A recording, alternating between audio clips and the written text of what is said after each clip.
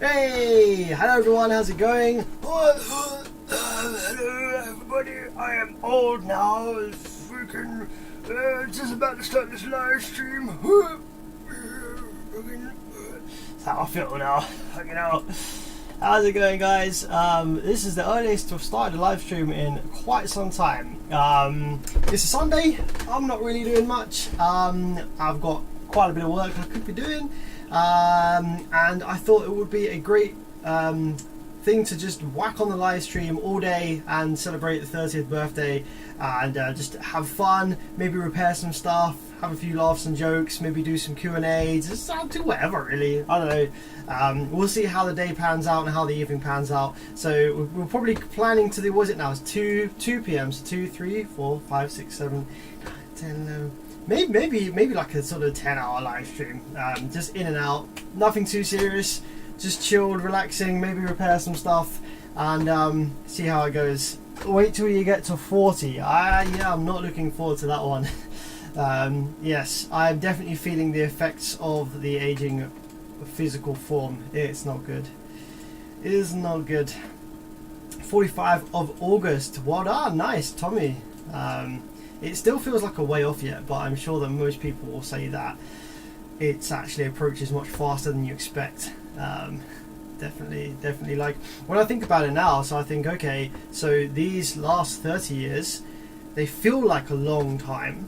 Like, so if I think of getting to like 60, for example, which I classify as straight up old as heck, I think, right, for me to get to 60, I've got to live my whole life again, essentially, which feels like a long time, you know. My lifetime, if I think back to being a kid, like feels like a long time has passed, and a lot has changed. So between now and when I'm 60, the same will occur again, but as I'm sure a lot of people will say, it doesn't quite work like that in reality. It just freaking flies by. Thank you very much, FPV Drone Life, for the 10. Thanks, my man. Cool name there, actually. I've actually recently got into drones a little bit, actually. As a birthday gift, I was actually gifted a DJI Mini 2, which is an incredibly capable drone. It's not an FPV drone, but it's a sort of cinematic drone. Yeah, it's kind of that. It kind of breaks the boundaries between like a professional piece of equipment, but also something fun. Kind of like a toy, but like something like, you know, just chill, like something you can play and mess around with, but you can actually get really cool shots from. So I've actually been really enjoying messing around with that, and a really cool piece of kit. Yeah, Steve, the years get quicker as you go. I know for sure, man. Like from 20 to 30 feels much shorter than from 10 to 20. Definitely. I mean, when you're a kid, you're always like looking forward to getting older. You're always like, oh, I can't wait till I am this age. Oh, it feels so long until I'm going to be this age. Like when you're like 12 years old and you imagine driving, you're like, oh, I wish I could drive now. It's so long until I'm 17. Oh my God. But then when you're 20 or 25 and you're like, oh, freaking hell, 30's on the horizon, like in a 5 years time, that goes much quicker. DJI makes incredible equipment. It does, yeah, they do. They have nailed the general package, I think, in terms of usability, reliability of the features, and the technology they've got on board with this kit is very good. And the Mini 2 is the Mini 2 is cheating. It's so cheap, and it has enough of the filtered down technology of the far more expensive drones. It has enough of that to be like ridiculous for the money. So very exciting. I build FPV freestyle racing drones and fly them. That's awesome, man. Hey, if you've got any videos of your drones that you build and you race, I'd love to check it out on your channel, actually. So I'll check out your channel a bit later if you've got any videos of the stuff that you do. I'm really interested in that stuff lately. Been watching a few YouTube videos of drone stuff. It does interest me a bit. Matthew says I'll turn 31 in 1 month. So Matthew, how has your 30th year treated you? What have I got ahead of me? Thanks, guys. Thank you very much. So it's the afternoon, which is not when I usually start streaming. I've got, let's see, how many amps have I got? I've got 1, 2, 2, 3, 4, 5, 6. I like 7 amps that are like definitely lined up that I could like look through. And I think we're just going to be taking our time and doing it nice and slow and having some chats and stuff in between. So I think we could definitely stretch that out into the 10-hour stream that this is probably going to end up being. Even their standalone action cameras are some of the best in the market. Well, GoPro definitely, they were in trouble for quite some years actually. I watched a video about the rise and fall of GoPro. They made some pretty bad marketing decisions, and the owner made some pretty terrible financial decisions as well actually, just in his own personal life. And so GoPro have really kind of been off the ball now for quite some years, and I fully expect a company of the likes of DJI to snap up that market space with their expertise in kind of gimbals and stuff that they've been making for their drones, and converting that into action camera style equipment, which I think definitely, I haven't really looked too much into the stuff that they offer, but I can already tell it's going to be sick. Exode says, when you're age 30, you're currently living your 31st year. Yeah, that is correct. So when you get to the age, when you get to 30, you have completed 30 orbits of the sun. That's a cool thing, isn't it? Hey, even though we are all very spaced out, we're all very far away from each other. We all live completely different lives in different nations, different locations, different countries, and our lives are all very different. But we're all orbiting the same sun. Hey, we have that in common. We're all going around that same freaking sun, you know. We all have that in common. So yeah, when you do reach that age, when you do reach 30, you have completed 30 orbits already.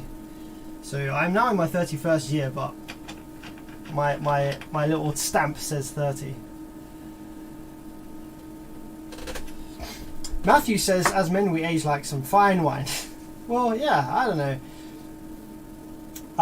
Thanks John for the 4, man. Thanks buddy, massively appreciate that. Thanks for the tip and the sticker. Has that guy in the sticker got wine in a mug? It literally looks like he's got red wine in a mug. I'm not sure how I feel about that. It could be soup. Not sure about how I feel about that. But thanks for the 4, man. Daniel Pond, how's it going? It's cool to see some old names in here from when I first started streaming. Thanks Nick for the compliment there, buddy. You got the parts to finish the Alpine in the last video. Sergio, actually, no, yes and no. So the Alpine in the last video that I did, the last live stream, we just needed the output MOSFETs, which I do have output MOSFETs in it, for it and fitted, but it actually has some drive circuit faults in the sub channel. So, and we can actually visit that a little bit later, because I can't find the parts that it needs. Alpine are known for having some parts which are either proprietary. Alpine has massive buying power as a company, and they use a lot of chips which have their own markings on them. They are like On Semiconductor or Infineon or whatever will actually have their own SKU and their own product ID for Alpine specifically, which makes it very difficult for any other people to reverse engineer this circuit, because the chips don't exist on the free market and they don't have data sheets or anything like that. They're solely made for Alpine, and the reality of it is that the chips, they're not entirely bespoke chips, but they will be existing chips which have some of the pinouts swapped around a little bit, maybe a couple of very minor tweaks to the inner runnings of the circuit of the chip. But essentially they're going to be something that already exists on the market, that Alpine are able, with their buying power, to go to the manufacturing factory, you know, the chip manufacturer, and say, we want our own chip that it's not on the free market, you know, that people can't just go and buy. And so, the cost-effective way to do that is to take an existing chip that they already make and just swap some of the pins around in their positions, and give it a new name, and that's enough to generally throw off a lot of kind of amateur reverse engineers off the scent and confuse them and make it be like, oh, what the heck's going on here? So with Alpine amplifiers, for years now, one example of this is they have been using the output drive ICs in a lot of their amplifiers. They're marked with a marking that says AbleTech. It just says AbleTech and then like a couple of numbers, I think. And you Google that, you try and look up a data sheet for that, nothing. Can't find anything. There are some posts on some old forums like Talk Audio perhaps. I think there's some stuff where Perry Babin has actually mentioned this as well. So if you Google it, you will find some stuff where people are asking like, what is this? What is this drive IC? What is this? And it turns out that yes, this is a proprietary chip made for Alpine, and but what it turns out is actually a IRS 20957, okay, which is a very common chip used in loads of Brazilian amplifiers, used in full range Class D amplifiers, but it has some of the pins mixed around. And the factory that made these chips for Alpine, they did actually release it, sort of release. You can get hold of this chip under the name IRS 20956. So it is a 20957S, but you can buy it from places like AliExpress, where maybe I'm not entirely sure why, but the factory released it with a more kind of standardized notation. And the IRS 20956 is the one that works in the Alpine amplifiers, has the correct pin out, but it is exactly the same as the 7. Just with the pins mixed around. So you can buy it, you can get these Alpine amps back up and running if they have dead drive ICs by buying them from places like AliExpress, eBay. So you have to be a bit careful. But I've had good success with doing that. But yes, like I say, with the Alpine that I was repairing on the last live stream, the drive IC seems okay. However, I have a diode which has failed.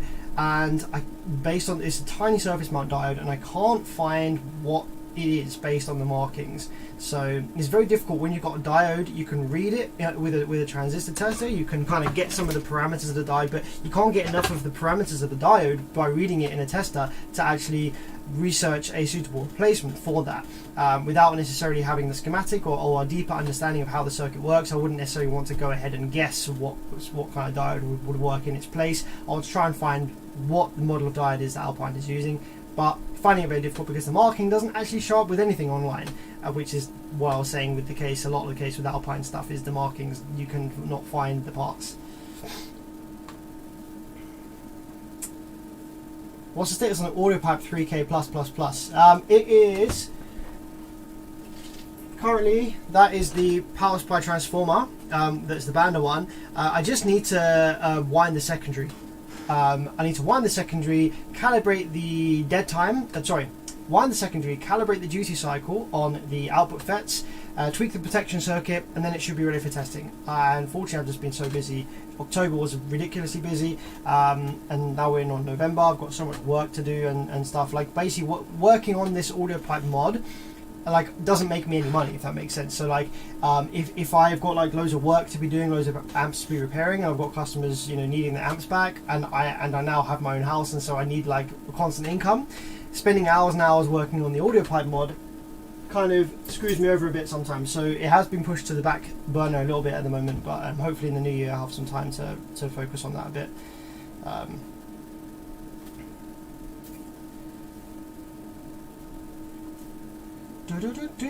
If looking for topics for discussion, an explanation of the limiter knob on the power amps would be appreciated. So Daniel, okay, cool. So most of you will know, if you've seen any of my recent videos, I have been bigging up the Powerus range of amplifiers. This not that new brand, but relatively new brand in the grand scheme of things, coming out of Brazil, and they're doing everything right. There's been a lot of skepticism about Brazilian amplifiers in the past, whether it's a combination of just poor circuit design or people not knowing how to use them. It's mostly the latter. There's been skepticism about Brazilian amplifiers, and people are kind of hesitant to jump on board. But Powerus are, from my opinion, doing everything absolutely right. They've nailed the circuit design, they've nailed the engineering behind the circuit and the layout and everything.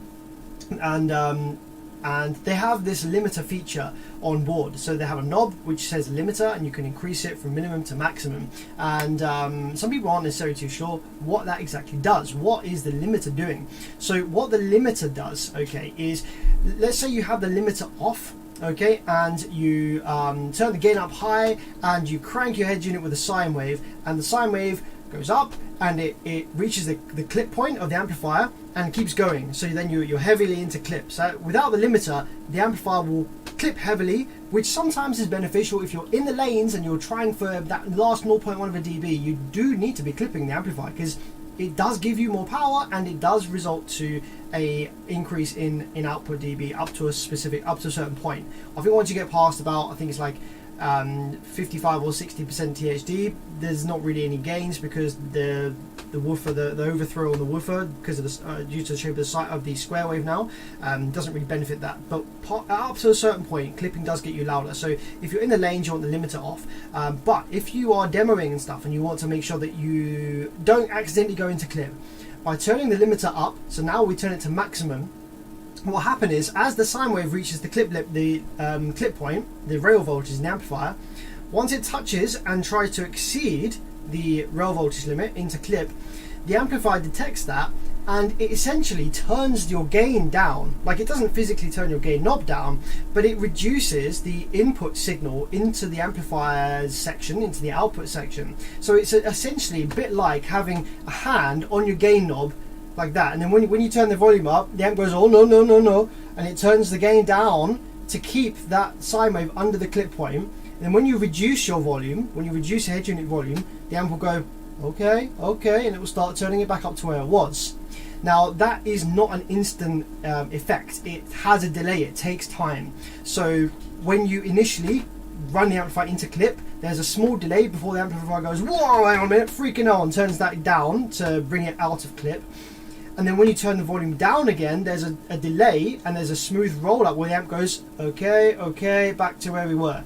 So having the limiter on full, it will prevent you from constantly clipping the amplifier, because the amplifier will essentially turn the sensitivity down and prevent that from happening. But it will, if you are listening to music and you're constantly in clip, and you have the kick drums and the bass notes always going into clip, and the amplifier is constantly having to whoa, and then up a bit, whoa, up a bit, it will make the bass sound weird. It will kill the dynamics of the bass line, and the bass will kind of sound like it's kind of coming in and out, and like a bit loud there, and then it kind of fades away and comes back, and it will sound a bit strange. It won't sound like it's supposed to. So the limiter function, obviously that's min and max. If you have a limiter in the middle, then it doesn't limit as heavily, and it brings it back to standard a bit quicker. So you can kind of play around with the limiter to get it to a point where you don't notice the shift in dynamics, and you don't notice the kind of delays and the kind of up and down that the limiter's doing with the input sensitivity, but to a point where you're happy that you're not going to accidentally clip your amplifier to death. I think I can't remember if I showed that in the Paros video that I did.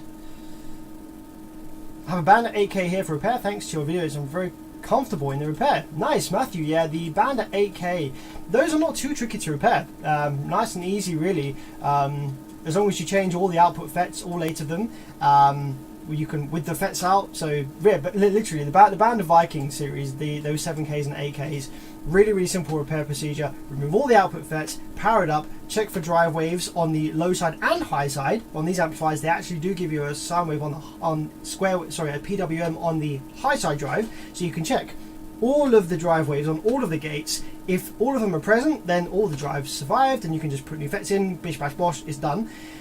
If you're missing drive on any of the banks, then you just replace the, you take the 2010 chip off, you power it up again, you make sure you have sine wave PWM going into the input pins, high and low input pins of the 2010 pads. If you do, new driver, new FETs, done. If you don't, then you go back and you change the level shifter, which I can't remember the name of, it's like a 74HC something or other, nearer to the rail caps. You change that, change the drive IC, change the FETs, done. It's generally really simple. There's only like 2 or 3 sets of things you'll ever need to change in those amplifiers to get them back up and running again. And when you compare the time taken and the cost of those parts of a Bandit 8K compared to something like a DC 8K or Sundown 8K or something like that, it's so much cheaper to repair the Bandit. Not only is it like a fraction of the cost in parts, but it's a fraction of the time as well. You don't even have to take, if you get good at it, because it's all surface mount, you don't even have to take the board out of the freaking heatsink. You can replace all the FETs if you get good with a big fat soldering iron and do it all from the top board, and you can do the surface mount work from the top board as well. So it's so much quicker to repair these amplifiers compared to the older stuff, and more cost effective as well. So even if they may be a little bit less reliable, perhaps if there is a small drop in reliability there with the newer stuff, the fact that they're so much cheaper to repair kind of makes up for that. Not only are they cheaper to repair, they're cheaper to buy in the first place. You know, if you're spending $500 on an 8,000 watt Vander versus spending $2,000 on a old ass Korean half bridge 8K, right? So not only have you only spent 500 as opposed to $2,000, if it does blow, you might have to spend 120 at most to get it repaired. Whereas with the big ass $2,000 half bridge, to get that fully rebuilt, which you most likely will because the protection circuit sucks and the power supply will obviously die as well, to get that rebuilt, it's going to be costing you in the region of 500 to 600. So you know, it's a bit of a no-brainer really. Definitely the Brazilian and the full bridge is the way forward.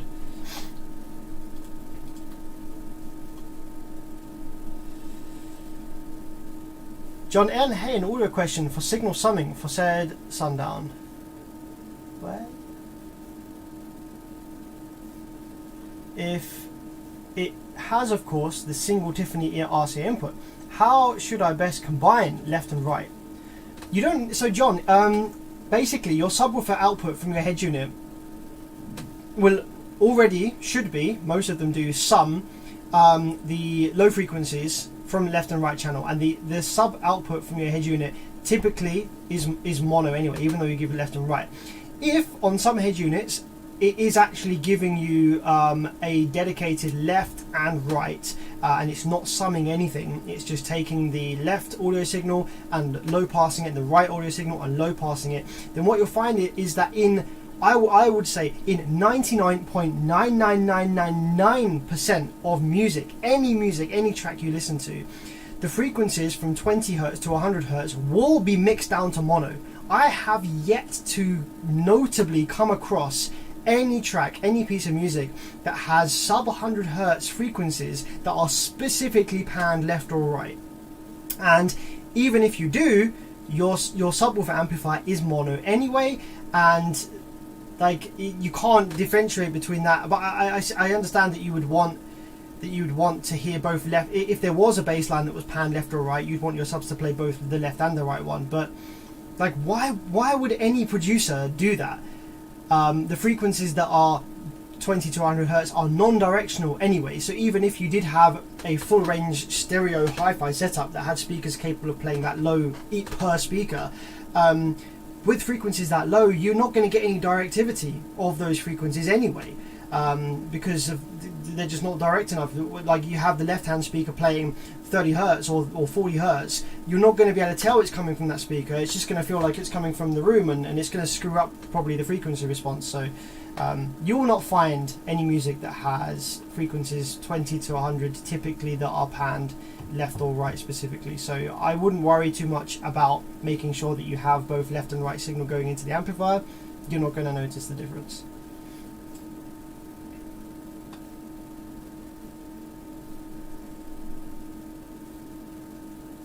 I've seen a Facebook post where a local repair tech repaired 5 large Korean amps and the customer did a chargeback. You can fight that. It is difficult. You have to have written like proof and confirmation. Like, you can fight that. I actually recently did a recone for a Digital Designs 90. Oh, what was it? I was a 30. I did a recone for a Digital Designs 3512 ESP with full carbon, and it was actually paid for by DD. It was like a warranty thing, even though it didn't need to be. This customer was a fucking idiot, and DD gave basically a massive discount on upgrading to carbon parts, even though there was nothing wrong with the original parts, but the customer was saying that there was, even though there wasn't. So because it was in the UK, I did the recone for the customer, and Digital Designs paid me for it. And the customer paid Digital Designs for the upgrades, Digital Designs paid me for doing the recone, and the customer got his woofer. But then the customer did a chargeback for the money he paid to DD, so then DD lost out.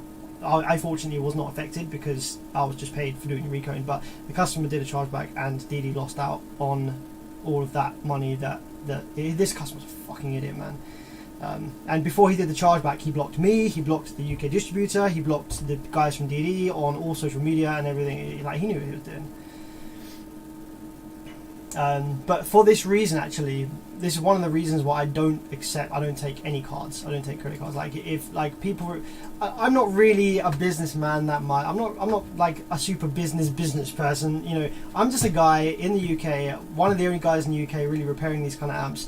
If someone comes to me, they want the amp repaired, cool, no worries. I treat it as casual. You know, I'm not particularly well organized either. And I will repair the amplifier to the best of my ability, and I just get paid via PayPal, friends and family, or bank transfer, or if they want to pay goods and services, they can. But I usually try and make sure that this person's okay, and they're not going to like try and claim back for some bullshit. Yeah.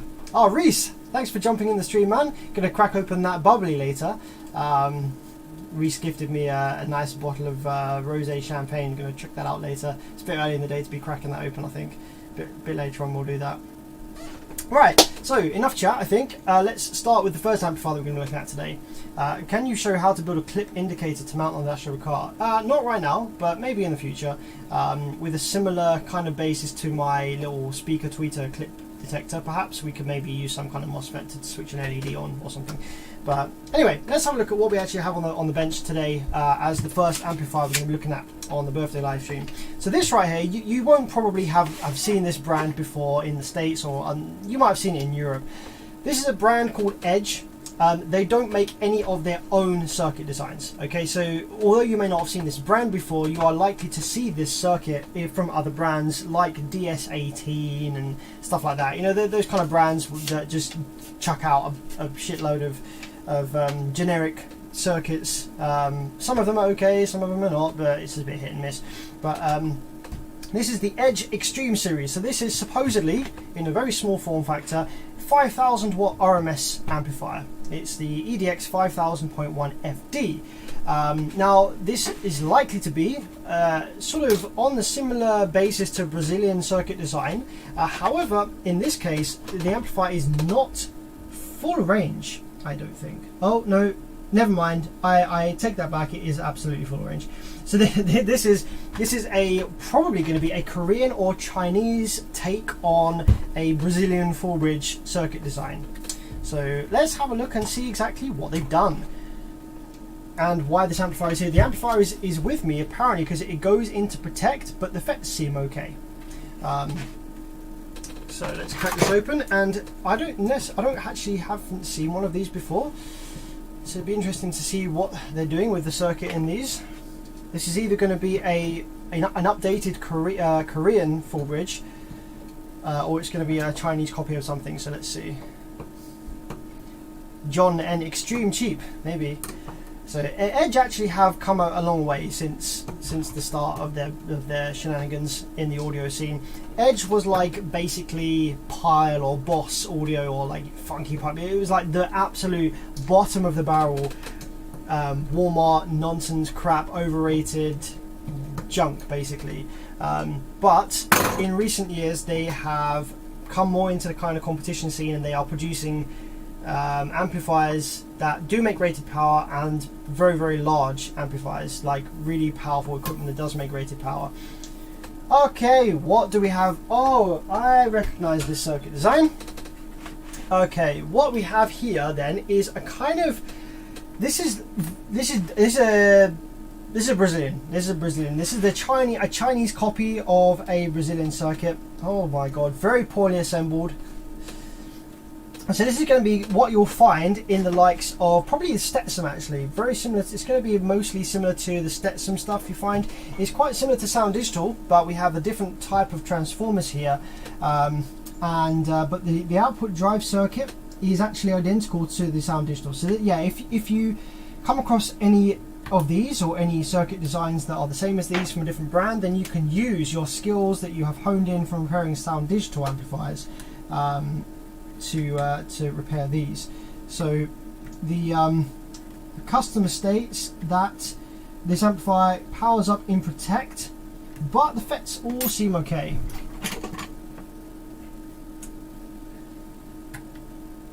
So I'm just going to get some of the glue off of the drive buffer here.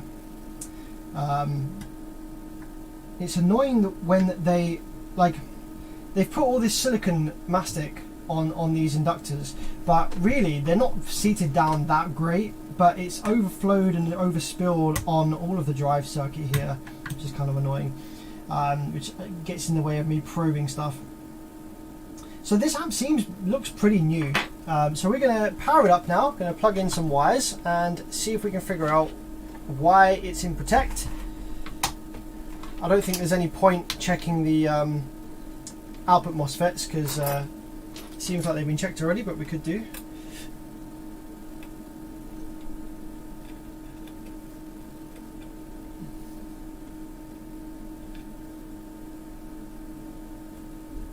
Jason S says, could you fix laptops and radios and PlayStations if you wanted? Yeah, definitely could do. I actually went through a stage of repairing Nintendo Switch consoles. I think there's actually a video on my channel that has like fucking no views of me repairing Nintendo Switches. I actually got pretty good at it, ish, but it was a bit too hit and miss. Like I ended up getting so many of them that had dead CPUs and I couldn't really do anything with them. So yeah, I did. Yeah, I can repair Nintendo Switches. I haven't repaired any PlayStations before. I've repaired laptops. I've done some surface mount reflow work on laptop motherboards and computer motherboards as well. So yeah, you can take these skills from amplifier repair and you can apply them elsewhere.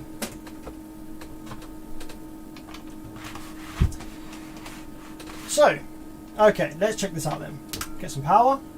10.8 volts. Now, with this being similar to a sound digital circuit design, in order to get this amplifier powered up, we're probably going to have to pulse the remote a fair few times. So, in this case, we have the PIC, the PIC. I keep calling it the PIC. Some people complain that I call it the PIC.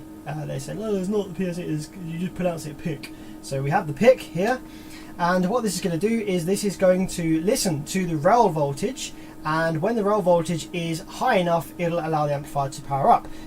When this amplifier is installed in a vehicle, in a car, you'll find that when you first turn the remote on, the little pulse that it sends to the power supply FETs gives enough rail voltage for the PIC to fully turn the amplifier on. Whereas with my current limited power supply, we've got about let's give it about 4.8 amps. The first pulse is not going to get enough rail voltage into the caps for the amplifier to turn on, so we're going to have to pulse it a few times. So let's give it a few pulses here. Oh, it doesn't even pulse it. Right, that is interesting, and that is why this is clearly in Protect then. So what should happen, okay, is as I hit the remote now, boop, we should get a little pulse. We should get a little spike, like a little attempt at drive from the power supply FETs to build a little bit of rail voltage to bring the amplifier into operation. However, it doesn't actually do anything. It just straight into Protect, as they said. As you can see here, we have clip light illuminated constantly and Protect LED flashing. Now what we can do is we can actually count the number of flashes, and that will give us some indication as to what kind of protection mode this is in. Is it in over voltage, under voltage protection? The fact that it's not actually built any rail voltage yet at all, that says to me, if we think about this protection circuit and how this might be designed, right? So the protection is going to come on for a number of different reasons. Protection is going to come on for overcurrent. Now we don't have overcurrent because we don't have rail voltage, we don't have anything playing in the speaker, so it's not going to be overcurrent protection. We're going to have rail voltage too high or too low. Well, that's unlikely to be the case because the amplifier is not even trying to build rail voltage. So whatever is causing the amps going into protection, it's triggering before it's even trying to build rail voltage. So that leaves us then with protection modes that are going to be related to the amplifier's power supply input. So it either thinks that the voltage is too low or too high on the power supply. Now usually I power these amps up with 10.5 volts around about there, but just for this case, in case this amplifier is set a bit lower, let's try power it up with the 12 volts just to see if that's the case. Do we get a pulse now with 12.1 volts going in? Have a look on the scope screen. Okay, still nothing there. and we still have the protect LED flashing. Let's bump it up to 14 just out of interest to see if that makes any difference whatsoever. No pulse there whatsoever. And let's just confirm that we are not actually building any rail voltage and the scope isn't just missing a pulse. So if we check the output FETs here, we don't have any rail voltage, we just have the power supply input voltage, which is normal to expect in these. And on the speaker terminals, now actually, hey, that's interesting.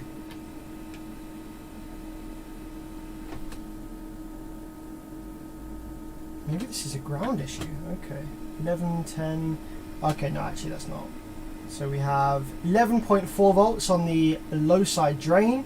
And we should have about 14 volts on the high side drain coming in here. 14.4 volts on the power terminal.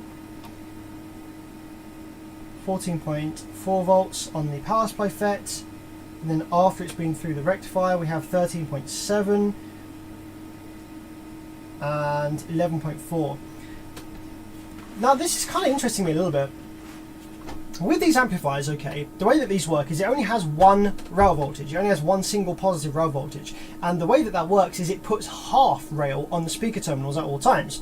So what it does is it also uses the voltage from the power input terminal as the base of the rail voltage. So even though we haven't got any pulses from the power supply building any rail voltage, because we have 14 volts, 14.4 volts sitting here on the power input terminal, we also have pretty much almost that on the rails. So the rail voltage at the moment is 13.6, and that's because the rail voltage is kind of tied into the power supply input voltage, which is normal, through a diode.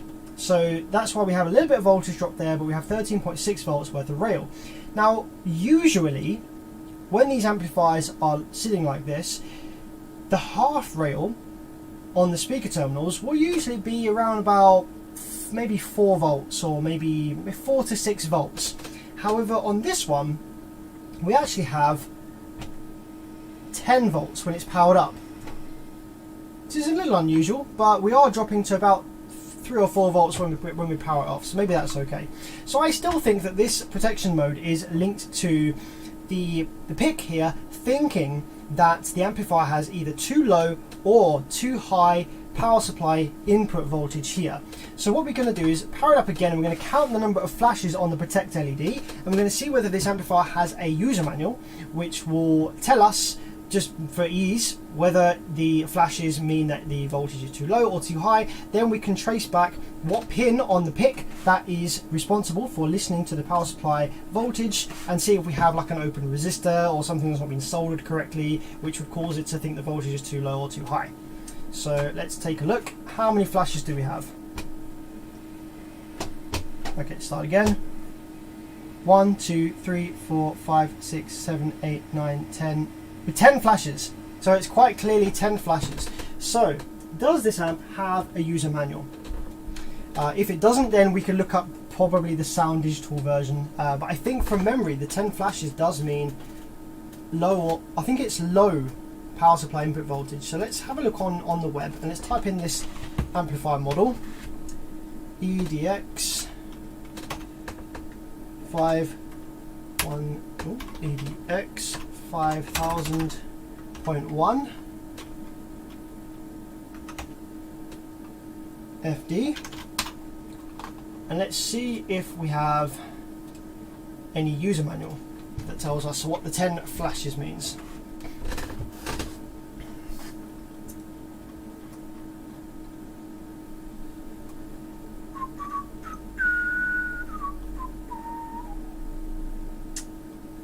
Doesn't seem like we have any support on here whatsoever. There's a support here, brochure, manuals. Here we go, manuals.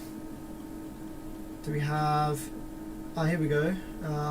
Competition subwoofer manual, active subwoofer manual. Maybe this amp is too new. It just doesn't have it. EDX, EDA series, EDA, EDSH. Nope, we don't seem to have. the manual here. So what we can do is we can look at, let's take a look at the Sound Digital, because I think that's what it's kind of copied from. So let's go Sound Digital Evo 5K. Let's just see what that says.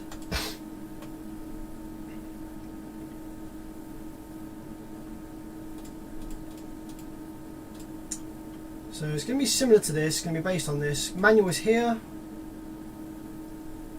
We have hopefully some troubleshooting, and we can see what the 10 flashes means, whether it means low or high.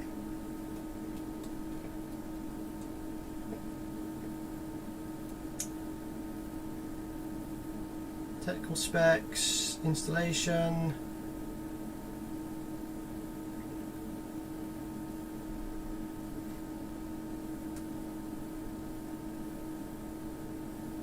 Ah, here we go.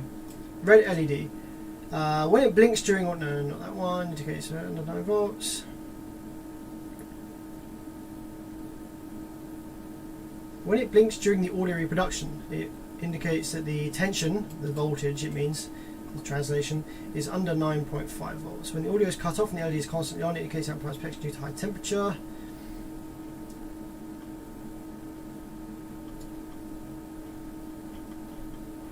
Now, I've definitely read on a manual somewhere about the 10 flashes.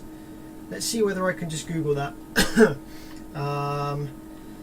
Amplifier PRT flash 10 times. I just want to see if it brings up any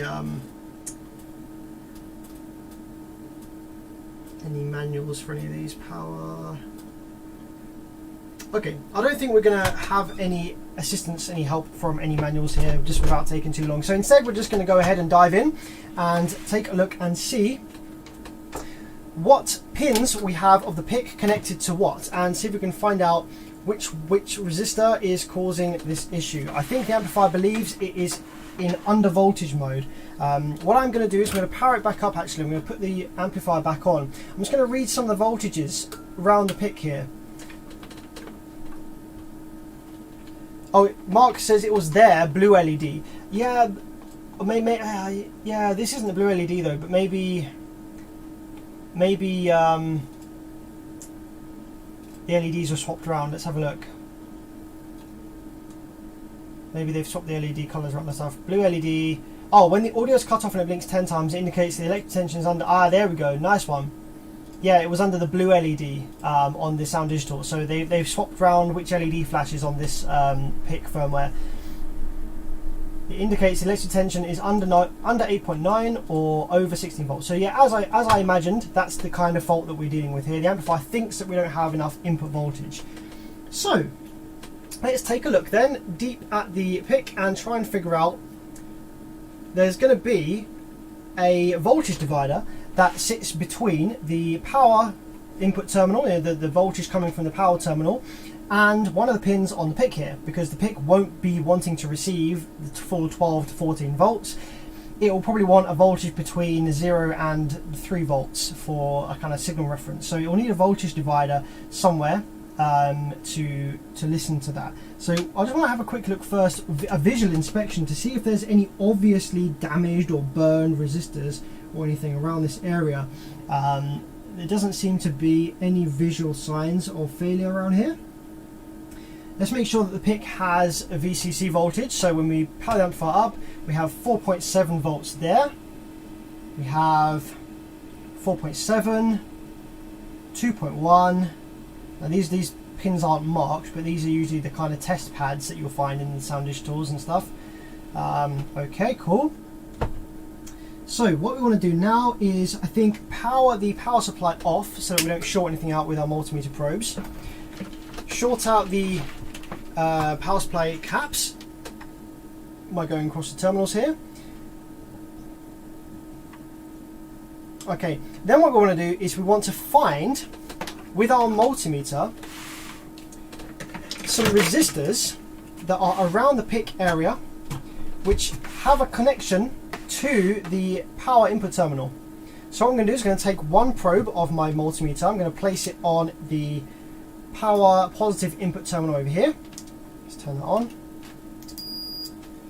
And then I'm going to go ahead and search for a resistor that has continuity to the power terminal on one side of it. And then the likelihood is that we'll find the voltage divider for that part of the circuit there. So it could be up here. Here we go. We have, oh no, there's no continuity there. It's just a capacitor charging. Capacitor charging. Okay, let's try down here. Okay, there. We have continuity there, that resistor there.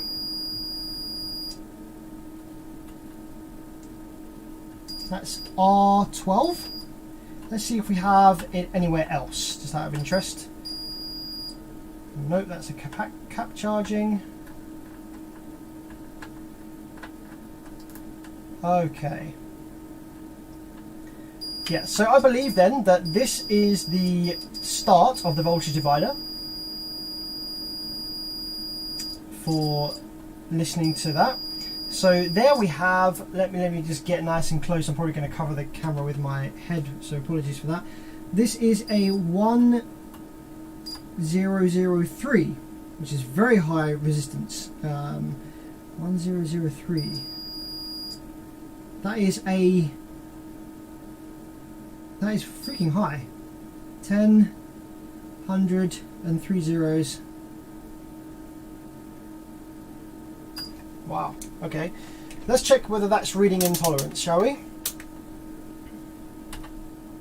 First of all. 15.4. Could just be because we're reading other stuff in circuit, it's such a high resistance. So on one way round, interesting. So what one way around we're reading 15. The other way around we are reading 21. Okay, that's interesting. That suggests that that resistor might be open. 100, 1, 2, 3. So that should be 100,000 ohms. Okay. Now on the multimeter here, we are actually reading. I think we're reading quite a lot. We're reading quite a lot less than that. Yeah, I think we're reading quite a lot less than that. So I think we're reading other stuff in the circuit. So that might be correct. So let's power the amplifier up again. Actually, before we do that, let's go to the other side of the resistor. So let's see, does this resistor have a direct connection to the PIC? Or is it going through another resistor first before it gets there? And I'm just going to go ahead and empty the rail caps first as well. Before I do that, make sure we have the rail caps empty. Yep, that's good. I don't want to brush my multimeter probes along the PIC while we still have some voltage in the rail caps. So that's that one there.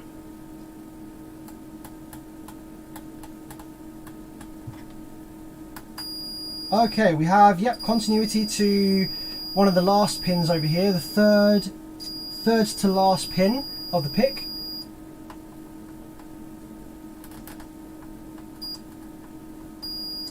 Okay, so that's very simple then. That's just dropping the voltage down to the PIC. So let's turn this on and let's see what voltage we get on either side. So on one side, we get our 12 volts from the power supply. On the other side, we get practically nothing.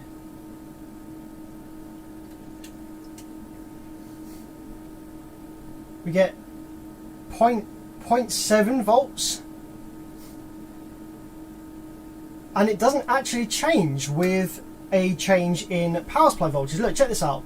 So when I turn the power supply right down to like 8 volts on this here, I don't know if you won't be able to see that probably on that screen, but if I go to this here, there we go. So you can see here that we have 0.5 volts. Actually, if I just increase the sensitivity of my probe a little bit here, it'll get a little bit more accurate on the screen. Probe times 1. Okay. So ignore the noise on here, it's because my scope is grounded through a long ground wire, just for ease. But we have 0.5 volts here. As I increase the voltage here, it does change the voltage ever so slightly on here, up to 14 volts. But I honestly think that's too low. I'm kind of used to seeing between 1 and 3 volts on the sense pin here for this. So I think that this is too low. So either what we've got is we've got this resistor here, which is out of tolerance, which is too high open, or maybe the wrong, incorrect resistor value has been used, or we have something after it that's pulling the voltage down too much. Maybe another part of the voltage divider circuit is too low a resistance, or some capacitor is leaking, pulling that voltage down too much. So the amplifier, yeah, still in protect. When we turn the amplifier on, does that voltage change at all? Oh, it does. It goes up slightly. That's interesting. Now that's strange. When we power the amplifier up, the voltage on the other side of this resistor goes up to 2 volts. And does it change? It does change with the input voltage. It goes up to 2.4 volts. So that's more like what I was expecting to see.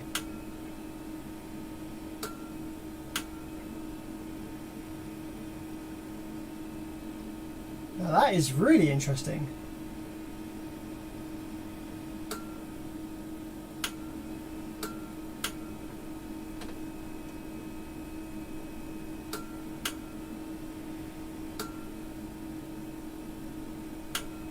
So when we hit the remote, there's some voltage coming backwards from the kind of PIC circuit to this resistor here. But when we remove the remote, the voltage drops down to 0.7 volts. Alright. This all seems a bit fishy to me.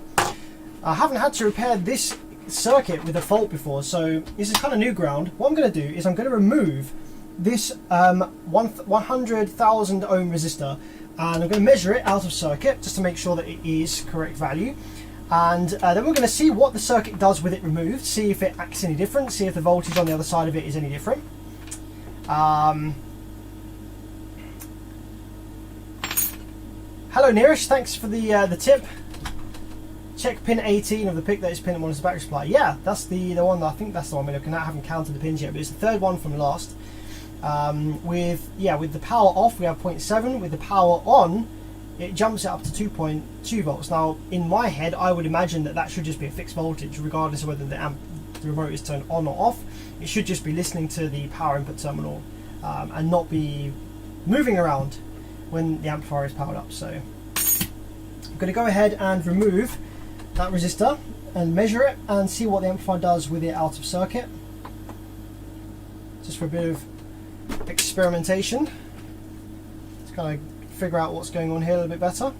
So actually Niresh, I know that you work on this stuff a lot, so can you recall what is the correct voltage that pin 18 should have on that PIC for the amplifier to come on and to deem the correct voltage on the input terminals? I think I do have, actually I've got a Sound Digital Evo 8K sitting down there. I could power that one up and figure it out. Neerish says that there was also a 1 nanofarad cap on that pin, which could be the one that's leaking. Remember I said earlier that we could have a leaking cap or something on that pin, which is causing the voltage to either drop or raise unintentionally.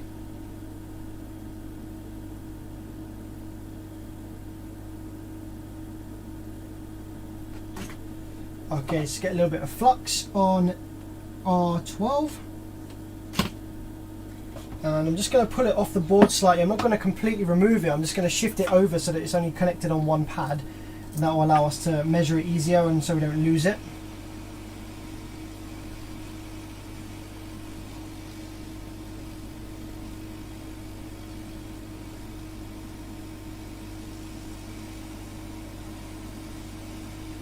Okay, there we go.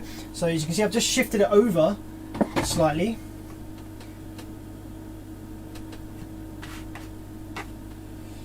So let's take our multimeter and we should be reading 100,000 ohms.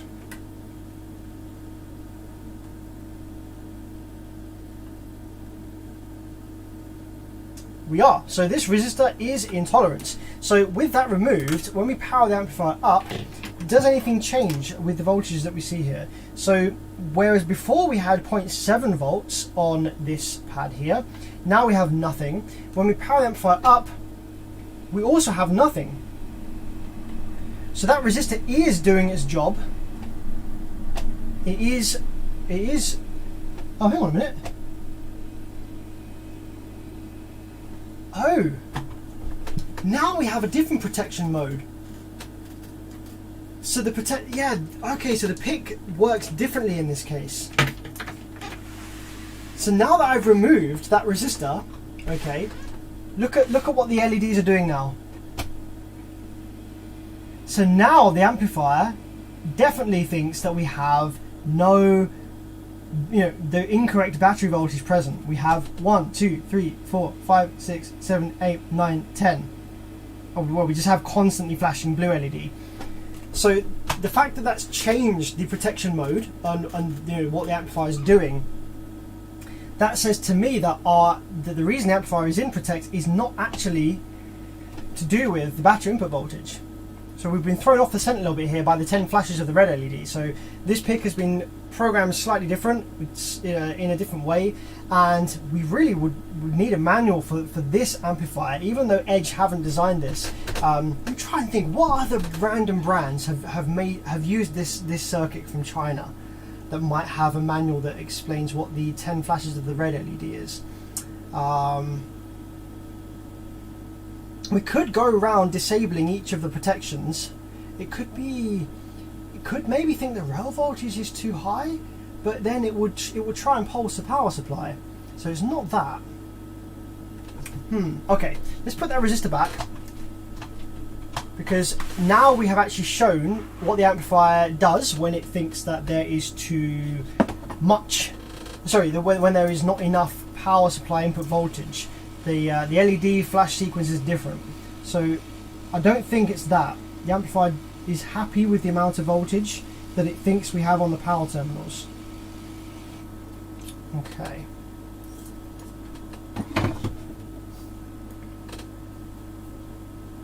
SFB, Sundown Full Bridge. Maybe, actually. Yeah, that's not a bad shout, actually. This does look pretty identical to the SFBs. That's not a bad shout. Also, the Ground Zero CA as well. Although I think they're taken more similarly from the from the Sound Digital pick. So, but that's not a bad idea. Let's have a look at the manual for the Sundown SFB 5000. That's not a bad idea, my friend. Noobified newbie. Wolfram O series as well. Let's see if because the Sundown will definitely have a manual. Where's the Sundown website, for God's sake? I don't want to give. Is the manual going to be on here?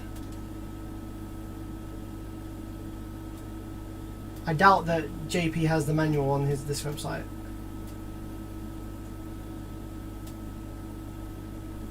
No.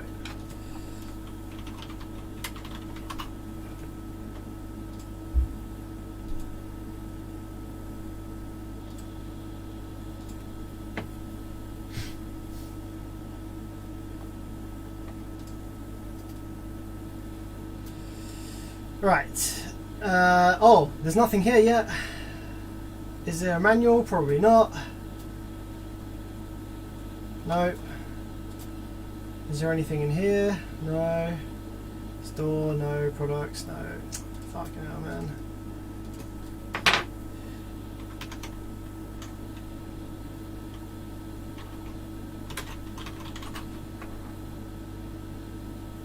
Oh, here we go.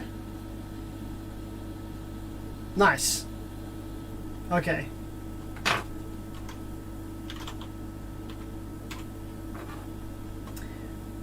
Okay. Protect the amps in protect mode. See troubleshooting for assistance.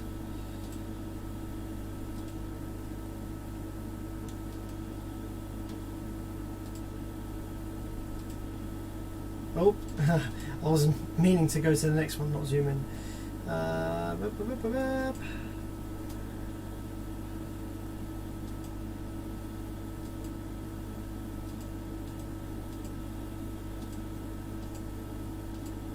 Troubleshooting. Okay, let's see. Amplifier doesn't turn on. Check fuses. Check.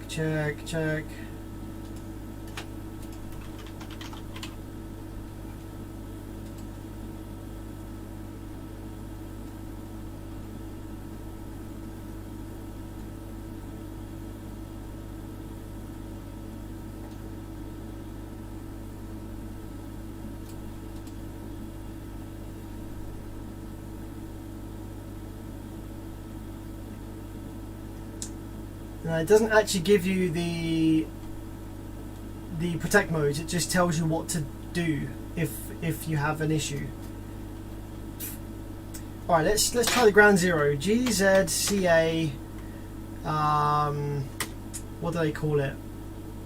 Maybe the 1.5. Is that the 5K? No, that's the 4K. That should be similar enough. Let's have a look at this one.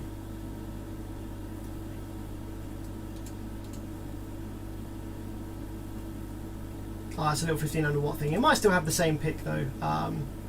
GZPA, let's try 5000. See if that comes up. 5.0. I don't think Tom has the manual on his website. 5.0 SPL. 5.0 SPL M2. And do they have a manual for it? Downloads. Owner's manual. They do. Does it designate flash sequence?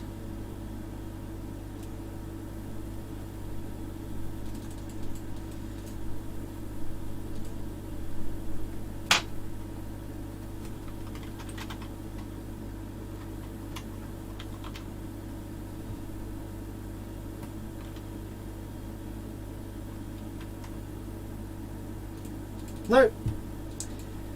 So it seems that all the companies that buy these shitty circuits from China, they don't actually get the documentation on what the flash sequences are for protect modes. So they just, in the manual, they just say, oh, if it's in protect, do this. It doesn't actually say, oh, if the protect LED flashes 10 times, it means this.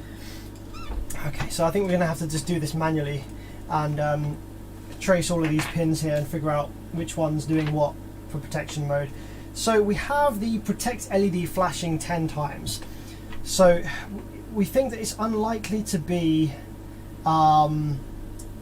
input power that it's unhappy with, because that would flash the blue LED as we saw when we removed that resistor there. So all of them come on, all of the LEDs come on, and then we have the red one flashing 10 times. Do we have equal DC voltage on the speaker terminals? 10.8. Let's check with the double probes, because if there's DC offset, that might be why it's going into protect.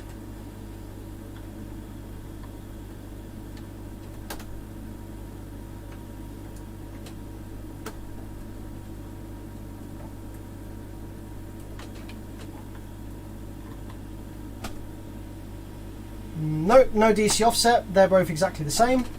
So no DC offset causing that protect. Let's have a look. What do we have? So well, I wonder whether the amp thinks that there's DC offset. Maybe there is a broken trace or something. What might be the correct thing to do actually is take this board out of the heatsink, because I have seen sometimes with weird cases like these, there'll be like a broken trace on the back of the PCB. And that might be why this amplifier is in protect and we can't see it from the top, even though all of the circuitry is on top. That would kind of give us the impression that, oh, maybe we don't need to take the board out of the PC, out of the case. We can just do it all from the top here. But maybe there's a broken trace on the back. Maybe some piece of wire got into the case and it shorted out something on the back here that we can't see. Okay, let's check some of the circuits around here, see if they're functioning. I'm going to check the little buck converter here and here to see whether we have any switching on either of these. Now these generate the voltages for the drive circuit, so we should have some PWM Yep, that one's working fine. We have PWM on there, and we have output voltage 15 volts. This one up here, we might not get any working on this one actually until, oh no, we do. Yeah, PWM on this one, and we have the 15 volts working for that one as well, so they're both working fine. So why do you think that there's a problem, my friend?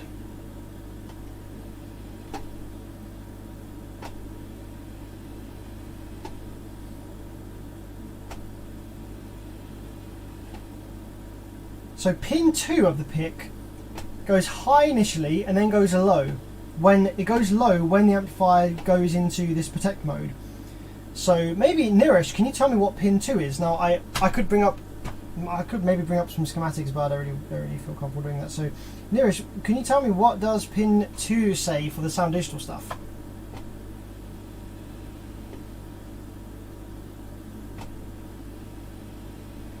That goes high then low. Pin 3 does nothing. Pin 4 high end stays high. Pin 5 nothing. Pin 6 hang on a minute, hang on a hot freaking minute. Look at pin 6. Pin 6, I think I know what's going on here now. So pin 6 is clearly one of the PWM outputs from the pick that's meant to drive the power supply FETs, right? And that was present. That was actually present. Look at that. We actually have PWM. We have the initial attempt pulse for the power supply FETs there coming out the pick. But for whatever reason, it doesn't make its way to the power supply FETs. If I probe the power supply FETs over here, on the gate, we have no pulses. We have nothing. But we do have the pulses coming out of the pick. So therefore, there is a problem somewhere in between the pick and the power supply FETs. So there's either going to be open resistors here. These are little 100 ohm resistors that sit between the pick and the power supply driver. Yeah, the drive is present after the resistor, but it is stepped down quite a bit. If we zoom in a bit on the scope here, you can see that before the 100 ohm resistor, it looks like this. See how high that is on the scope screen? After the resistor, it's quite a bit lower. How about the other one over here? High, low. So it drops the voltage quite a bit of the PWM. That should then go into the power supply drive IC, which is this, which is marked as C2. So let's see then, maybe this chip is dead, or maybe it's not receiving any power. So I have to remind myself what this is. It could be a 4427, or it could be a UCC 275 something or other. We can check that with the pin out in a minute. So let's just go through each of the pins of this power supply drive IC and see what we have. See if we have power. So on pin 1, we have 1.2 volts fixed. I think that might be the problem. I imagine that could be VCC. So we have 1.2 volts solid. Nothing there. Pin 2, we have PWM input. Okay, great. It is making its way to this chip. Pin 3, we have nothing. That could be ground. Pin 4, we have the B side input. So we have input A and input B into the power supply drive IC. Pin 5 is nothing. Pin 6 is 1.2 volts. Pin 7 is 1.2 volts. Pin 8 is 1.2. So that's the issue then. That is the issue. We are missing supply voltage for the power supply drive chip. That's why this amplifier is in protect. That's why it's not coming on, because the amplifier thinks, the amplifier doesn't know this. The amplifier doesn't know that the pulses aren't making their way to the power supply FETs. What the amplifier assumes has happened in this case is that there is a short circuit on the output section. The reason it assumes that there's a short circuit on the output section is because it thinks, right, I'm sending some pulses to the power supply FETs. They're going to build me a bit of rail voltage. I'm going to listen to that rail voltage that it's just built, and if there's enough rail voltage, I'm going to say, yep, let's go and power the amplifier on. However, what's happening in reality is it's sending those pulses to the power supply FETs. They're not getting there. No rail voltage is being built. So when the PIC listens for, oh, what rail voltage do I have? Oh, there's nothing. 0 volts or like really low. Crap, there must be a short circuit in the output section, which is causing the rail voltage to not build. So that's why the amplifier isn't protected. It thinks that there is an output section failure. So just for future reference, 10 flashes of the protect LED on these kind of amplifiers means the amplifier believes that there is an output section failure.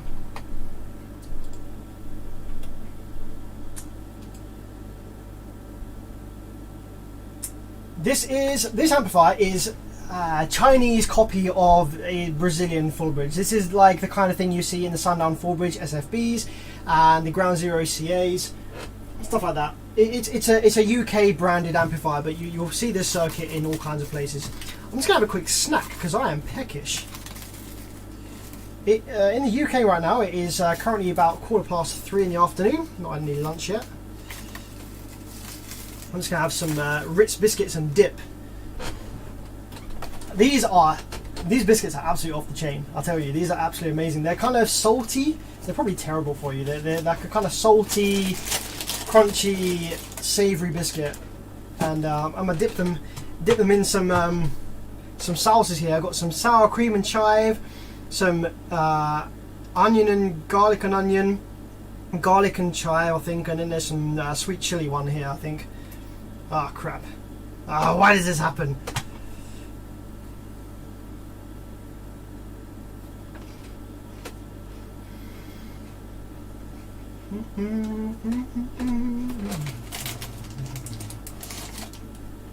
And a glass of wine. It's a bit early for that. I'm going to have some wine later. I've got a nice bottle of champagne for a bit later on. Probably when it gets to about, I don't know, maybe 6 PM, crack open the wine.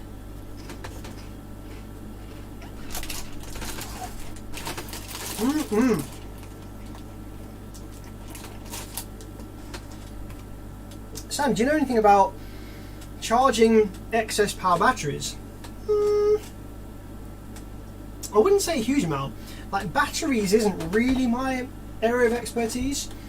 I know a reasonable amount about battery technology, but I don't know, what is it you want to know? What is it that you would like to know about charging them?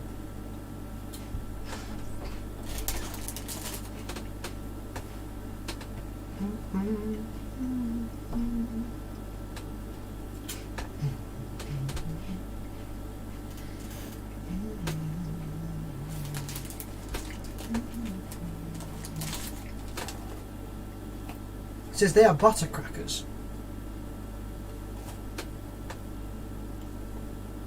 Is it? They're butter crackers, but they don't have any butter in them. Ingredients: wheat flour, sunflower oil, sugar, glucose, fructose syrup, raising agents, calcium phosphates, blah blah blah, carbonate, sodium carbonates, potassium carbonates, salt, barley, malt, flour.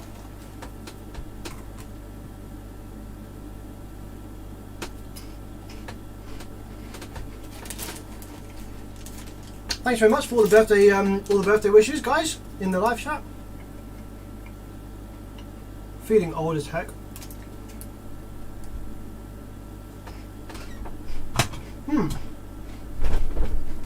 So there should be a resistor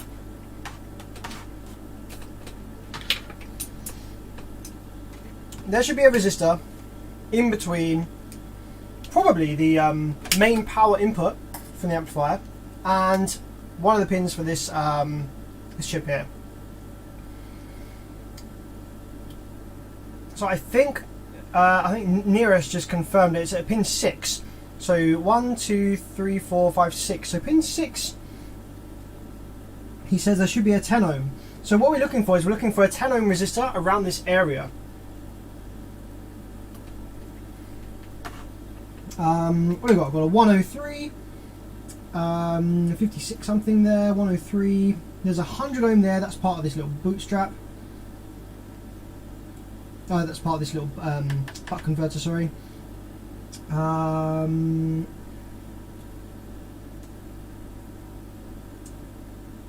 usually there's like a little a little 10 ohm resistor. So Neresh says that he thinks it's pin 6 on this one, which would be 1, 2, 3, 4, 5, 6.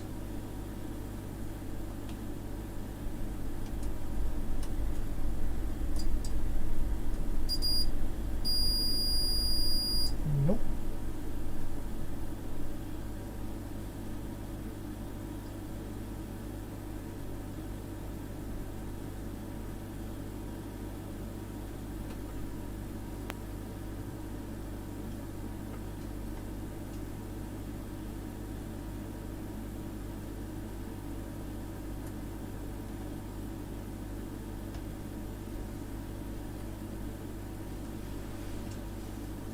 It should, like, the inline resistor, or the fusible resistor for this chip on the VCC line should be really nearby. It shouldn't be miles away from it. It should be pretty nearby.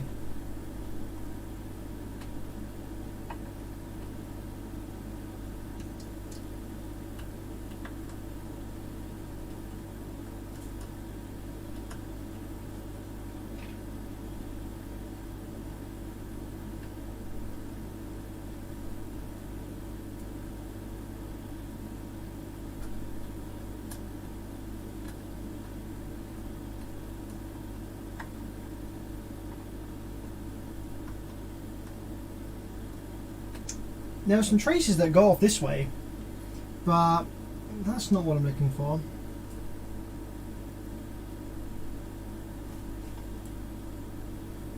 The pin 6 trace doesn't go off that way.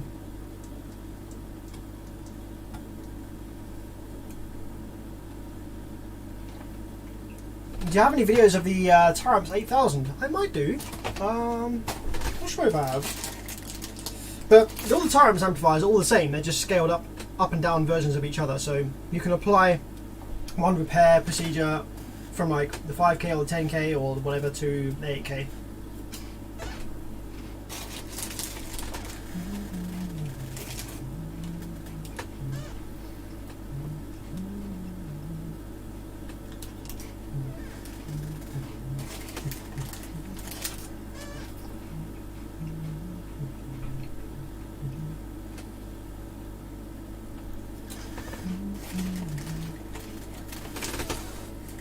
Have you ever had a Sound Magus amplifier for repair? No, Sound Magus isn't a brand that we get in the UK, really.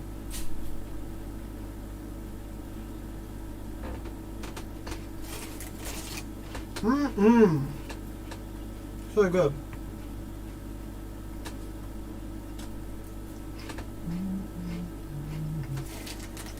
Thanks, guys, for the birthday wishes.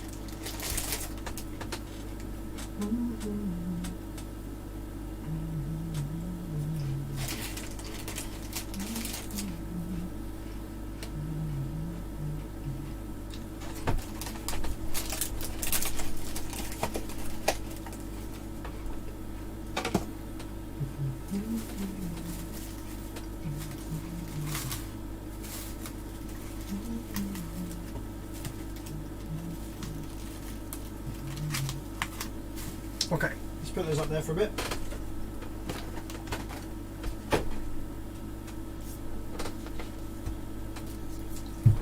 Thanks, Joe. Love your channel. Thanks for doing what you do. Appreciate the kind words there, my friend. Thank you very much.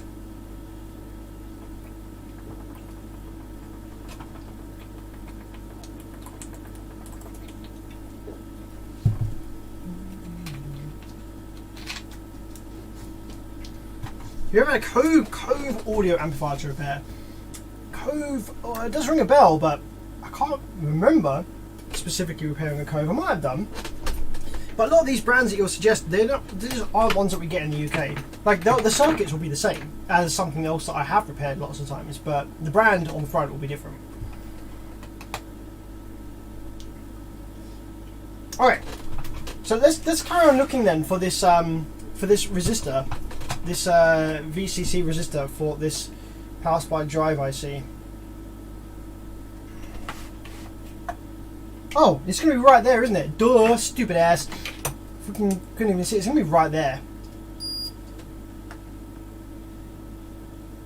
There it is. Obviously. Right, so that has continuity there, so we should have 10 ohms to the other side. We don't. We actually have 80. Well, that's not correct because we're on the wrong mode, but we actually have this resistor reading 54 ohms. Now that would explain why we don't have the correct voltage on the VCC input of our chip here. Now, is this capacitor okay? So why has that resistor failed? That's an interesting one. It could just be bad from factory, but I'm just wondering whether this tantalum capacitor here might have failed and killed it. No, it doesn't actually have. It's not actually parallel with it, so it does go to ground. So what I'm going to do, I'm going to replace that 10 ohm with another 10 ohm, and now two things will happen. Either the amplifier will come on and work absolutely fine, and it will stay working fine for a long time, or when I replace the 10 ohm resistor here, the replacement one that I put in will also be damaged when we try and power it up, which will show that there's a fault somewhere else. Any large Korean amps you'll be repairing later? Actually, yes, possibly. I do have a ground zero HC high current version 10K. I have a 10,000 watt Korean which we could repair later. I've actually mostly repaired it. It's just an output section rebuild I've got to do on it now. Okay, let's find our resistors.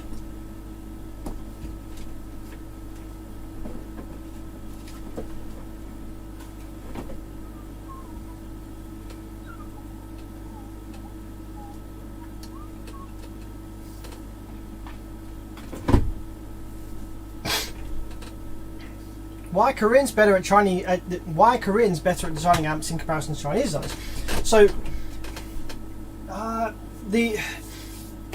neither of them are really designing. They're like copy pasting from like ancient old stuff. Like they haven't really done any new designing in years. China doesn't design anything of their own. Okay, so the Chinese factories do not have any designs of their own whatsoever. Everything coming out of China has been copied from somewhere. Whether it's Brazilian circuit design, whether it's copied from the Koreans, whether it's copied from Jet Audio or Alpine or whatever it is. Oh, Crazy Logics, thanks for the 10. Buying you a drink on your birthday. Cheers. Cheers, man. Thank you very much, man. Appreciate that. I hope you're doing good. But yeah, the Chinese factories, they don't design anything. It's too expensive. R&D on circuit design is astronomically expensive, and that's not what they're doing. They are just producing amplifiers, and they will grab some schematics and kind of copy paste, piece them together. Yeah, it kind of works all right. Yeah, let's offer this as one of our options. So now the Koreans do a bit of that as well, but they have sort of done a bit more of circuit design in the past, and that's where you'll find all of these, the typical Korean half-bridge circuit design come from in the past. It wasn't designed solely by these Xenon or SNI or these Korean factories. I think one of the big car audio brands did employ someone to design them a circuit from scratch, and then it got copied by Korea and China mostly with some tweaks, and it's just become their go-to circuit now. But yeah, they don't really like the circuit design that the Koreans used and had for a long time was just better than the ones that the Chinese had, and it was more expensive as well. So that's why it was typically deemed better than what the Chinese ones had to offer. So let's put our new 10R in place. Now, I'm a bit concerned actually, because even considering that resistor that we took out was 50 ohms, and there was quite a lot of voltage drop across it, wasn't there? Like we saw that we only had 2 volts. Oh shit. We only had like 2 volts on the other side of it, so that suggests that there might be some quite heavy current draw across it. So the power supply drive IC might actually be toast.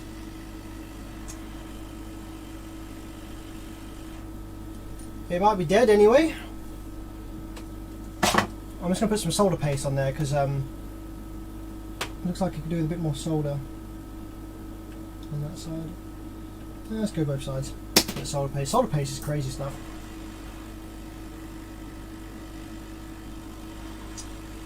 it doesn't get blown around all over the freaking place. There we go. Okay. Hamilton says, "Happy birthday, Sam. Didn't realise you were so much younger than me." Thanks. Not sure if to take that as a compliment or not, but yeah.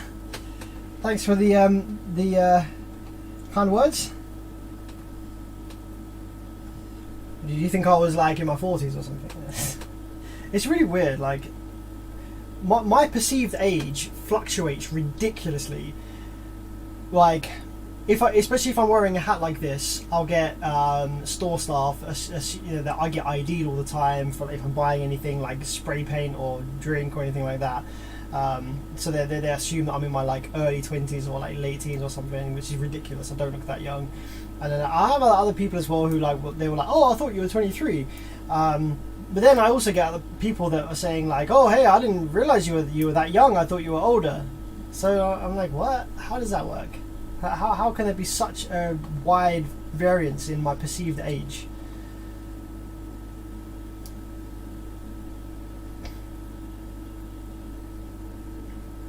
Mid-30s. Okay, I'll let you off then. But yeah, not quite there yet. Feels like it. I feel like I'm in my mid-70s, not gonna lie. Alright, so now we've replaced with the hat at 30s, but without the hat you look 45. Thanks, man. Thanks, man. Cool. Oh. Okay. Okay. I don't know if... Did you see that? Did you see that? Did you see that? I just turned on my power supply. I didn't even hit the remote yet. And a plume of smoke came puffing out of, I think, probably... Yeah, it's killed the resistor straight away. Right, so we have something shorted to ground after the resistor. Right, okay. So it's probably the power supply drive IC, or it could be this tantalum capacitor. I don't think there's anything else that this this fusible resistor, this 10 ohm feeds.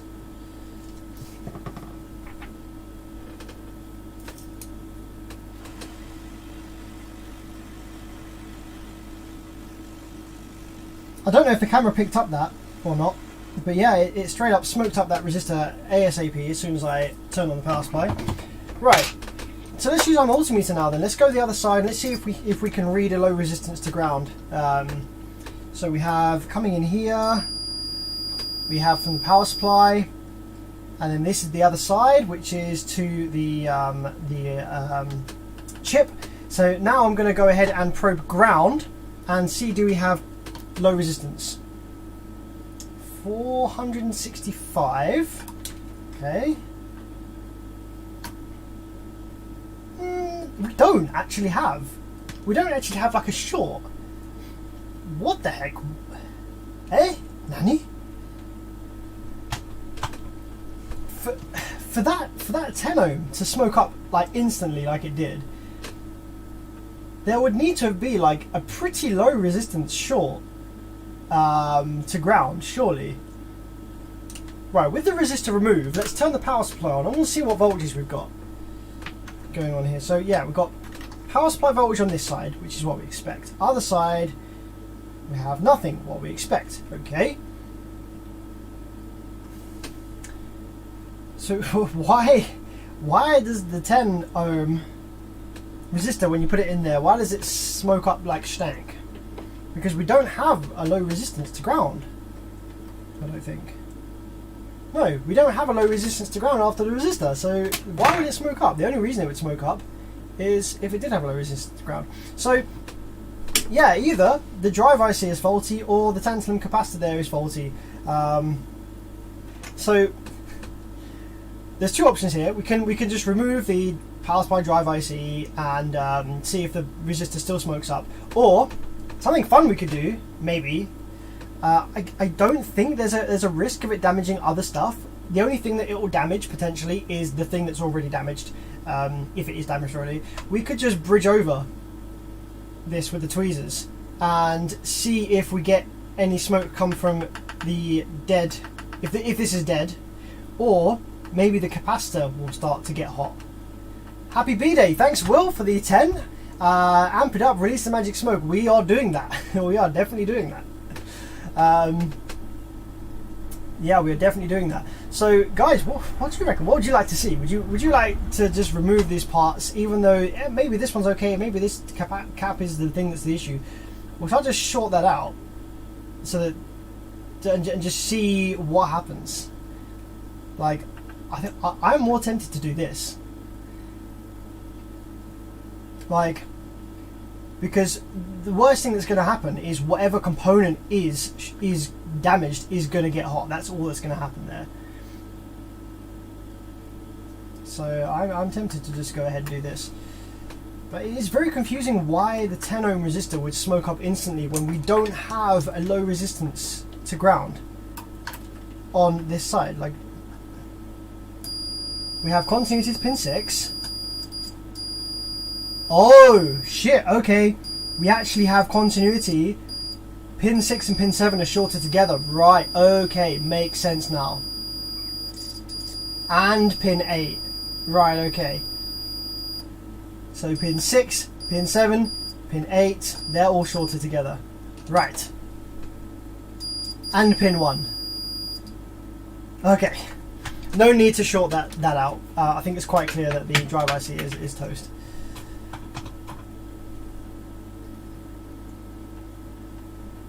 We hope, anyway. Yeah, we hope. It's pretty obvious that that's dead now.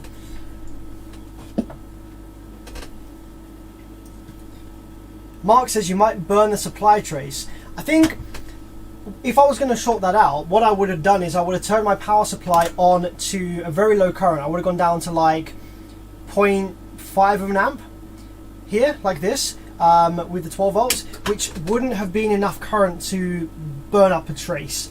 So I think we would have been alright. The reason for doing that and for shorting that out would just have been to see what gets hot, what slowly starts heating up on the board. The amount of current required to burn a trace would be a bit high, I think. So we wouldn't set the current that high. But I think it's quite safe to say that the drive IC here is dead. And I've got to remind myself whether this is actually a 4427 or whether it is a UCC 27 blah blah blah blah blah that they're using these.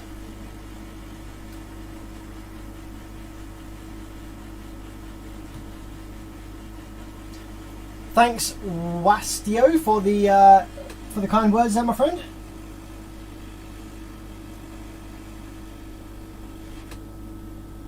Alright, so hopefully now then, those pins aren't shorted together anymore, because if they are, then that doesn't make any sense. So pin 6, yeah, pin 7, hey. Pin 8 we do have continuity to, but I think that might be intentional.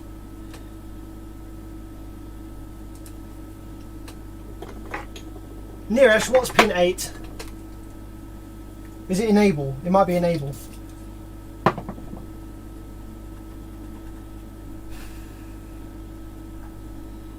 Or maybe pin 1's enable.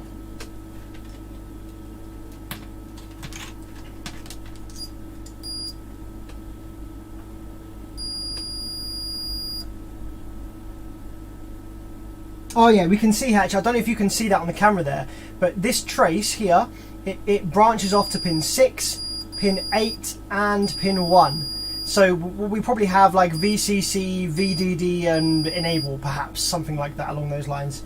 But yes, okay, cool.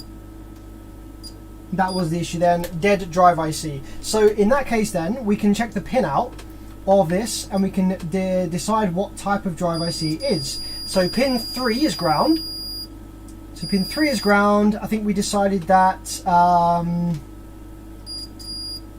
the outputs that go to the FETs are pin 6, no sorry, pin 5 and 7 probably. Yeah, okay, 5 and 7 are outputs.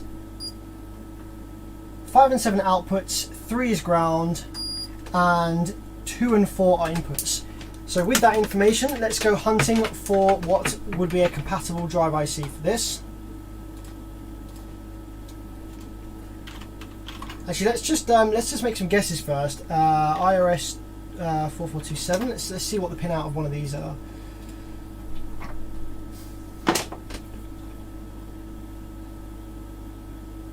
I want the surface mount one. I think the pin out's probably the same, but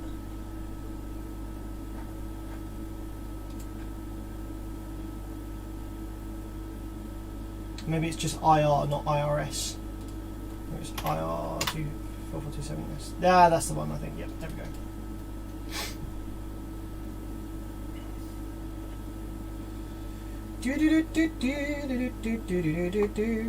Right, here we go then. So on the 4427, which I think I have quite a few of, because Tyramps use those, the pin out, which I think it told me at the top there. Here we go. 4427S. Yes, we have in A, in B, out A, out B, ground, and VS. However, other variants of this kind of driver may have pin 1 or pin 8 as enable, which is what Neeraj is saying here. So I am wondering, I think maybe the UCC version has pin 1 as enable perhaps, which this amplifier might require. Although actually no, it doesn't, because pin 8, 1 and 6 are all tied together. So this amplifier isn't using any enable pins. That's a really weird design. So that means that this amplifier, the power supply drive IC, is constantly turned on at all times, listening for pulses from the pick. Like, I say turned on, it's not like it's doing anything or probably not really drawing any current, but it's constantly ready to go. Like, if you have power in the input terminals, that chip is listening for input signals and it's going to pass them to the FETs if it gets any. Capit, thanks for the birthday wish. So let's drop a 4427 in then and see if that if it works. Let's have a look. I need to label all of these drawers as I don't have them labelled. Let's have a look. Got power supply drive. What do we have in here? We have, here we go, 4427. Yeah. Okay. Let's drop a 4427 in then and see if that works. It should do, based on the pin out.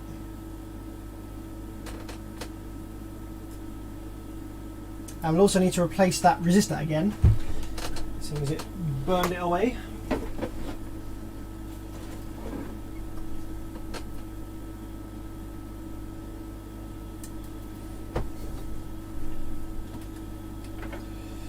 Okay, let's refresh the traces on here.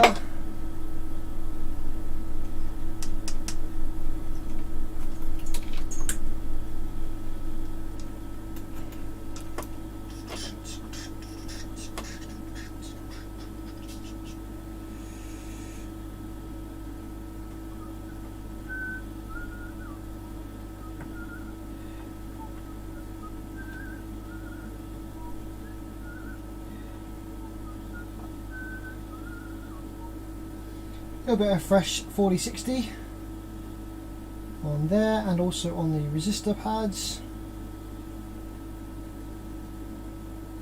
There we go. Just drop some quick chip flux, which is our favourite flux.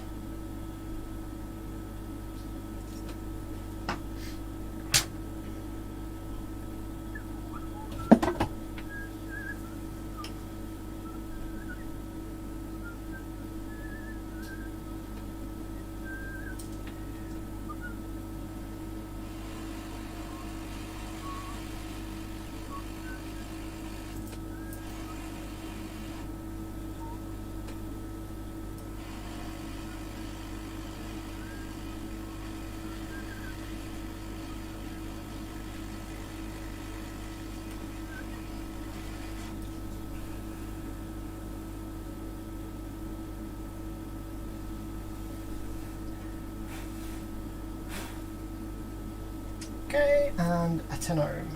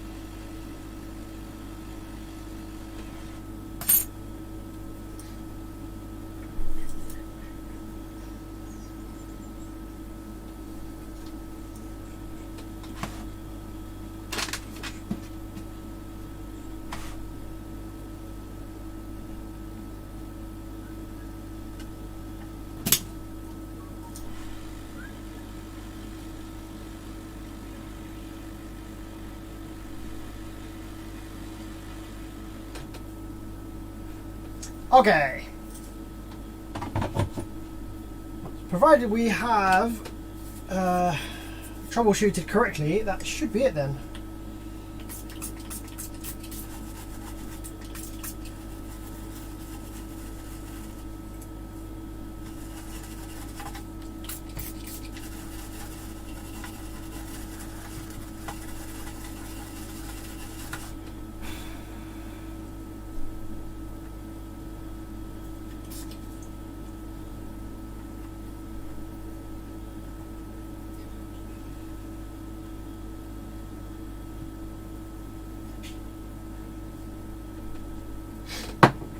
Okay.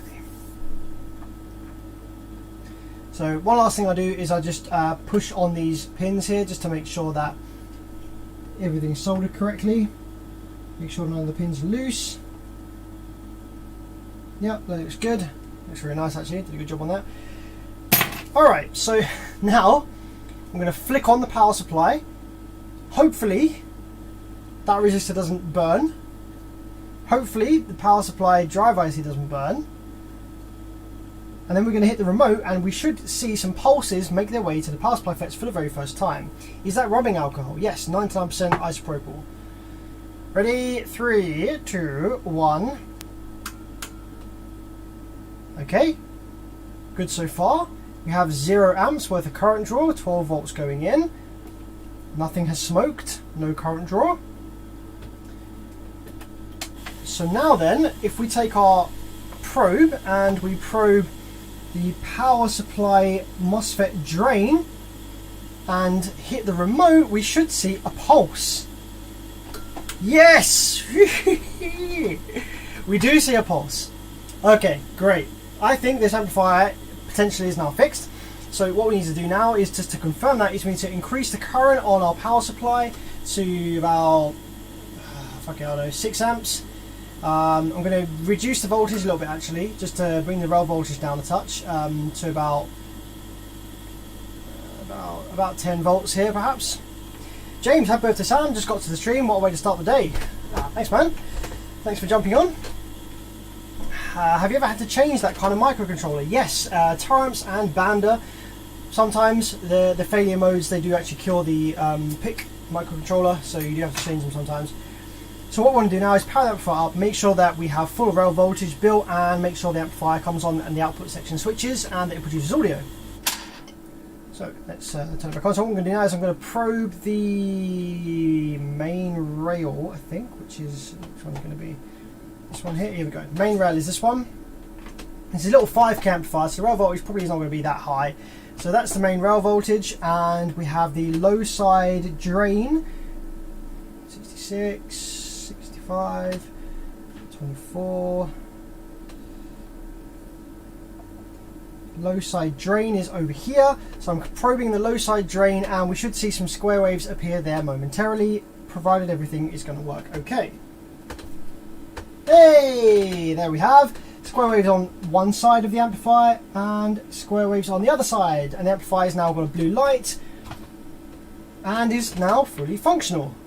We're drawing 1.4 amps at idle. Let's just make sure that the power supply section is all up and running. So we have switching on the power supply FETs there. And we have the gate drive on both A and B side.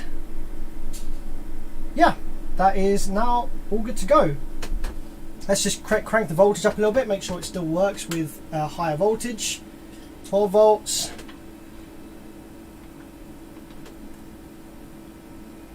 14 volts. Yep. Now, I don't want to leave this amplifier powered up too long. I don't actually have a load connected to the speaker terminals. I actually should have done that. These amplifiers typically don't really like being powered up without a load connected to the speaker terminals. I just got a bit excited there and I forgot to do that. Yeah, the output filter circuit is not high enough quality that you can guarantee that it will always stay integral while the amplifier is powered up with no load on the speaker terminals. So I don't suggest doing that. Always run a load on the speaker terminals. So that's cool. Can put that to one side, test that later. I can chuck this dead driver IC in the bin. And yeah, that's good to go. Did you take your birthday sip yet? As I don't see the wine glass. Well, Nicholas, it is currently 3:47 p.m. in the UK. I'm not cracking open the wine just yet. But this evening, yeah, we're gonna crack open. A nice bottle of champagne that I've got, or brut, or whatever it is.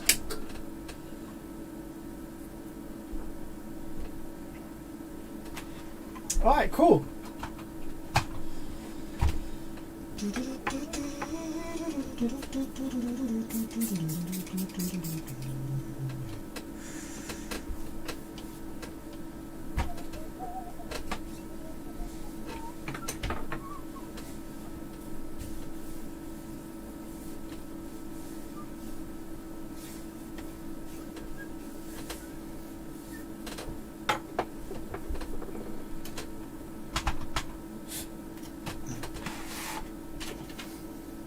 So let's move on to the next one then, shall we? Let's see what we've got next.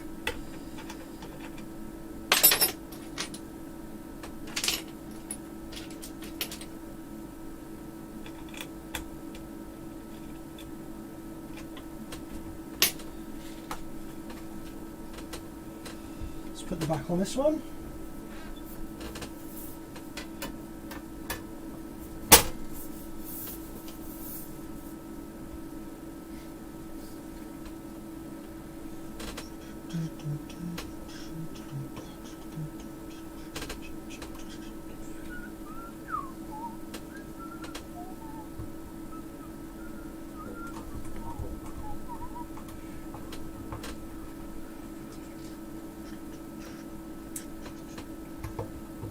These screws are awful, actually. These are absolutely tiny little screws.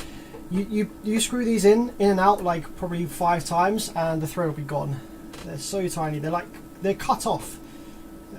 Really weird, kind of flush mount tiny screws.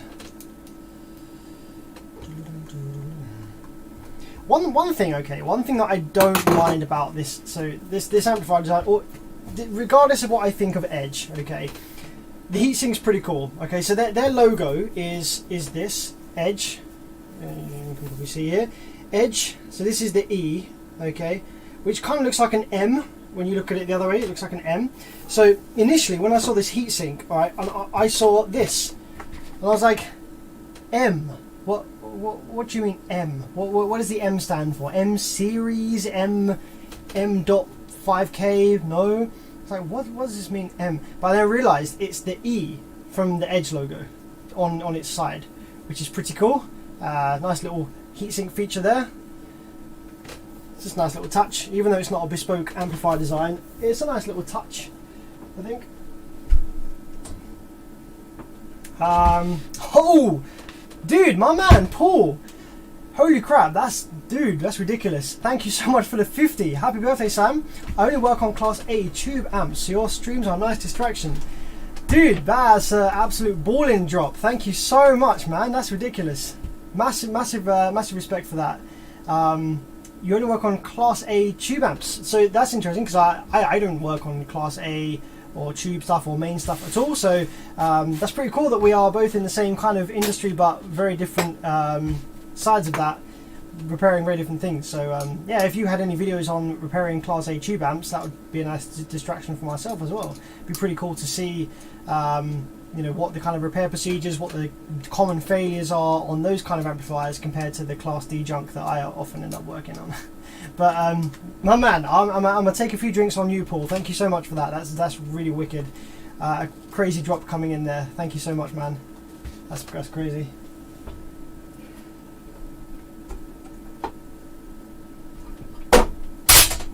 Okay, what's next? Let's have a look at this little thing. Now, most of you will recognise this brand. I try and bring out some stuff that you guys will recognise the brand of. So this is a Ground Zero. It's pretty beaten up actually by the looks of it. It also has the remote wire bridged into the battery wire. And the only times that you'll tend to really see that is if somebody is using this amplifier indoors, like on a server power supply or something like that. Perhaps where, you know, the amp just comes on with the supply voltage. So that's interesting. So let's see what's up with this then, shall we? I can't actually remember why this is here. What's going on with this one? Let's take a look. So this is a little 2-channel. So we've got 2 channels, bridgeable there. GZ UA 22500X. I imagine this is probably going to be a little Class D jobby, a little high power 2-channel. Bass boost frequency, okay, that's not useful to anyone. Grab a little flathead. Let's just make sure all the gain's down first. So we've got gain was set to just over halfway. We are set to full range. Subsonic was set to about 1/3 up. High pass filter at minimum. Oh well, it's full range anyway, so none of these are going to apply. The gain on the bass boost was set to minimum, which is cool. Phase was set to minimum. Alright, great. So surprisingly, relatively sensible settings. You would not believe the amount of amplifiers I get in here, and the settings are like everything maxed out, or bass boost maxed out, or like subsonic maxed out at like 80 Hertz. Why would you do this? I think people that don't know what these settings mean, they see subsonic and it sounds cool. Like, I've got a subsonic. Yeah, that's going to be sick.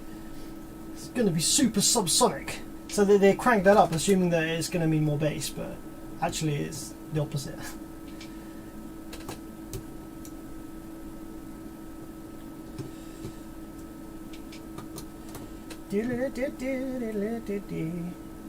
Happy birthday, Sam. Been a long time follower of you years back, like 10+ years ago now. I hope you have a fantastic day. Thanks, Matthew. Yeah, I recognise your YouTube handle from a long way back. You know, back to bedroom days of like JVC and all that kind of stuff. So yeah, thanks for sticking with my channel so long, man, and putting up with all the crap I put out. Nicholas said you were taking a smaller amp and giving it more power, but you didn't finish it and can't find the continuation. I still have it here. I'm working on it as time allows. It's one of them things where at the moment I've got so many customer repairs on, and I need the money at the moment because house stuff is really expensive. And when I'm working on that project, I'm like putting like 10 hours like into it, and I'm not making any money at all that day. So I'm just gonna have had to put it on back shelf for a hot minute while I just kind of like get out of this really busy period where you know, where I'm trying to kind of financially support myself as well. And I'll come back to it when I've got some time that I can actually put into it. Okay, what we've got inside this little Ground Zero then?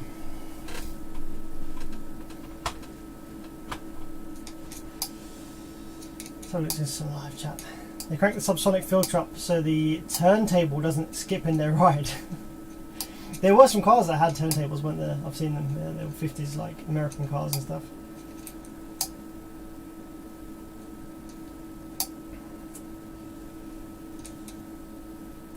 Isn't it better to have a switch to turn the amp on and off? Yeah, it would be better. But you know, I have seen a lot of times before people just bridge the power and remote when they've got like a computer power supply, and they just turn the computer power supply on and it turns the amp on. So that's why I think maybe this has come from there. Oh my goodness. Okay, we have a circuit here that I am not massively familiar with, and it is a little bit masked off. Okay, let's zoom that in a little bit there. So yeah, as I imagined, this is a little Class D 2-channel. So what we have here then is probably going to be the drive circuit for the output section. We will have channel 1 over here, channel 2 over here this side. And we've got an inductor here for each channel. I'll zoom out a little bit, actually I'm a bit too zoomed in. So yeah, we've got what looks like 4 FETs per channel. Output filter inductor per channel. This is probably going to be a voltage regulator for the drive circuit. The drive circuit, these little things, I don't know what those are going to be. Are those going to be the final drivers? What do we have? We have lots of op amps. We have a 4560. We have a couple of TL072s. And then we have one of these for each channel. I'm hoping that's not the output driver for each channel, because I have no idea what that is. Not seen one in that package before. But anyway, let's just see, why is this amplifier here. First thing I'm going to check is see where we have any output FETs that are shorted, as that's probably the most common thing with this kind of amplifier, is shorted output FETs. So let's take the clamps off for each of these sides and see what we've got.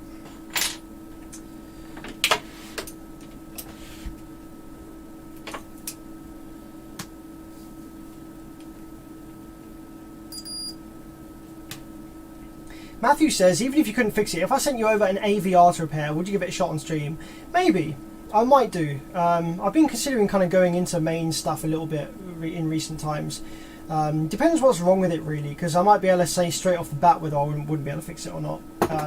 I would be willing to entertain it, maybe for a live stream, because I do actually have some mains powered amps that need repairing that I'm going to do a live stream on soon. You know, see whether I can actually do a mains amp or not. And I've got some amps that I need to repair anyway for that, so there might be some mains content coming in the new year. Okay, so this channel.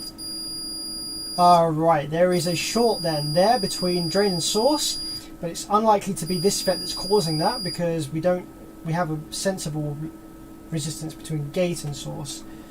So what we're probably looking for then is we're looking for the FET that has a short between gate and source. That's going to be this one. Okay, so yes, dead output FETs. Is it just going to be the one? That one's okay. Oh, this one's dead as well. 47 ohms. Or that could just be... Oh, I think we could just be reading...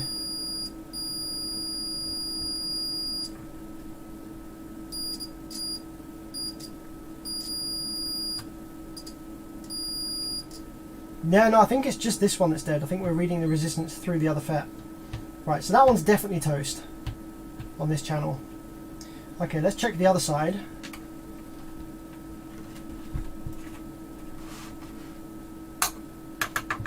Let me guess, are you fixing up the Technics? I don't have any Technics to fix. I did actually fix a Technics. I bought a Technics SUV... What did I buy? Not this one. This one's SUV 550. I bought an SUV 60, I think. Like it's one of the ones that, I think, yeah, SUV 60, I think it was. I bought one of those for £10 on Facebook Marketplace. And the thing was an absolute wreck. It was so like rusted inside, completely covered in dust and dirt, like it'd been in like some shed or garage or something. Inside the circuit was just a complete mess. And all of the switches and knobs were like corroded to where they weren't passing any signal. So when I went to pick it up, I gave it a quick test and I was like, none of these channels are working. The amplifier does turn on, it does click into current drive mode, but none of these channels are doing anything. And I gave him 10 quid for it, and I brought it home, and I sat there and I cleaned up the best I could all of the switches. So I isopropyl the fuck out of all the switches, clicking them on and off a million times, and I managed to get audio coming out of both of the channels. So I was like, great, well, this amplifier does work then. But the switches were just in such bad condition that it was crackling. There was lower volume on one side to the other, and sometimes when you touched a switch it changed and stuff like that. So all the switches were basically corroded. So I did a lot of work on all the switches, and I got them to a reliable point, and I bridged over a couple of them that I knew I would never use, just so that they were out of the equation. So I got the amplifier working and started using it, and I noticed that after like 20 minutes of operation, the amplifier would click into like its protection mode. It would go into current drive, the current drive would click off and it would turn off, and I would be like, oh crap. And so I turned the amplifier off, turn it back on again, and it was still wouldn't come into current drive. It was just still like not active. It wouldn't come out of its protection mode. I was like, oh shit. So I left it for like an hour, turned it back on, it worked fine. I was like, oh, okay, well that seems to me to be like a overheating type of issue. It kind of goes into protect, and you have to leave it a long time for it to come back on. But it wasn't really that hot. Like, I know these Technics amps really well. They can get absolutely cooking hot to the point where you can barely touch your hand on the case and it still works. So I knew that this wasn't really overheating, but it seemed like an overheating kind of failure. So I took the whole thing apart and I looked at the circuit. I tried to see if there was any like stuff out of tolerance, but I didn't really know what I was looking at. Like, this complete alien circuit to me. Class A, like, mains amplifier. I was well out of my comfort zone, didn't know what the fuck I was looking at, and I couldn't really find any obvious issues. Like, I was testing for hours with my multimeter, all the resistors seemed to be intolerance, blah blah blah, and I was like, oh, this is a freaking pain in the ass. I have no idea what. So I put it onto the bottom shelf for like 3 or 4 years, like I'd say 4, maybe even 5 years. I just had this sitting in the workshop in pieces, just dead. And then a few weeks ago, actually, I would say maybe like a month or 2 ago, I actually moved house and I brought it in here, and I was like, right, now I'm like four years later, we've got a bit more knowledge now, a bit more experience. Let's take another look at this amp and see what's going on. And I spent many hours again checking through everything, working out what the heck's going on, and I managed to use my scope to trace back and reverse engineer the circuit and find the protection circuit and what it was doing. And I managed to figure out that there was a voltage that was slowly creeping up while the amplifier was in operation. So the amplifier would work, you leave it on, and slowly a voltage on one of the pins of an op amp would be slowly creeping up and up and up and up and up. And when it got to a certain threshold, the amplifier would go into protect. And then you left it enough time, the voltage would slowly creep back down again, and it would come back on again. And I managed to, after hours of troubleshooting, trace it down to just simply capacitors, just tiny little aluminium capacitors that were just leaking, old, just not doing their job. So I replaced loads of capacitors in the area and it worked. So I did get it working.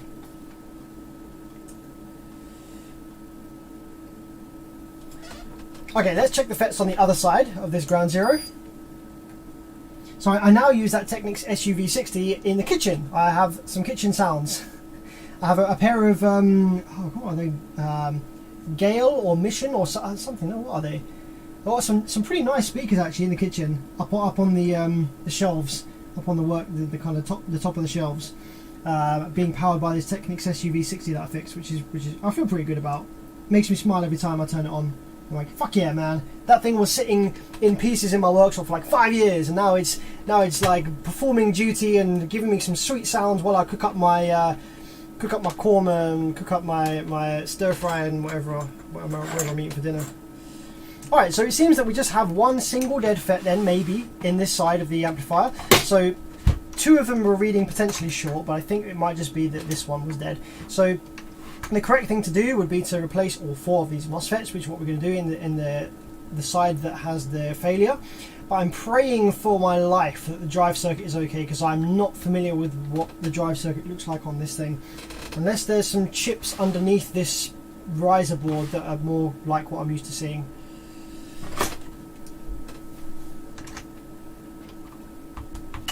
Okay, so that's the obviously shorted FET removed. Let's take a look and see whether the short on the other one is now gone. Okay, it's actually not. Although, okay, 46. Okay, I think that one's dead as well. So 2 dead FETs.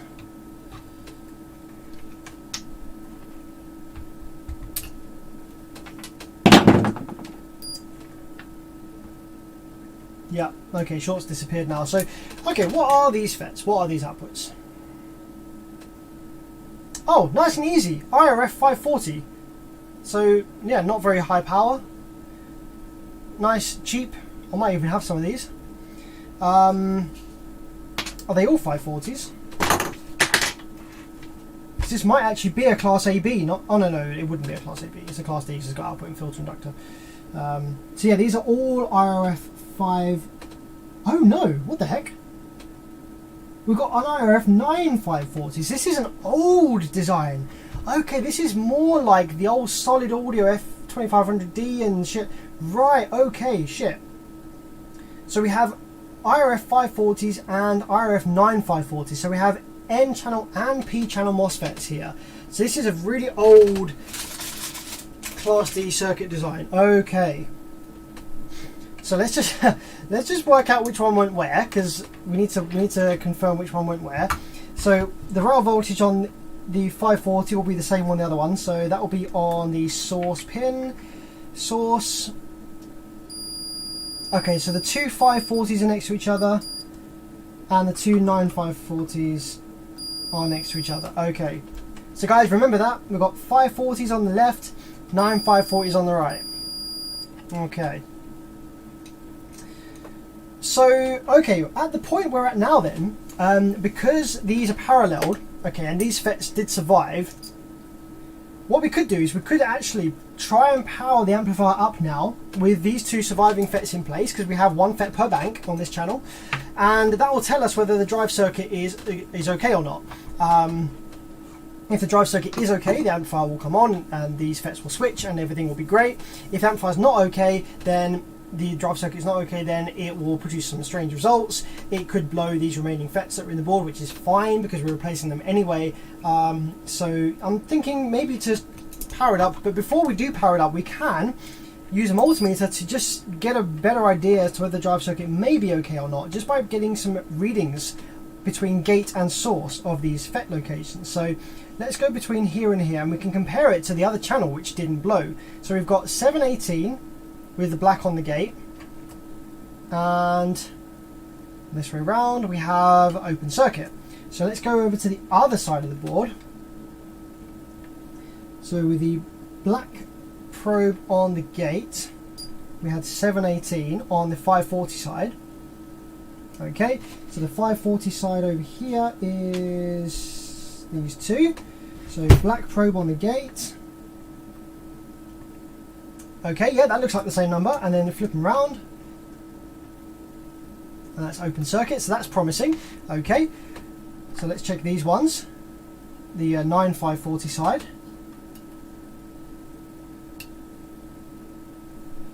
We have open circuit with the black on the gate, and we have 718 with the red on the gate.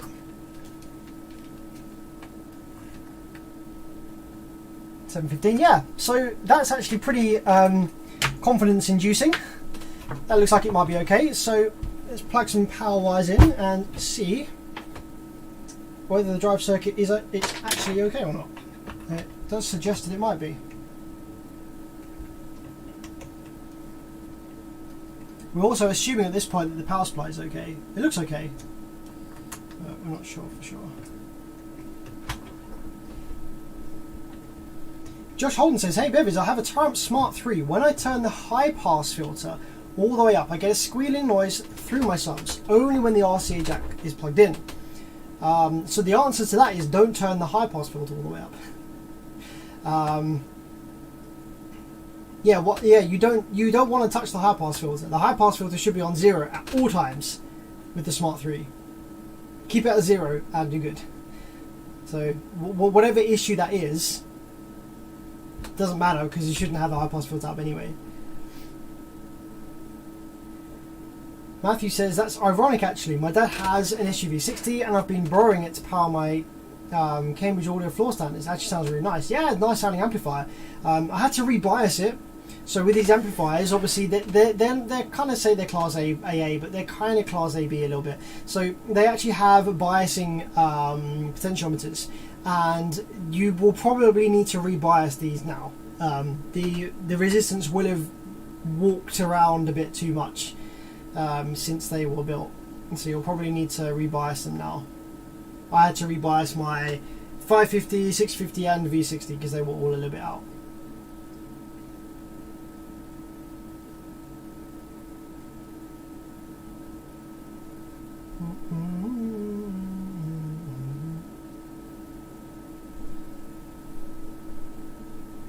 You said to turn it up for smooth bass roll off. No, I said turn up. Hang on. No, I don't remember saying that. Time Smart 3. No, with the Smart 3, all of the knobs should be at 0 other than gain.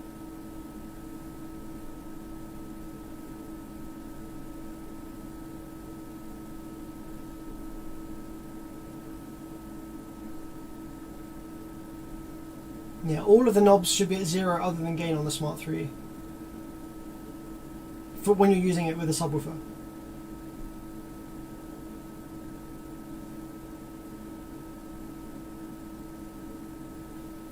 I'll check what I said in the Smart 3 segment I did for Big D Wiz. I might have said that if you want to just use your head unit's low pass filter setting, no, high pass filter. I'll turn that one way up. No, it doesn't make any sense. You must have misheard what I said in that video. I wouldn't have said turn the high pass filter all the way up. I might have said turn the low pass filter all the way up to just allow your head unit to do the job, but you wouldn't want to turn the high pass filter up at all, ever, when using subwoofers. I don't remember saying that, and I'm sure maybe you've misunderstood what I said in that clip.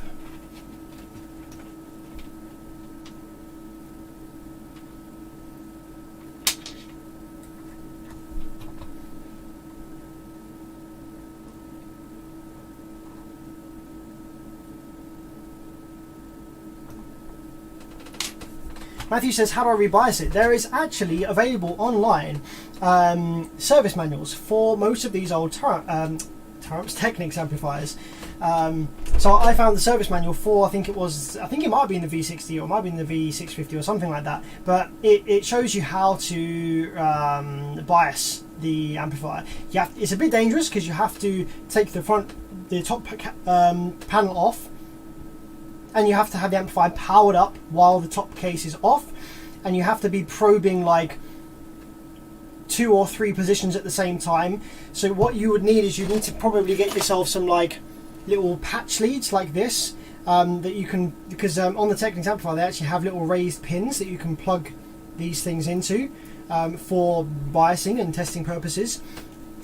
So you want to get yourself or some crocodile clips or something onto your multimeter, so you're not having to hold the wires on there and you risk slipping and shorting something out. So yeah, you want to like crocodile clip or like patch lead something onto these test points on the board, and then you can read the voltage across the test points, and you adjust the potentiometer to be the correct voltage reading on the multimeter, and it explains in the service manual how to do that.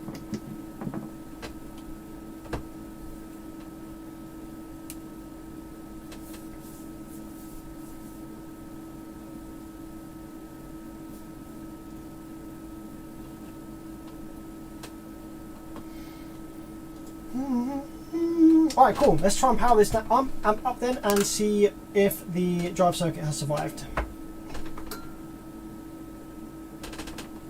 So now on this one we have high and low side, but we're going to get the output square wave on both high and low side because of this being an old Class D circuit. So I'm just going to pulse the remote a little bit just to kind of get a little bit of rail voltage built here.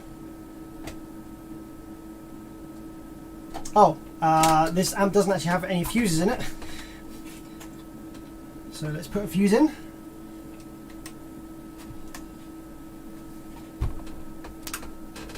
That's better.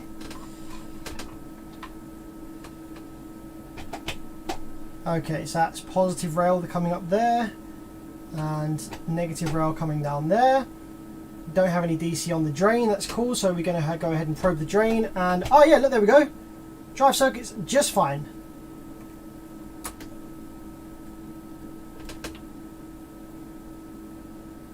Ta-da! Yeah, cool. So this is a nice easy fix. Just needs 4 new FETs in the output section.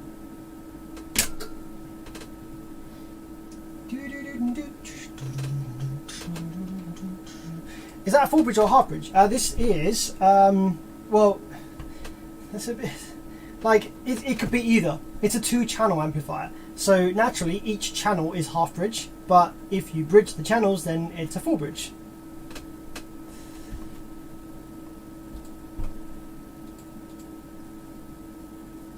Isn't rebiasing something you need to do to old tape decks as well? I have no idea about tape decks. I'm sorry.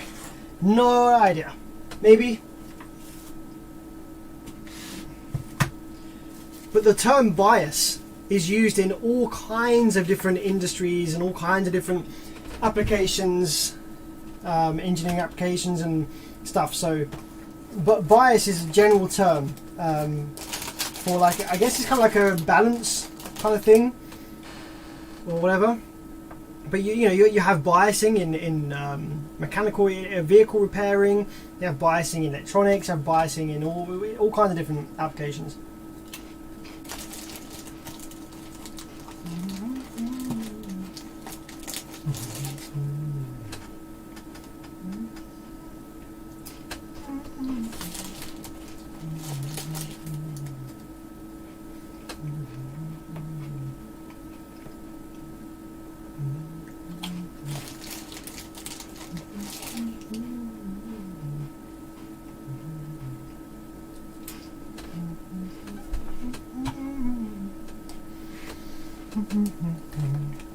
So I should have some spare ones of these.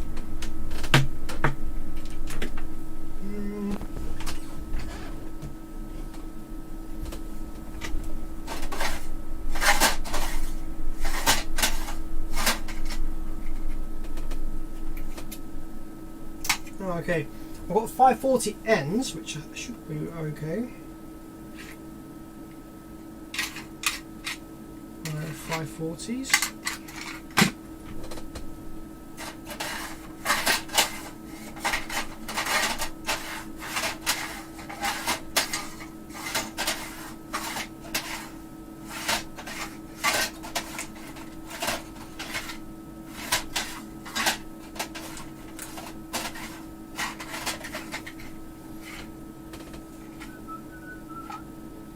And 20.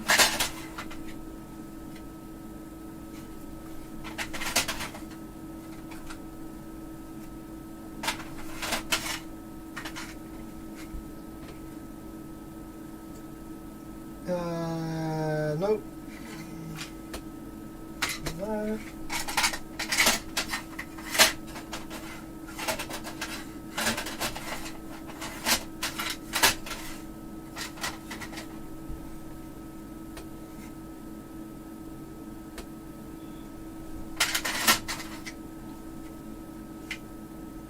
Got some more 540s. I've got two separate drawers of 540s for some reason. Voltage regulators.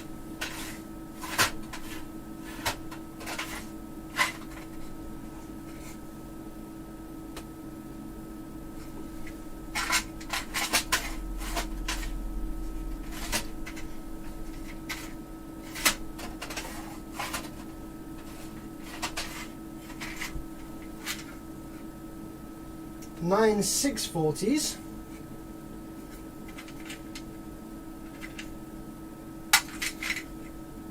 I need 9 540s, not 9 640s. Oh, is that 9 540? Nope, 9 640.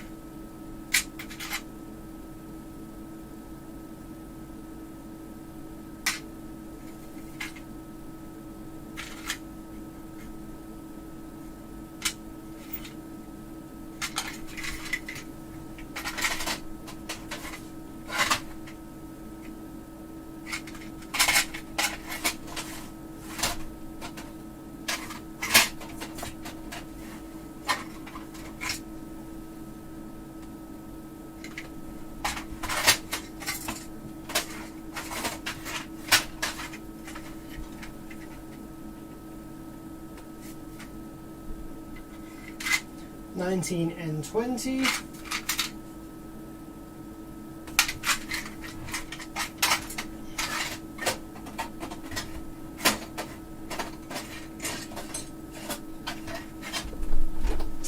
Okay, not in there. How about up here? Might be some in this one. 9 640s, what are 9 640s? Ah, 9 540. Great. There's going to be some in here.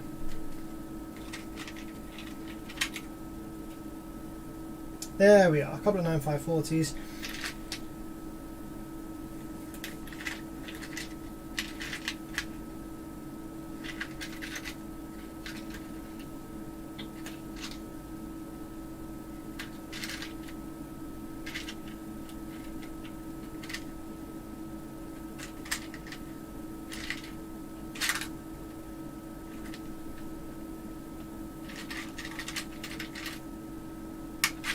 Okay.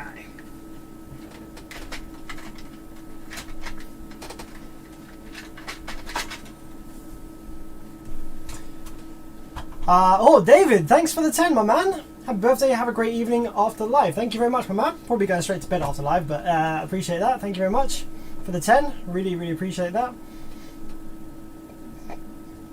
Some amps prefer load when powered on. My suggestion, turn off the power, go through your connections and power it up. Sounds like something might be loose. Yep, especially Class D, don't like being powered up without a load for long periods. I'm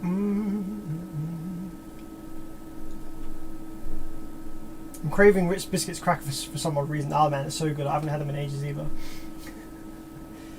Happy birthday! Thank you very much for the birthday wishes, my man. With tape decks, it sets what type of tape you can use. Normal, chrome, data. Oh, interesting. I have about 200 540N chips from MTX apps I repair. Nice. I don't have that many. I have a few though. I did some amount of testing regarding that and always end up with the same result. It used to work fine with the current config for months, then started to behave this way. What's that in regards to? Alford. Are you referencing? Oh, I see. Oh, that's not actually to me, right? Yeah. Feliz Compaños from Argentina. I always watch your videos, learned a lot. Thanks very much, Johnny Yamaha. That's a cool name, Yamaha. Like that. Okay, let's put some more Ritz biscuits in my face.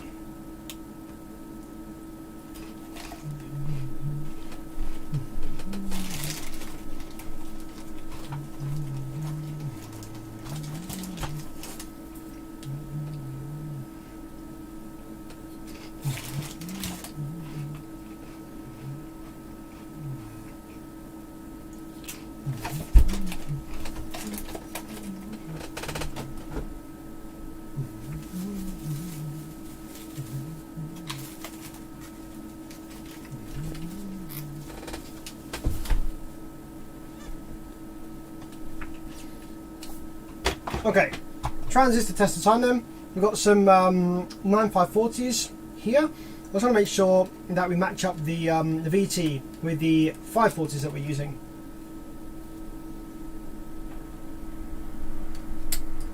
.5 volts on the VT.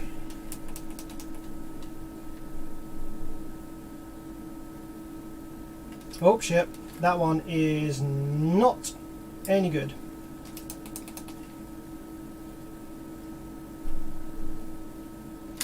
Damn, okay. Let's try and find another one then.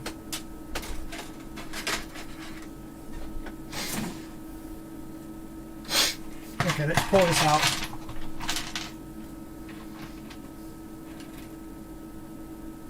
Alright, I'm going to have a lot of 9640s in here. Just looking for 9540s.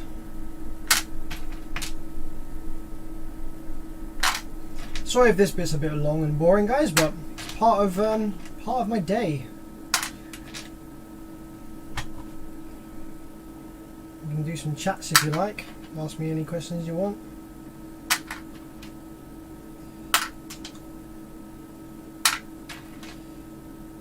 I should separate these really into separate drawers for 9540 and 9640, but alas, I do not. Let's see the part.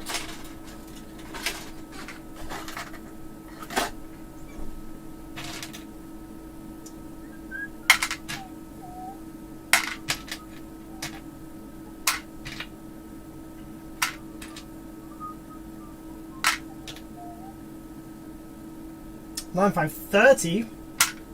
Nope.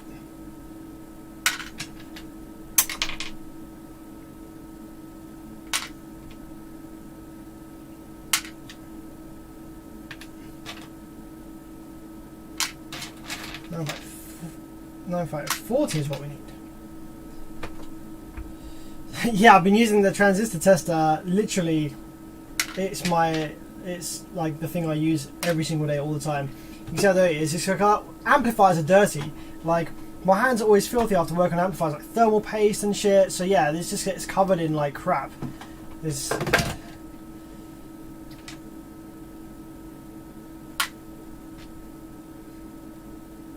Like especially after working on like tar amps or something like that, where it's blown the power supply section. There's just like black soot everywhere.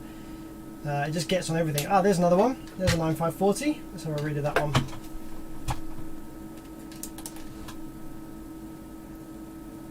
Self-test mode, that's dead. Why am I keeping dead parts?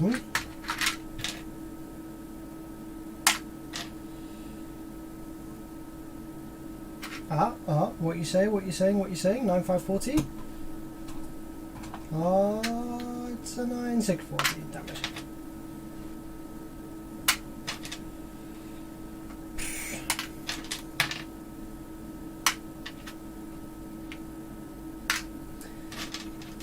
to swap in some 12P20s and 19N20s in place here to see if they work.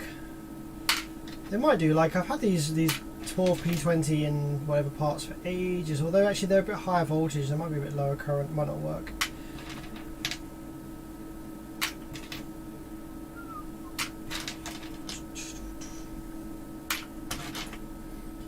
Yeah, mine has been used hundreds and hundreds of times. Thousands probably. I actually had to repair it. It actually broke. Like, part of the voltage supply to the MCU died. I had to buy another one that actually turned out to be one of the fake shit ones, but fortunately the parts were, the power supply parts were the same. I was actually able to repair it. Yeah, it actually stopped working. I had to do some surface mount rework on it.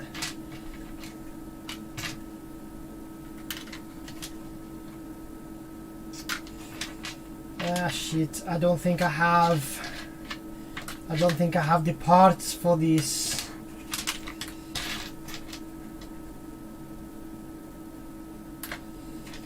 None of these look like.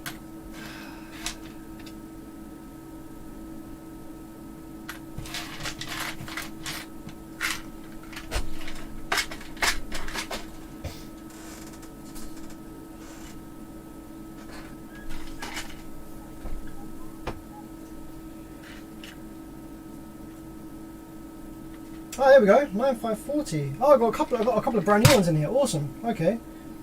What are you doing in there? 9540s. Why are they in this one? I need to get better organised with my parts, I swear. Right, 9540 and 540. Now, do I go for, now see the original ones in this amplifier were just straight up 540s, I think. They weren't 540N. Now the N is going to be a smaller die usually and better for switch mode applications.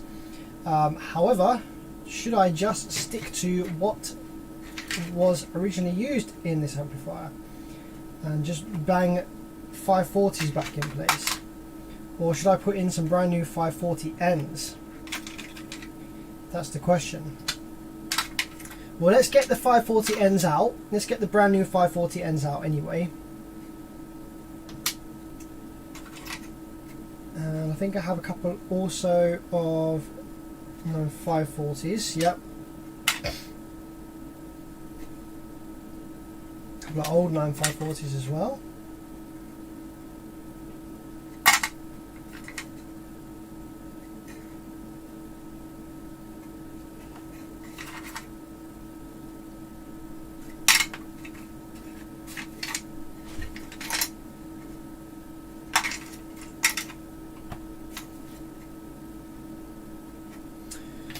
Right, so let's have a look then. What do we have?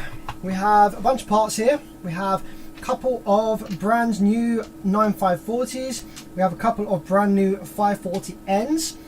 And we have some salvaged but good used working 540s. I have a couple of matching batch ones here.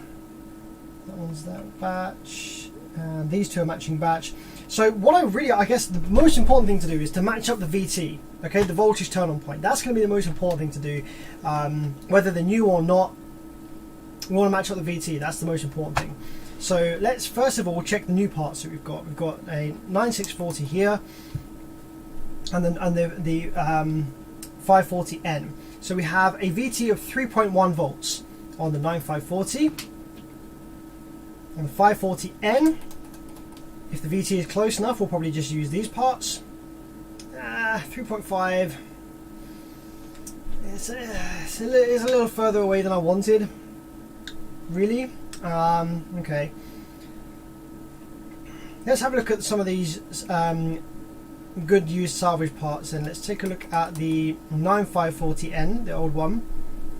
Have a VT of 3.7 volts. Okay. And how about these 540s, the larger die versions? Ah, fuck, 3.0 on that batch. That's way too far off.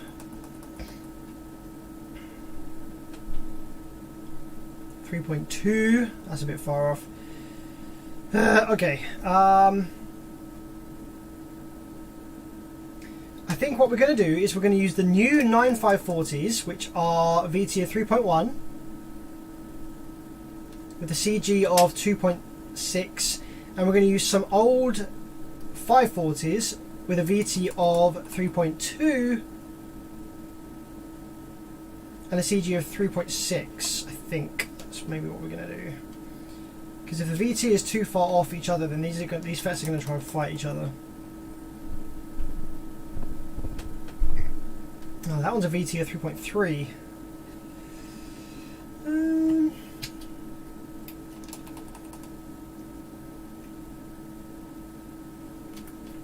5.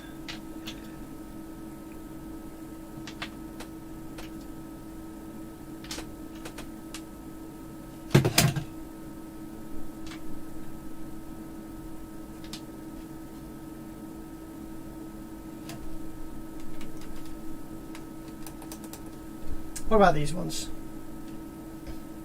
3.8.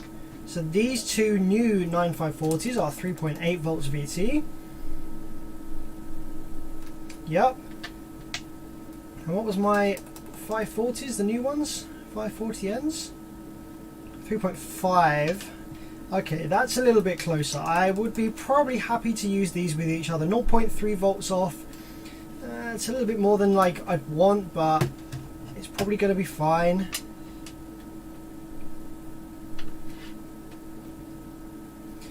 Let's see if I've got any different batches for new. I've got 540Zs actually. They're very easy switching. I got some 612D. Here we go. I've got some slightly different batch of new ones again. Let's try these ones. We're looking for as close to 3.8 as we can get, or 1.9. What? 1.9 volts VT. That is 2 volts. What the heck? This is why it's important to do this. What the heck? So if I tried to use, right, these RF 540Ns with these 9540s, then they would have freaking cooked up with each other, because the VT is so far off each other. It would have been ridiculous. That's why it's important to do this. So important to have the transistor testers so you can check. Right, what about 540Zs? I know that it's a Z is different, but 3.7. Here we go. That's looking good. So I can use a 540Z probably. I think the specs are going to be within tolerance with a 9540N.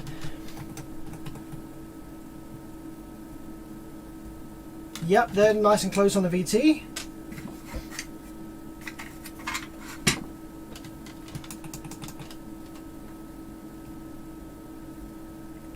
Yeah, okay, that's the closest I've got so far.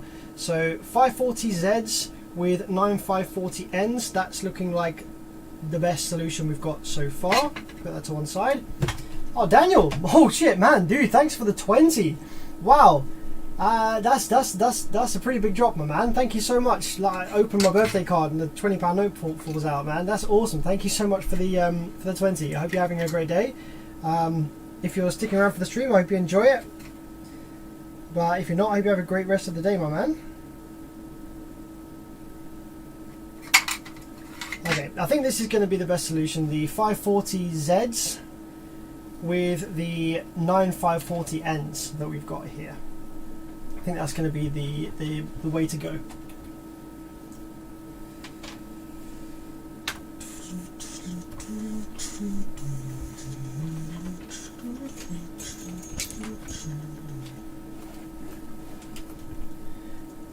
TBS Garage says, so you do this every day, you just don't stream it? Yes, this is my full-time job career. This is what I do for a living. I don't stream it every day. Streaming makes my work take like 10 times as long, so I don't do it every day because otherwise I'd never get anything done.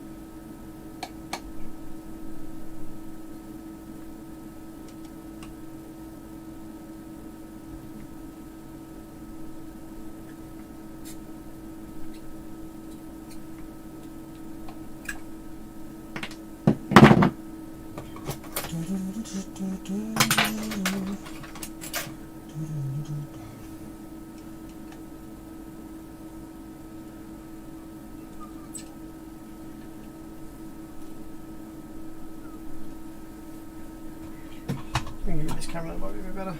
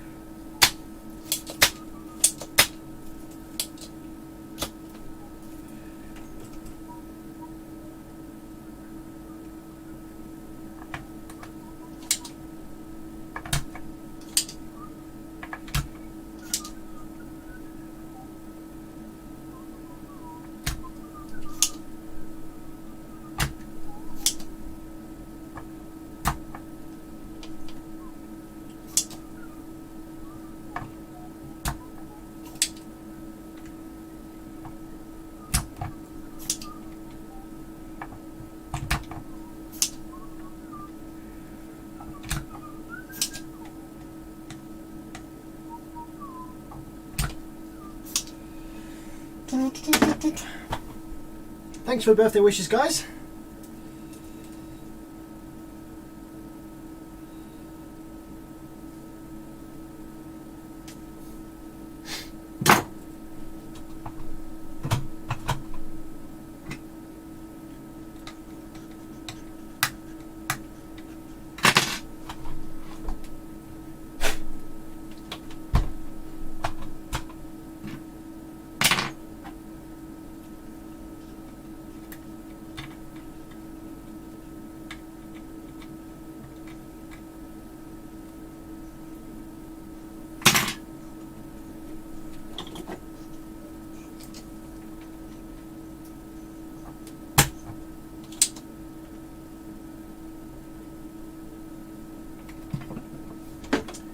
Okay. Shit, guys, can you remember?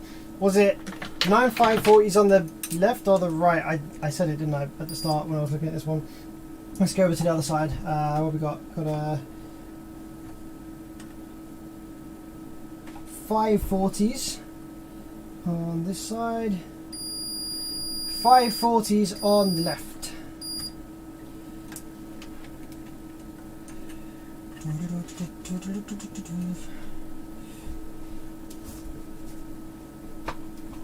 Just going to clean off the thermal paste here, the old thermal paste, apply some fresh stuff.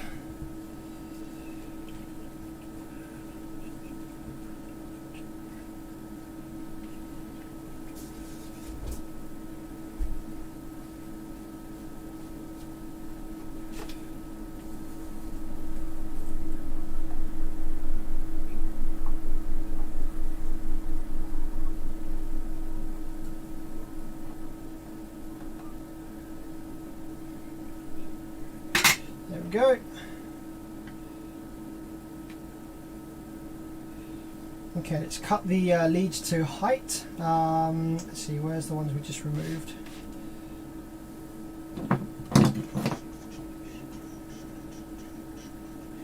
So we need to chop about ½ centimetre off there, I'd say.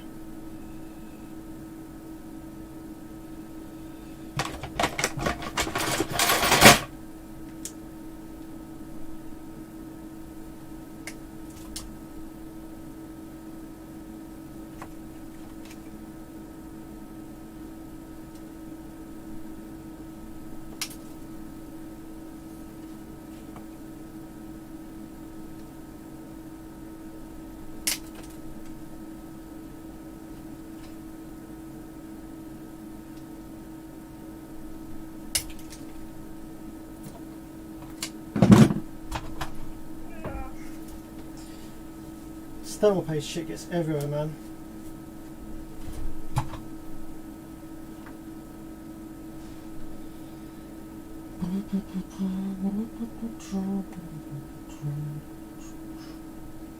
Okay. So there's 1 540Z. Try and get it to stick with the thermal paste at the right height. 2 540Z.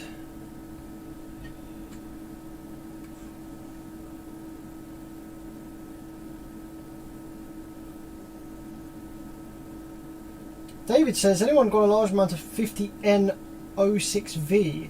Isn't that just a power supply FET? Isn't that just a 60 volt 50 amp power supply FET? If it is, you don't need to use those. You can use like literally anything. You can use all kinds of things. I'd suggest obviously the 3205s, really, really common.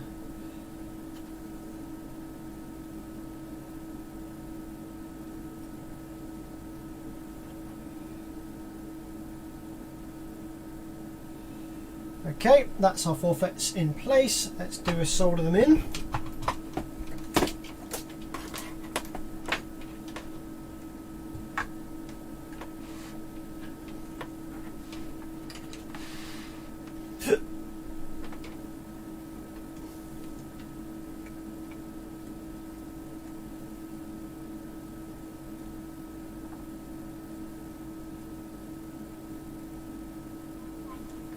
What I'm going to do actually is I'm going to drop some flux down by these pins here, which will mean that I can just drop some solder onto the tip of the iron and just put it against the pins there, and the flux will do its job and the solder will sink through the via.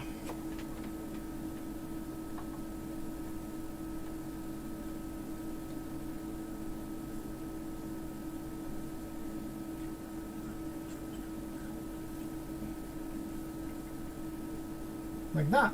Awesome. I don't know if you, I've no idea if you can see what's going on here, but it's very satisfying.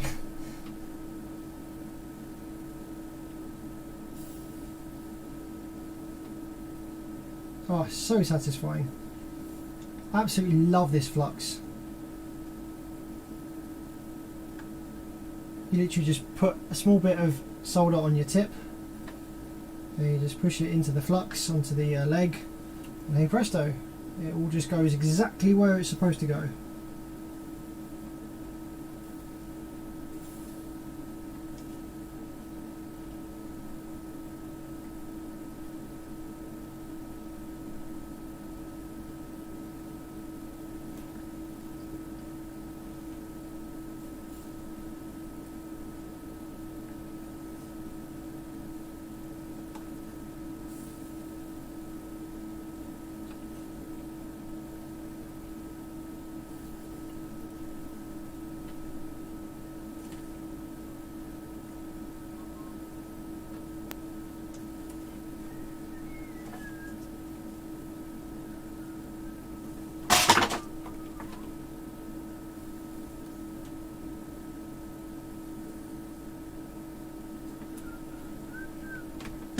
Okay, a little bit of isopropyl just to clean that up.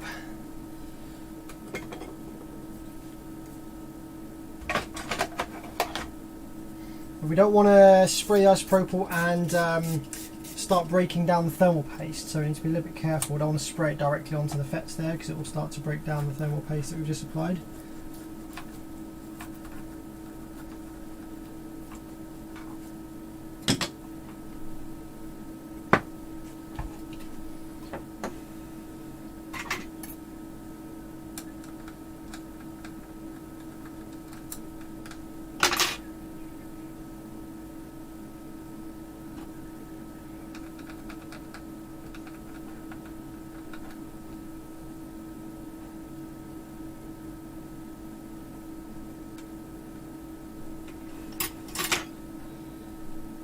Okay, last thing we do is we check to make sure that we are not missing any gate resistors between any of these FETs that died before. So we want to make sure we have continuity between the 540Zs paralleled and the gates.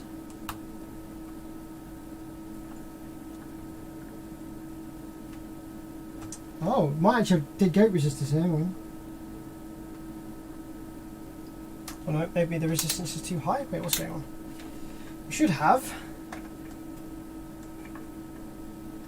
this gate and this gate should have some continuity. Around the good side. Maybe not. 3 or 6.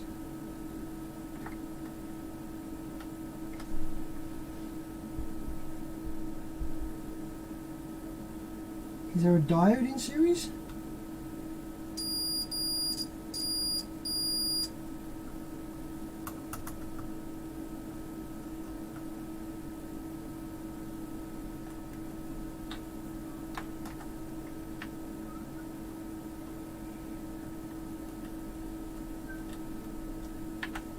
Yeah, well, okay. I guess the gate is done differently on this amplifier because they're not paralleled.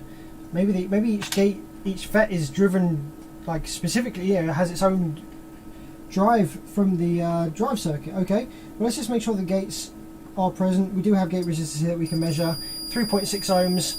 We have the multimeter on continuity mode, so it's going to read a little bit higher. It's fine. So we're just looking for a value number of 6 for each of these. Yep. Yep, okay, that looks good.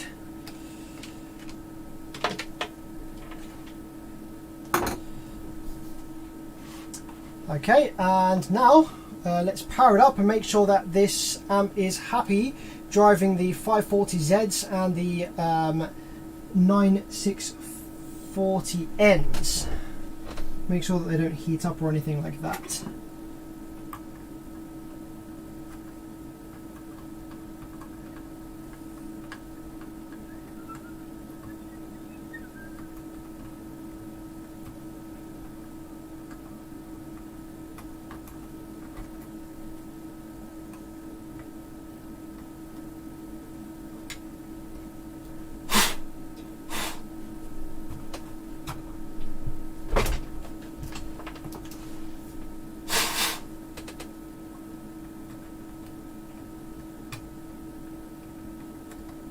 Just waiting for the isopropyl alcohol to dry before I power it up.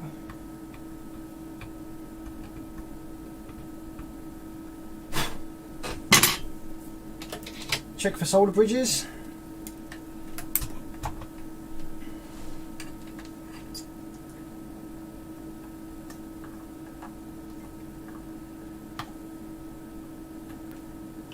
Looks good. Okay, I think we're safe to power it up and see what she does. I'm going to get my thermal imaging camera out because I want to see if these heat up at idle. They shouldn't do.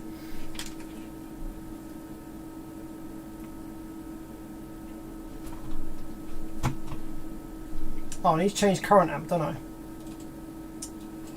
GZ2 channel class D. Go. Okay. So to check, we have PWM. Oh shit! Nope, we just have positive rail. Fuck's sake! Why? Worked fine with the 2 surviving FETs in. Why do we just have positive rail now? What?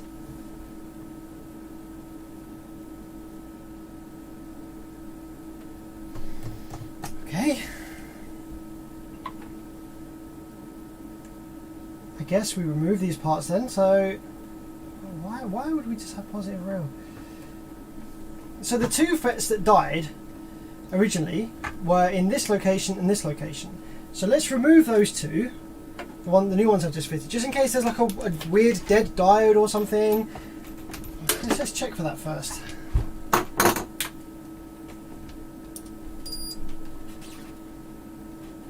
So we've got some little surface mount diodes around here.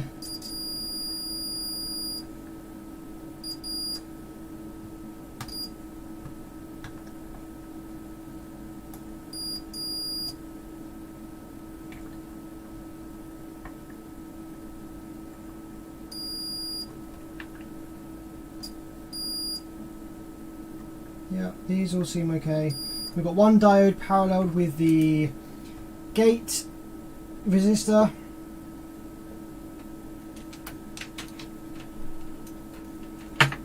Do we have positive rail on the other side as well when we try and power that up? Oh, weird. What the fuck? The other side, it just swings to negative rail now. So something has mega fucked it. Oh wait, what the heck?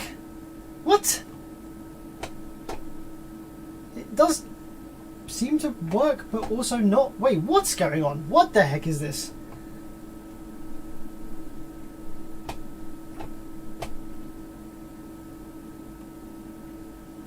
Right, what? It is working, but like the power up sequence is wrong and positive rail stays on one of the speaker terminals. Does it? Doesn't seem. What? There's some. So there's something wrong with this side. Maybe it doesn't like the FETs, but like it does work. Well, I say it does work. It was working.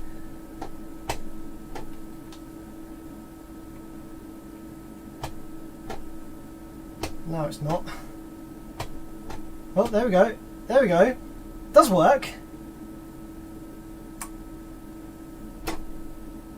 But then we get like positive DC voltage staying there for some time.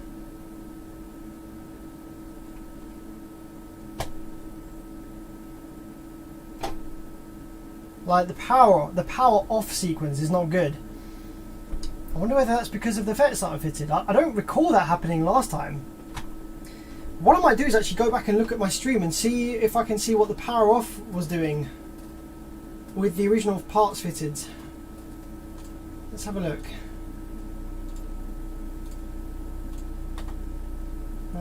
Okay, can I skip back to before we fitted the new FETs?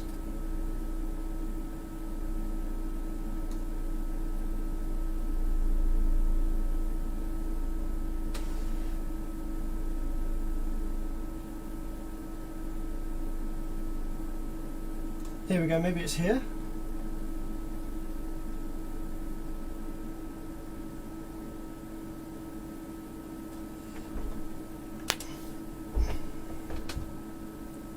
Because we're replacing them anyway.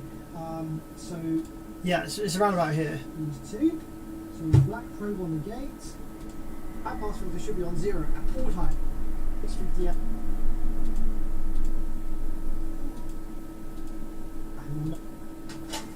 Right, I've powered it up already at this point. Come, where's the bit where I power it up? It's the other side of the board. I power it up just after this bit. And see. Yeah, here's me putting the power wires in. Circuit is plugged in. So the answer to that is don't turn the high pass filter on.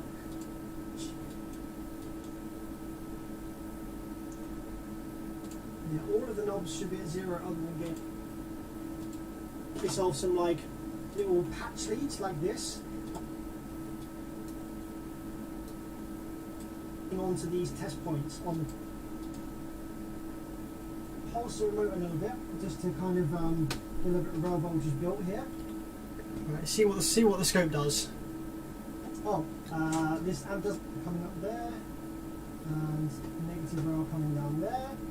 Right. We don't have any DC on the drain. That's cool. Probe so the drain, yeah. And, oh yeah, there we go.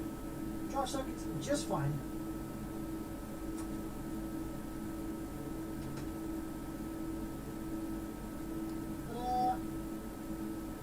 Yeah, cool. So this is a nice easy fix. Just needs falling. Famous last words. This is a nice easy fix. I didn't have the probe on the drain when I turned the amp off there, did I? So sometimes these older circuits though they need a lot of current to power up.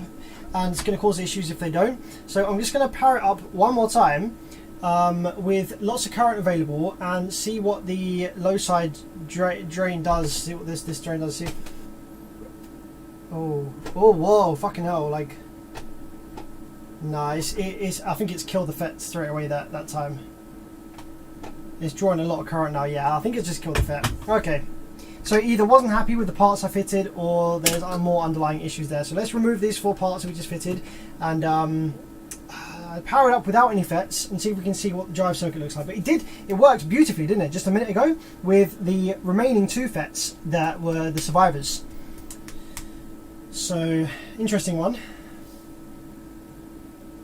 We don't have any rail voltage, probably because it killed the FETs, so that's fine. I can go ahead and just drop these out now.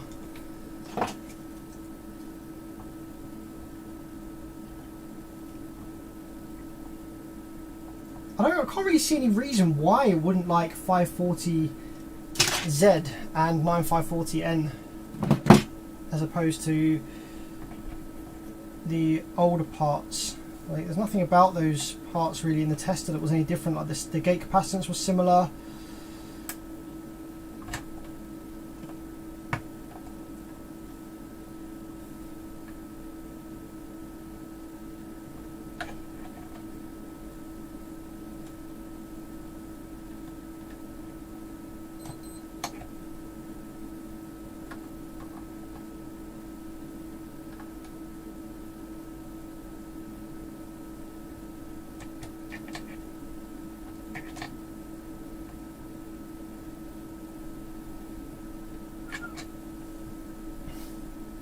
Right, I think because we're going to be removing these parts in and out a lot of times, it would be sensible now. Like with a top board repair like that, you can do it one time, I think.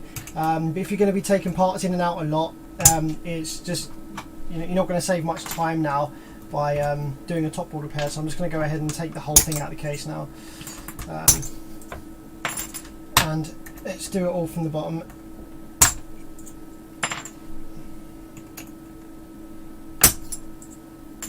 Like if that has worked, that'd be a nice time saver, but now that we're potentially going to be putting parts in and out quite a lot, let's just go from the bottom.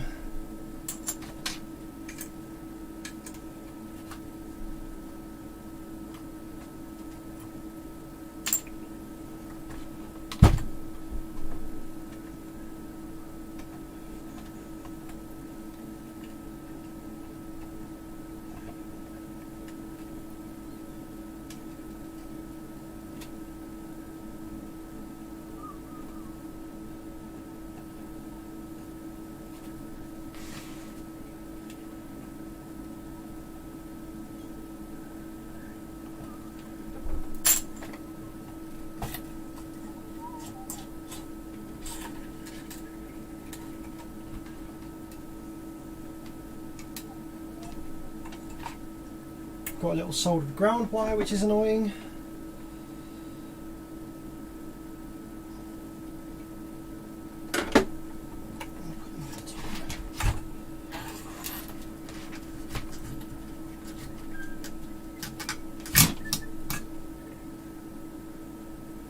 Shitloads of fucking ground wires. I don't know what that is. Why would they do that? Why would you do that?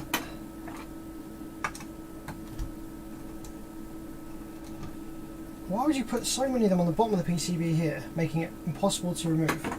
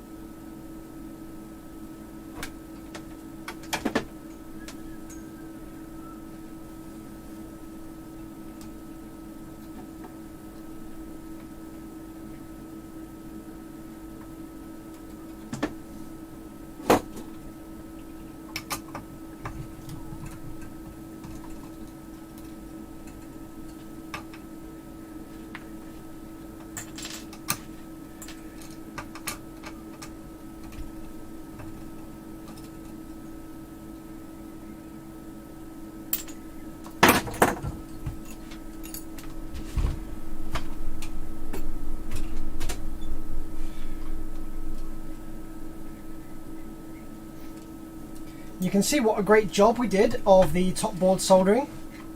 Here, this is the underside. Here, like from looking at the underside, you would never know that they were top board soldered.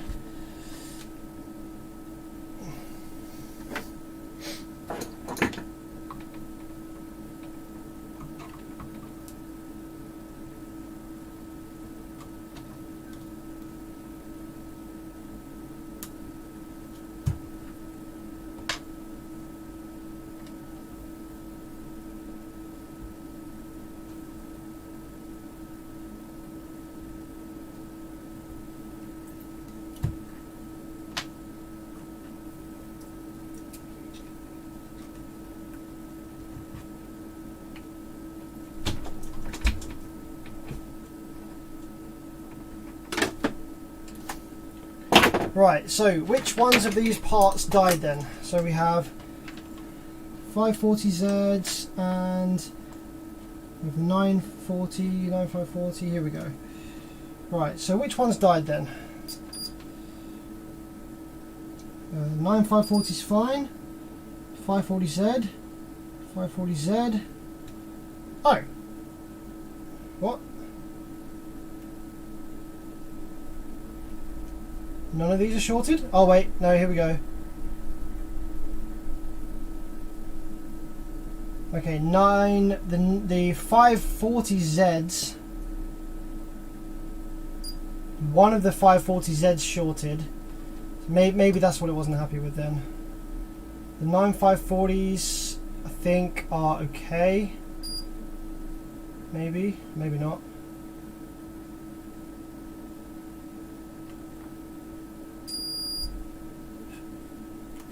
Yeah, the 9540Ns were okay, but it wasn't. I don't think it was happy with the 540Zs. Right, let's use some old ass parts then instead. See if it likes those. So let's just suck the solder from the holes so we can refit. What I'm going to do is I'm going to power it up without any FETs fitted. I just want to see the low side and high side drive without any FETs in.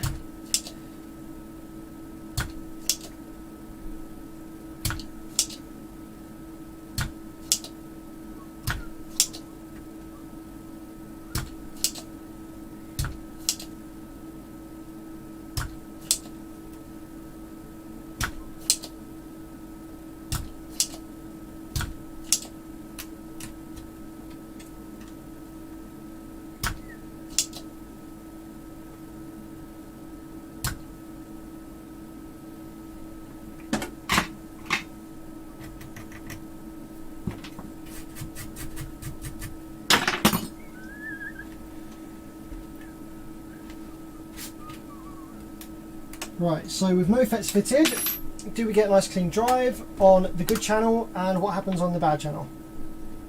So on the good channel, over here,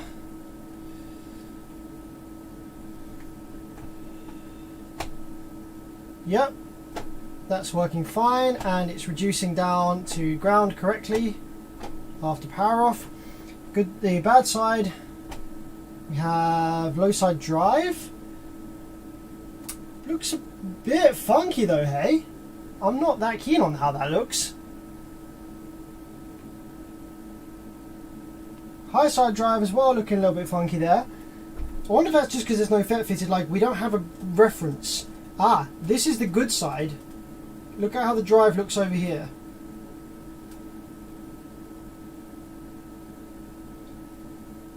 That's the drive waves on the good side. So on the drive waves on the good side, we have a 3.7 volt RMS wave. The bad side, we have 3.9 volt with a bit of a spike there. But I wonder whether that's only there because the FETs aren't fitted. So like that would bring that spike at the top down perhaps. And the only way to know that for sure would be to remove the 4 FETs on the good side and probe the gate drive on that side, which we could do. We could do that.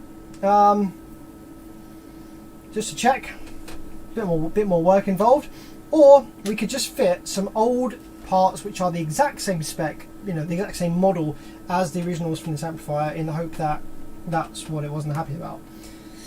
So okay, let's try and find then the closest matching old spec parts for this amplifier.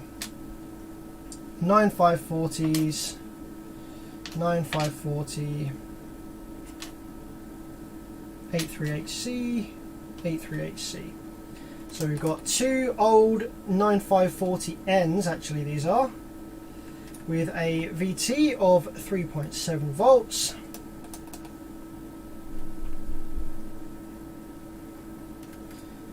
So now we're looking for old 540s with 3.7-ish volts as well.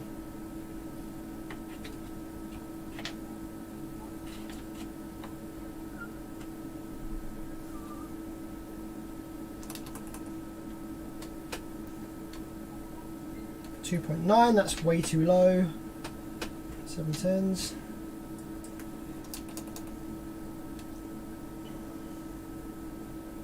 3.2.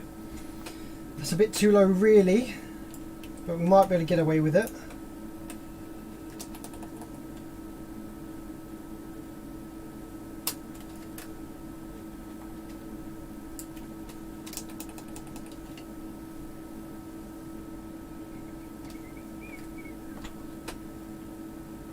The RDS is a bit high on these ones actually.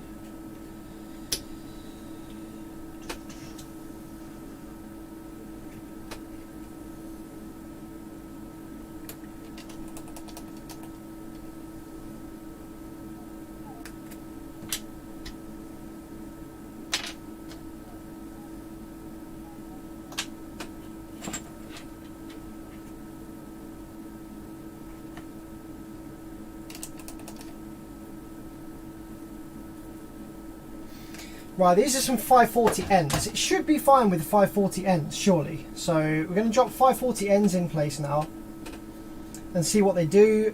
And if they're still not happy, then we're going to have a look at the drive circuit and see what's up with that.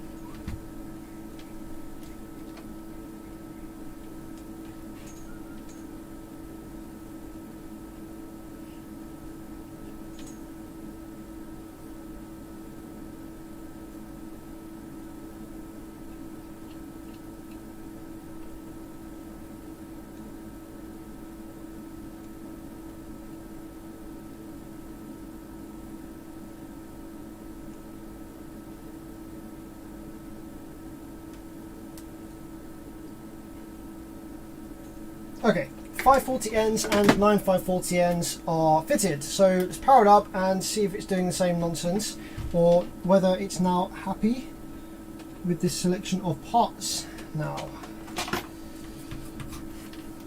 just gonna, now we've got no thermal paste to worry about, I'm just gonna isopropyl the fuck out of this area here.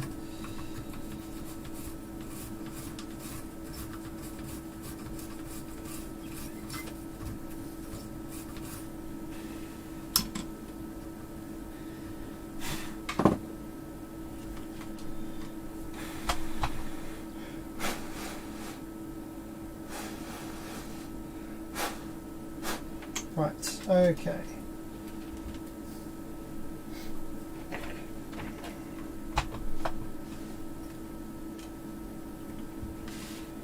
So, this side, before we were getting some positive voltage DC, weren't we, on here, that we weren't supposed to be getting when we were trying to power it up. So let's see if that's still there or not.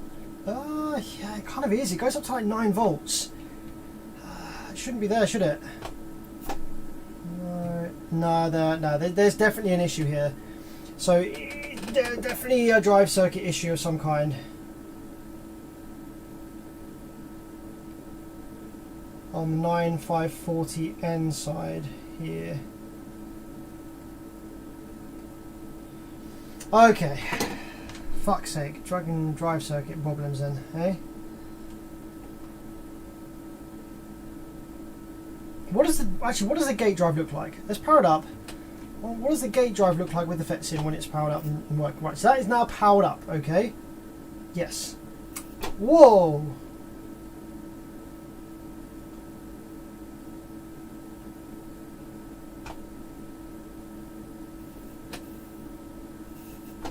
Whoa, that makes some crazy sound. As I touch the probe on the gate, that makes some crazy sounds.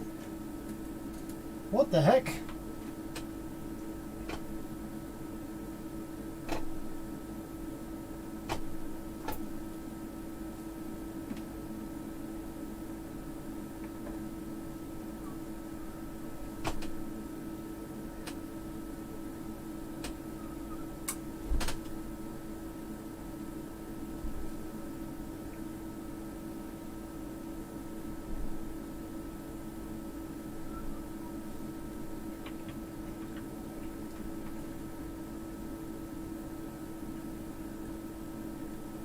Why can't my scope resolve this wave?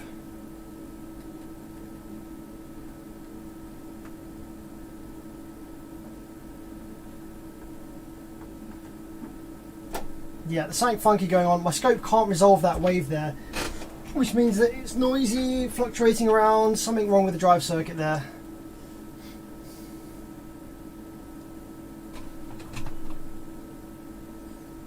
Wow! These output FETs are getting hot to the moon. 120 degrees Celsius there. Nice. Might explain the strange sounds I got when I touched the gate. So clearly, then, we have a fault on one side. The other side's MOSFETs are getting a little bit hot as well. Actually, kind of 40 degrees there. Right, okay, so yes, drive circuit fault then, I guess. Let's go hunting for the drive circuit fault. What I'm going to do, just to make this life a little bit easier, is I'm going to remove all the output MOSFETs, and we can then compare drive wave from the good side and the bad side, channel 1, channel 2, figure out where the drive's coming from, and go from there.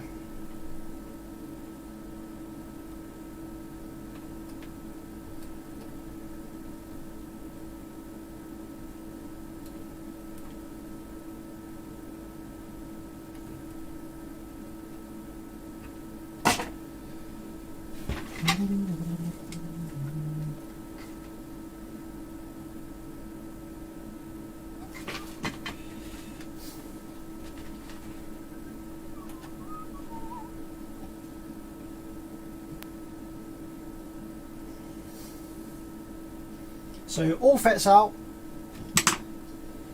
good channel and bad channel.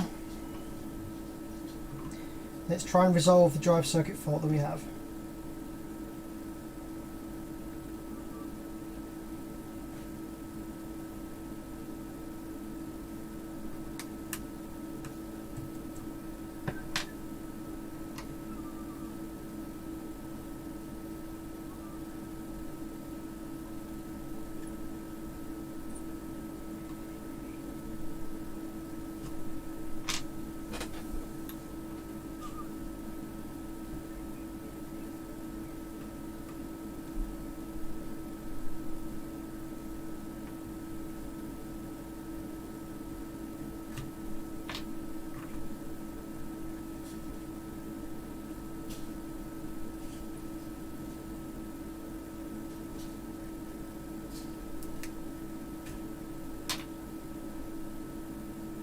Thanks for all the birthday wishes, guys. Appreciate it.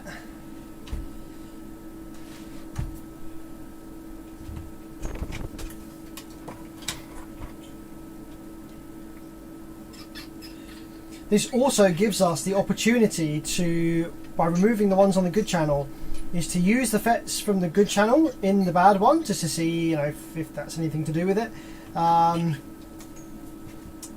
also trial some of the different FETs that we've got here in the good channel to see how they behave, you know, with a known working channel as well.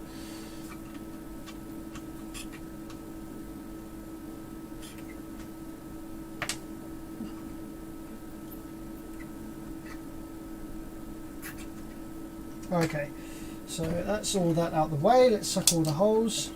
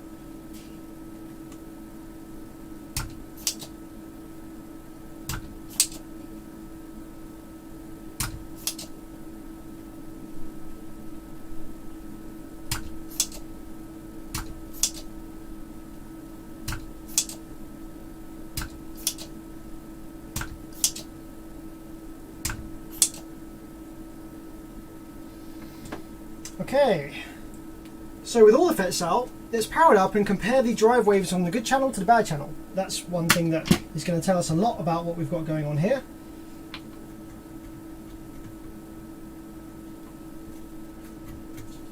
Make sure we've got no solder bridges first.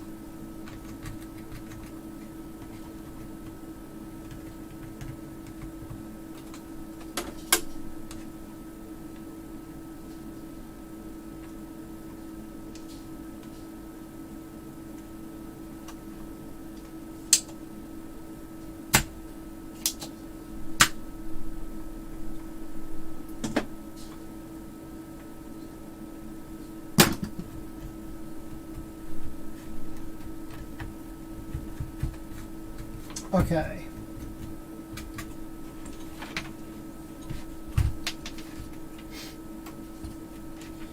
So powering up now then, let's compare the drive wave on the good channel to the bad channel, see what we got. So the good channel, the bad channel, sorry, remember we had this weird kind of little sort of step up at the start of the drive wave there. So I'm wondering whether that's going to be present on the good channel as well.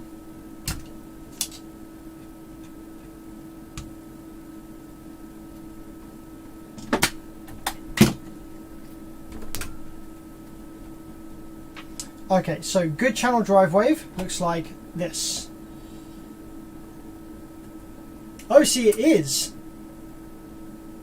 So it is supposed to look like that. Shit, so we might not really get anywhere. So it's a nice kind of like smooth slope there. If we go over to the bad channel over here, it looks a little different. Like, it is kind of the same, but the slope is a touch different, isn't it? Like, if I give you the scope screen, you can maybe see this. So look at this one. Okay, if I pause, that's the bad side. Compare that to the good side. It is different. This is a much smoother roll off there, a much smoother slope.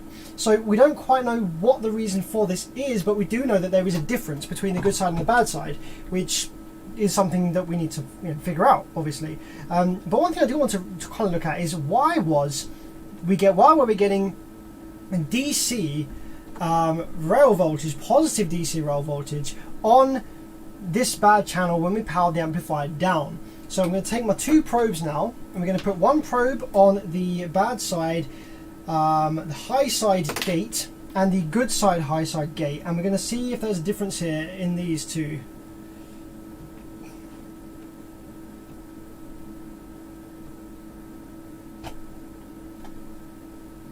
Oh, hang on, looks like quite a big difference there. Hang on a minute. Oh, there's a huge difference.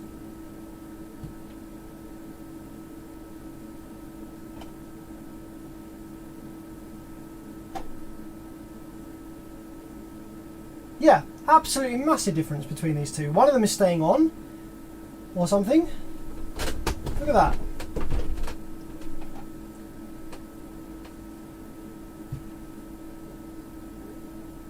Yeah, so I think what that is that is the high side then of this bad bank staying on when the remote is removed. You see that?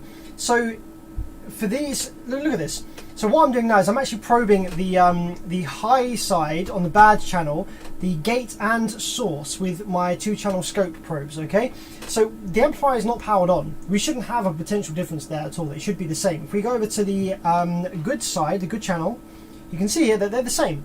This is both probes here.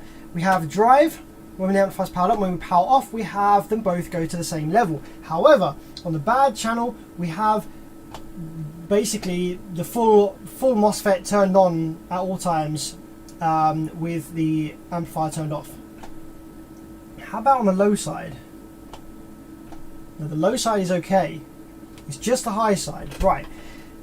Okay, so yes, we have drive circuit fault, high side on the bad channel. So we need to trace back then where the drive circuit originates from. I'm not massively familiar with this circuit design. So we're going to trace back where the drive circuit is, what it consists of, and what it is that we need to replace.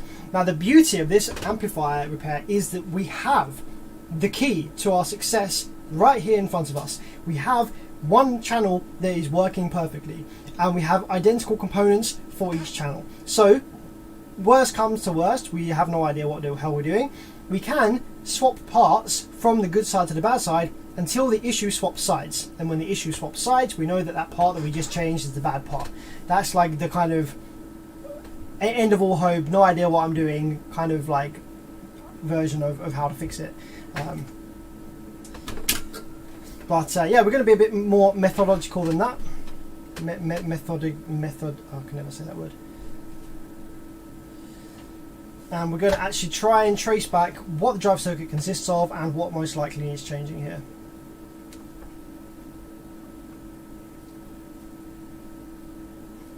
To be honest, it could actually be one of these little diodes here. There's a couple of little diodes here actually that sit between the gate and source, I think. And if one of these diodes is leaking, then that will cause this issue.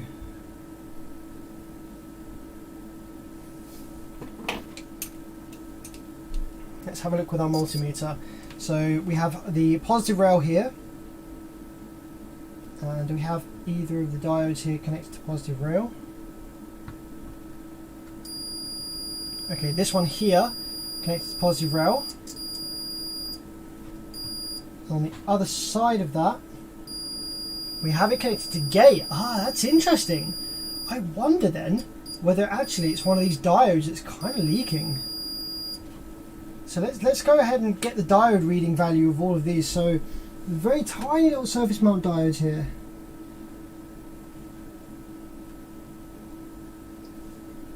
So one way round we have open circuit. Other way round we have 708. Okay, on this one way around we have open circuit. One way around we have 707. So just make sure on the other side that that's actually what these are supposed to look like. One way round, open circuit, other way round. I mean, they could still be leaking even though they're reading okay on the multimeter. 709. Yeah, we got this, we got the good readings. They're the same values, so it's more likely, I think, then to be part of the drive circuit then rather than these little diodes.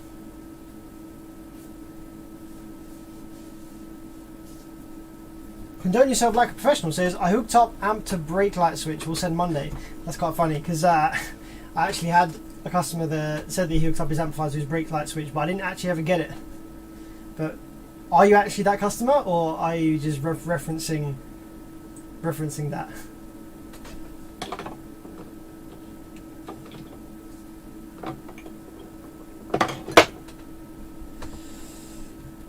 Okay. Right, so I think the rail voltage should have sunk out from the amplifier now, which it has. So let's take our multimeter and let's find what is the drive circuit on this amplifier. Where's the drive originating from? Now we have a bunch of this goop over the, annoyingly, over the pins for this kind of riser circuit here. I'm going to try and remove so that we can actually probe them properly.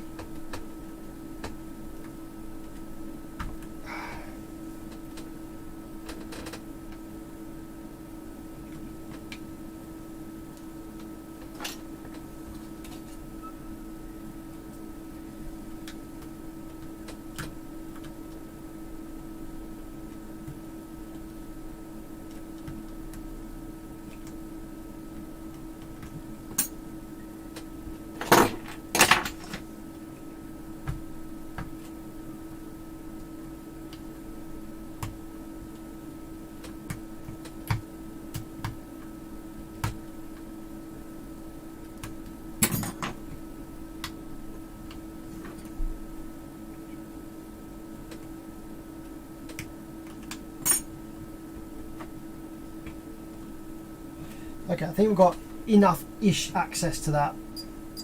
Right, let's try and find our way back to the drive circuit then. So we've got a 3.6 ohm gate resistor. And let's try and see if that's connected up here anywhere.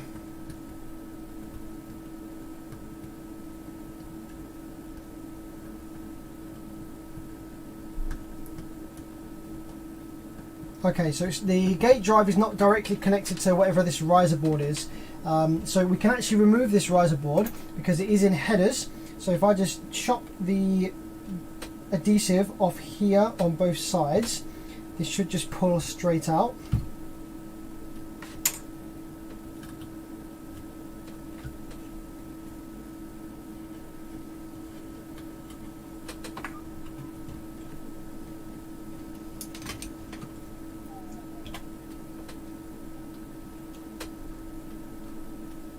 Because it's possible that the final drive circuit is underneath here.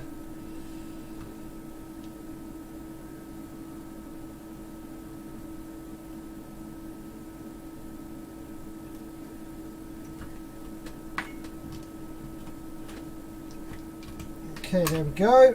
Okay, yes, what do we have under here? We have, I think, what's the level shifter? Oh, we have, oh, shit. Okay.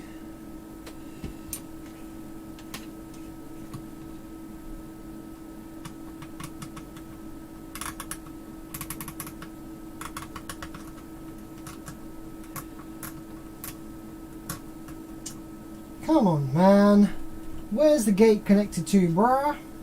Right, we go through this, we go through the 3R6. Right, then we go, then where do we go? Through the 3R6.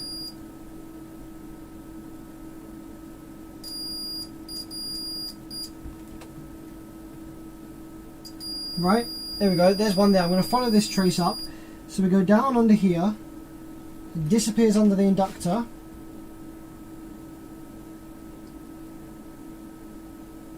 Goes into a via. Okay.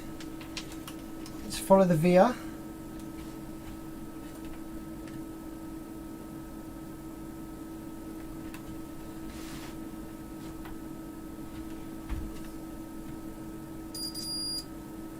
Okay, goes to here, which looks like a capacitor. Now, is that a capacitor in series? It possibly is.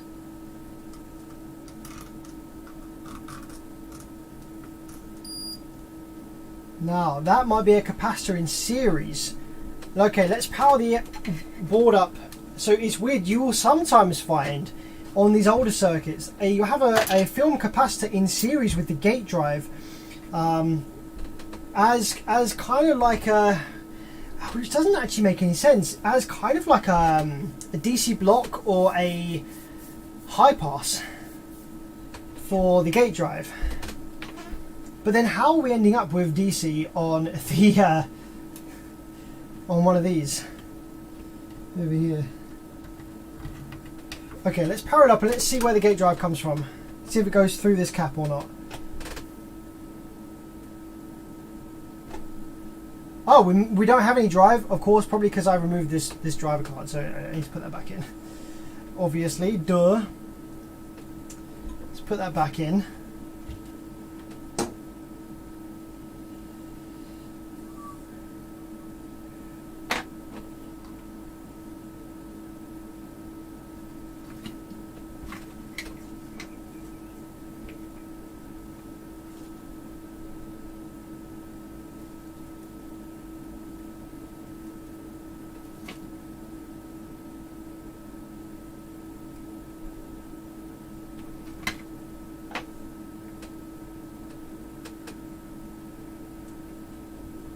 Okay, so that's back in. So let's try and see then. Yeah, does this drive go through this capacitor here? So let's get that running.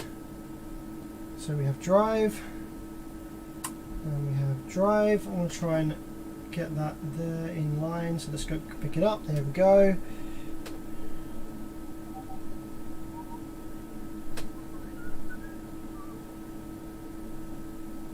Okay, yeah, so we do have drive there and there. So, okay, interesting. It goes through the capacitor, although at a different level.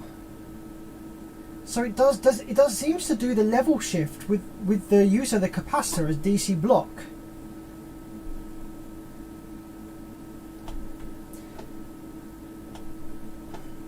So that would mean then on this side, which I guess is the bad side,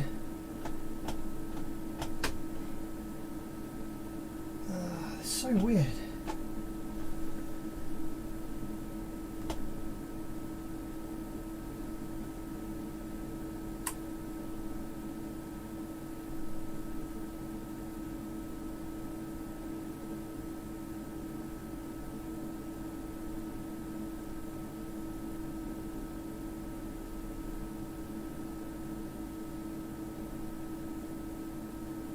Yeah, okay.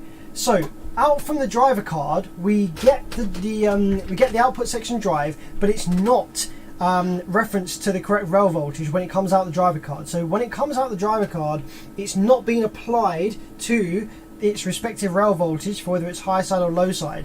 It's just coming out the driver card. I'm just going to use this to rest my hand on. It's just coming out the driver card in vanilla format before it's been applied to the correct rail for high or low side. So let's just compare then the waves from the output drive waves from the good side and bad side and make sure that they're the same coming out the driver card. So here we have, that would be the low side coming out there. Okay, that's actually opposite there. So that one there, that's reference to ground, goes up. Reference to ground kind of goes down. Reference to ground kind of goes up. Oh, these are weird, man. They're like super not equal either side.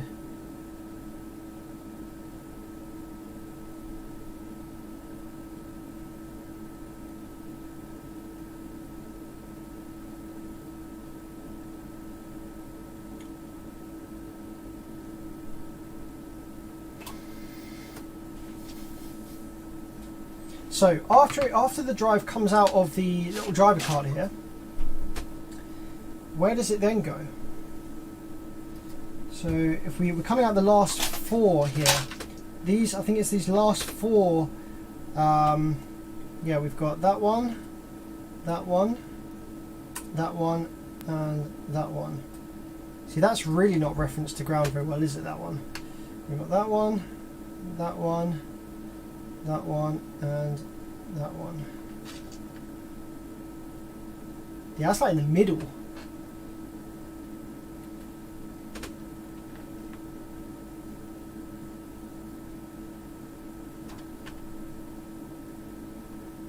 Yeah, the DC offset, the leveling is all over the place. Right, so once it comes out of the driver card, where does it go then? See if we can figure it out.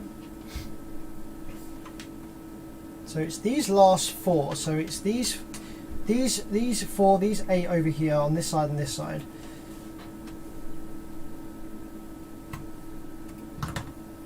Let's remove that. So what do we have coming out of here then? It would be great if this glue wasn't in the way and we could see the traces. So we get this glue out of the way.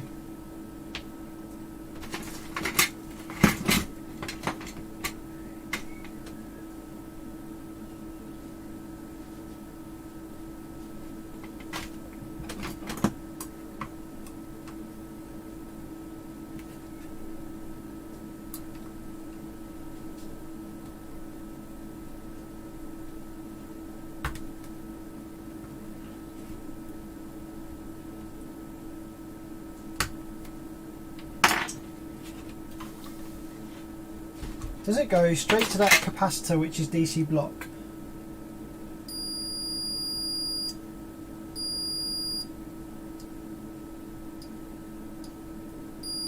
Yes, it does. It goes straight to these caps.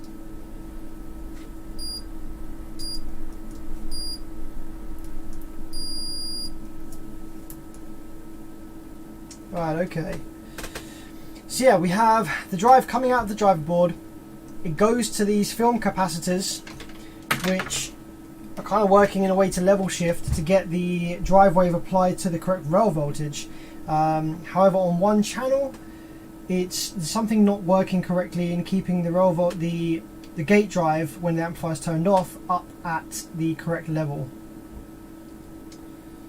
I'm trying to figure out what it is exactly. I mean, this is complete alien to me. This style of output section, class D output section, is something that I haven't actually worked on before. So we are figuring this out together. It might be a case of removing these film capacitors and reading them in the tester.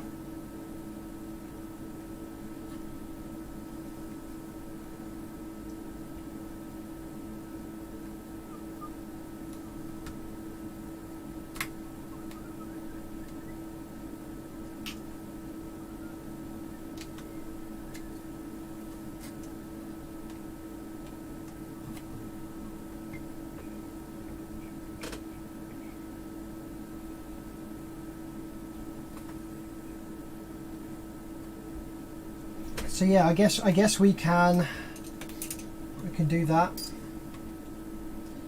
We can pull these caps out, measure them in the tester. But I want to power this amp up actually without this driver card in place. That's an interesting one. Without this driver card in place, do we get that incorrect DC on the bad channel or not? Because that will tell us whether the issue originates from the drive circuit or whether it originates elsewhere. I'm thinking it can't originate from the drive circuit because these capacitors, they DC block. So when the amplifier is turned off, there's no PWM, so there's no reason that the drive circuit, anything on the drive circuit, would be able to influence the gate drive after it's been turned off. So I think we're still going to see that issue here.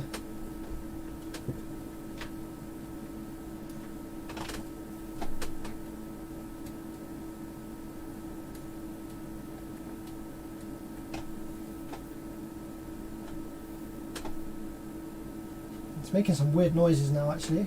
It's a bit strange.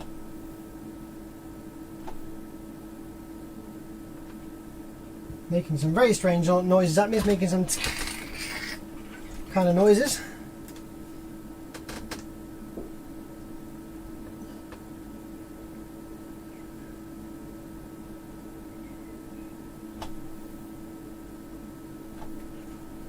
I don't know if you can hear that.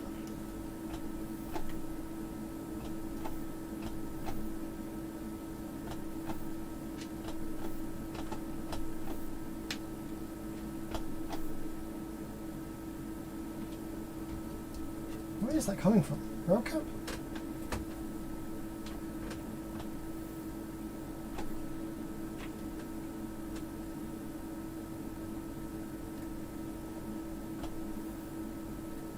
Ugh. Actually, you know what? Fuck me. The power supply drive does not look happy.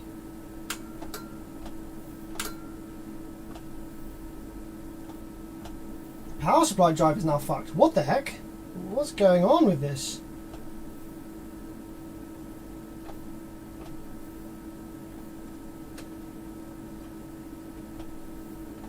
Is that some kind of regulated thing? I don't think it is. This is the power supply gate drive now. Yeah, that is not happy. What the fuck?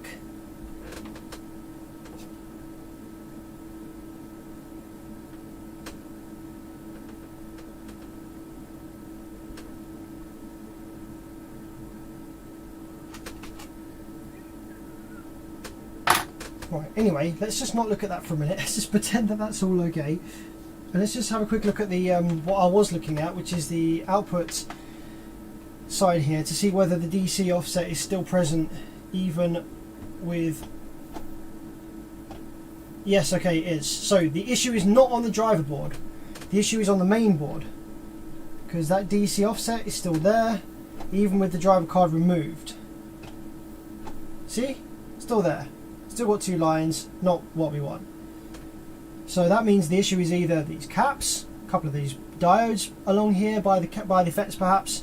So I think what we're going to do is going to start by removing the diodes which are around by the FETs here, just to see if that solves it. If it doesn't, then we'll go ahead and remove the caps here, I think, which are the DC blocking caps and whatever. Try and sort that out. Thanks a lot, Dennis, my man. Thank you very much for the 10. That's really, really kind of you. A nice sticker there with the wheelie chair. I'm actually on a wheelie chair. Oh, that's my side hustle.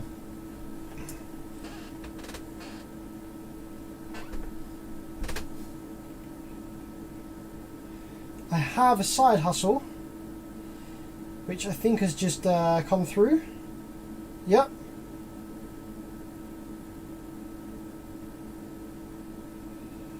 So I was repairing Nintendo Switches for a while, and I figured out a way to crack the parental keys, the master keys for the Nintendo Switches on the new firmware, which no one else can do at the moment. So I have it listed on eBay. I have a parental key removal service tool that people can buy to get their parental key, master key thing reset. So someone's just bought that. Let's see if I can get their key for them.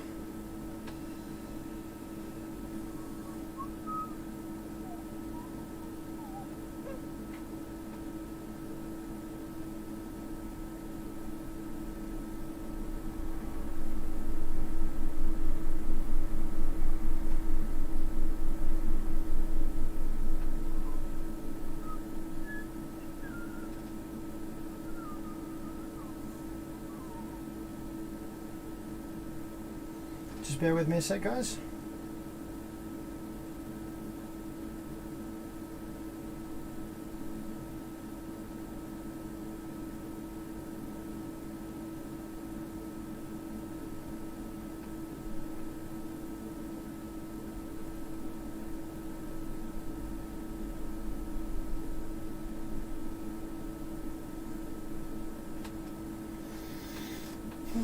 Sam, what do you think about Crossfire? I don't really get the amps in the UK, so I can't really comment, I'm afraid. Happy birthday, buddy. I've learned a lot watching your YouTube videos. I watch them all the time. Not sure how, but thanks, man. Dennis says, I don't know how much I'll get to watch the live stream, but I think you're awesome. Thanks, man. Thank you very much. Appreciate that.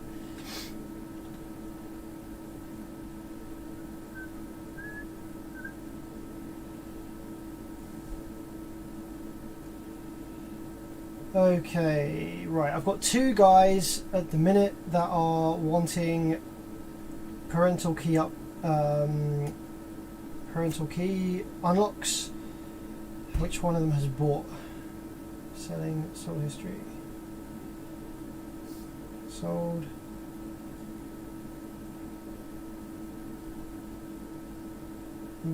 Gagic77 on eBay has made a purchase. Bradley, happy birthday, Sam. I'm a huge fan because of you. I started doing amp repairs as a side hustle. Any tips for someone who now starts up? Yeah, get a floor pedal for the remote. Get a decent scope, get a decent bench power supply. The equipment that you use makes all the difference. Apart from the multimeter, you don't need an expensive one. Just any cheap multimeter that has beep continuity that's immediate. Thermal imaging camera, absolute must-have. It solves so many problems. Thanks to the Wolf for the £5. I fixed some DJ gear I never would have been able to without watching videos like yours. Oh, that's awesome, man. It's really cool to hear. It's interesting that you can take some of the stuff from this channel and apply it to different equipment, different stuff. I don't work on DJ gear, so it's cool that you're able to take some of the knowledge and put it towards that. I'm really glad to hear that, man.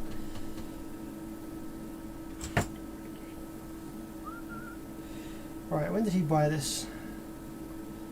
428. Bought it ages ago. Okay.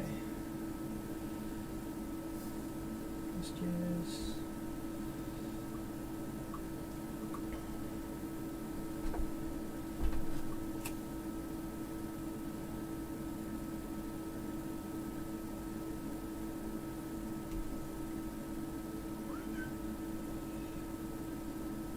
Okay.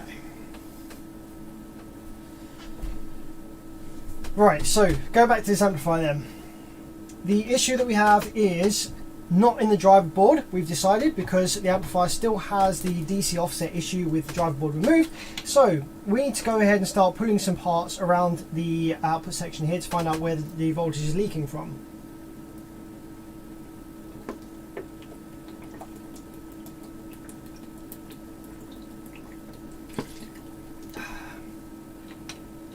Hey Sam, are you going to do a video on the new SW series from DD? No, I'm not really doing much with DE anymore.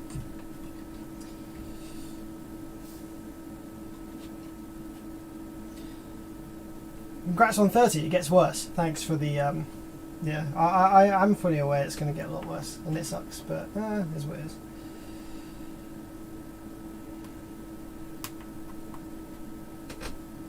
Okay. So the first thing I think I want to do is I want to remove. Actually, hang on a minute. So what is the actual issue here? The issue here is that it's locking the gate to a lower than rail voltage level, which is really strange.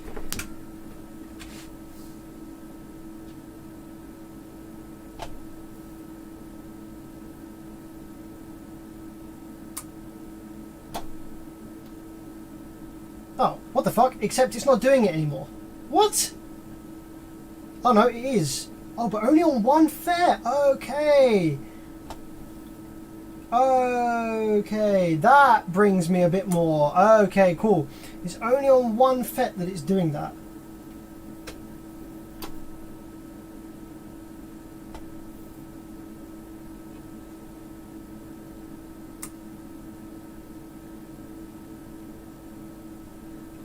Yeah, look, it's only on one FET that's doing that. Right, so it's going to be then, it's going to be some of the freaking diodes around this area or the capacitor or something that is for that one. So that gives me something to hone in on. So let's start removing some parts around here and just see what happens, see what differences we get.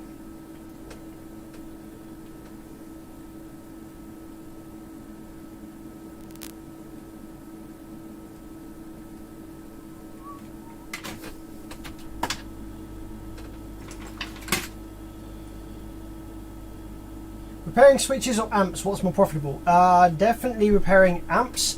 Repairing Nintendo Switches, a lot of the time you end up with a non-repair due to the CPU being dead, or just, I mean, they're so complicated. They're such complex devices. Like, there are a set number of maybe like 6 different common things that go wrong with them that you might be able to easily fix and make quick money on, but then you'll also get like a bunch of them that come in that have faults or water damage that you just can't fix, and you're wasting time, and yeah, it's a bit of a pain in the arse.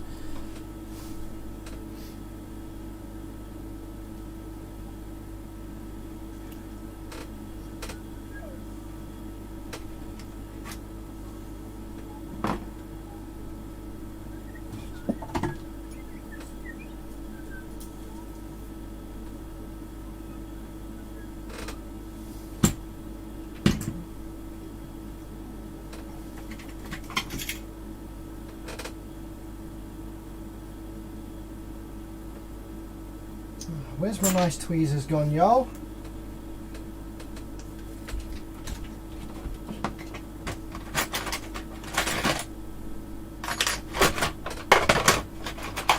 Go. Right,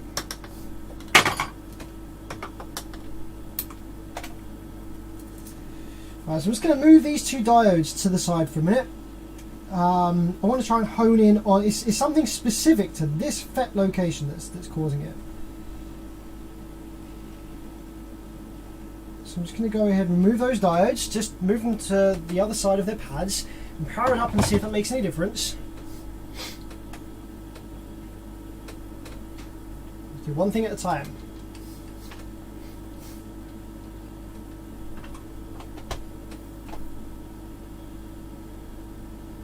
Okay, wow. Well, now we don't have any rail voltage on that one at all.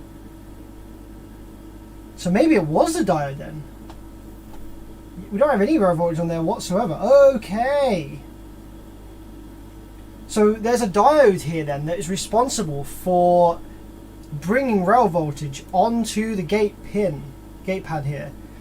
And it may be weak and therefore unable to do so.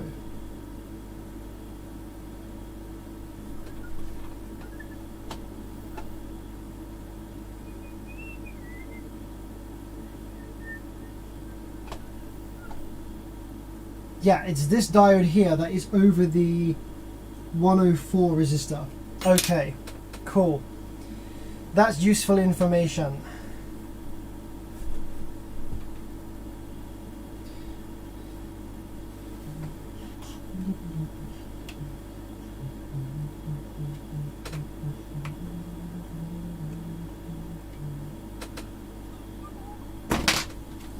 short out the rails. Okay, so now we know what the issue is likely to be. Let's try and figure out what that diode is. Put the other one back.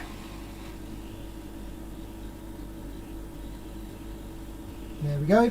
So the issue then is likely to be this diode, I reckon. So what we're going to do is we're going to swap them round from this FET bank, which was good. And I'm going to try and match up the orientation of these diodes. It's very, very small. It's quite hard to see. So I'm going to try and get some thermal paste so I can get the marking on the diodes. See which way around they are. Because there's not actually any markings on the board here. So if we screw it up, then we're kind of screwed. So we have... Okay, let's have a look.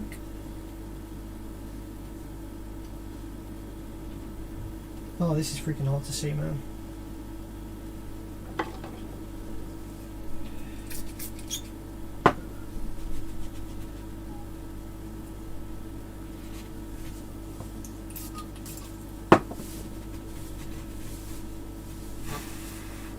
I think it's time to get the microscope out, because I cannot make out the markings on these diodes with the naked eye from here.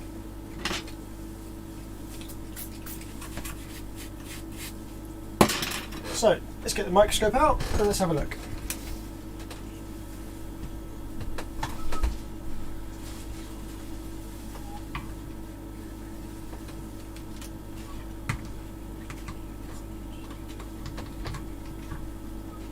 Okay, so what we're going to see here is, hopefully, yes, location over here.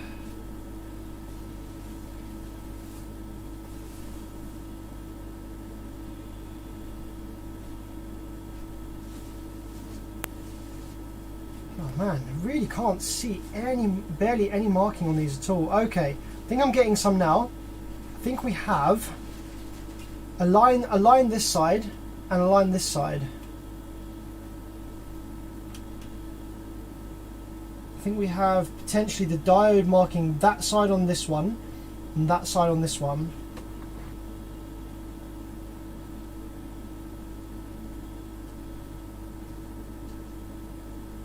Yeah, L2 I think it says. I think it's marked with L2.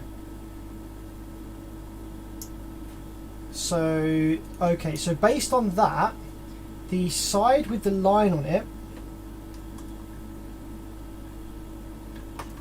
is connected to the rail or the gate. Okay, so the side with the line on it seems to be connected to the rail. Let's confirm that on this side.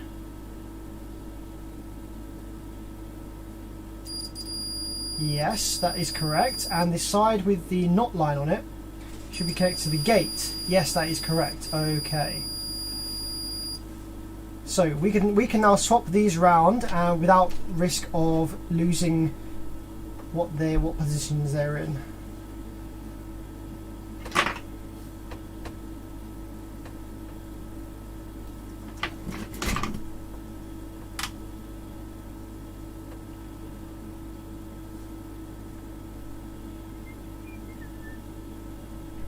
They're actually flipped backwards from each other. I'm going to turn my hot air gun pressure right down so it doesn't, so I try not to blow them away.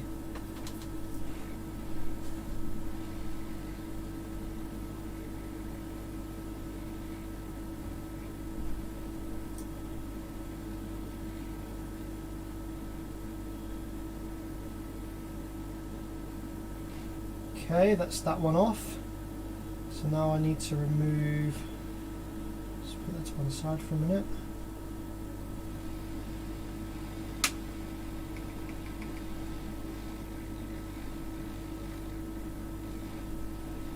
I need to remove this one.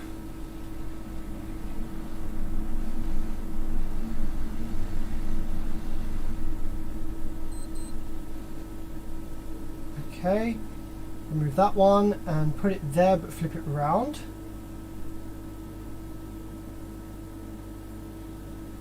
Yep.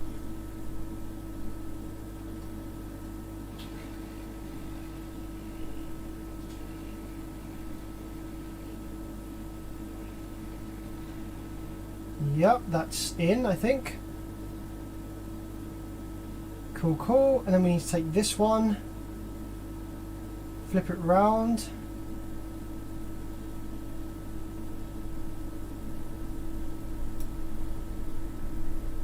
Just solder that one into here and see if the problem switches sides.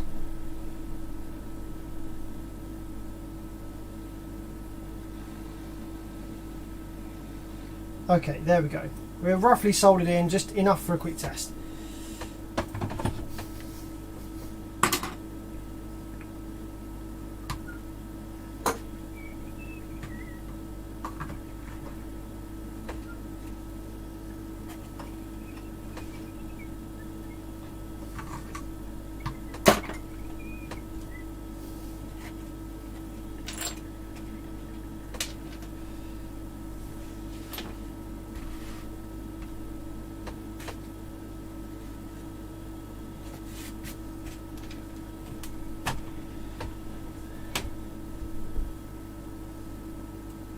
Thanks for the 5, the wolf. I think I mentioned that already. I seem to remember reading that out. Thanks very much for the 5, my dude. And thanks to Grotto Tree for the 5. Happy 30th birthday, Sam. I only just woke up. Elliot Vieira is here from my alternative account. Oh, okay, great. Didn't even know. Yeah, awesome. Thanks very much for the 5, Elliot. Awesome. Thank you very much, buddy. I appreciate you dropping in. Okay, so fingers crossed then. Hopefully the issue has now switched places. If it has, then we know we found the problem. So we should see the issue appear on this FET location now. Turn it on. Oh fuck, it's not, is it? It kind of is. Oh no, it's still in the same place. That means that it's not the diode then. What the heck? It's not the diode. What? Maybe it's the capacitor?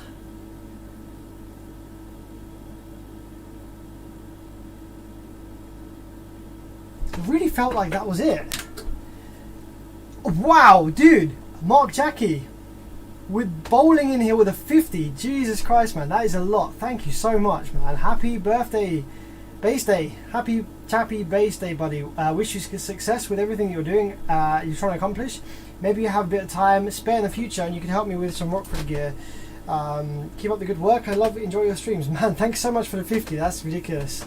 That's crazy, dude. Thank you so much. And of course, more than happy to help.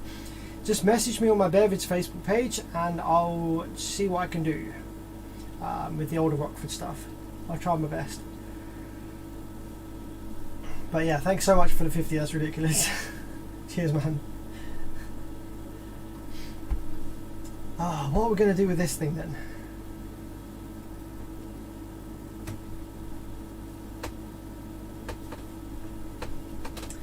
What are we going to do with this thing then?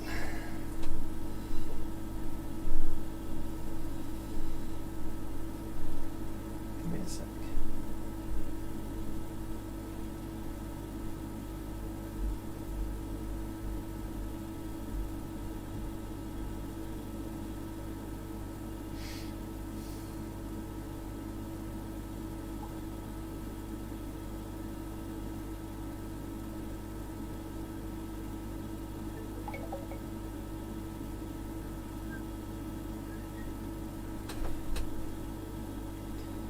Why don't people read eBay listings? As the listing states, yes, all models and firmware versions.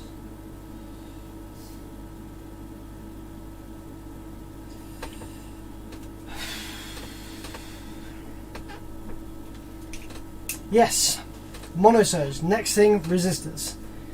Let's check the resistors around the area. There's a 104. That might be the issue, but unlikely, I think. But maybe there's a 104 that could be open, perhaps.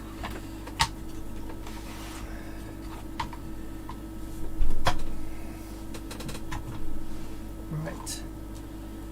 Okay. So it wasn't the diode that was the issue. So we've got a 104 and a 3R6. So the 3R6 and its parallel diode is gate resistor. So that's not going to be the issue. That's not going to be what's causing this on DC to be present on the gate. But the 104, I don't know.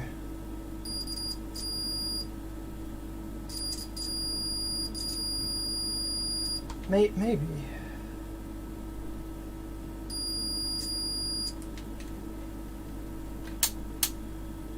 That's 100k, isn't it? 104, I think. Right, so let's read this other 104. Let's get a reading off of that one first on the good side. 99, okay. And how about this one on the bad side?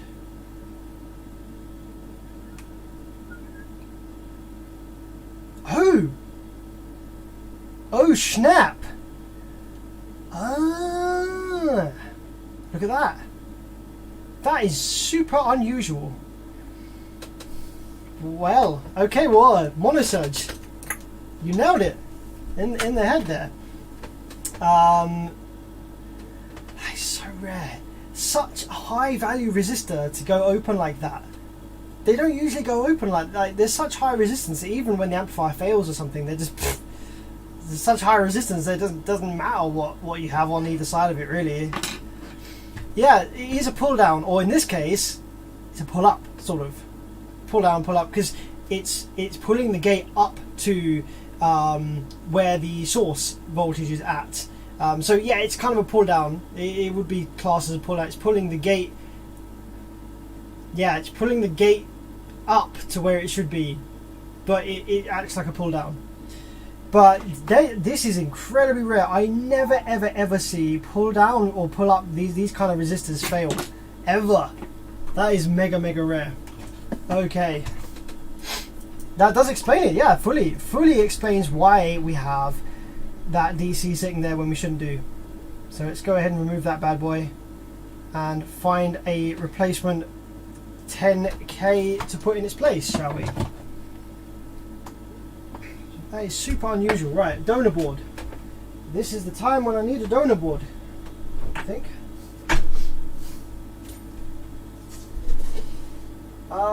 I think all my donor boards might be upstairs. Shit.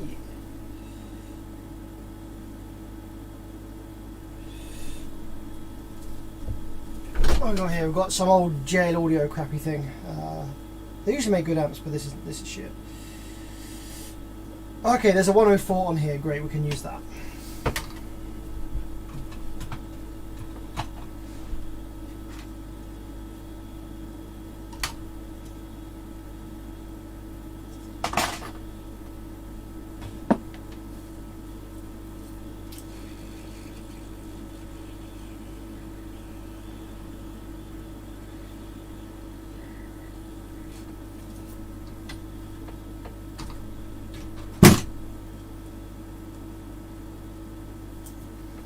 Monosurge says, I use IRFB 30N20 as a universal 540 replacement. Holy shit. Well, yeah, they're quite a lot more powerful. They're quite a different specification MOSFET there. So yeah, I'd imagine they would be a bit more robust, but I wouldn't necessarily trust this drive circuit to be able to run them. I think I'd have to check the data sheets, but I would suspect that the gate charge is a little bit higher on something like that, and the input capacitance.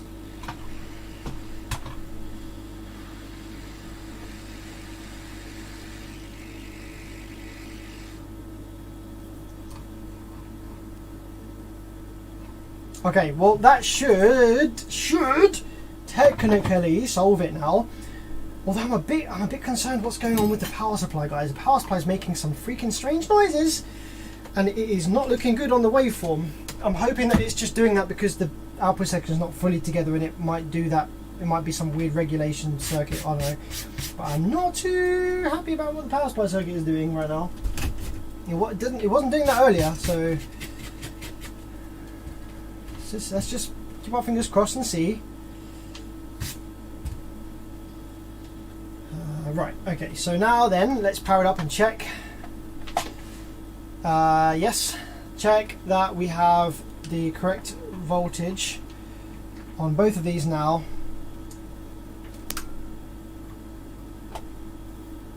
Yep, that looks good. That looks good. Okay, sweet. That has resolved that problem then.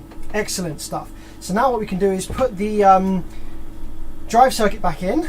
Once we've done that, I want to make sure that the drive is good on both banks, and then we can put some FETs in and see if they work. So drive circuit going back in now.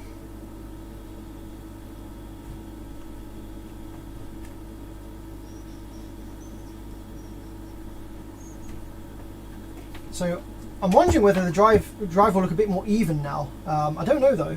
It might not. It did look a bit different on each side, didn't it, before?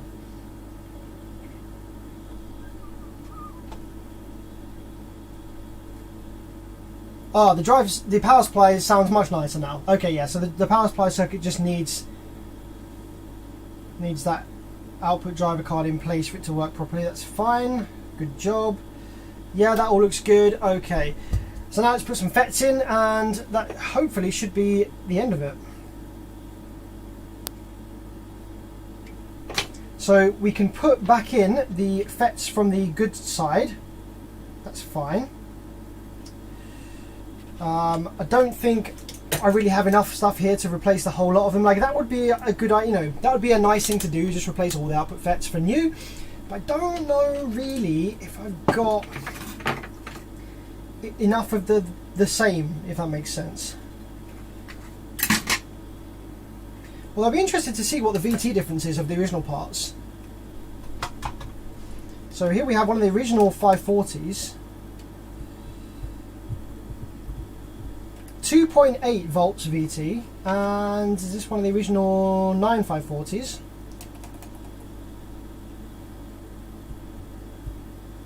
Fucking 3.6! I guess it doesn't freaking matter then. I guess the VT doesn't matter. Alright then, whatever.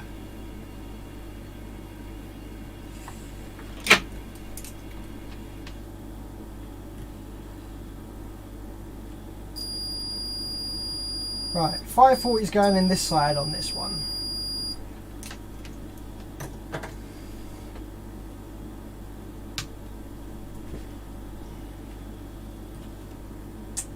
Happy birthday, you're doing God's work. Thanks, man. Not really. I'm doing stupid ass guy's work. Actually, you know what? These FETs are fucking completely Hang on a minute.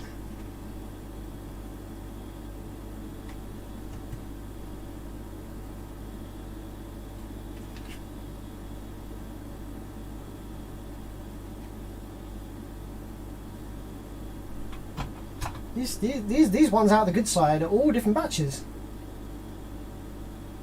These FETs out the good side are all different batches. Okay, well I guess I will replace all of them then, so they're all the same batch. Mike Honda, dude, thanks for the 20. Happy birthday, brother. Happy New Year. Should make us fix an amp for you today. Oh, that would be funny. I don't know if I've got any. I don't know if I've got any amps that are like mine that we can do that with. They're all customer repairs. Okay, right. Okay, let's drop all new parts in to this thing then, shall we? Right, let's match up some batches. That's that one there, that one. 540s, right. Okay. So let's get all of our 540s together. 540N here. Great. 540N. 540N. Nope. Couple of brand new 540Ns. I don't trust those ones, to be honest. Maybe a bit sketch. 9 540.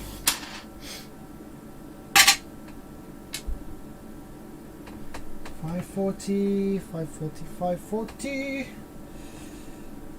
540,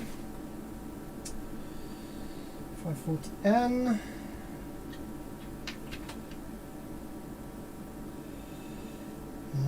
9540, 9540, 9540, 9540, 10.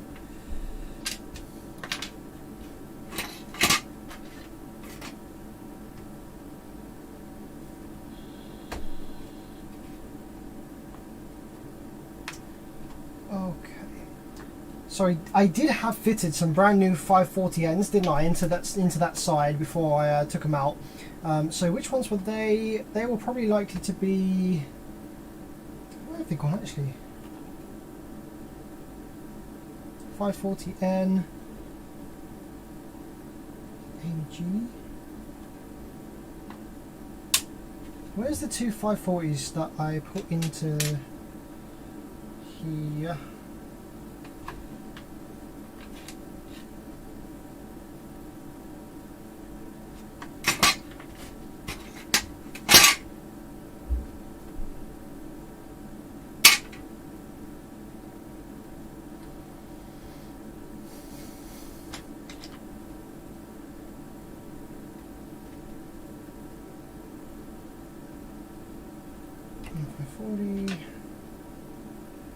Right, they're the two 540Zs.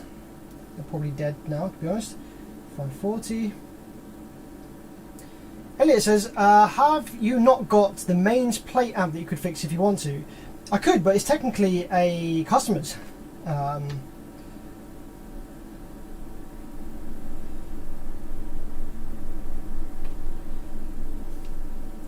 Although we could give that one a go. If I run out of stuff to do later, I'll give that a go.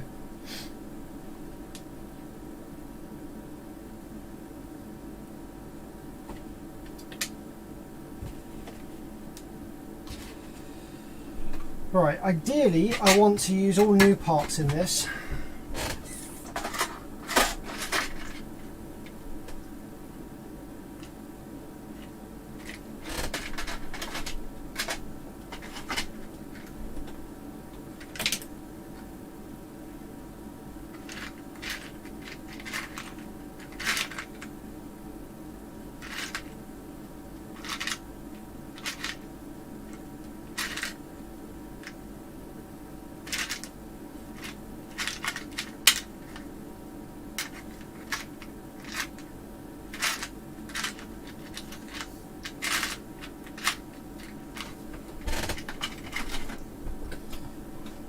Right, okay, so here's all the parts I've got. So we have, let's put them into batches. So we have, that one's probably a fake because I can tell by the markings. So we have LTVL batch there. Don't seem to have another one of those anywhere. We have 843 batch. Have two of those. 843 batch. This old ass, okay, that's different.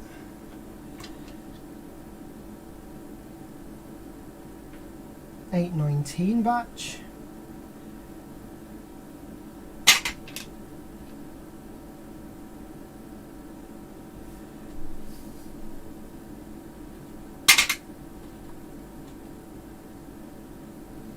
$731. I'm sure I had more matching batches in this literally two freaking seconds ago.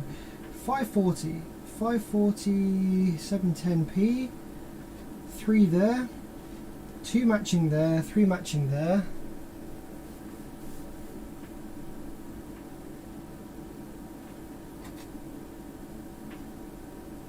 $446K.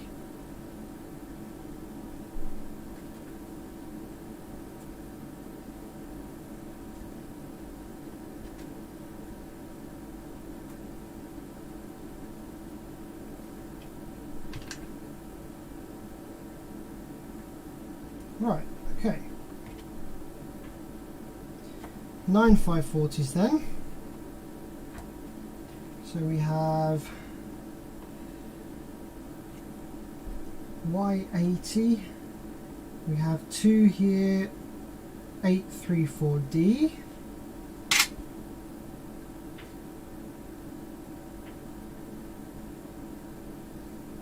2819.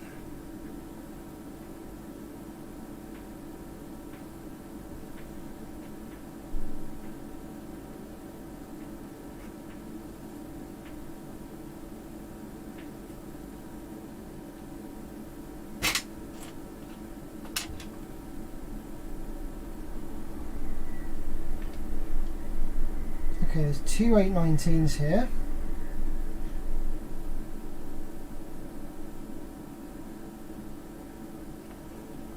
Two 32K, 424K, 735, AA, right, there's a pair of AA ones. There's another AA, that's a BA. There's a 001D, there's a 735XR, that's a matching pair there.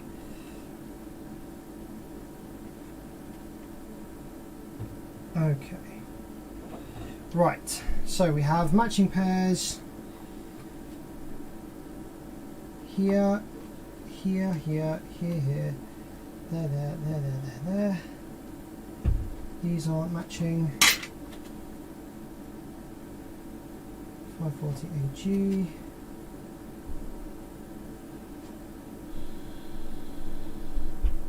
I'm super confused where the ones I had fitted to this amplifier, the 540 ends. I had like some brand new matching ones, didn't I, just now, before I took them out again. No idea what I've done with those, but whatever. Okay. So let's go with these two. 720p's, VT, 3 volts. So looking for a couple of 9640s to go with that. 3.1, that'll do.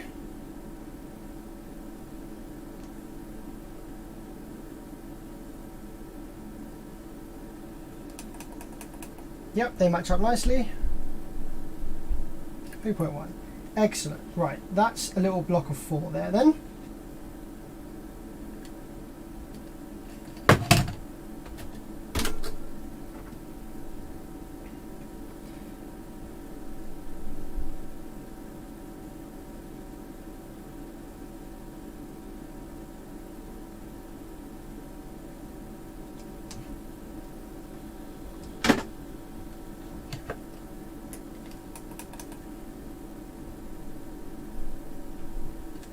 That's close enough.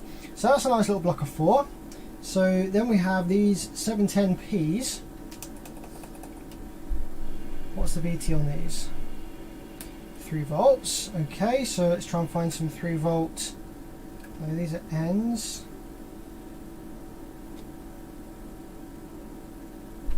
.540 ends. 9540s.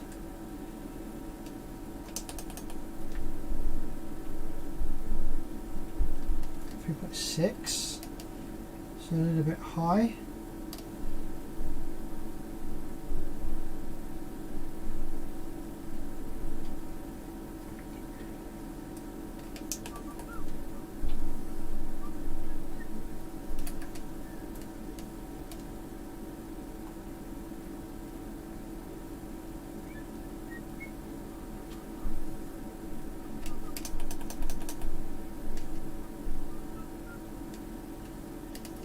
.8. Right, these ones are probably going to work fine together as well. So one channel's going to probably have ends in it, and the other channel's probably not going to have ends in it, only because of what I've got here.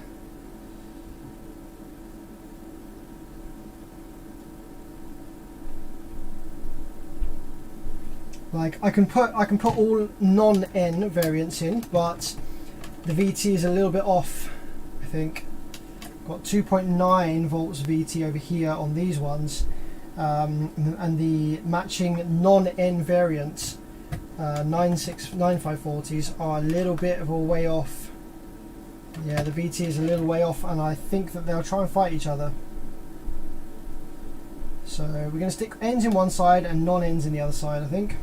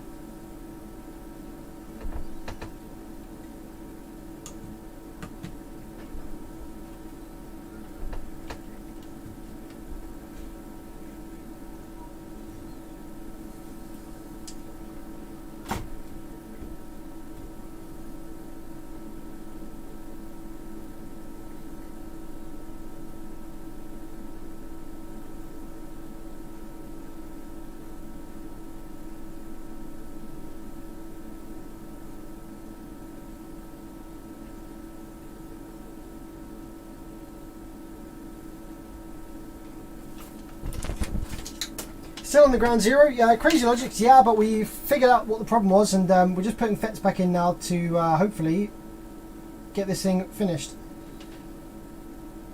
I think this will be the last bit on the ground zero.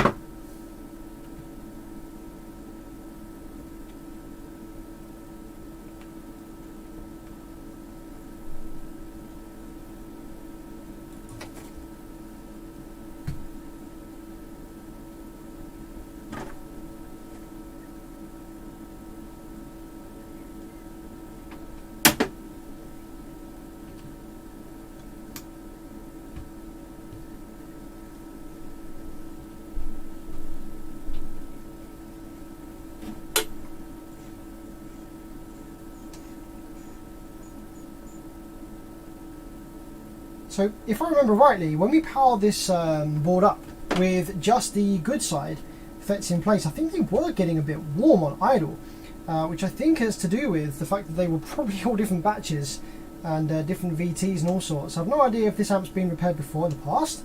I certainly haven't repaired it before in the past, don't recognise it at all. This is a completely new circuit to me. So I wonder if it has been somewhere before and they fitted like a different batch of FETs in, or whether it was like that from factory, but either way it wasn't really running particularly efficiently on the good channel anyway. So hopefully by replacing all of the MOSFETs on the good side and the bad side, we will improve the efficiency a little bit of both channels here.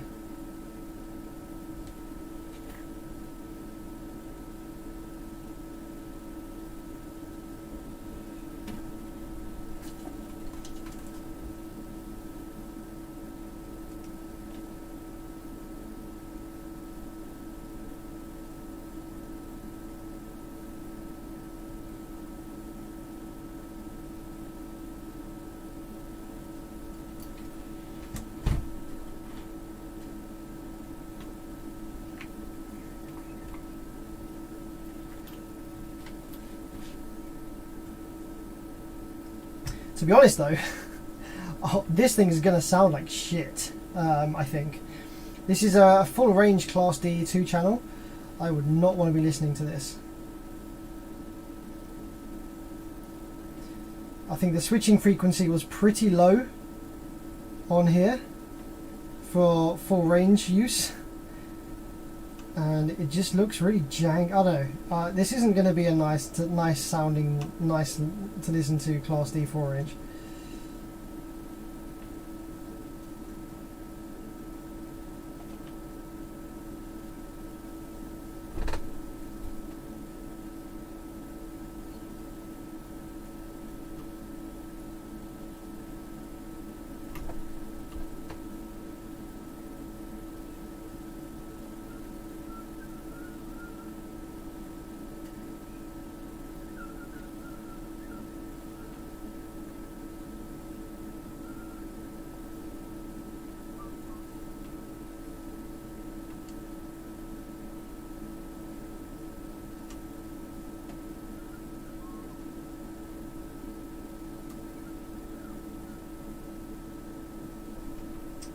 Okay, we are all soldered in, yay!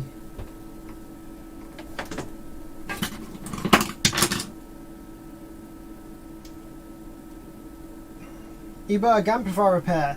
I saw Sam turn 30, so I had to drop in before firing up equipment. Stay safe, Sam. See you around on Facebook. Yeah, man, absolutely. Take it easy. Thanks for dropping by. Really cool to see you here.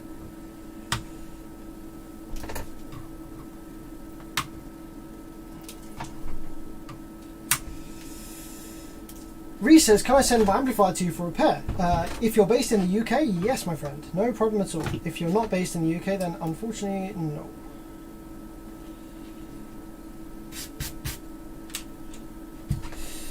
Okay. Come on, fingers crossed. Oh, side hustle.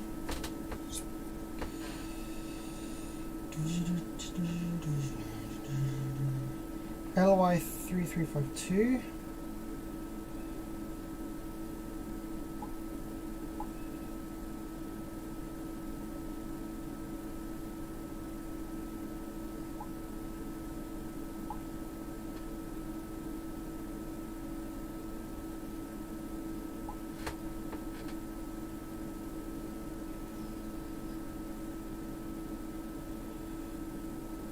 Okay. A couple of side hustle things to do. Got a Nintendo Switch master key to unlock, so let's just have a quick look at this.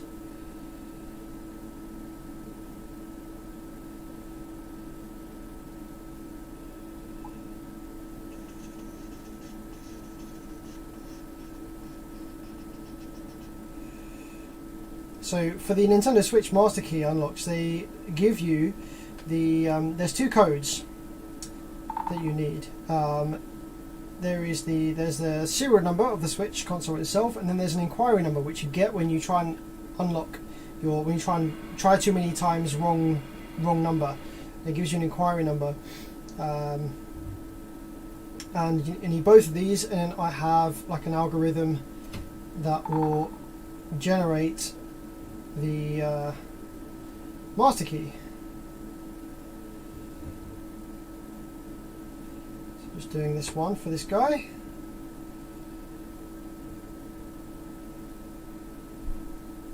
Okay.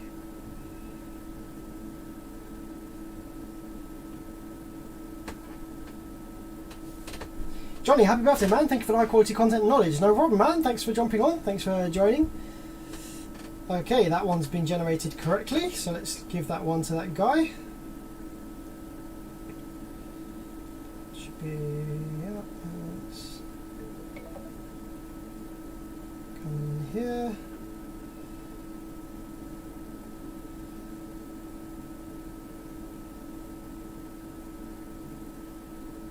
Selector. Master key is this number. Okay, now let's do the second one. Yeah, 1.5 hour will do it then. Ah, okay.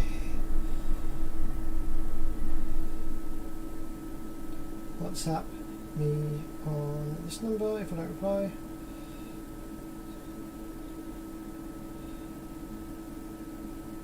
I don't reply.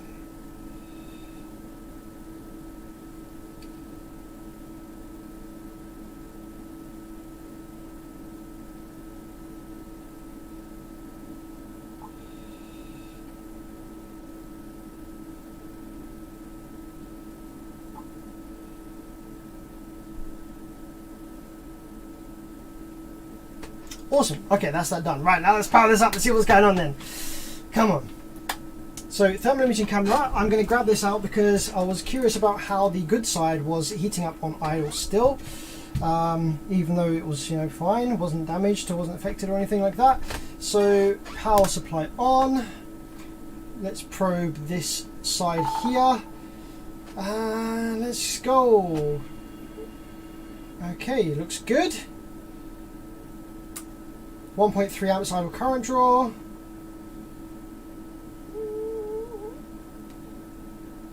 Power off, and yes, we have power off straight down to ground.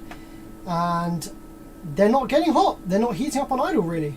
There's like I think one slight heating up there, but I think that's just from the soldering residues. We've got 30 degrees on there. So if I turn the voltage up to 12, what is the switching frequency of this actually? What is the switching frequency of this?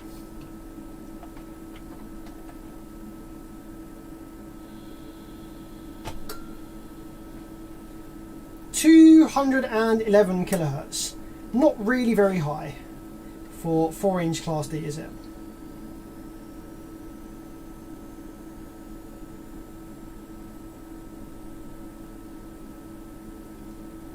So the output MOSFETs on this side are getting to 38, 39 degrees.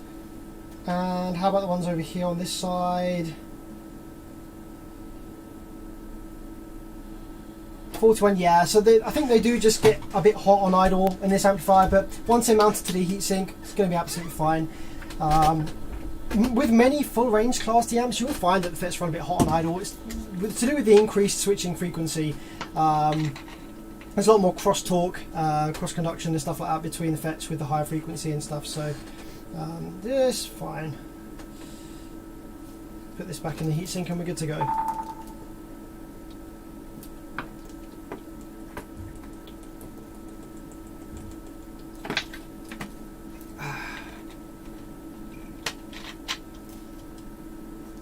Happy birthday, FPS Anchory. Thanks, man. And Anarchy out of it.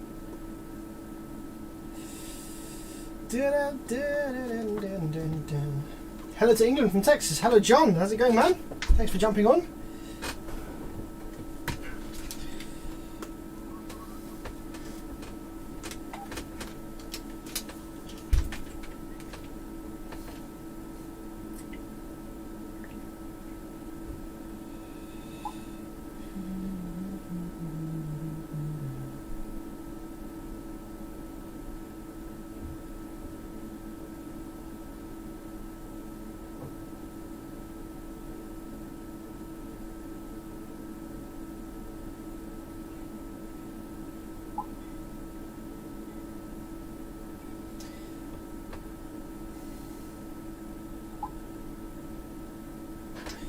Okay, cool. That's that done. Let's get this back in the heatsink and move on to something else then.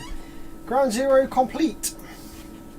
See, this is why my parts all get mixed up, because like I'm just shoving them back in any old drawer because I can't be bothered because I'm bored now.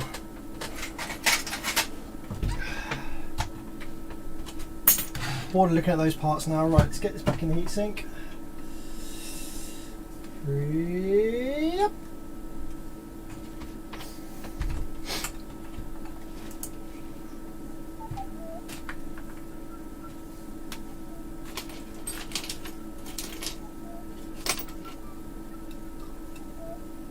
So this actually needs to go in the other way round first, so we can screw in all of these bloody ground. So this amplifier has all of these ground wires on the back of the PCB that screw into the case, but in order to get them in, you have to slide the PCB in one specific way first. Like screw them in while it's kind of half hanging out and then slide it in the rest of the way. So yeah, it's a proper annoying way to take it apart.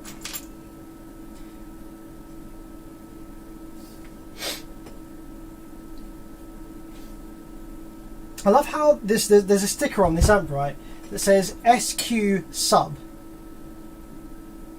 Like, I think the assumption is whoever's using this thinks that this amplifier is of a higher SQ standard for subwoofer application than just another mono amplifier, like a proper mono amplifier, which is not the case. This is not going to sound any better.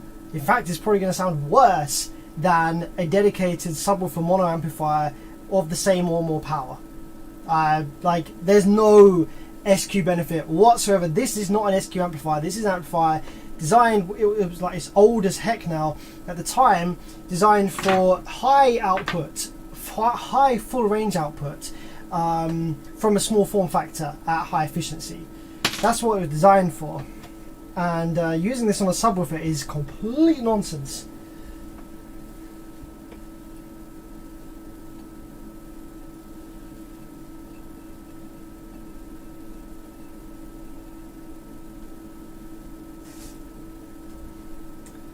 Right, new thermal paste.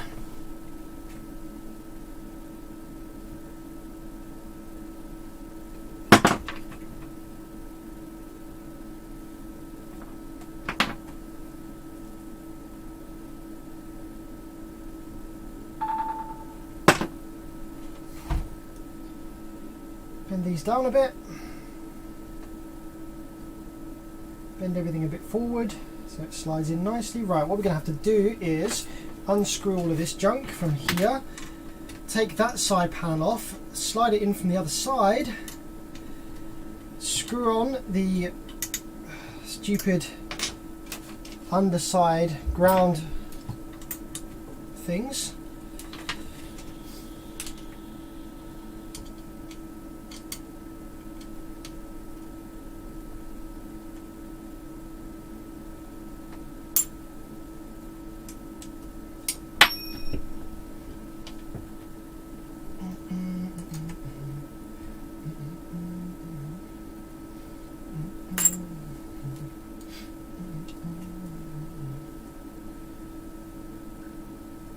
And Johnny says, Bevis, a lot of SPL guys are very snobby about what is loud.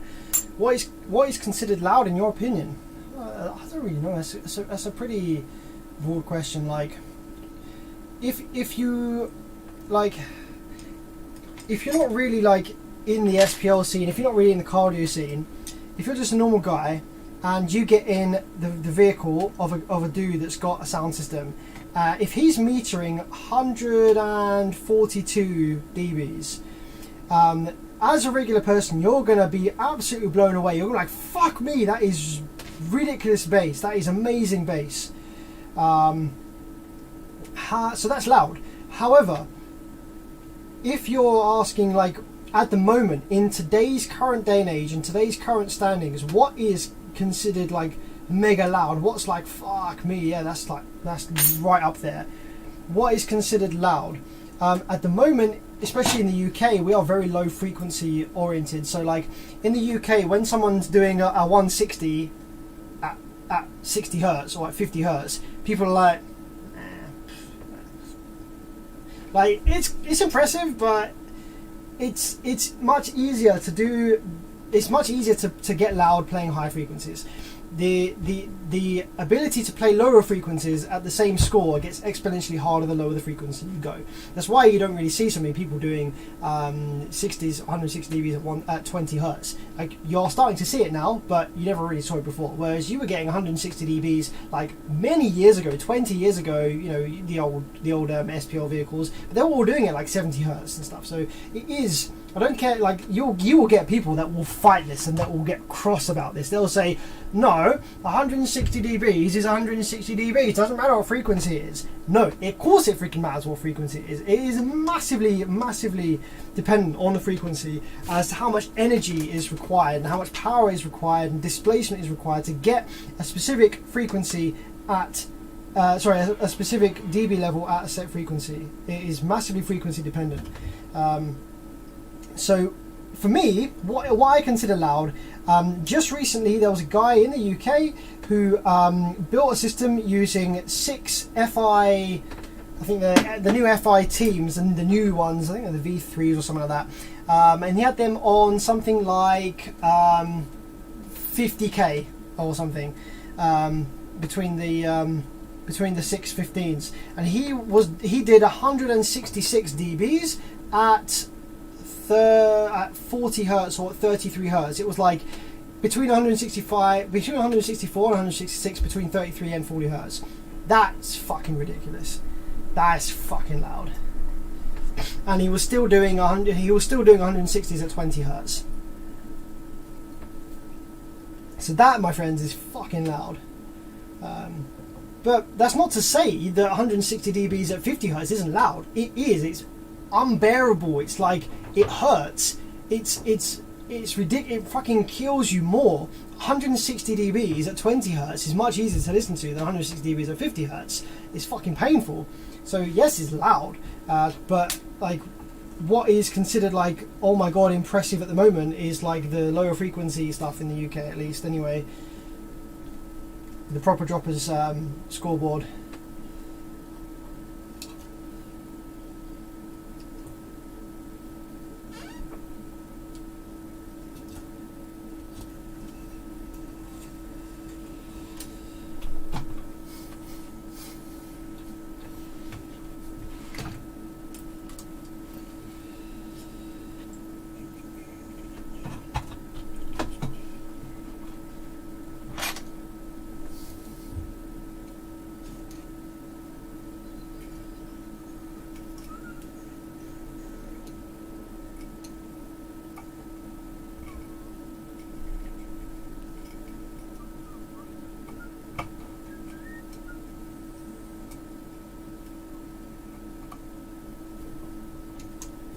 One stupid screw in, second stupid screw,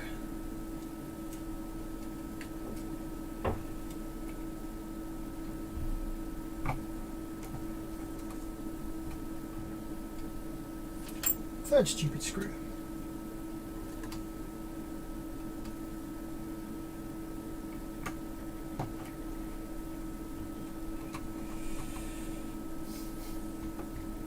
I agree, Monosurge. It needs so many more chassis grounds. Nowhere near enough. You know what's stupid as well is the chassis ground is actually interfering with the speaker terminal solder joint.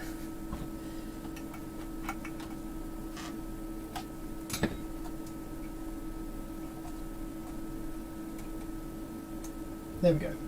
It's clear.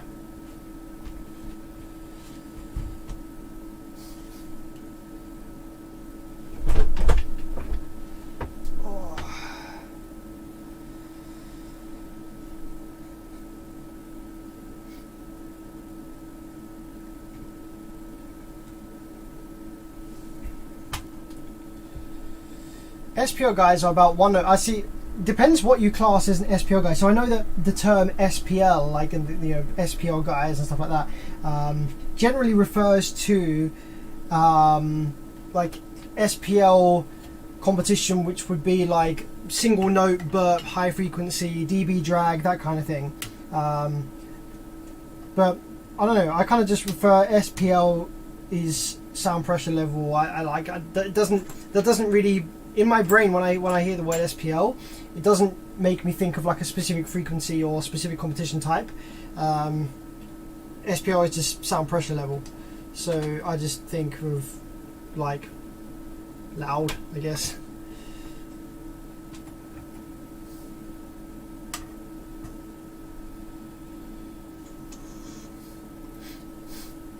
Johnny says, I'm at 150 dBs at 28 Hertz. That's pretty awesome. I don't know if I should feel proud of it. What are you running though? Yes, bandwidth. I prefer bandwidth to one note wonders for sure, which is why my 6th order in my van is how it is. Like, I'm running 2 Digital Design Z415s. Like, those woofers are more than capable of producing in excess of 160 dBs and lots more. If it was in like a burp scenario, like the correct box, like tiny cabin, 60 Hertz, boop, kind of thing, and they could produce a lot more dBs as well, if they were tuned lower and for a specific frequency. But I've got it in a wide open 6th order with low port area to give me massive bandwidth. So it sounds amazing, and it's nowhere near as loud as it could be, because I've opted for the extra bandwidth over the extra louds. I feel like I saw something about sundown. What are you running, Johnny? Oh, it's 2 times NSV 512s on Soul 8K. Yeah, man, that's not bad. 150 dBs from a pair of 12s. That's nothing to shy away about, man. That's not bad. That is pretty impressive, especially at 28 Hertz as well. Yeah, that's awesome, man. I'd be proud of that. I'd be well happy if I had that.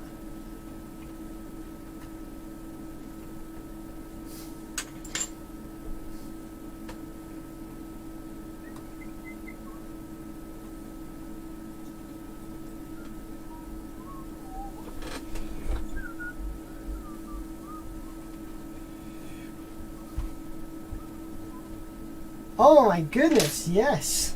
Here it is. Thank you so much. That looks nuts. Thank you very much. Got my dinner. That smells good. Okay, let's put that there for a sec.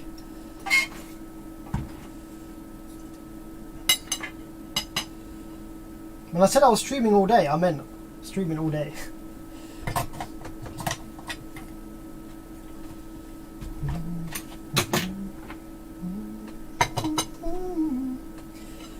Alright, let's do some live chat, let's do some Q&A, let's just have a bit of bounce back and forth while I eat my dinner.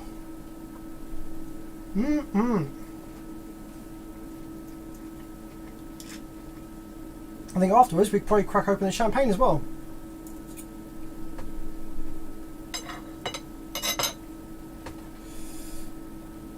Let's just do this and text.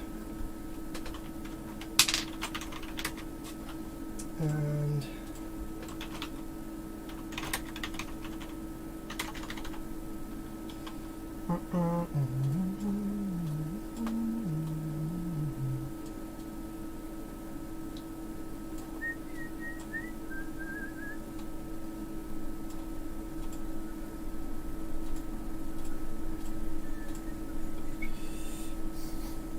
Mike Honda, Bevis, scroll up and can you give me an opinion on my reply? Hang on, let's have a look. This one? Trunk builds are tough to get in the 150s. Single sub or pair. SPL guys are more about one note burst. They're in the realm of their own. Average loud music listeners 40. Yeah, pretty much. Now the SPL guys, like the true massive SPL guys, are like, you know, capable of getting scores within the 170s, 180s in the really extreme stuff. But that's coming away from being a car audio system. It's not a car audio system because you're not listening to audio. That's just becoming a sound pressure level generator. It's just, you're just creating extremely high pressure sine waves in a confined space. You're not able to listen to it. You're not able to, you know, really enjoy it. It becomes past the point where it will actually damage you. So yeah, it's a different kind of competition. It's more of a science experiment at that point than it is like a car audio system.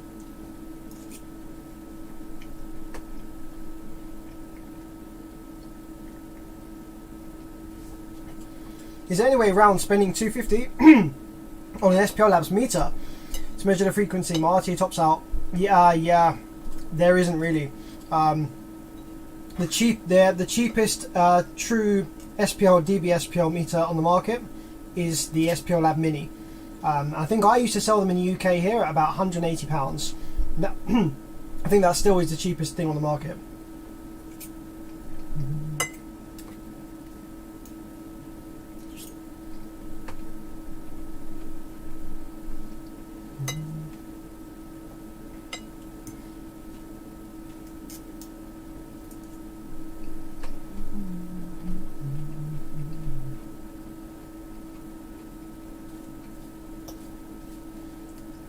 You should have got the big 3-0 balloons and taken a picture like all the girls on Insta. I don't have Instagram, so I don't really know what that looks like, but I can imagine like those with those big balloons, the big number balloons, and maybe they do some funny pose or something. Yeah, I don't have Instagram, so I don't really know what that looks like.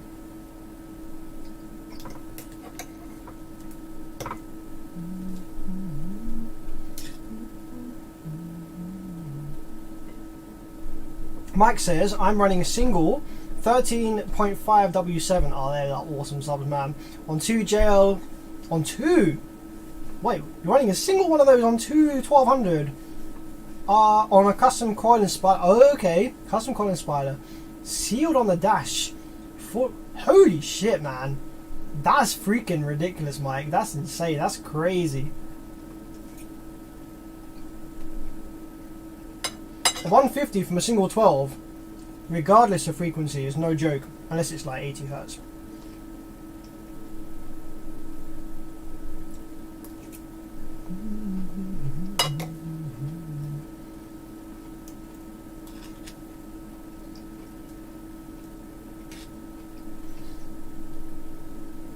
So, Mike Honda, did you, with the custom coil and spider pack, because I don't actually know, what is the coil in the standard 13.5 W7? Is it a like a 4-layer?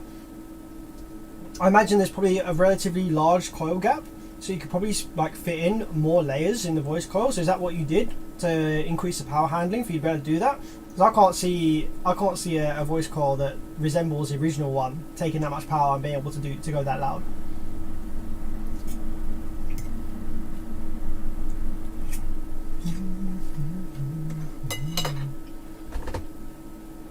Let's have a look.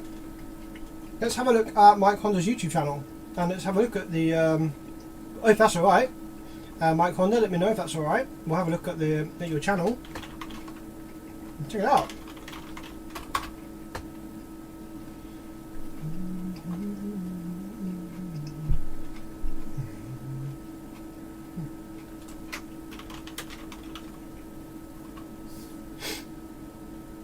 Now, there's a problem. I don't think you're going to come up. When I search for Mike Honda, filters, type channel. I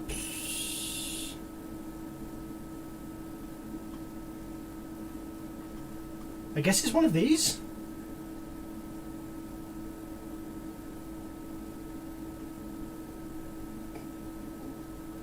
Mike, maybe you're able to link your channel, or maybe can I open your channel from here? Nope. I can't actually open your channel from here, so I don't know which one you are. You're not that one. You're not that one. Should we watch this one anyway? Should we see what this is? His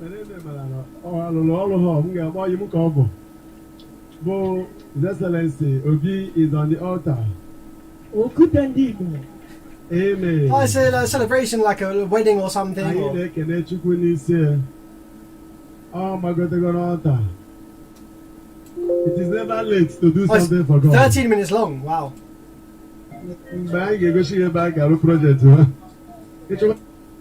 Genius.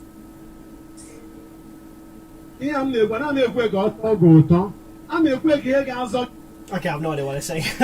Search W. Okay, we'll search something different now. 13.5 W7 at 26 hertz. This one.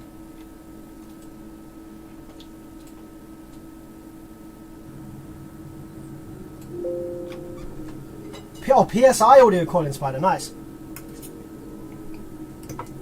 I wish we had somebody like PSI in the UK.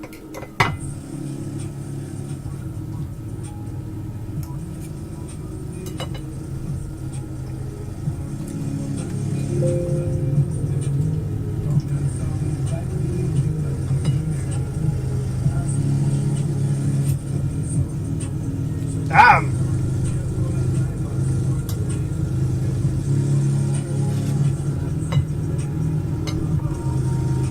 Wow, holy shit, that's insane, man. Single 12, well, single 13, and it's able to do it. It's able to do it prolonged as well. Oh, I was hoping to get a look at it. I want to chat. I want to see it. I want to see it move, man. Got any other videos? I want to see it moving. I want to see it absolutely slamming, bro. But yeah, that's pretty cool. That was on the original coil as well. Jesus, man, those jails are no joke, hey.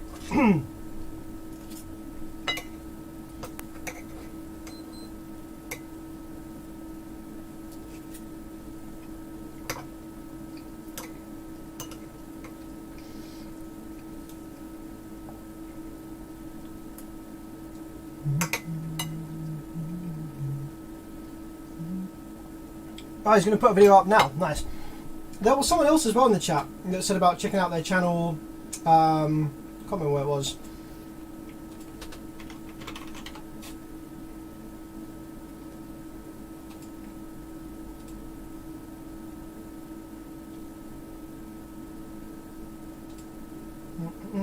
Yeah, I don't know what it is. I vaguely remember there was someone else that was that I wanted to check out their channel or some reason.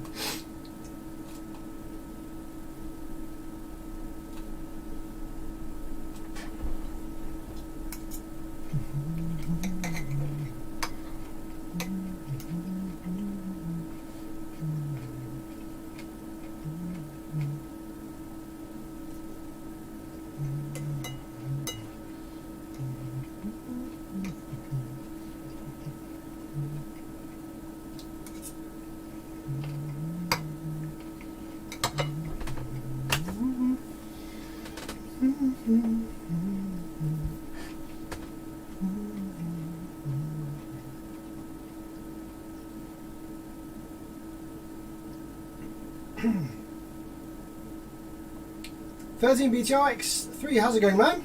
It's going alright so far. Doing some repairs, just kind of hanging out. Been streaming for 5 hours so far. Oh shit, left my soldering iron on.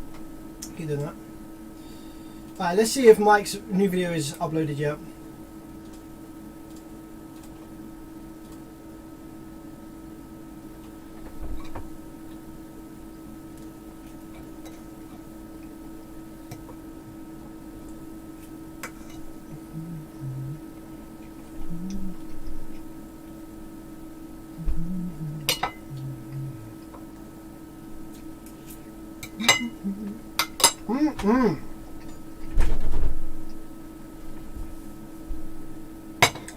Very nice. Right. BRB, be right back. Back in a sec, I'm gonna get some champagne.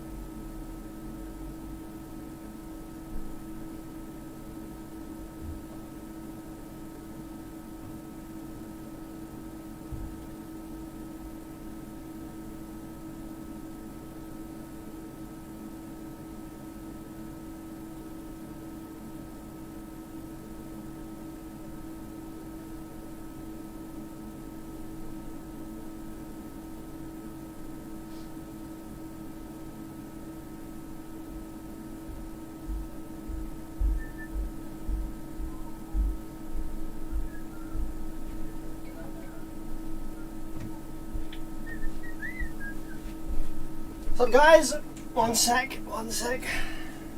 Almost there.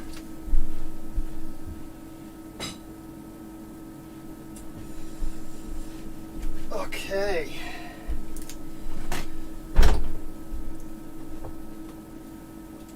I'm back. Here we go. Now this is a bottle of, I don't know. I was gifted this. I've never had rosé champagne before, so I don't know if that's going to taste good or not. I'm in the times that I've tried rosé wine before, I've not been a massive fan, but with this being champagne, it might taste a bit better, might taste different, who knows. So let's have a look. What is this? This is a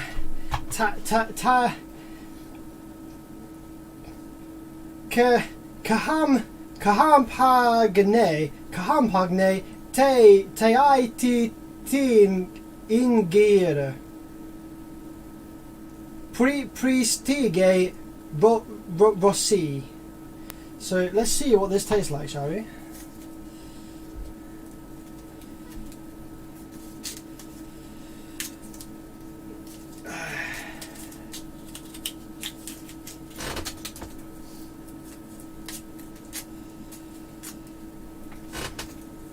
I should probably keep the cork, shouldn't I?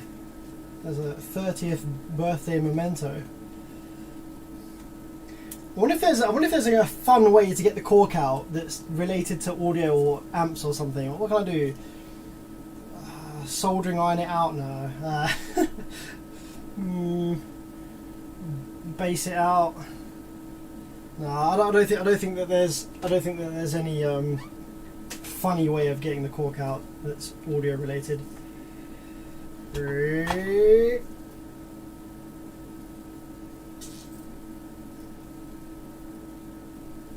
She coming? Oh, it wasn't even a pop. It was just a. I did it so slowly and so smoothly that it just went. Nice. So that's the cork. Smell him. Reese Carney, thanks man. Cheers to you. This was gifted to me by Reese in the chat there. I did say once that I wasn't a huge fan of rosé wine, but with this being champagne, it might be different. I mean, it's drinkable anyway. Like, it's going to be drinkable either way. Put it outside.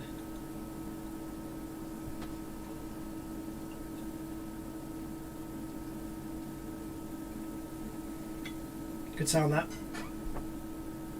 Have a listen.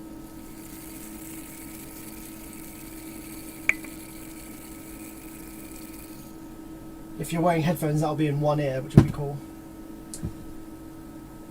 Where to put this? Cheers, guys! It's many more years of messing around, fixing amps, and doing random shit. And I hope you guys are all good. I hope you're good mentally. I hope you're good physically. I hope you're enjoying what you're doing in your life. That's the most important thing. If you're not, then reconsider. Don't do something you're not enjoying.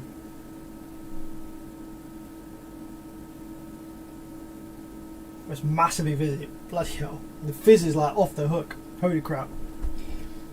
Yeah, it's alright. Yeah.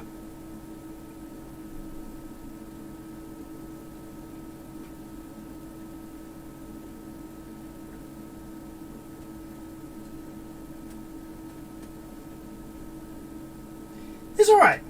I wouldn't say it would be my go-to. It's a very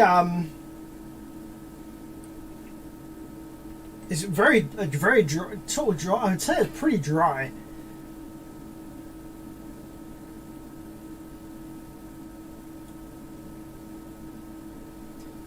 It's quite kind of sharp, a bit like. It's not like so. My normal go-to is like red wine, like room temperature, nice, slightly warmer than room temperature. Smooth Rioja, like deep undertones, like very involving Rioja, like dark red, like red wine.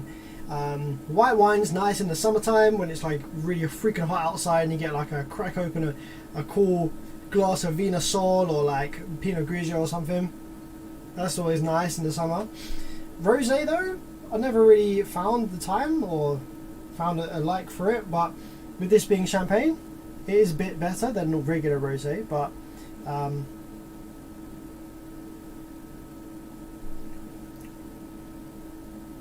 it's a bit, yeah, it's alright. We shall drink it. We shall drink it.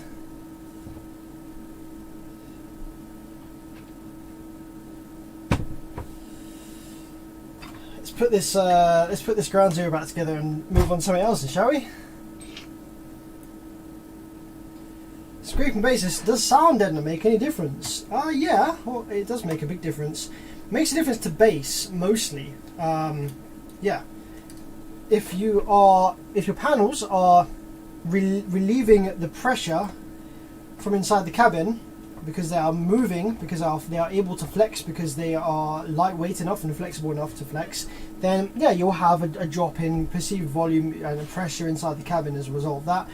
And it also doesn't necessarily sound very nice as well. You get harmonics and resonance coming off of the panels as they're moving.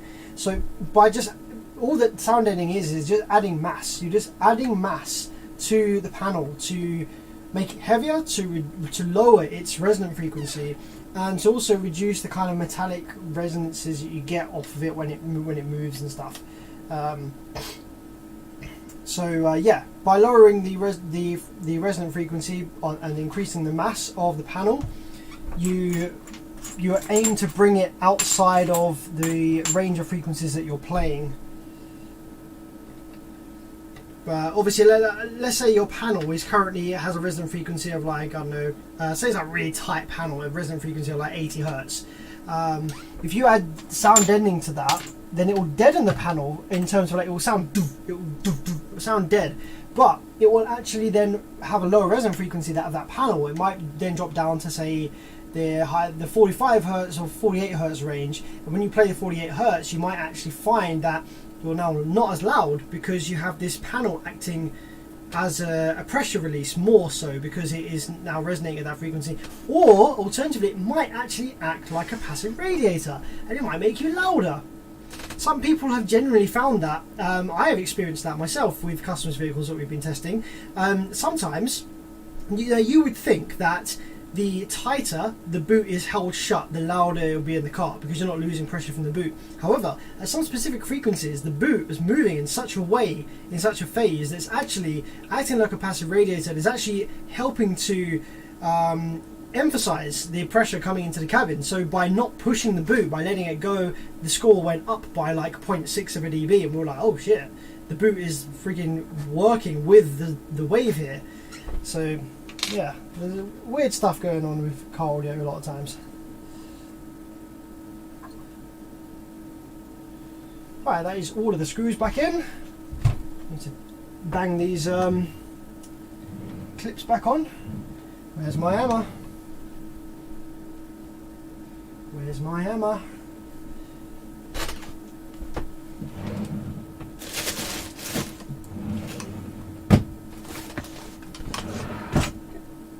Genuinely, where is my hammer? Don't know where my hammer is.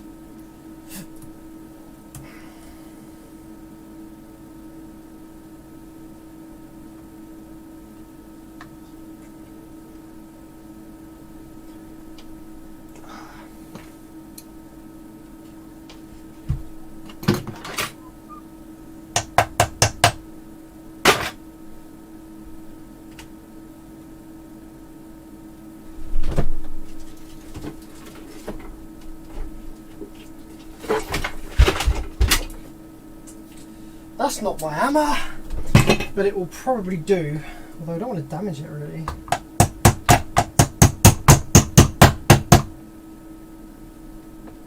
That'll be right.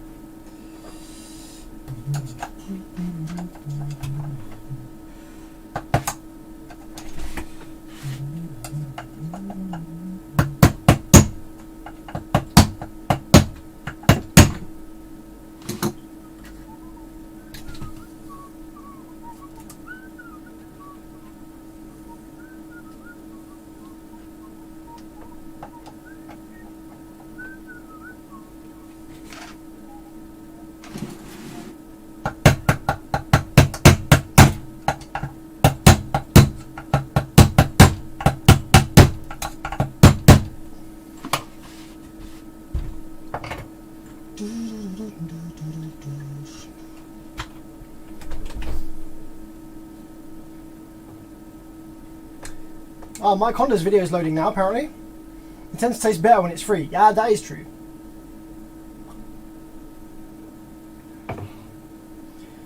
Martha says, hi, currently running a ground zero 1.4K, having a problem. It randomly gets louder and quieter when listening. What should I look out for? If the input signal connections are not the problem. So, if it's getting louder and quieter when you're listening to it, the only reason that will be happening is a change in the signal level going into the amplifier, to the actual Class D amplifier section. The likelihood of that is that one of the RCA, well, so it's either one of your RCA cables has an intermittent connection in the cable or the back of the head unit and is dropping one of the RCA signals, so therefore, because obviously when you plug in both RCAs it's louder than with just one, so either something is happening to cause one of your RCA lines to drop in and out, causing louder, quieter, or the actual amplifier board has a break on the RCA leg connected to the circuit board, causing again one of the RCAs to be dropping in and out. But there's no reason in the amplifier's Class D side, you know, the actual amplifier section, that would cause that would be causing the signal to get higher and lower. Like the amplifier section just amplifies what is given. Okay, it either does that or it doesn't work. These Class D sections, they either work and amplify what they're given, or they just don't work at all. So if it's amplifying what it's given, that means that what it's being given must be fluctuating in volume, which means that it's coming from the preamp section or the RCAs or something like that.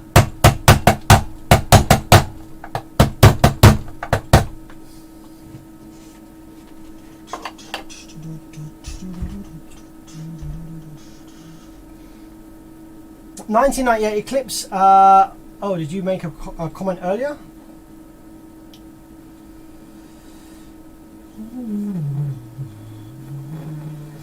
What are you looking for? An 8-pin drive IC. Maybe this.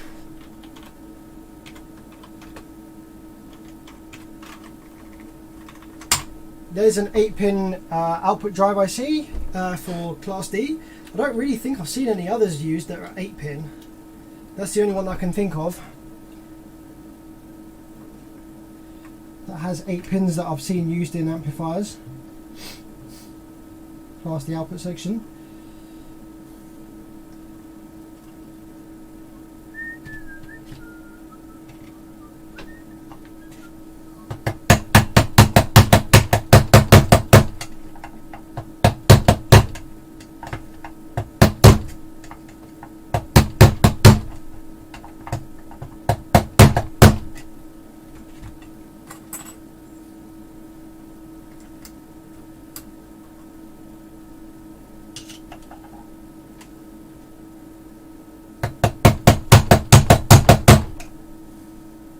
No worries, man. No worries, Martha. So I hope you get it sorted. Let me know if you find anything else.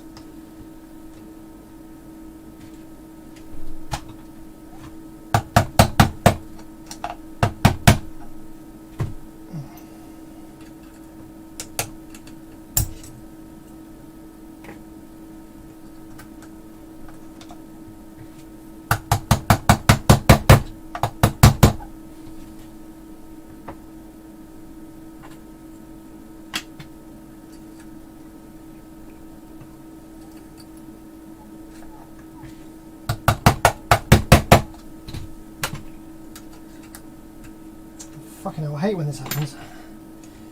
They make them too big and all bunch up.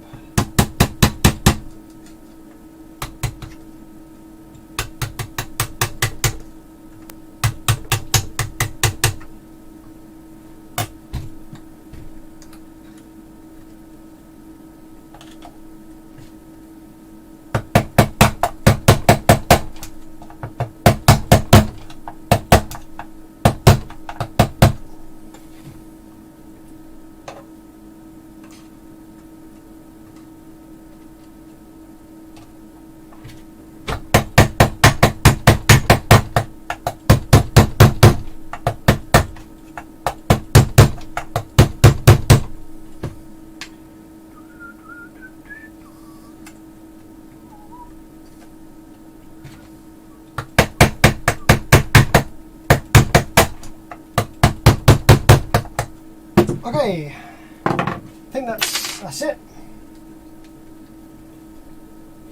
The ground zero.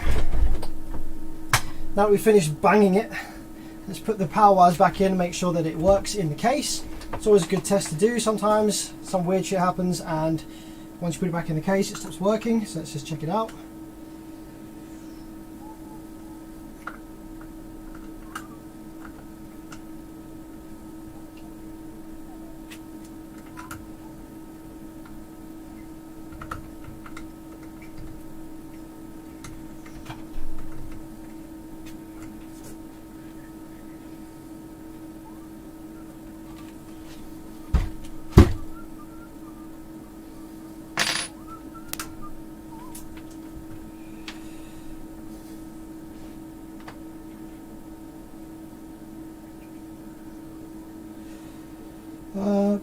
What are we doing? Inductor. I don't really have anywhere good to probe with it all back in the case, so I guess I'll just probe over here.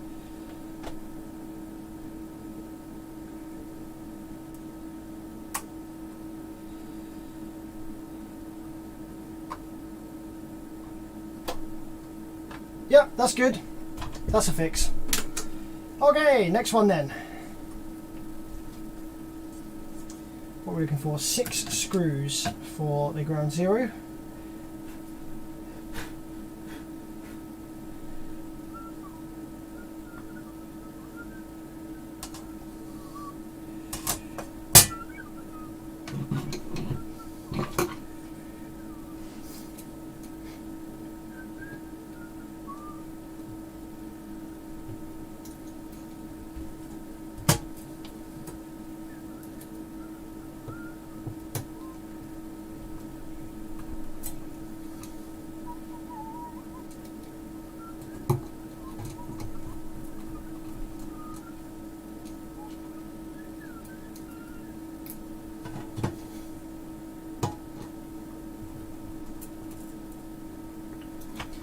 1998 Clips is saying he is fixing a 2009 massive audio N3 Nano block 1400 watt.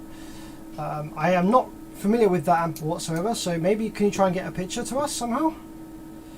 Can you send a picture to my BearVids Facebook page? Go to Facebook, type in BearVids, send a message, attach picture. I need to see the output drive circuit and what it is you're talking about.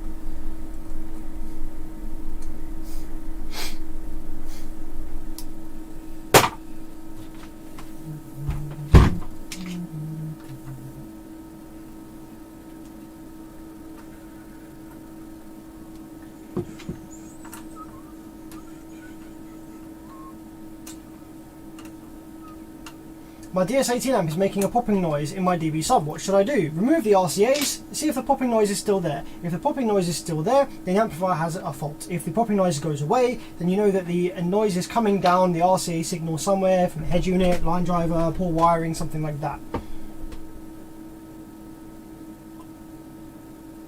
Henrik, yellow car update.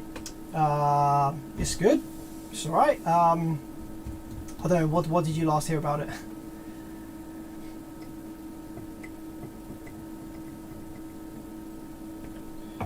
So this is my Conda has uploaded the new video. So, oh, it doesn't show up yet. I think it takes a while for it to show up on your account, buddy. So you might need to send a link in the live chat.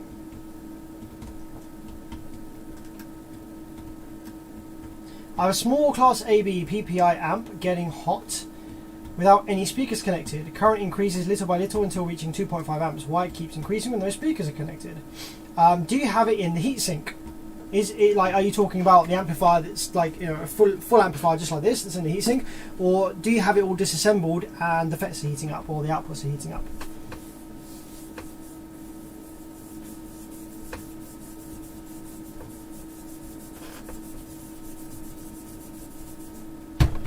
Right, next amp.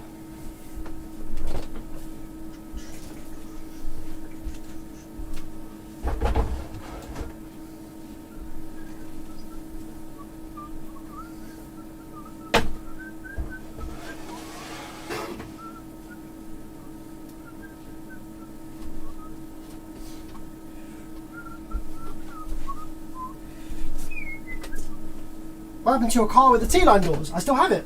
It's sitting on my driveway with the T-line doors. Sounds amazing. Absolutely love it. I keep meaning to do a feature video on it, but there are just a few small niggly issues that I want to sort out first with the car before I do a video on it, and they're just taking their time to sort out.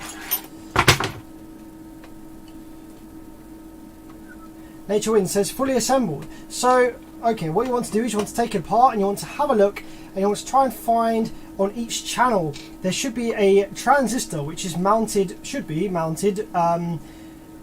almost as, it should be mounted as close to the output transistors as possible. It should be touching them with thermal paste. It should be clamps to the heatsink right in between the output transistors, right next to them. But some cheap shit designs, they forget or they don't bother to actually clamp the biasing resistor, the biasing transistor to the output transistors, and so therefore it doesn't actually change the bias level with temperature correctly, and that will be why the current increases and it gets hot on idle when there's nothing playing. So what you want to do is you want to find those transistors and see how they're mounted. See, are they mounted properly on the heatsink right next to the output transistors, or are they just hanging on the board somewhere? If they're just hanging on the board, then that's why. Right, the issue the customer states with this amp, this is a Sound Digital Evo 8K. Customer states on this one, I think that that there's just he said popping from the RCAs, which doesn't make any sense. I'm not sure how you're hearing. Like, what does that mean? Does that mean that I don't know? But apparently popping RCAs or something. So we're going to power up and see what it's doing, see if it works okay. I imagine this one might actually be a no fix, like as in it might be a no issue, sorry. This amp might just seem to work fine and I won't be able to find anything wrong with it. But we'll see what we can find. Let's change the current amp.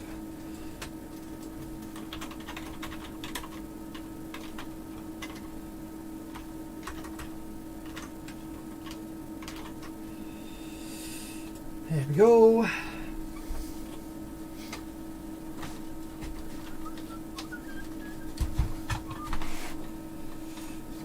Okay, let's get some power wires in here.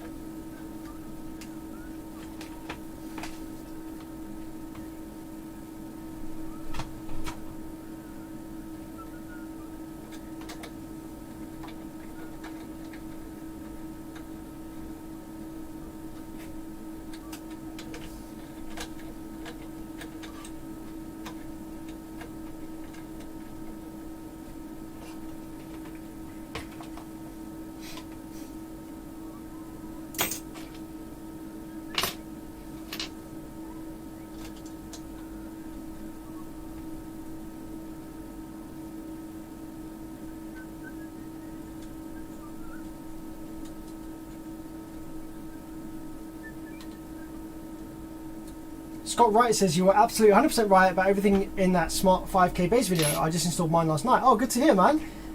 I hope that the stuff that I mentioned was useful to you. Right, let's just have a look at this Sound Digital Evo 5. This is the Evo 8K, sorry. Has much changed since their original design?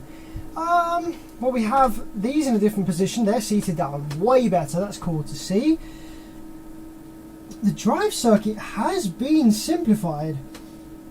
They are not scraping off the markings anymore, which is weird. That is an IRS, what is that? 20957S. So it's still the same MOSFET driver, but we are not using the. Oh no, we are. Okay, so now we have the output drive buffers right next to the FETs. Okay, cool. This is the same circuit but laid out slightly differently by the looks of it. We have a much smaller pick, tiny little surface mount jobby. We have what looks like a different method of generating the VCC voltages for the output drive ICs. Yep. There's a nice little, actually that's really cool.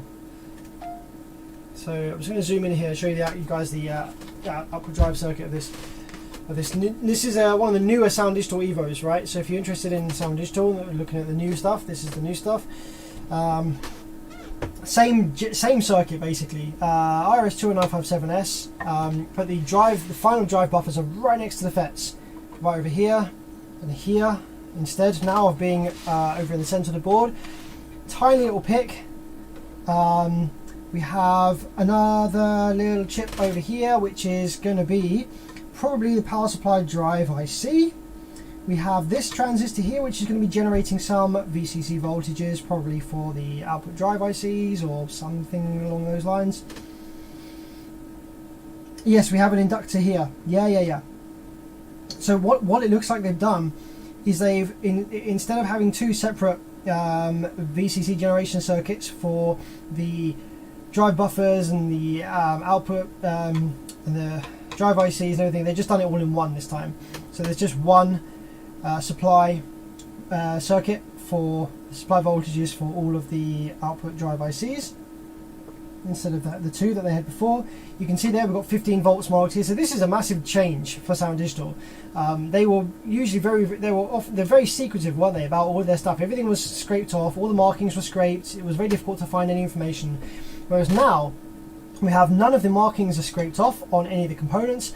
We have actual markings on the board that tell you what things are. We have a little label here that says VS2. We have one here that says 15 volts. We have a little marking here that says turn on without high voltage. So by bridging over these two contacts, it'll allow the amplifier to power up without the full rails present, which is awesome. Really cool to see that implemented on the board like that with it marked there. I imagine we'd have to do one other thing as well, rather than just jumping over that. We have to disable the power supply probably in some way. But yeah, lots of different markings on the board for all the different things. Nice big film caps for the outputs. Pissy tiny little fans again, those still. They'll just whine and not do a lot lot of work. Actually, hey, no, it looks like this IC down here is going to be generating PWM for this kind of probably like a buck converter circuit, and then the power supply driver looks like it's over here. Now we have an IR 4427 over here. Now that's probably the power supply MOSFET driver with a big capacitor, lastminute.com, just soldered there to the little surface mount one. They obviously figured out that there wasn't enough capacitance there in the surface mount one, so they've soldered in a big boy. Right then, so let's power this up and see what it's doing, see what it does, shall we? So we're going to have high voltage present, of course, because we haven't disabled it yet. But I'm going to attach a load, a Class D amplifier. I'm not too happy with being powered up without a load connected, so we're going to screw in a 16 ohm load.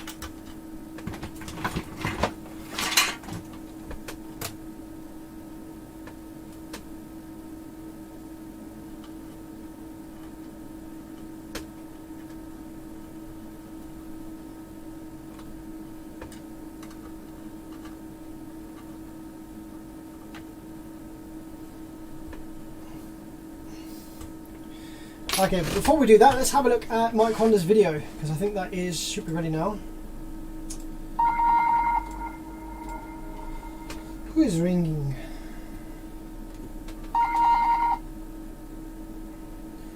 What's up, bro?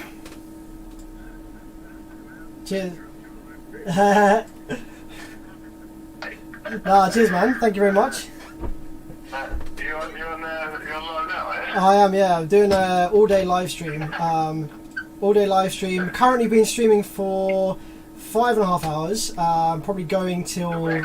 Yeah, probably gonna be a 10-hour live stream or something like that. But we're just chilling out. Got some bubbly, got some champagne from Reese Carney on the go. So having a good time, having a little play around. Awesome. Yeah, it's good to hear. Good.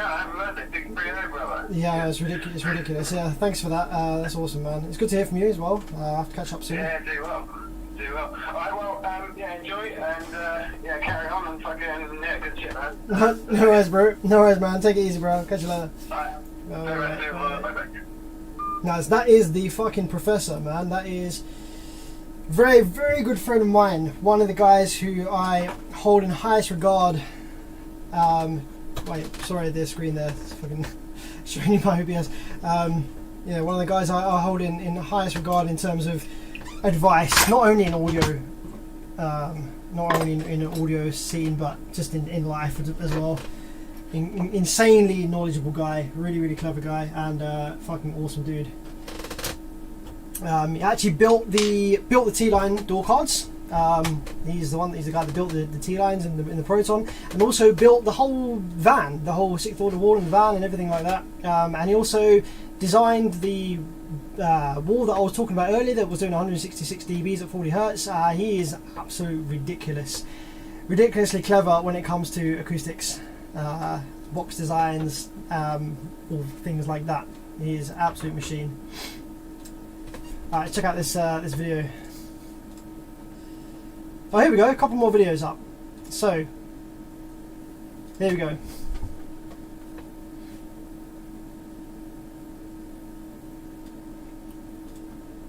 My internet might be a bit slow because I'm live streaming at the moment, so. Got the old iPad with the reflection. Wow, look at that. Nice to see they've got the fins, the heatsink fins sticking out the top there. Oof. That's a low frequency, 10 hertz. What's the audible sound there though? What's the mechanical noise there? What's causing that noise is out of interest.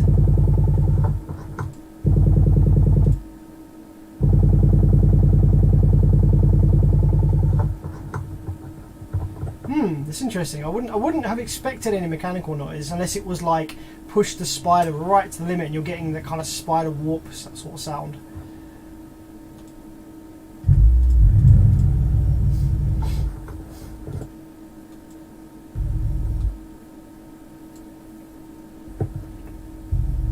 Got the SMD meters up there.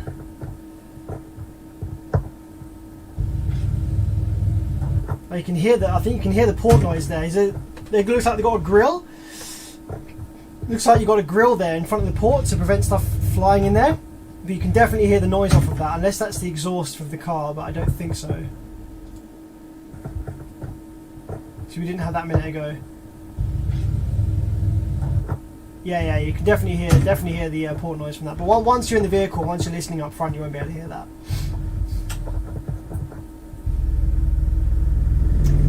Or maybe not actually, because you can still hear it here. So maybe there's not port noise, because you can still hear it here.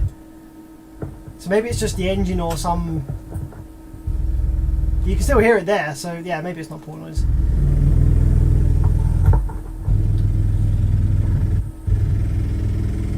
Wow, that's some flex, hey? Nice. That's pretty cool.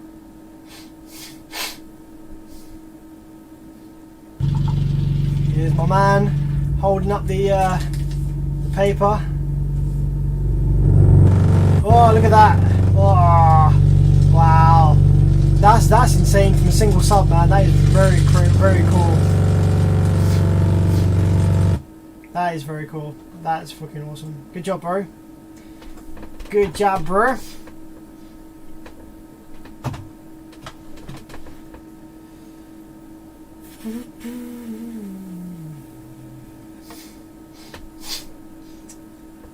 Okay, so I have a load connected to this amplifier now.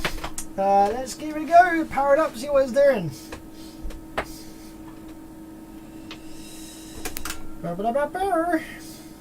Decrease the voltage a little bit. So I think on this one, customer stated popping through the RCAs, which I don't really understand what that means, but let's power it up, see what we got.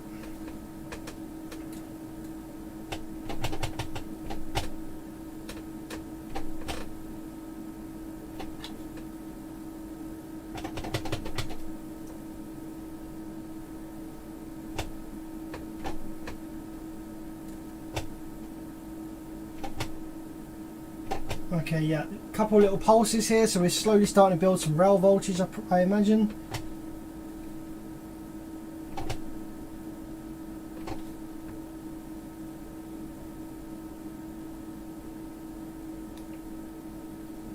Yeah, rail voltage is coming up, as you can see.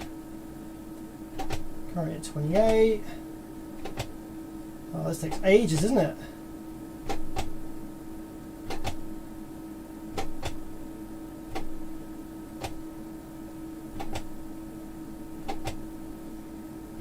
Fucking ages because of the low current. There we go. Okay, now it's above the limit where it's going to come on regardless of current. So we're 133 volts. So if I go ahead and probe the low side drain now, we should see the PWM start activate.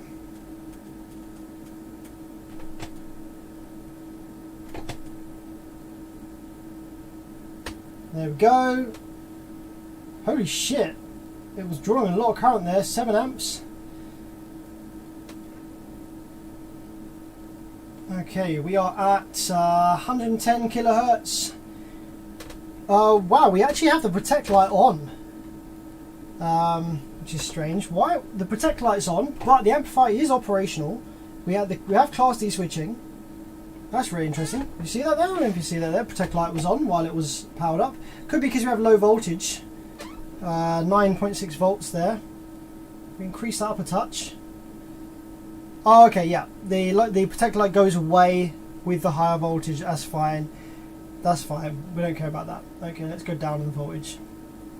Right, so yeah, customer stated popping on the RCA. So the speaker output appears to be okay. So let's check the RCAs. Oh, there is actually some voltage there on the RCAs. Yeah, we have what appears to be 13 volts there. So we actually have a pretty decent amount of DC voltage on both RCA, ring and tip. Perhaps not on the, what is it, on the output RCA? No, it's not actually there on that one. It's weird. So on both RCA tips, we have DC voltage. Okay. So perhaps we have a dead op amp on our hands.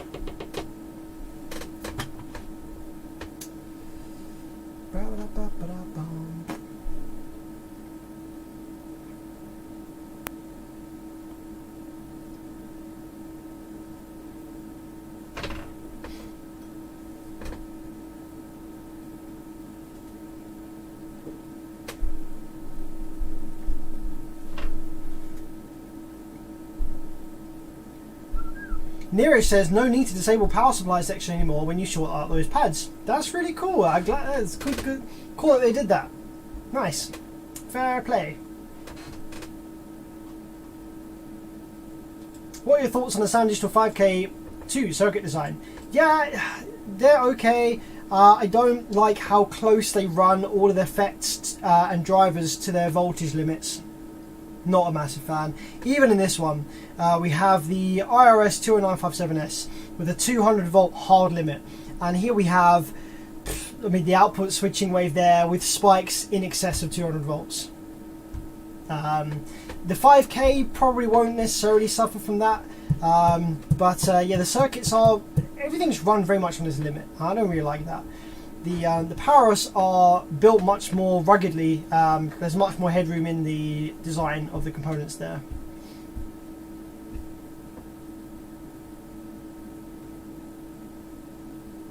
Oh, 4-layer stiff spider. That'll probably be where the mechanical noise is coming from. It's probably not coming from the surround.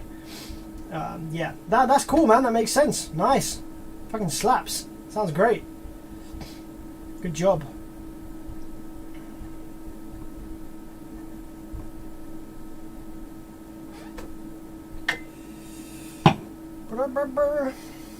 Right, okay, so let's try and figure out why we have DC voltage on our RCAs.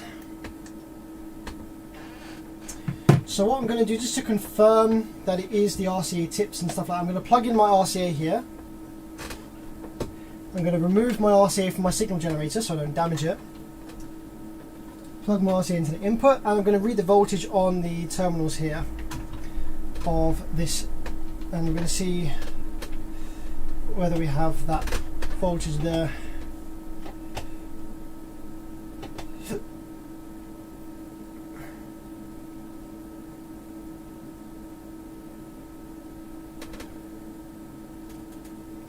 Yep, so we've got about 10 volts DC on the RCA positive, and it seems to go away when the amplifier is not active there.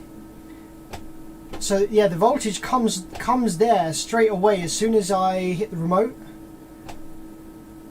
It's almost like it's tied to the low side drain almost in a weird way.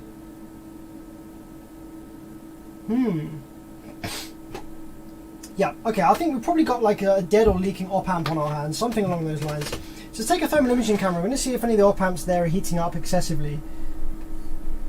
Now, a really awkward thing is that the op amps are actually underneath the freaking... Look, I don't know if you can see that. The op amps are all underneath the potentiometers. So if we want to change any of the op amps, we have to remove the potentiometers. They're all under them. What a nightmare. Let's have a look.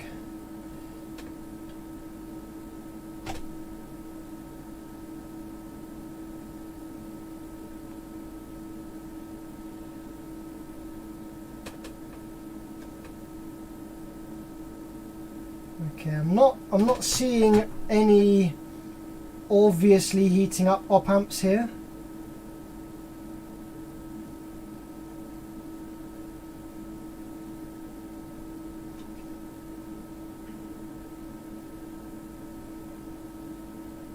Something here reaching 55 degrees, that's relatively normal. Okay.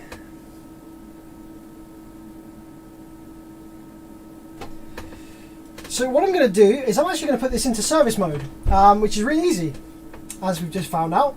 We're going to disable the high voltage on this amplifier just by bridging out these two pads here. Turn on without high voltage. You can bridge that over. You can turn the amplifier on without building high voltage rails, because I don't think the high voltage rails have got anything to do with the fault here, and it just makes the amplifier a lot safer to work on without, you know, whatever 200 volts chilling there, ready to cause a drama. So we're going to go ahead and short that out.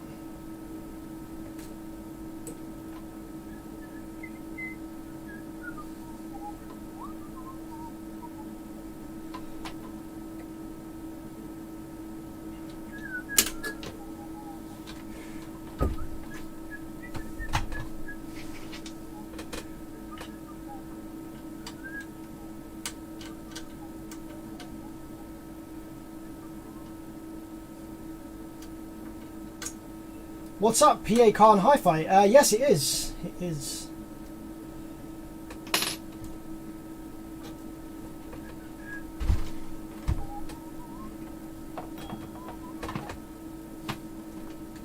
Okay, here goes 150 volts DC.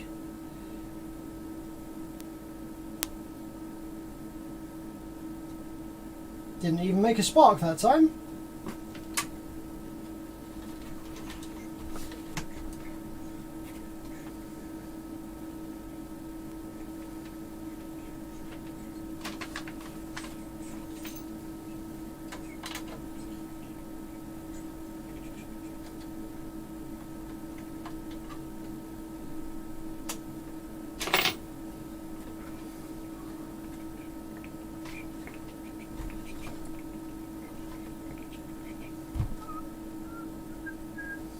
Oh, for fuck's sakes.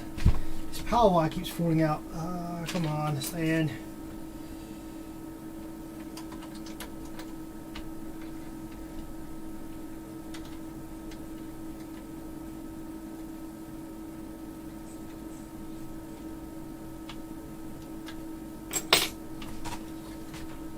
So, Neeraj, have you seen this kind of fault before on the Sound Digital, where we seem to have 10 volts DC on the RCA? Well, I think it looks like both of the RCA tips, actually, both for input and output. Have you ever seen that before?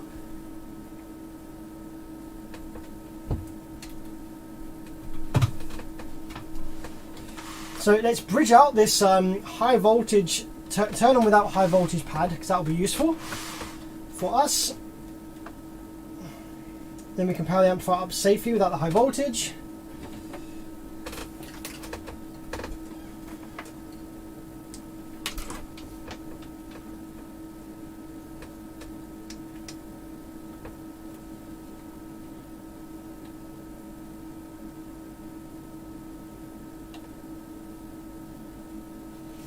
Problem is, when you got flux, it doesn't want to bridge out because it correctly masks, solder masks. So you have to just kind of heat it until the flux has all gone away, and then you can make a little bridge.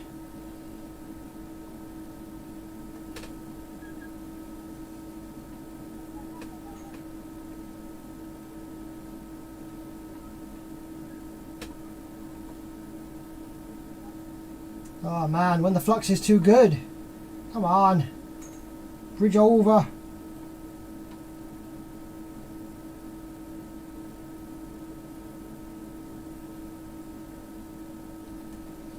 Man, fuck's sake.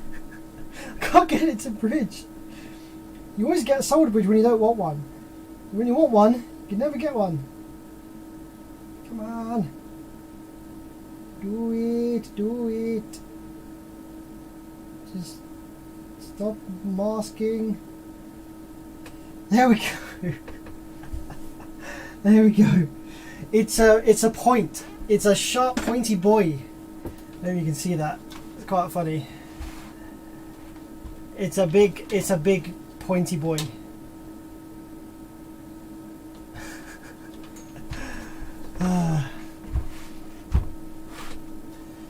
Okay. So that technically then should allow this to power up fully, and it shouldn't try to build rails. Is that correct? Let's have a look. So if we probe the power supply drain, we shouldn't have any attempt at building. No, that's correct. Do we have output switching? Yeah, we do. Damn, it does work. It works great. Fucking awesome. +1 to sound digital. I am enjoying that. That is great. Yeah, that is super duper. Enjoy that. Right, now, do we have DC on the RCAs like we had before, without the high voltage power supply? Yep, we do. Got 7 volts there. The fan, come on this time.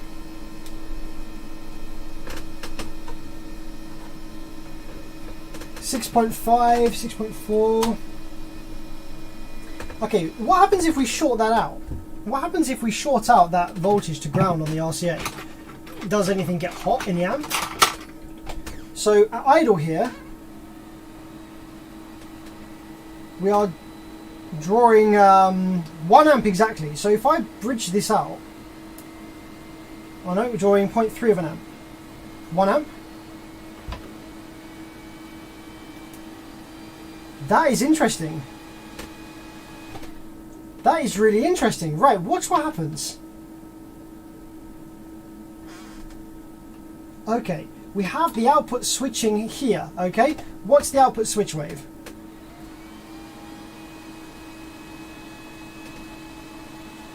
Now if I short these, something weird goes on with the RCAs. Ooh. Okay, very weird. Yeah, something fucking weird is going on with the RCAs here.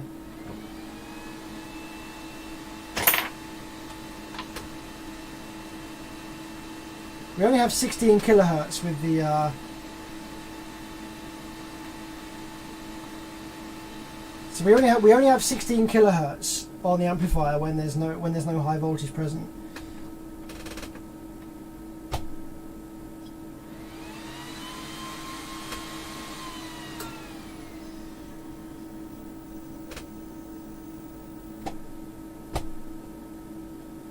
Okay, that's better. That's where it should be. It should be at 90 kilohertz.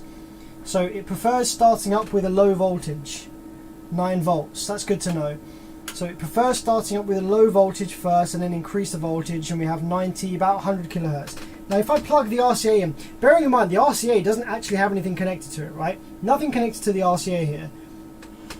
Actually, I'm going to turn the gain right down. I don't really want what I'm doing with the RCA to influence the amplifier at all. So let's turn the gain right down to 0. I think the gain was at full actually, which doesn't help. Bass boost was also at full. What the fuck? Gain and bass boost at full. That's how you kill an amp, my friend. Right, so with that all down at 0, we're drawing 0.3 of an amp. That's nice. So if I go ahead and plug the RCA in now, bearing in mind the RCA is not actually connected to anything, it's just a piece of wire. What happens to the output drive circuit here? Okay, no change. That's good. Right. Now, what happens if I go ahead and short out the DC on the RCAs? We lose. Oh no, we don't. Never mind. Just my probe slipping. Nothing changes. Okay. So we have 6 volts there on the RCA, which does decrease. 5.6, 5.5, 5.4. So if I short that out, it goes down to ground, and then does it come back again? Doesn't seem to come back again. What about on the output one? Nope, not there anymore.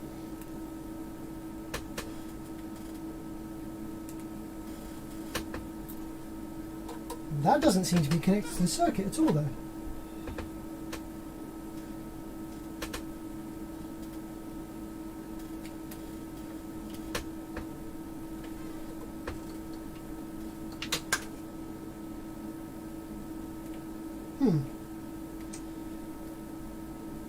Right, so the RCA negative doesn't actually seem to have a connection. I don't know if you can see on my scope screen there, but the scope screen is like wobbling around, which means that typically that means that there's no connection. You know, when you touch the probe like that, you get the wobbling at 50 Hertz. Well, when I touch into the negative, I get that wobbling on the scope there, which kind of says to me that it's not actually connected to the board here. Positive doesn't have any DC left on it now. I unplug that, plug it into the input now. We do have a shitload of wobbling around. What the heck? What, do we have that on the actual amp itself? No, maybe it's my cable's broken. Well, either way.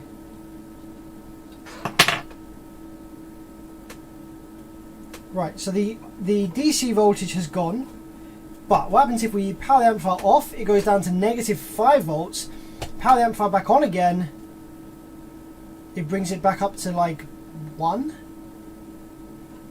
Yeah, there's some shenanigans going on here with the RCA. I'm a bit confused what's going on here actually. Might have to strip the amplifier down and look at the op amps here.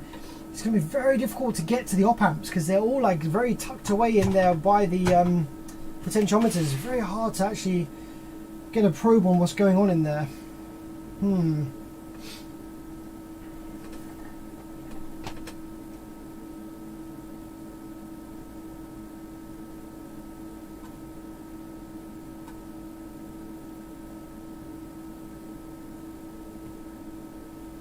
We have 7.1 volts on that capacitor there. Just kind of going by the inputs here. 7.1 volts on that capacitor. So do we have some DC coming from the op amps perhaps? Well, they're the op amps because I think they're just using a single-ended power supply. So the midpoint will probably be about 7 volts because they'll be using 0 and 30 as the supply perhaps. No, sorry, 0 and 15. 14.5 volts. Trying to probe these op amps through the knobs here is proving quite difficult.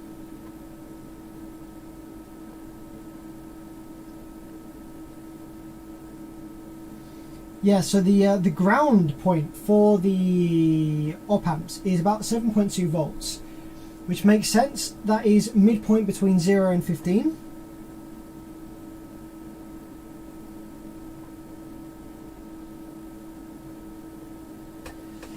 Yep, that does make sense. So, what is going on with the RCAs then? Let's plug some RCA signal, like some actual signal in from my signal generator. And let's see what that does, see how that behaves. Although I'm a bit concerned actually that this wire is broken because we weren't getting continuity to the ground for a minute there.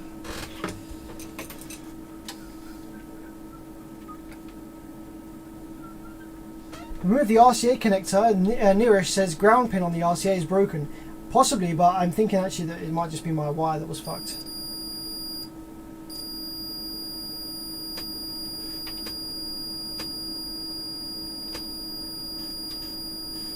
Maybe not, maybe my wire was okay.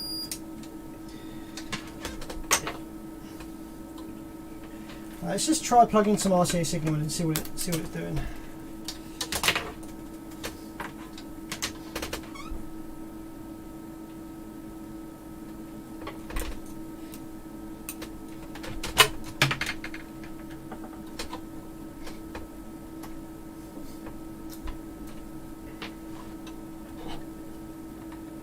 Okay, power up, and we have activation, and increase the gain a little bit.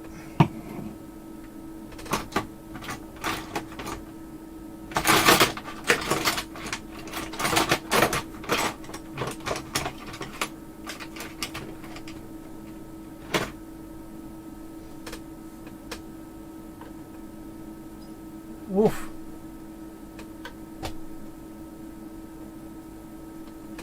So yeah, the gain on these amps is 100% defeat at 0.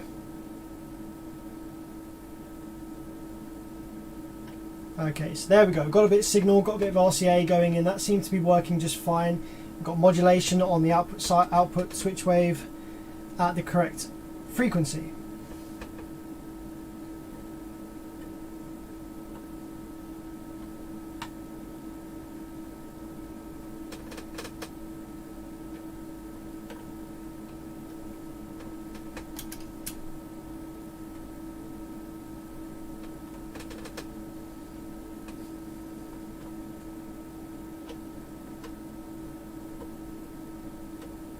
Let's try and increase the gain very slowly to prevent the amplifier from doing that clip thing it was doing.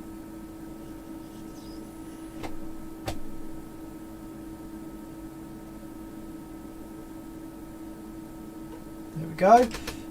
Let's try and read some. So that is working okay. So we don't have any DC anymore then. On the RCA there, no more DC. So if I remove the remote, remove the RCA, no more DC. Plug the RCA in. Signal, no DC. Okay, amplifier goes off. It swings down to -6 volts. But it stops it when I plug the RCA in. Amplifier comes on. Working fine. Amplifier goes off. Signal still there. Fine. Amplifier comes on. 6 volts present on DC.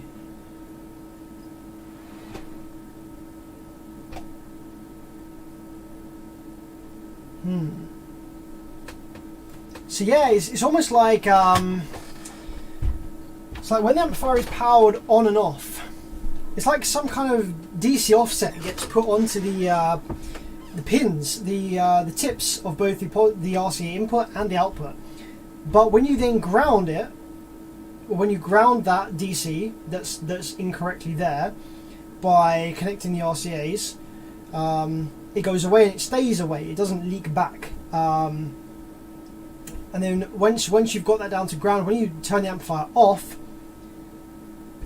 the voltage is then kind of sucked back out, but where it's at 0 now, it's then sucking it down to negative. So it's very strange. Not really seen that issue before. Not really too sure where to start.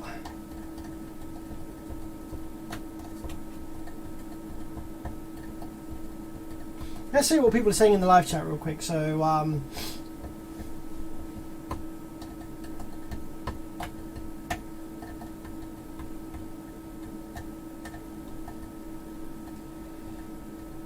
do you give advice to customer when they receive their amps back to properly use gain and not use bass boost? Yes, every time.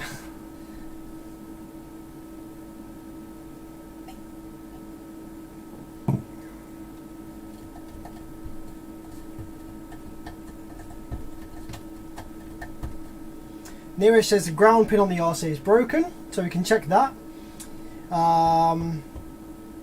Check decoupling capacitors on the RCA input. Looks like it may be shorting. RCA decoupling caps are leaking the DC offset from the op-amp if it's not a dual-ended supply. Yeah, it's not a dual-ended supply. So RCA decoupling caps are leaking. So okay, let's have a look at those then. That would be, I imagine there's a couple of these little caps here. Little surface mount ones. Probably going to be those. 4.7 microfarads.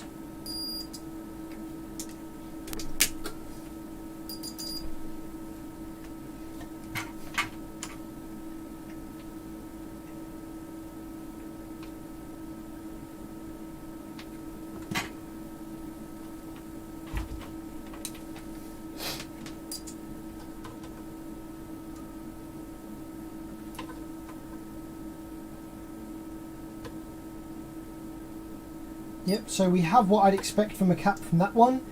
It beeps for a fraction of a second while it charges it one way and then nothing the other way. It's just open circuit. Same for this one. Open circuit both ways. So let's check what Neerish said about the possibility that this is actually snapped on the board perhaps. Although I don't know.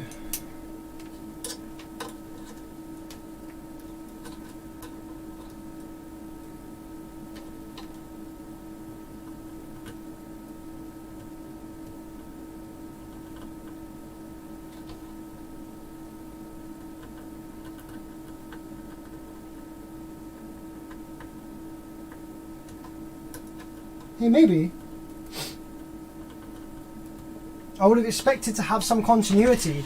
I'm just trying for continuity between the RCA ring here and anything on the circuit, and I'm not getting anywhere.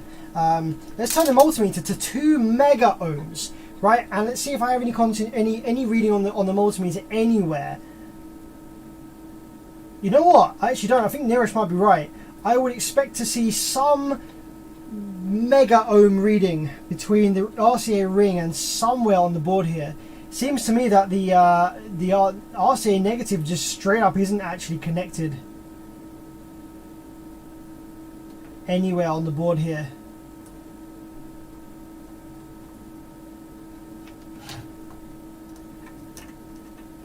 Like there's nothing anywhere. I would definitely imagine, I would definitely expect to see the multimeter change values a little bit in the mega ohm range when I'm probing around different parts of the circuit. So yeah, I think Nearest could be on the money here.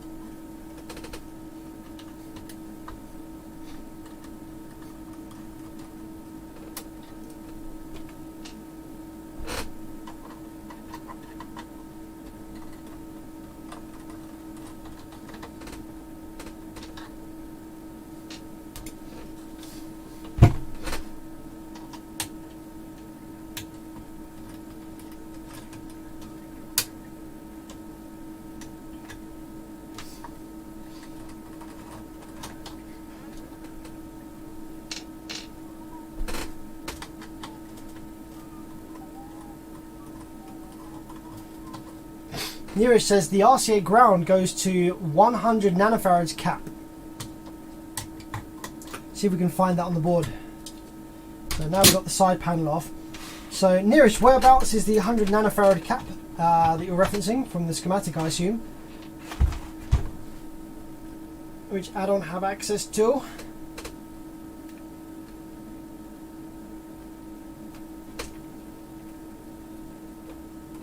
Oh wait, that definitely looks like... That definitely felt... Yeah, it snapped. Nearest, you're on the money, boy! Absolutely nailed it. Nearest was on the money, absolutely nailed it. There is a snapped connection there on the RCA ground. That's the problem there, my friend. That's the issue. Nice! We did find it in the end anyway, but Nearest called it way back. And I think some other people did as well. They said that there's no ground reference, which would be the same.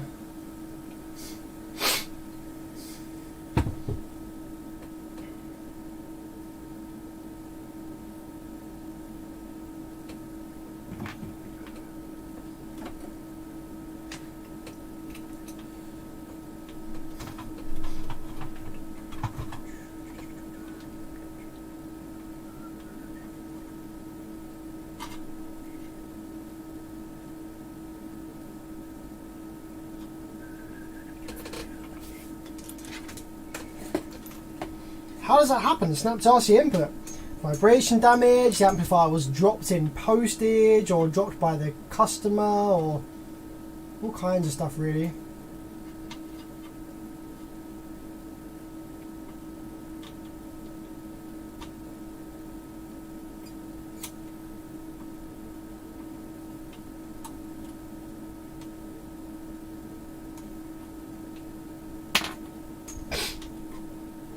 There we go.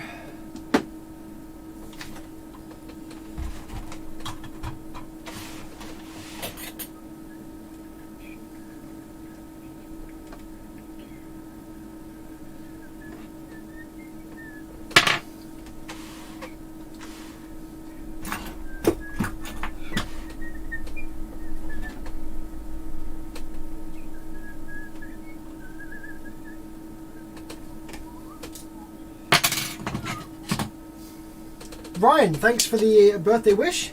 Appreciate that.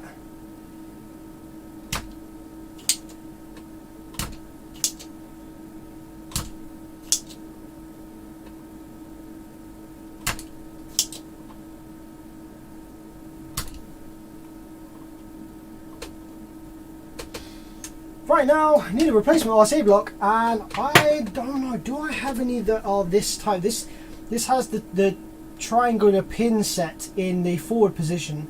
I think most of the ones I have it in the opposite way around. Let me see what I've got. RCAs, etc. Let's have a look.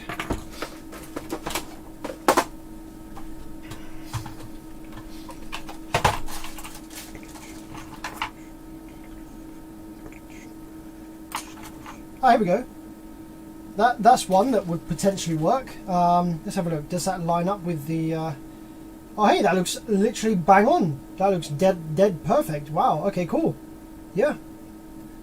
I think that's going to be the one. That looks exactly correct. Nice. What are the chances, hey?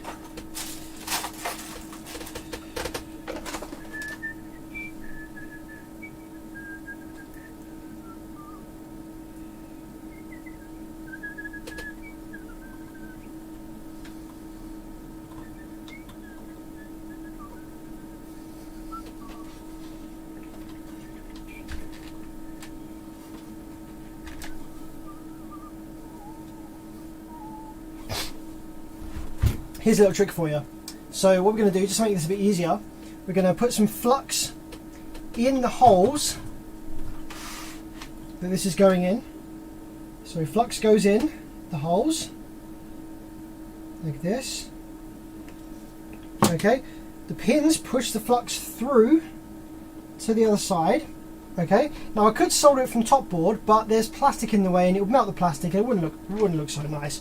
So we're going to go around now to this side of the board, flip her over. What we're going to do is load up some solder onto our iron tip first.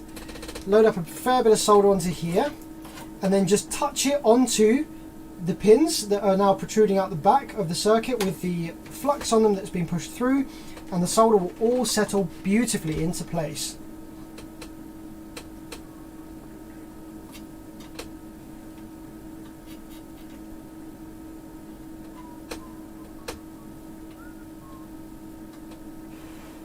Well, it does once the board is heated up underneath it enough, yes.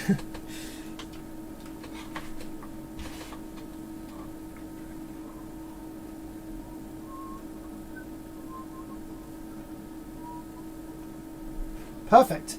I don't know if you can see what I'm doing here, but it is working nicely.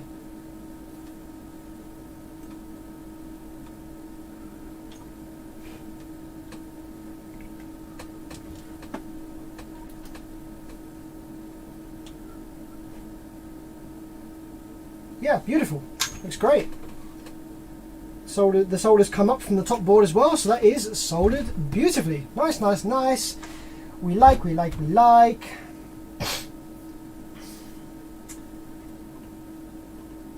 But is that going to be what? Is that going to stop? Is that going to stop the DC being present on the RCAs? When powered up, possibly not.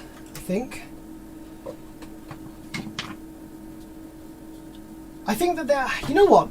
I think there will always be, like, when there's nothing plugged into the RCAs, I think if you probe the RCA pin, you're always going to get that DC there when the amplifier powers up and powers off, due to, like we said, the decoupling capacitors. But because there's no load, there's nothing on the RCA pin, we are able to see that voltage present on the scope, even though it's barely there. It's like a couple of freaking electrons hanging out there. We can see it on the scope. And actually, the fact that the voltage starts to decrease, starts to go away, solely from probing it. So the resistance on the oscilloscope probe is astronomically high. And the fact that the voltage on the RCA pin actually starts to seep out and disappear by going through the resistance on the scope probe just goes to show that actually it's not really there. It's almost like a ghost voltage. It's like you can measure it, but as soon as you connect anything with a ground reference to it, it's gone. So I think that that's a non-issue, and I think that you will always see that there when you probe the RCAs with nothing connected. But when you connect to RCA to that, then you'll never see it, because it's not really there with any weight to it, if you understand what I'm saying.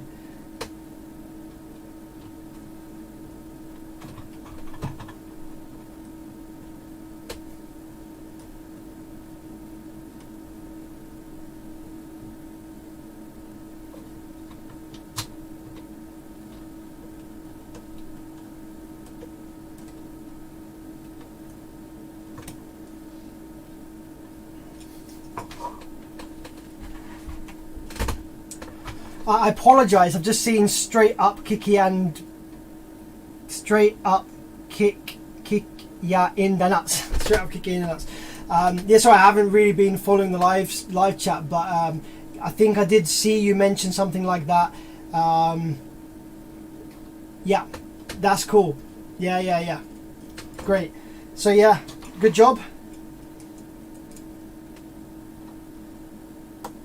Yeah, sorry, I wasn't trying to repeat what you had already said. I hadn't seen it really. I was just working on my shears.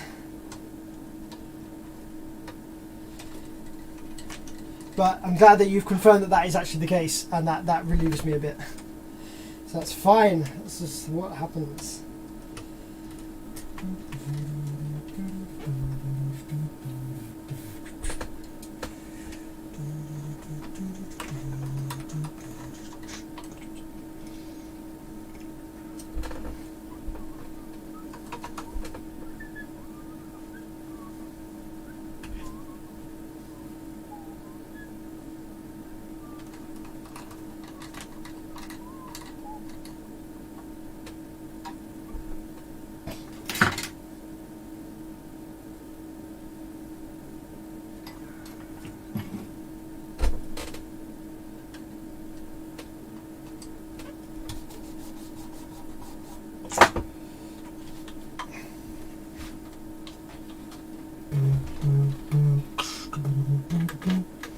Now, one thing that we've got to remember to do before we give this back to the customer is to desolder that little bridge for the low voltage startup.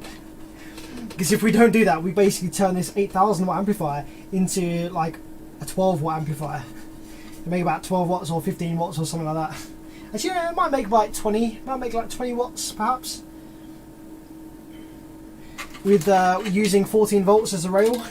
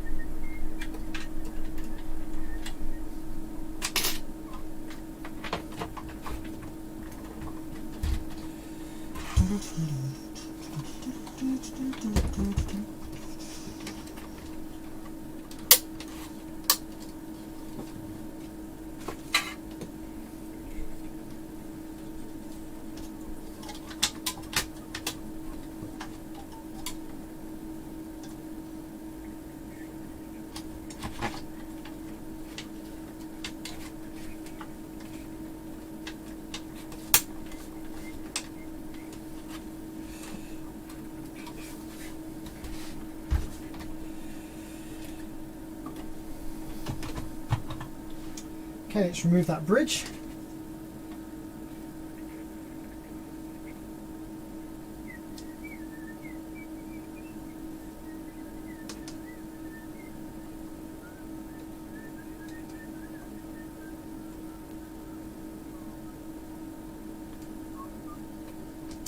There we go, bridge is removed. A little bit of isopropyl alcohol, clean that off a little bit.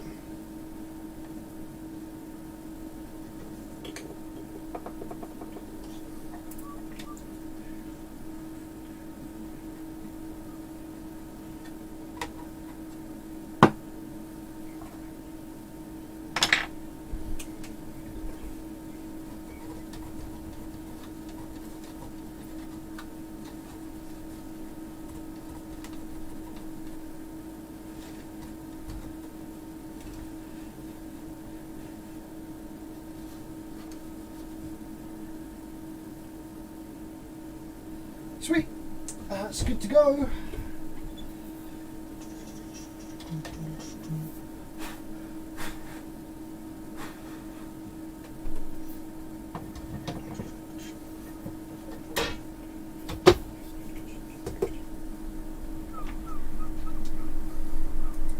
Davo, how's it going, man?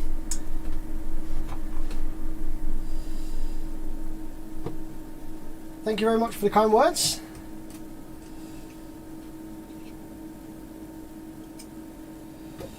Right, what's next after the Sound Digital then? Got a couple of actually we've got 3 amplifiers. We've got 3 Korean full bridge amplifiers, and these are the same as, oh, what the fuck, hang on.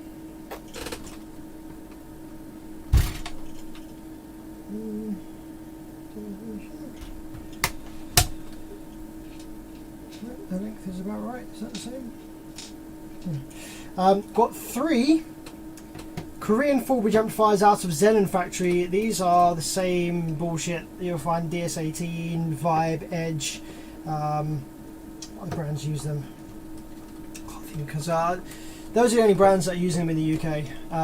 Yeah, it's just the Zenon full bridge using the IRS 21844S in a full bridge with I think they are, the outputs are 4648 output FETs, I think they are, and they get really hot. And the output inductors get really fucking hot. They're just really unreliable, shitty circuits. Got 3 of those.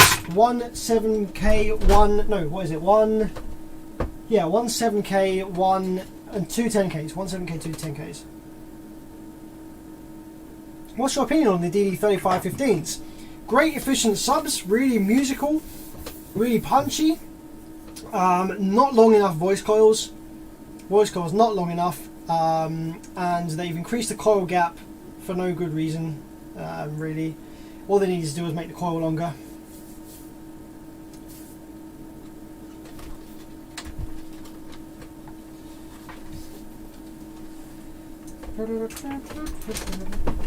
Provided you can limit the excursion, it'll be good.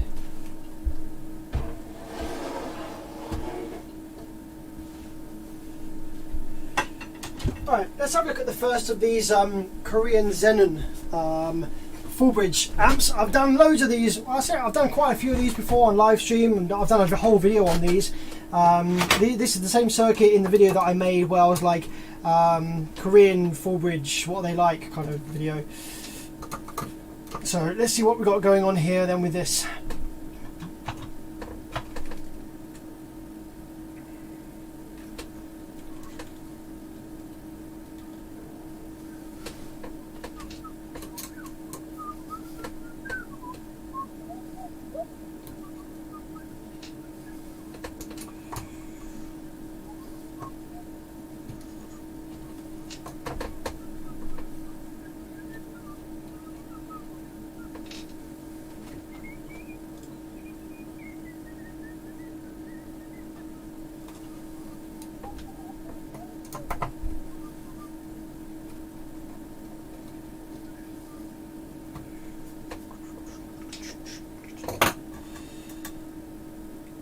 Yep. Can we get her out?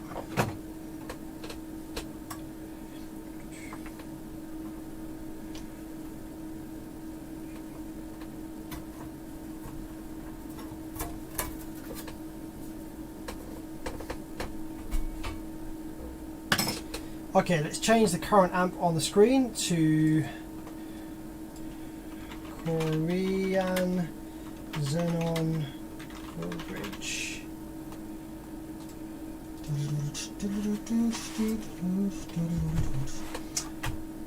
Okay, so these ones, they usually kill the power supply section when the output FETs die. We don't have any dead power supply section. It cooks up and smokes and shit, so that's fine. That looks absolutely fine. So output FETs then, they're quite difficult to read. Oh, hang on a minute. Okay, I'm actually going to go ahead and pull these clamps off because it looks a bit funky under there.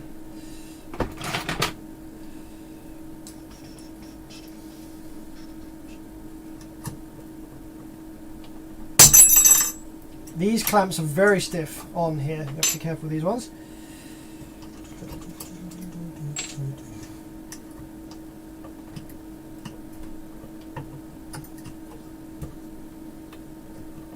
And of course, the capacitors are right in the freaking way.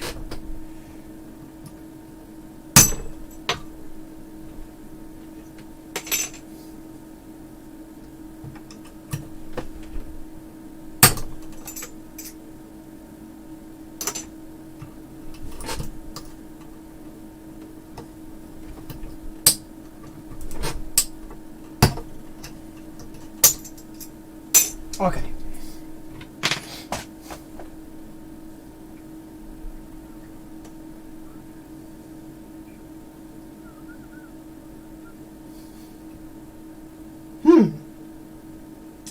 This has been repaired before.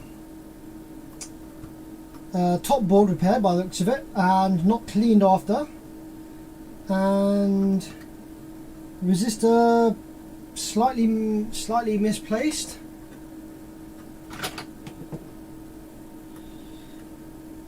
I do some top board repairs on these, but usually they don't look like this.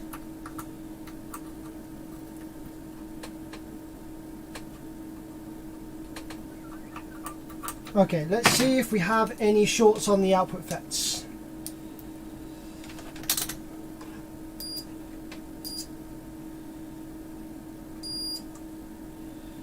.405, that's fine.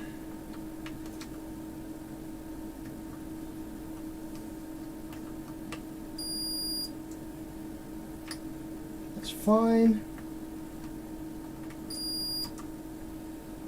405, that's fine, and the gate, that's fine. 405, that's fine, so we're all okay that side. That's the side that had been previously repaired, so that's cool to see that that repair is okay still. I don't recognise the repair, but let's try this side. That one's okay. That one's okay.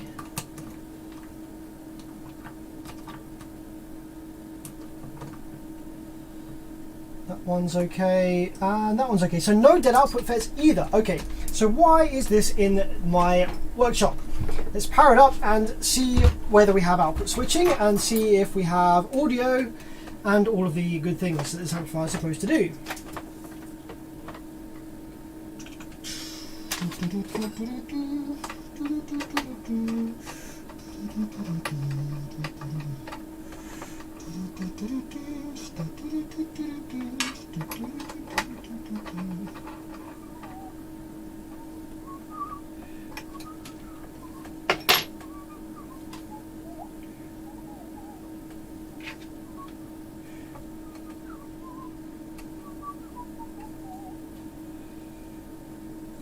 Thanks, Lewis, for the birthday wish. Appreciate that.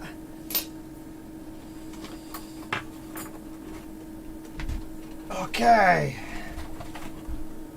Power. Not 15 volts. That's what we were doing earlier. And my camera's moved itself. There we go. Let's go down to 10.5. That's about where this amplifier likes. And let's go up to 50 volts, divide, and hit the remote, see if it builds a bit of rail.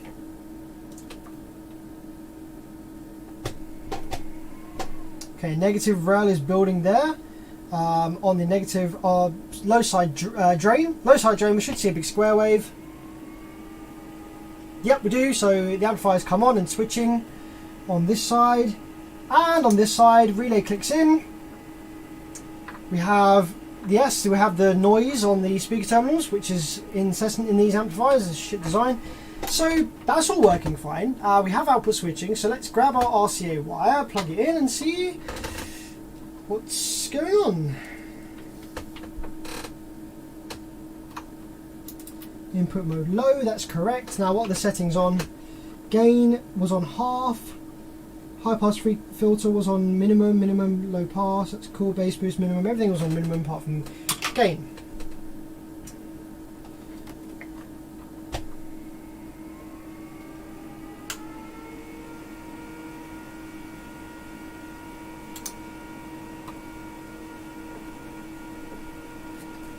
Okay, we seem to have a sine wave. Let's increase the gain a little bit.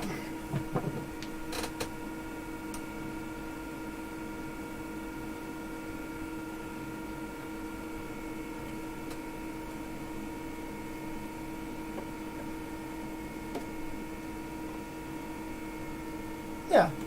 Whoa! Holy fuck! A shitload of smoke. What the hell? Okay, wow. A lot of smoke from somewhere here. Ah. I'm wondering whether that is coming from this.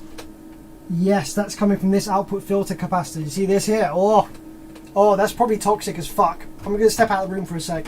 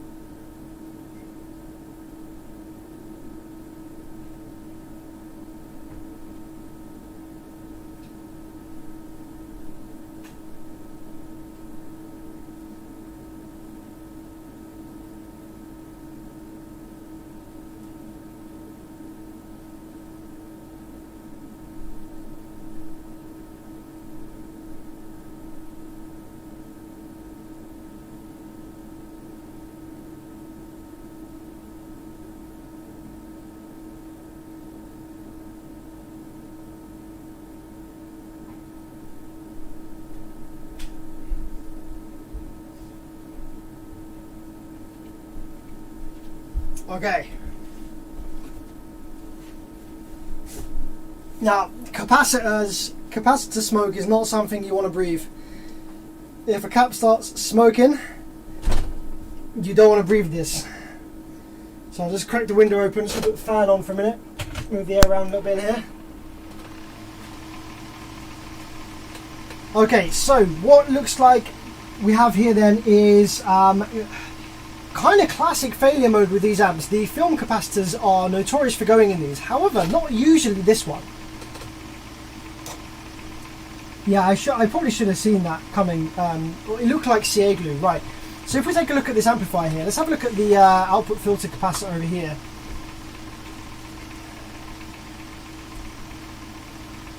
So this is where the smoke emitted from, okay? Now, over here we have this shit. Now that, to me, looked like CA glue that was sticking this cap to this relay here. Whereas in reality, this is the insides of the capacitor coming out, I think. Yes, it is. The insides of the capacitor burning and coming out. So this cap is dead. And we also have some smoke and bulging emitting from this side here.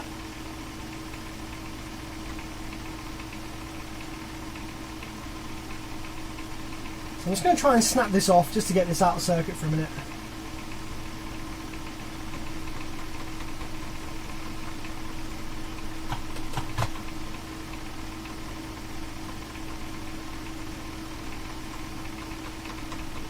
I have not got much movement here, so this might take a while to snap off this.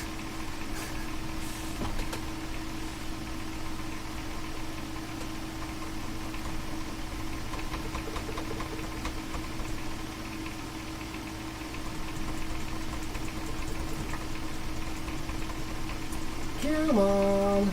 It's getting there. It's getting looser and looser. What does it smell like? Ah, it just smells like death. There we go. Okay, we are off, I think. A couple more wiggles that side.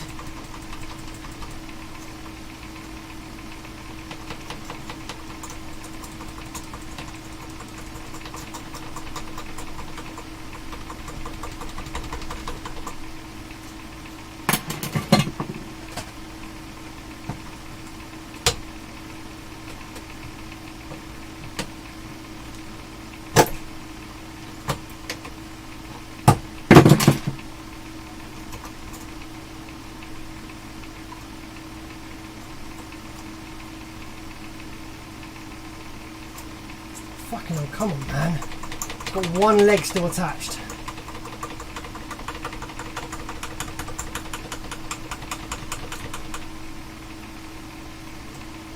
Fucking hell. Oh, piece of shit.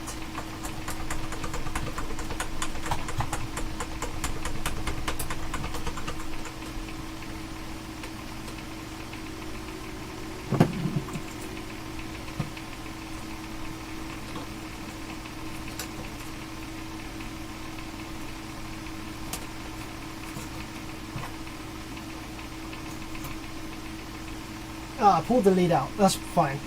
So yeah, as we can see here, in this capacitor, we have a big crack on one side there, and leaking on that side. It goes hard when it comes out. So that's dead. But what's the rating on these? I have to try and remember. The rating is currently being covered up by all of this crap. So let's see if we can get rid of some of that.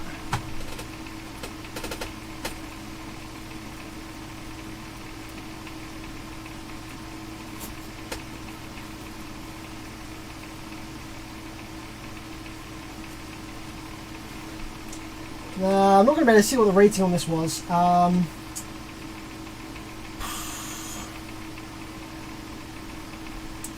can't remember what these are. I've replaced them before, I've replaced the other ones before as well.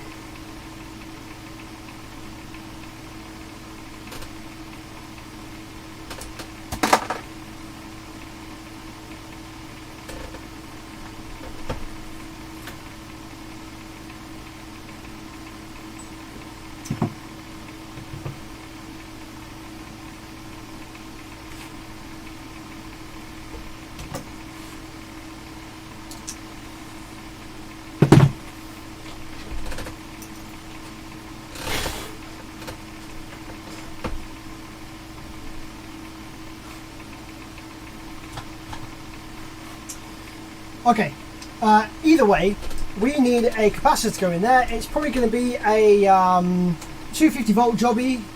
So the capacitor that goes here is filtering the last of the noise and shit between the sine waves. So what we can do is we can power the amplifier back up now with that dead capacitor out of the way, so we're not going to risk any more damage or smoke or anything like that, I don't think. And we can read what's on these pads to determine a voltage, and then pretty much any film capacitor value that's a decent size will work fine in this circuit here. So let's power it up, and let's kind of see what sort of voltages we're looking at here.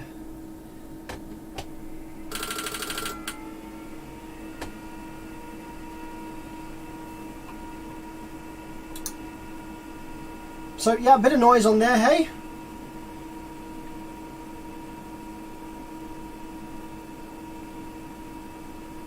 So, okay, we're dealing with 20, 40, 60, 80. So we're dealing with 160. So a peak to peak of 160 per half, but then it's out of phase because it is full bridge. So we're probably looking at a peak to peak of about 320 volts, perhaps. A peak to peak AC of about 320, something like that.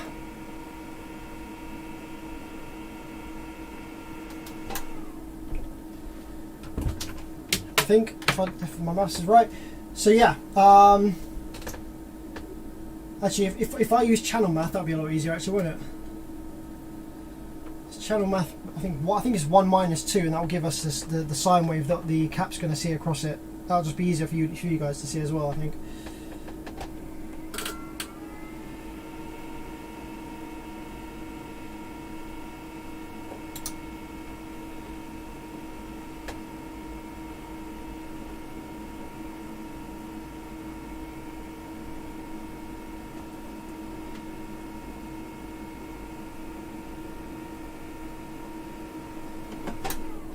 Okay, so that's the sine wave that the cap's going to get across it. So we've got 50 volts divide, so we got 50, 100, spikes up to 150. So yeah, about 300 volts that we need this capacitor to deal with.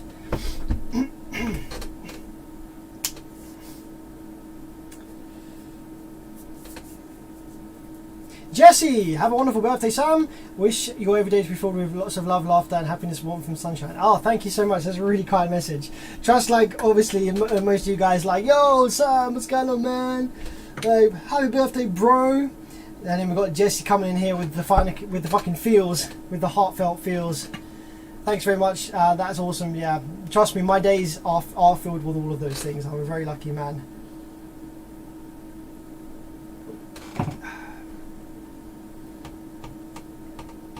Right, let's have a look at my capacitor box then. See if I've got anything that fits these kind of requirements. Beep-a-dee-boo.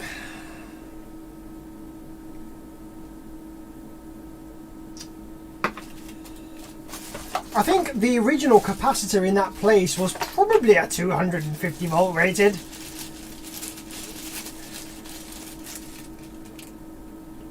Like most of the output filter caps that I have here, they're 250 volts. They tend to be like 250. I don't really have any or really come across any that are 300 volts. So I imagine a 250 is probably going to be fine. Renzel, thanks for the 5, man. Thank you for the birthday wishes and thank you for the 5. That's awesome. Cheers, buddy.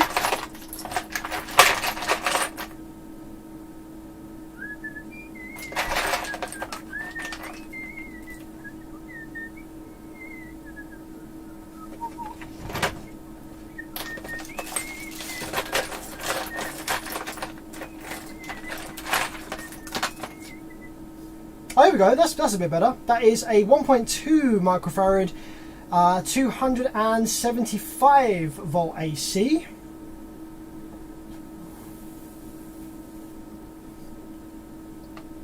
You see now this wave here on the scope screen, that even though we have peak-to-peak travel of what looks to be about 300 volts there, this wouldn't be a 300 volt AC wave at all by any means. Actually, we can use the scope here to figure out what it would be, right? Really easy way. We trick the scope into thinking that one of the probes is lower. Right, here we go. So that's what the sine wave looks like. We're gonna save trace to memory 1, trace memory 1 on, start the scope screen. So now we've got that trace in the background on the screen now at all times. We're gonna go ahead and power the amplifier up again, but we're gonna switch the probe to ×1. But without telling the scope that we have switched to ×1.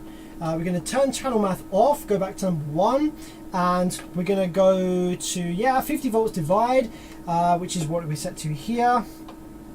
And we're just going to probe one of these outputs here, power the amplifier up, and we're going to see what does the scope say the VRMS is for a wave that is that amplitude. Problem is it's so freaking noisy. Maybe I should just do it straight off the RCA. That might be easier. I wonder if that will work. Almost. We've almost got enough. Almost got enough. 75 volts RMS, that says. Okay, what does it say in the amp?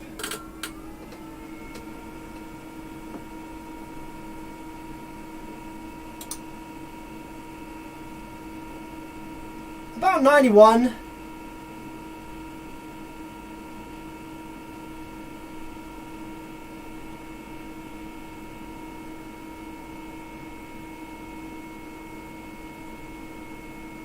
Yeah, about 92-ish. So I think honestly 250 volt would be absolutely fine there. So let's see what's a nice 250 volt film cap that I've got in here. Let's have a look.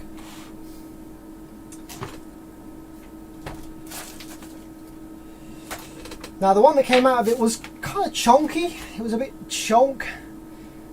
We got this one, which is a 275, which is quite a decent one. It's 1.2 microfarads.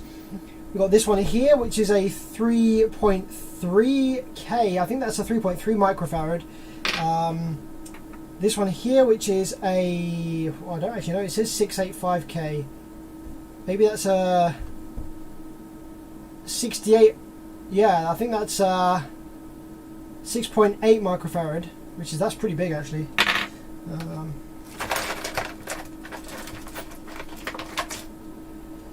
That's 100 volts.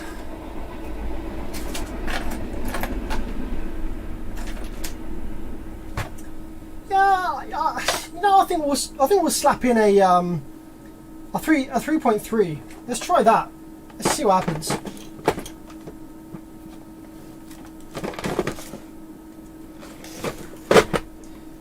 Forgot to add it was my birthday on Tuesday. Oh, nice, Jesse. Our birthdays are close together, hey? Cool. Let's try to pinch this down to size so we can slot her in place.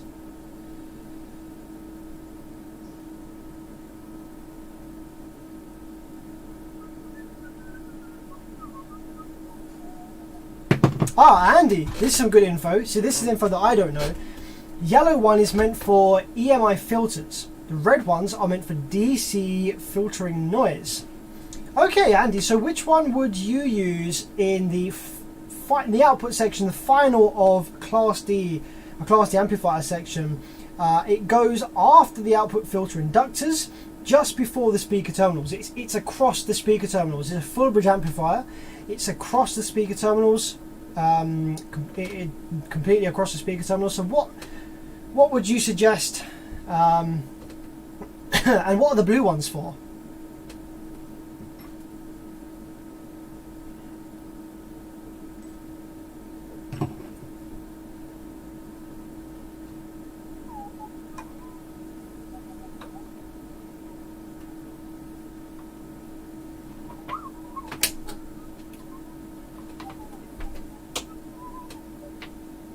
Andy says red or blue. Okay, sweet. We're going to go with blue.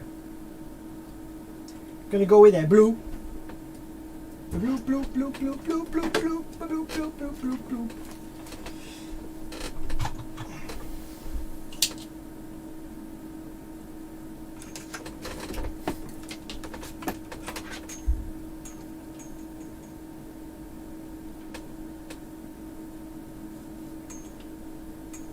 There's a high thermal mass in this area because this is the output speaker trace thing is fucking really high.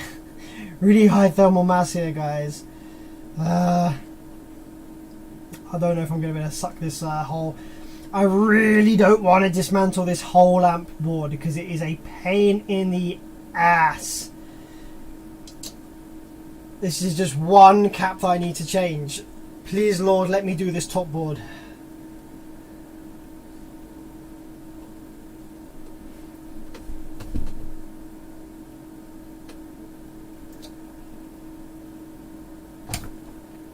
Oh, yes.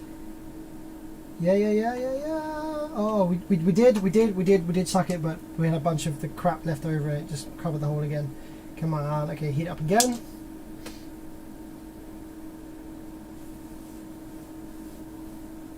It was very sunny here today, actually, in the UK. Although now I think it is raining, and it did rain earlier this afternoon as well. Hey, okay, that's one hole sucked.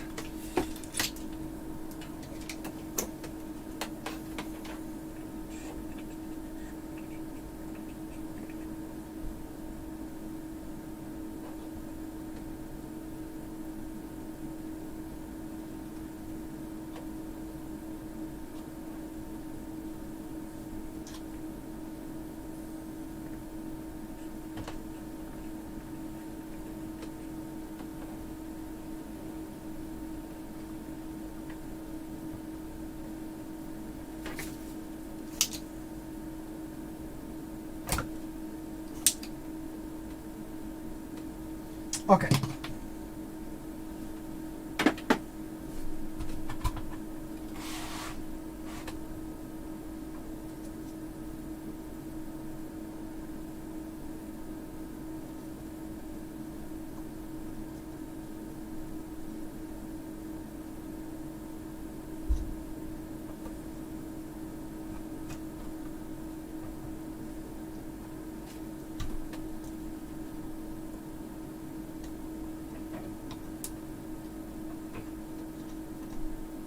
Yes, there is enough clearance to do this top board.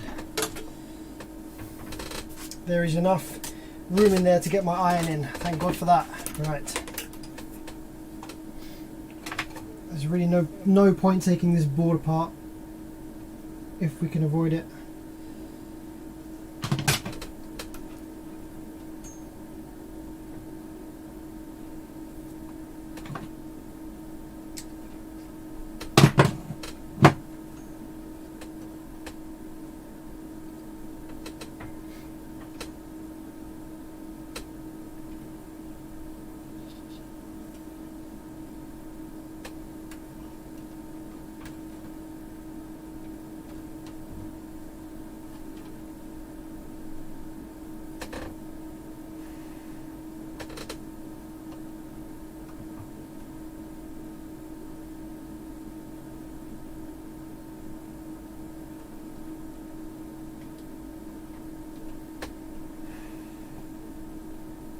Okay, that's good. That's one leg soldered in.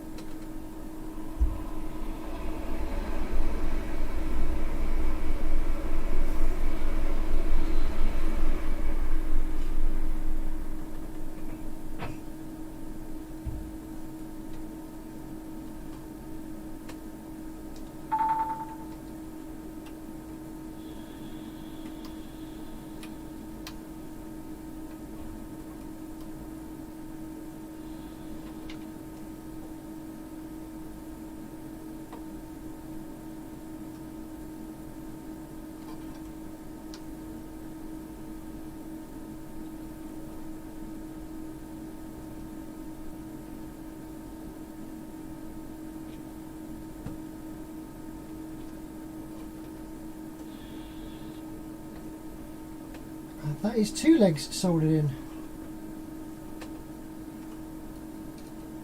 Work a little bit more on this side.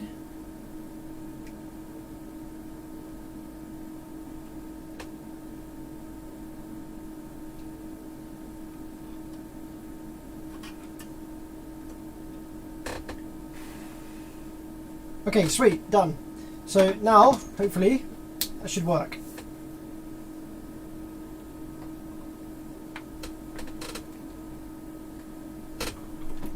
Shouldn't smoke it.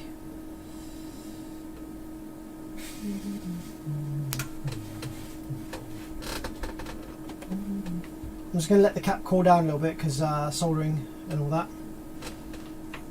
And while we let it cool down, I'm just going to glue it in place so it doesn't move around.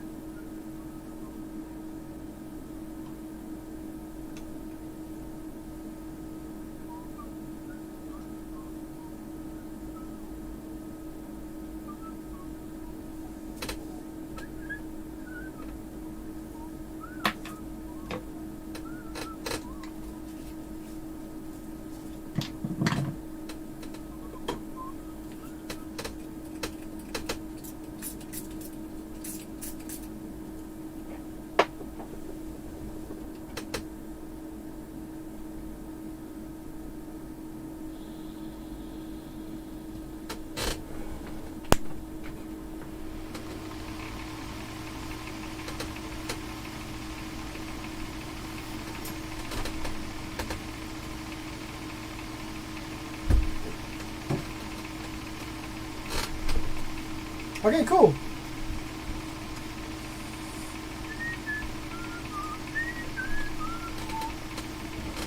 So power up, and let's just check the sine wave is good and check that that doesn't heat up. What we're looking for is to make sure that the sine wave doesn't, we're looking to make sure that the power supply doesn't show us that there's an excessive draw of current with an increase of signal. That's what we're wanting to make sure that doesn't happen.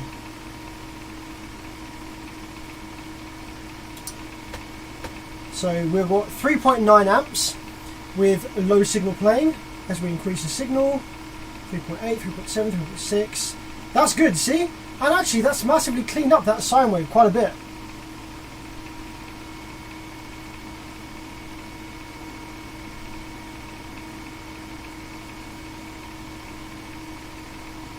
Yeah, that's good. That's doing a good job. That cap is fine. We are all good in the hood.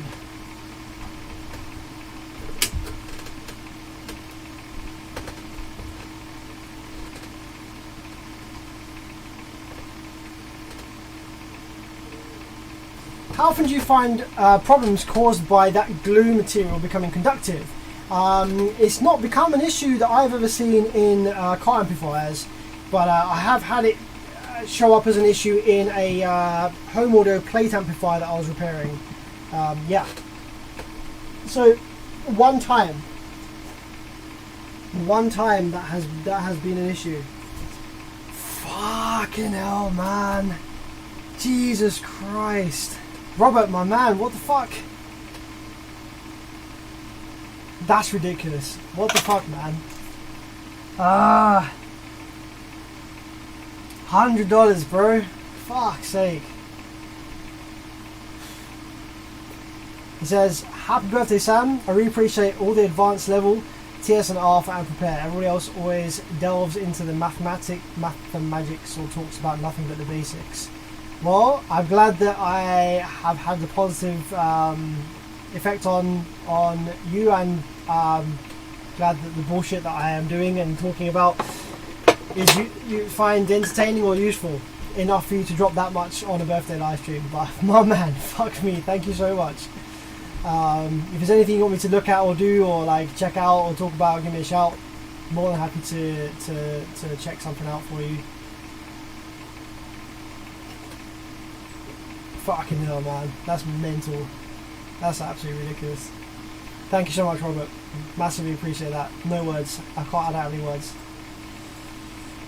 Jesus Christ. The fuck, man.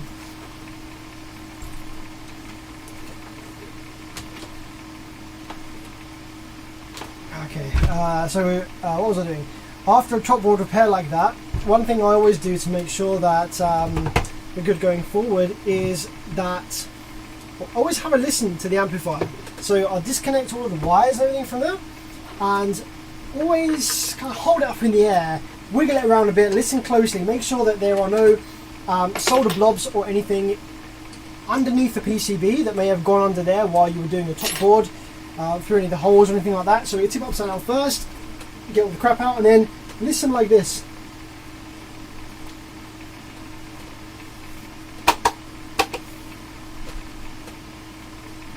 Make sure you don't hear any rain tube, you know, any ding, ding, ding, ding, falling down through the amplifier, but I think we're good. I don't hear anything like that, so I think we're good to go. Another glass of champagne for you. And I'll toast this one. I'll toast this glass of champagne to my man Robert right here in the live chat. Thank you very much again, my friend.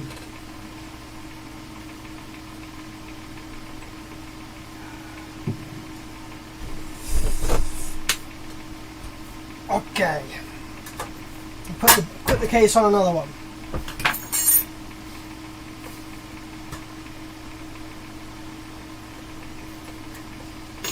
See, this shit is easy. Anyone can do this, man.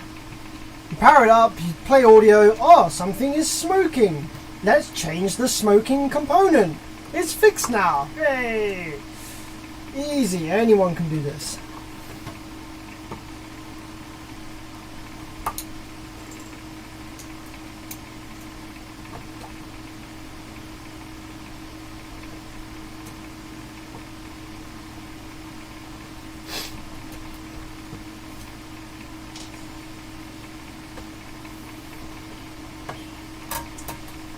Okay, what we got next then? So you see this amplifier circuit design. I've got two amplifiers that are of the same circuit design as this, but bigger versions. They are the 10,000 watt RMS versions. So what would you like to see? Would you like to see me going through those two there, seeing what the issues are with those, the Korean 4-bridge? Or actually, one thing which we could do, now this right here, this is a Sony X-Blood. Fucking, I don't know the model number of the amplifier, but it's the hexagonal grey or silver one that has 1600 watts written on the front. It makes 950 watts RMS into 2 ohms, decent little amplifier. Now I bought this one off eBay. This one's mine. I bought it as not working, non-functional, whatever. I was like, this will be an easy fix. It'll just be output fairs, pass by fairs, or some bullshit like that. Maybe it'll even work. No. Now this had leaking capacitors, and it completely fucking blew the power supply section, which I've repaired. The output FETs all seem fine. There are no dead output FETs, but the fucking thing doesn't switch. There's no Class D switching on this at all. I don't know why. This is a completely new circuit design to me. I think it's a discrete Class D drive circuit, so I am absolutely terrible with these things. But I do have the schematic recently, so I haven't looked at it since I've got the schematic. So we could try and get this little boy up and running, if you like, with the use of the schematic. Or we could look at the Xenon Korean full bridge amps, the 10Ks, and see what they're doing.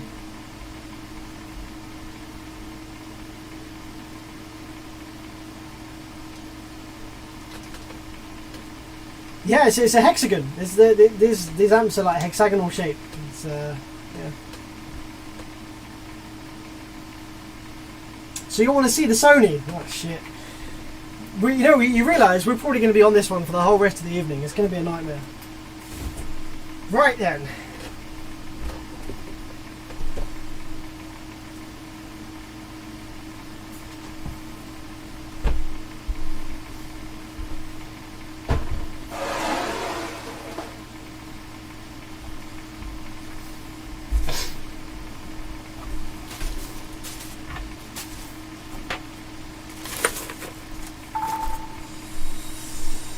Oh, the phone.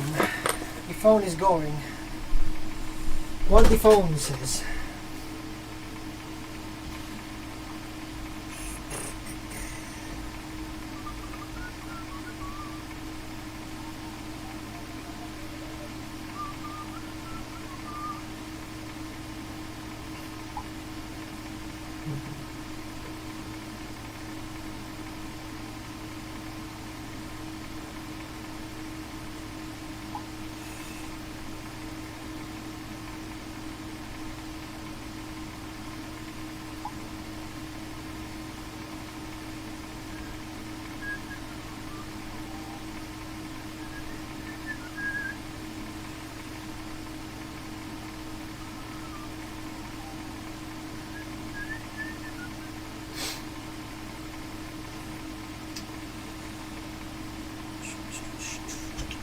Okay. Sony, thanks Patrick for the birthday wish.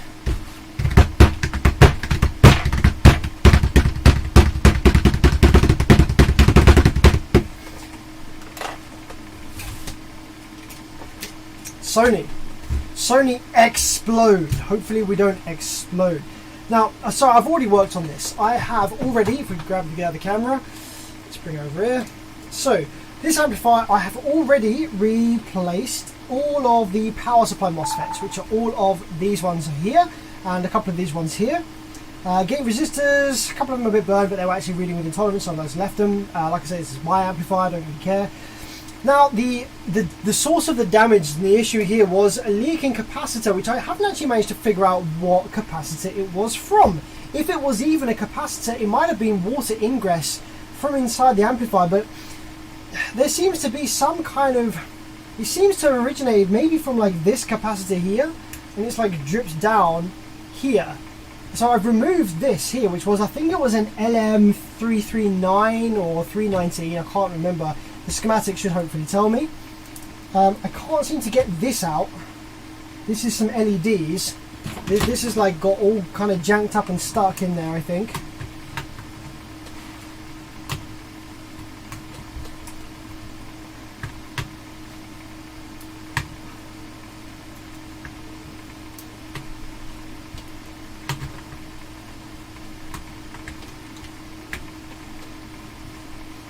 Like literally is proper stuck in there.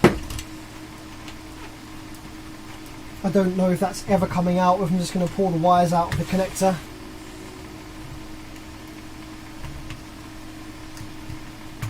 Or just straight up break the connector. Like, whatever this shit was that went on the board is dirty.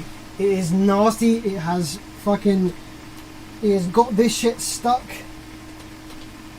to the point where literally it won't come out at all, no matter how hard you pull.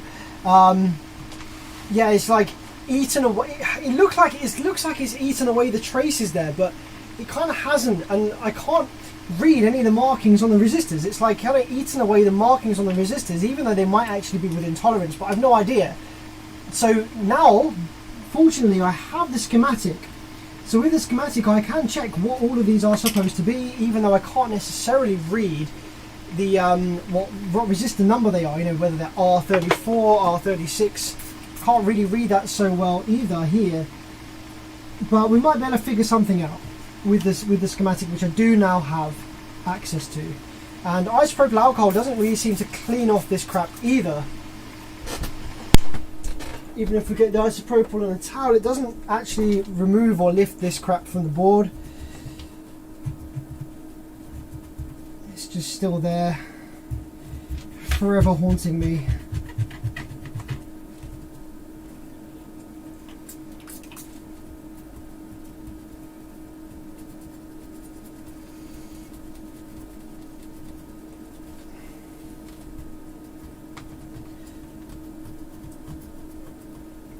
Like, we try to clean it as much as we can, but it's very difficult. Now, the good thing is that I don't think it's conductive.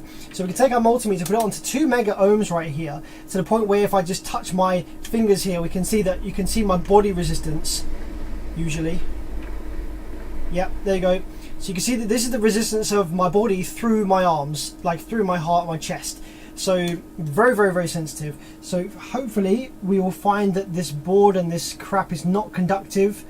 The electrolytes that are left on the board, or whatever this crap is on the board, is not actually conductive. Oh, there's a bit of a reading there. That might have been just me touching a there. I was touching a veer and a veer. So yeah, what's on the board isn't actually conductive at all. As you can see, not conductive. So it's fine that it's there, it's just caked on, it just makes it difficult to read. So what we need to do, like now, it wasn't just on the top of the board here that we had damage. If we look on the underside of the board as well, we have all of that shit on the underside of the board as well. It's like there's drips of it everywhere. It's like really weird. So if we look over here by the terminals, this is why I think it might have come in from the outside. This is why I think it might not actually be capacitor electrolytes. So we have like all of this junk over here, which I've resoldered the best I could because it eaten the trace here for the terminal. And it's like come down here and like round here a little bit. You see there?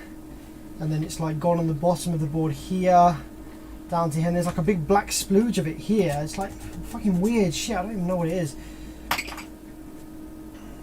But anyway, the amplifier, it powers up, the power supply comes on perfectly fine, but we don't have any Class D switching on the output section. So what we're going to do is we're going to pull up the schematic. For the first time, I haven't looked at the schematic yet at all, ever. So we're going to look at the schematic and we try and work out what's going on, how the output section works. Because I think that it is a discrete Class D circuit. I do not know how the output section works at all in this.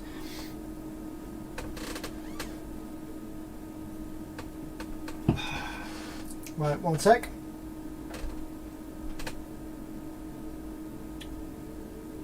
Oh, I just got a quick cheeky side hustle to work on. Little Nintendo Switch inquiry.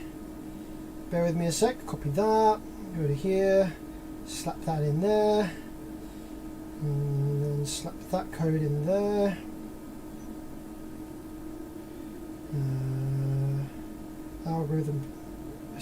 Algorithm start. Let that do its thing.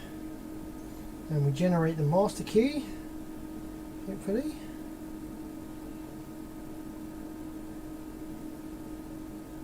Yep, generation success. So now we copy this master key to the customer.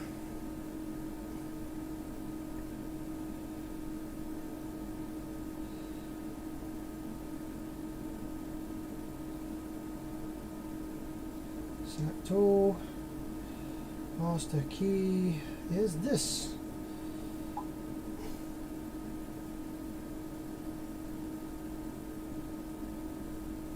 Right, cool. That's that done. Now then, schematic for this amplifier. We go to Facebook because I was sent this schematic by a good friend. TD. Let's go to full conversation. Sony. Search Sony.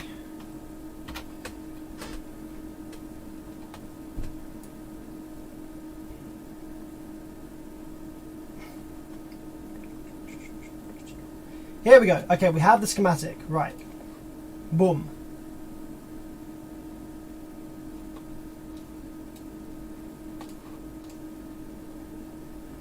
Okay, now the question is, can you see the schematic? Because, oh yes you can.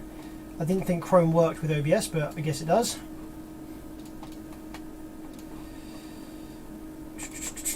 Right, service manual. This is the amplifier we're working on at the moment. Just for fun, little amplifier that I have. Service manual, hopefully we have the full schematic present. Exploded views. That's so funny because this is a Sony Explode. Exploded views, right? Yeah, blah blah. Yeah, don't care, don't care. Give me the goods. Give me the goods. Give me the goods. Give me the circuit. Semiconductor locations.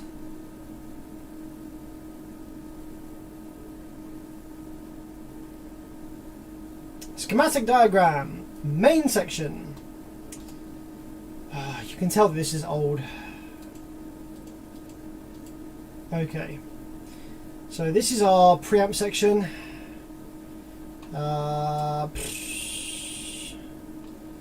Preamp, low boost control, blah blah blah. Right, what's this? Here we go. Remote on-off detect, temperature protect amp. Okay, so what do we have here? LM339. Okay, I think that's what I removed.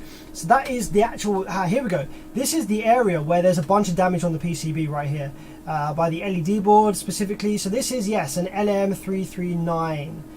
Okay. So, if the amp's in protect, what is it doing? Let's have a look. It'd be good if these were named. Switching driver is Q1644. Switching driver, is that for the power supply perhaps? Protect switch. So the amp, I don't think it's in protect, but I can't remember if we get any LEDs. You know what? Let's power it up and let's just see what it's doing. Let's see what lights we've got. Remind myself what's going on. Shall we? There very well may be some trace corrosion. Like they at this point with this amp, there could be anything. I mean, could be absolutely anything.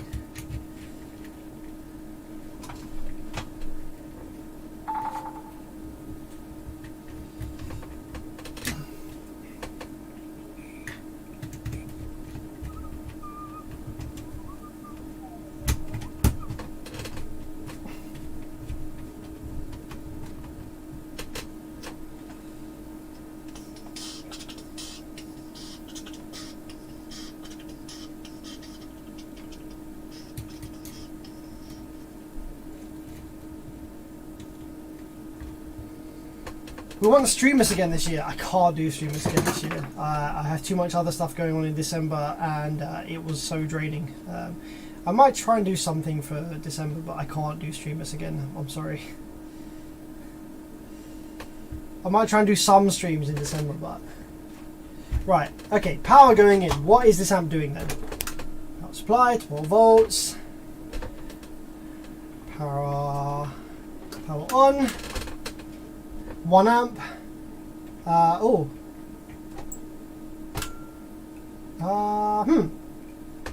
Power supply not switching anymore. But we're drawing 0.9 of an amp. Hang on a minute, what the fuck? How does that work? What? Nani?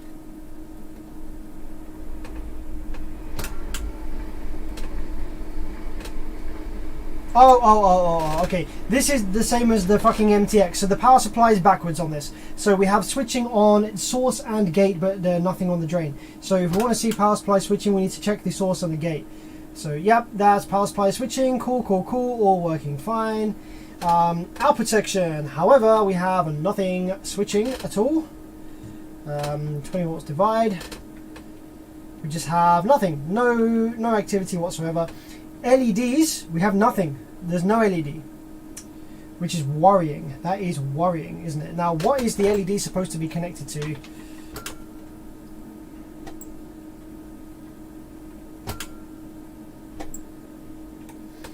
What is the LED supposed to be connected to on the schematic, hey? So LED board, we have Connecting, power, protect. So we don't have any power or any protect at the moment. LED on off, Q14 and Q15. Power protect LED control circuit. Q11, Q39, Q43, Q42. Got a little dual diode here, common. I can't remember if that's cathode or anode because I am shit with notations. But yeah, a little dual diode there. Okay, so let's check that section of the board. But is that fed by the LM339? Heatsink temperature detect. We have this D3 diode here, which is actually looks like it's feeding this power protect LED control circuit. Along with, you see this red wire, this is probably coming from the 12 volt supply, I imagine. Because it's red, maybe. We've got pin 3 VCC. Let's just see what's on pin 3 VCC of IC7. We have 8 volts. I don't know if that's correct or whether that's too many or too little. So yeah, pin 3 we have 8 volts for VCC for the LM339. Now let's just bring up datasheet for that. And let's see whether that's enough. What VCC do you want?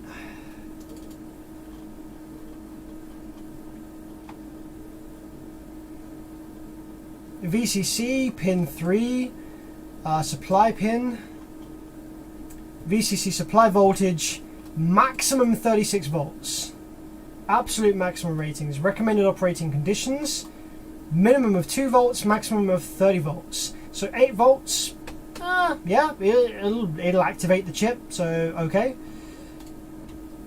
That's probably fine. What else we got? Pin 12 is ground, so let's just make sure that we have ground reference then for this section. Want to make sure that's now hang on a minute. Oh wait, no, hang on. Pin 3. Right, pin 3, 8.3 volts. Pin 12. Yes, this is correct. That's ground. Okay, I was just looking at the wrong pin. Right. Okay. Cool.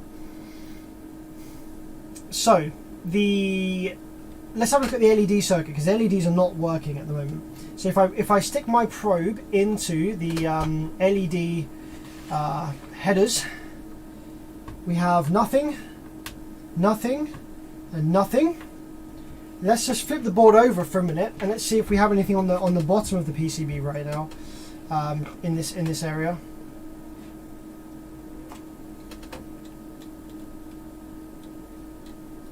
So this is the LED header board, power and protect. Nothing and nothing. I imagine it's probably fed from the 339. So that might be why we don't have anything, but it also could be everything else is fucked as well. So let's just take a look at the schematic. And let's have a look at some of these transistors around here. So we should have power protect LED control, Q11. So we've got 11, 39, 43, 42. So let's just check where they are on the board and see what they look like. So Q44, that looks like. No, it's D3 or D5. Markings are so fucked. Q16, is that Q18 maybe? Oh, no, that's D3. I think that one. I think that one's D3. Come on, focus. I think this one's D3. I think that's D3. That is Q19 or something. No, Q30. Fucking hell, man. Shit. Q39, I think. That's Q42 right there.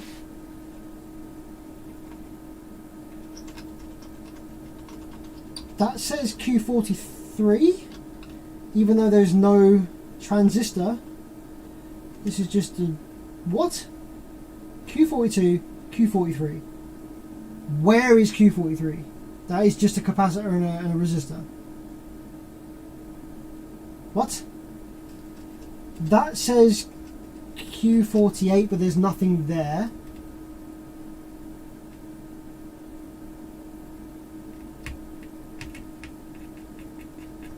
Okay, you know what? I think let's put a 339 in place. Oh, hang on. Bad John Natan, thanks for the 10 BGN. Not sure what currency that is, but thank you very much. Happy birthday, wishing you the best. MRV T757 in pristine condition, all green lights but no audio. If you're familiar with these Alpines, any idea what it could be? I have worked on those Alpines before. From memory, they can apparently power up fine with the green light, but the output FET or the power supply FET or everything can be dead. First thing I would do is clean any switches on the board. Clean any of the high pass, low pass filter switches, any switch, any physical connection, mechanical connection, button switch. Clean it with isopropyl alcohol first. See if you get audio. If you don't get audio, then take the back off and do some troubleshooting steps based on my videos, and you should find the issue.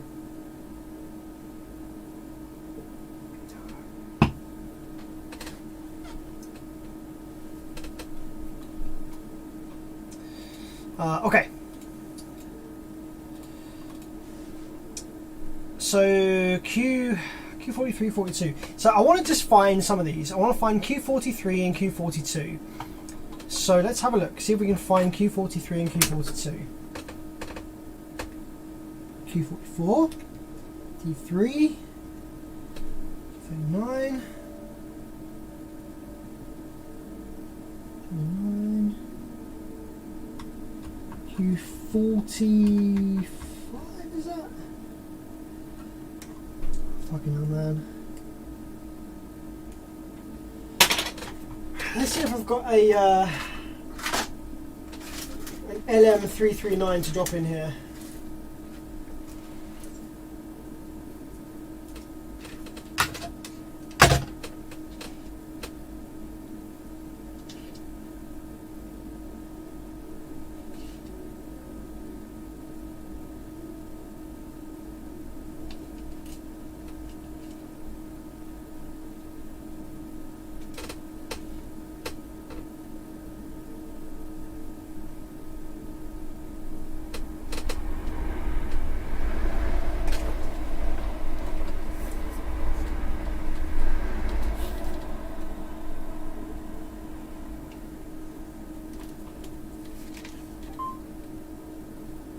Yep.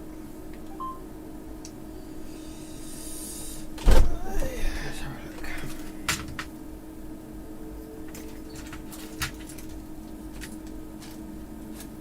Telephone 4.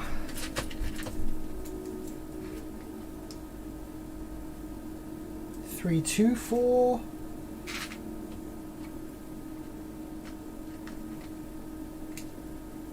Ah, here we go.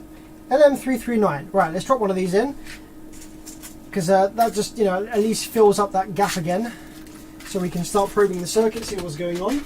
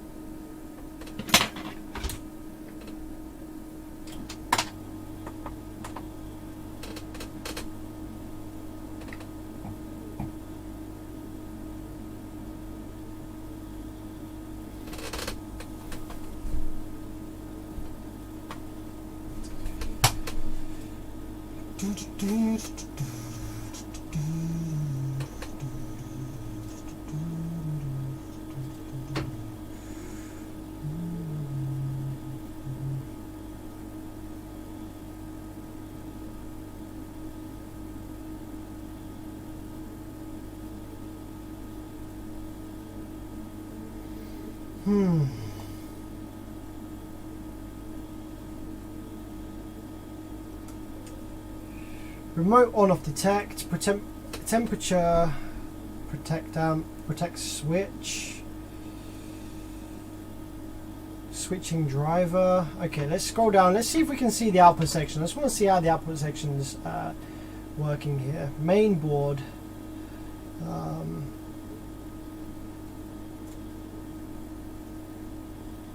So here we have the LM311 protection.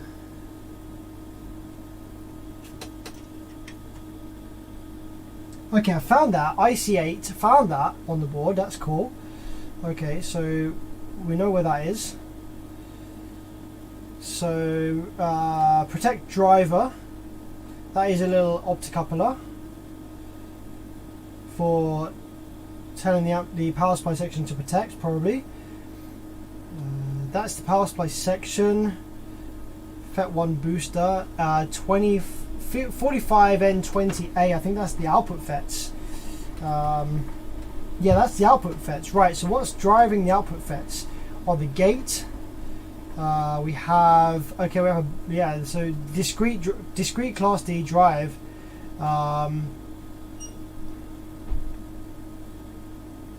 It's just literally a bunch of transistors.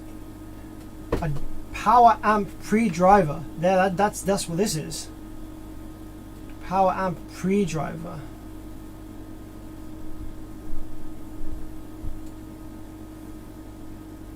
Q20 to Q23, 25.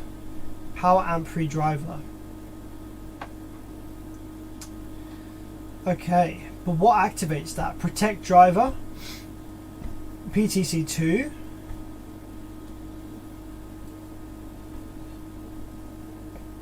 a couple of diodes here.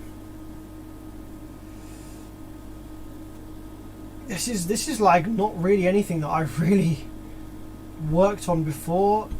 I can't figure out how is this self-oscillating?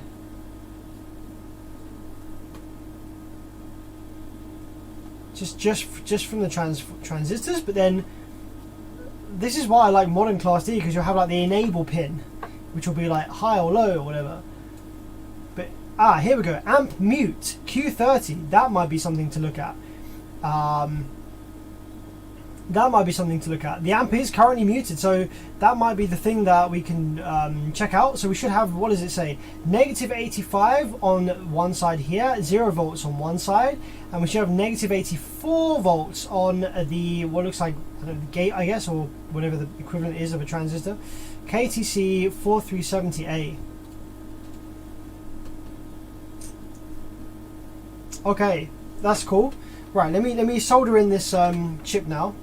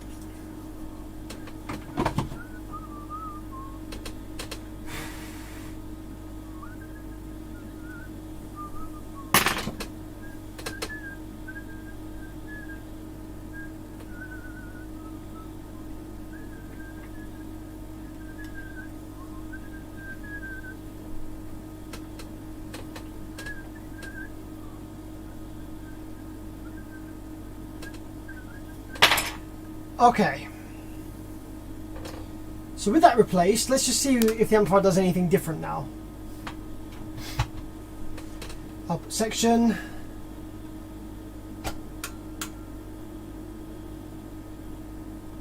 .9 amps worth of current draw. Output section still completely dead. So let's find that. Oh, hang on a sec. Whoa, dude, my man Johnny. Happy birthday, bro. Thanks for the advice about box rise. My Thomas is running Rockfield just drive 0.5 very happily. Sounds awesome. Dude, that's awesome. Thanks for the 20 drop. That is heavy.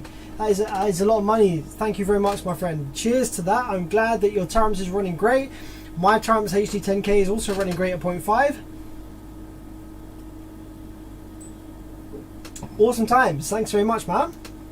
That's crazy. Thank you so much. So what I want to try and do is I want to try and find this Q30 amp mute. We want 85, 84.6 and 0 volts.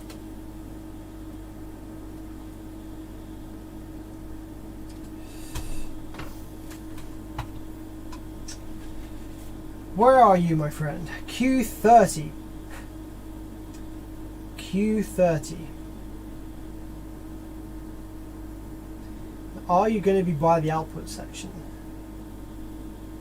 Or are you going to be by the power supply? Oh, there's Q31. Here's Q30. Well, that doesn't make sense. It's a fucking big boy. Why would that be part of the muting circuit? That doesn't make any sense. Is this the same schematic for the right board? Q30 KTC 4370A. Yes, it is. That's a big boy. Okay. Why would they use that for amp mute?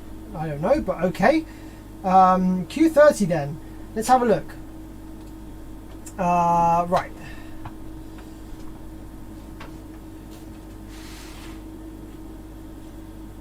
So, like we said, we need about 85 and 84 and 0. 64.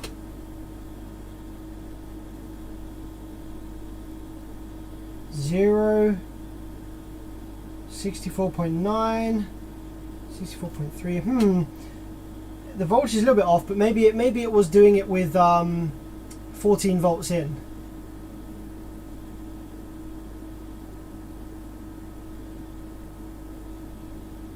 Nope, doesn't seem to be. Even with 14 volts, we don't get the 84 volts that it's stated. What is the rail voltage actually? The rail voltage is only plus minus 70 volts, so we're not really going to see an 80 there, as said by the schematic. But we can kind of gauge, like the schematic says that one of the voltages on one of these pins needs to be a touch lower than the other. So we can kind of have a look at that. Q30, here we go. So we have 60, it's moving around a little bit, 64.7, 64.2, 65, 64, so they're only a touch off each other. They're like maybe 0.5 of a volt off each other. So what does it say in the schematic? They need to be 84.6, yeah, like like 0.4, 0.5 of a volt off each other. That's actually correct. Okay, let's have a look at the other voltages that are needed on these parts of the circuit. So, wait, 107? What? Hey? I don't have that much voltage here. There's not, the rails aren't high enough for that. What are you talking about? 109? No.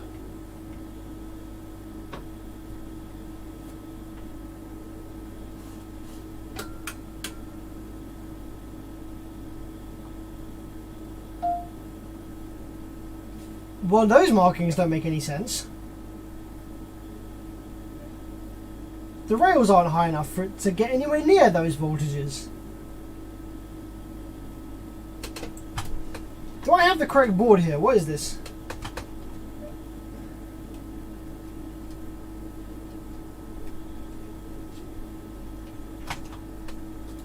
This is board number 168832911. Is this the smaller version that's in the case of the bigger one? Have I been scammed?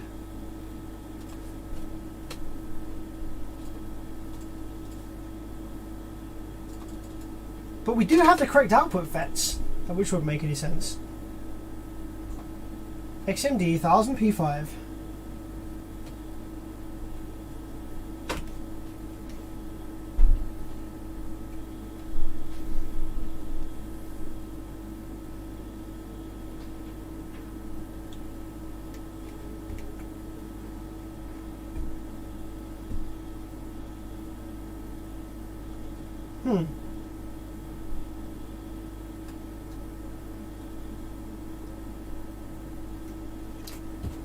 Finding document. Oh, that's a phone number, isn't it? That's Sony. I think that's a phone number. 1688-32911. Isn't that a phone number?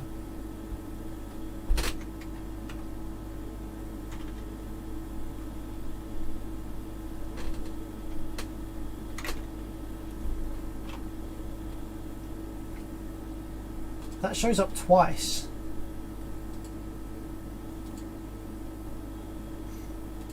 No, we do have the correct board. We do have the correct board.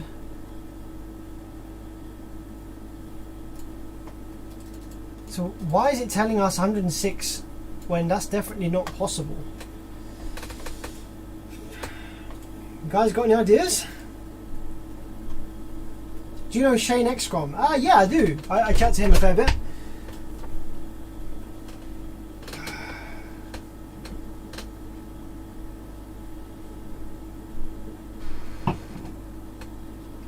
Wagwan Red Skyline, how's it going?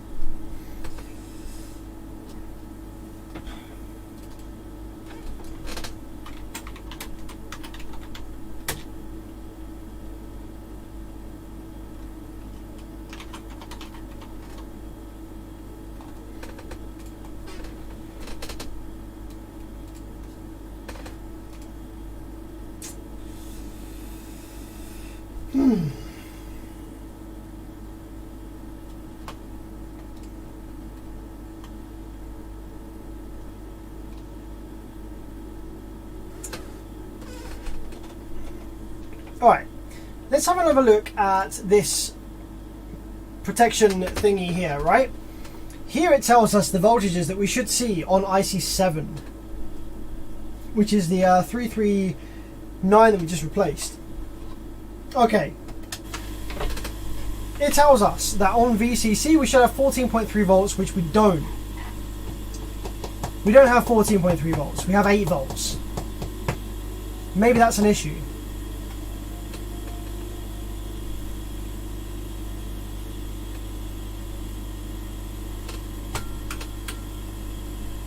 As you can see, only 8 volts. Right, pin 1 is supposed to be 4.9 volts. We have 0. Pin 2 is supposed to be 4.9 volts. We have 0. Pin 3 is supposed to be 14 point something. We have 8.7. Pin 4 is supposed to be 4.8 volts. We have 0.7. Pin 5 is supposed to be 10.6. We have 5 volts. Maybe I can I bring up a camera here? Hang on a minute.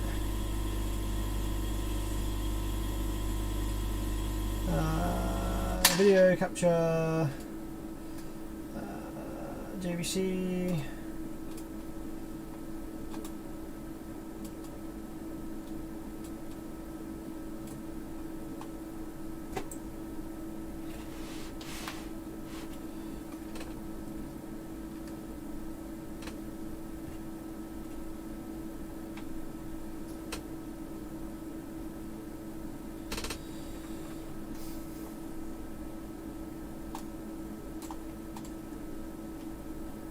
Right, what do we get to? We got to pin 5.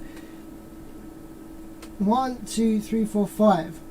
It should be 10.6 volts. It's not, it's 4.9. Pin 6 should be 4.1 volts. It's 2.2. Pin 7 should be 4.8. It's 0.7. Pin 8 should be 3.5. It's 3.2. That's the closest we've got so far. Pin 7 should be 0.7. We have 0.7. Yes. Pin 8 should, pin 10 should be 4.8. We have 0 volts. Pin 11 should be 3.5. We have 3.2. Pin 12 should be ground, which is correct. Pin 13 should have 0.1. We have 4.9. And pin 14 we should have 0.1. We have 0. So actually, pin 13 being 4.9 is a problem here, hey?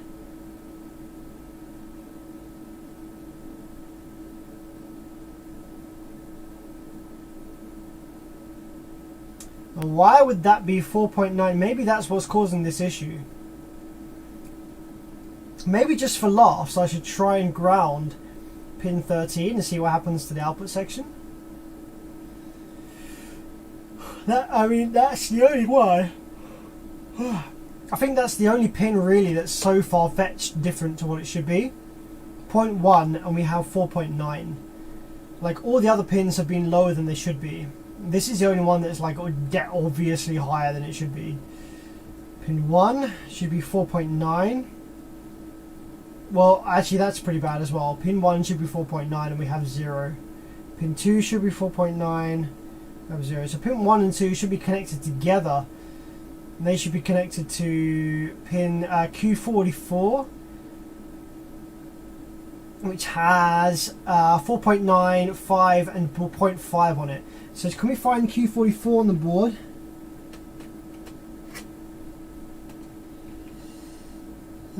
Where is Q44?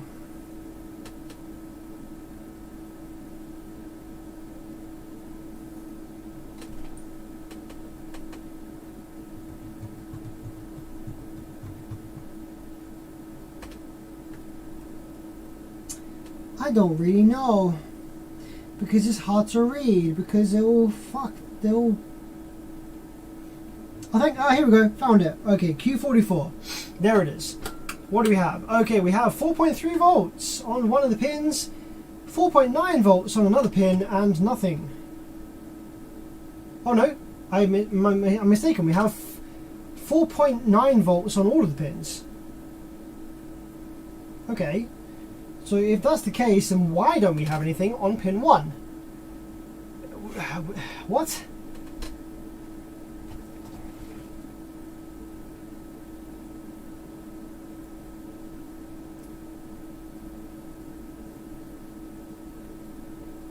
Q6.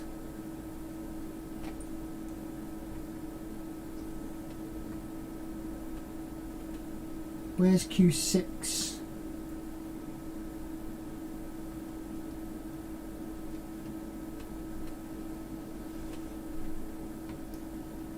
Here's Q6. Q6 we should have 5.1, 4.8 and 0.4.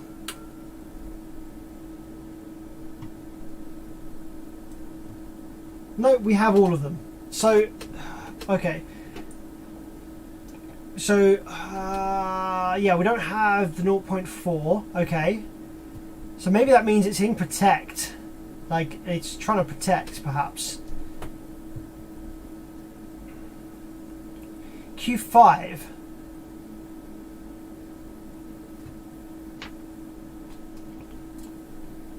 Q5, we should have the 0.9 on one of the pins.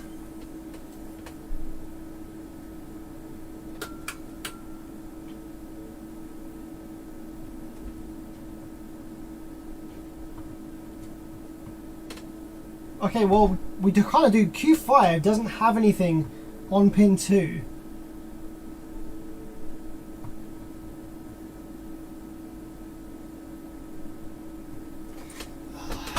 This is kind of becoming a pain in the ass. I'm kind of losing the will to work on this. Like, it's so far-fetched, it's so fucked. What are people saying in the chat?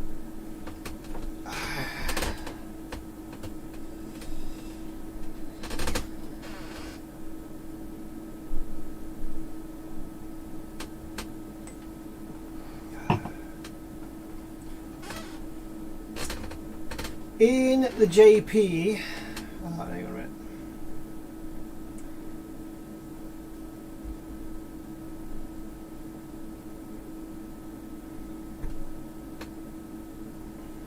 Monosurge says pin 1 and 2 are outputs. The part needs VCC. Check for broken trace. Q6 is receiving input from that output. Focus on finding VCC or why it doesn't have any. It does have VCC, but it's like lower than it should be. But everything's lower than it should be. The rail voltage is lower than it should be. Like this amplifier apparently is supposed to have 100 volts in it, but I don't see it. So I'm a bit skeptical about some of the voltage readings in the schematic. That's the only thing. So VCC is supposed to be 14.3. I assume that's, you know, with the, so if we had the power supply voltage turned up to 14.8 on the power supply here, if we probe pin 3, we should get 14.3. We get 10.9. So, okay, where does that come from? That comes from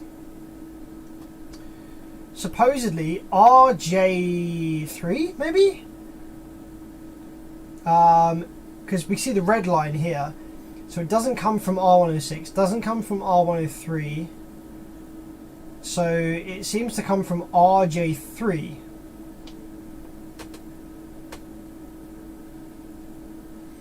Which I think is that a jumper? Resistor jumper 3.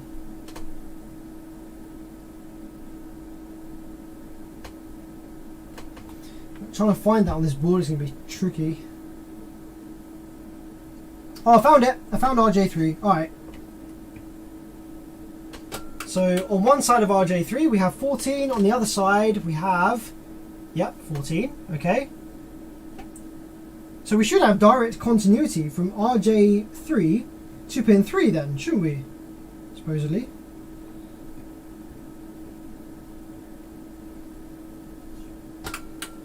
We have 14.3, 14.4 on RJ3, but by the time it makes its way to here, oh no, now we have 12. Oh, it's changing. It's freaking changing. Now we have 12.2 volts on there. It's gone up a bit. Okay.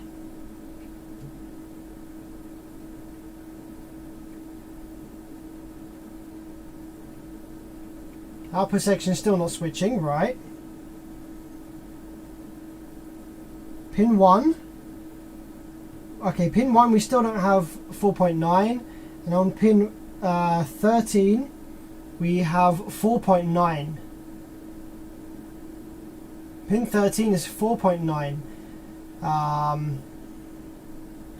11, 10.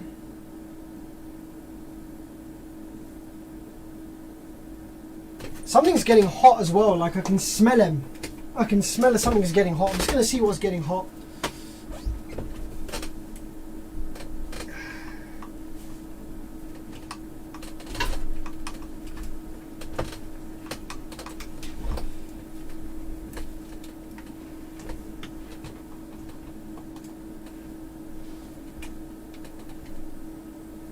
What's getting hot? Okay, a couple of resistors, which is understandable. Big resistors in the middle here getting hot. Couple of these transistors here getting kind of hot by the looks of things. That's fine, they're probably stepping down voltage. A couple of bits over here. 60, 70, 70 degrees, 75.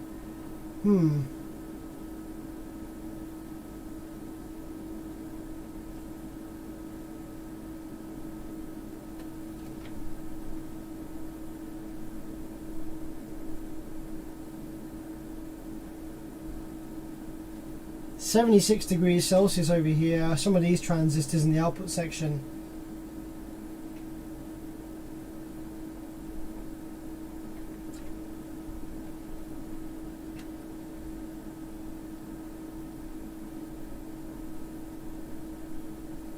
A couple of these resistors hitting 70 degrees. But that's it.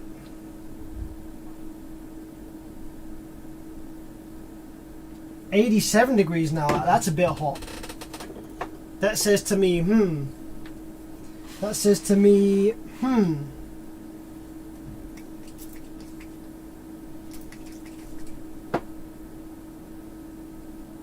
Okay, so Q30.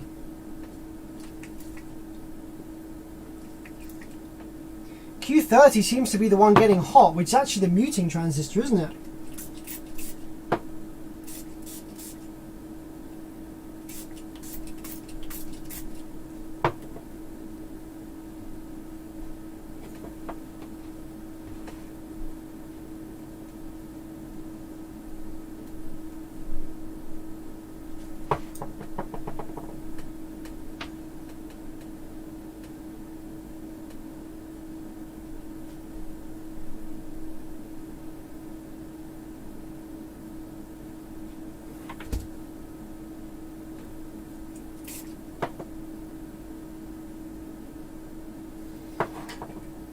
Okay, I'm going to remove Q30. I'm wondering whether that's maybe an issue. It's getting very hot.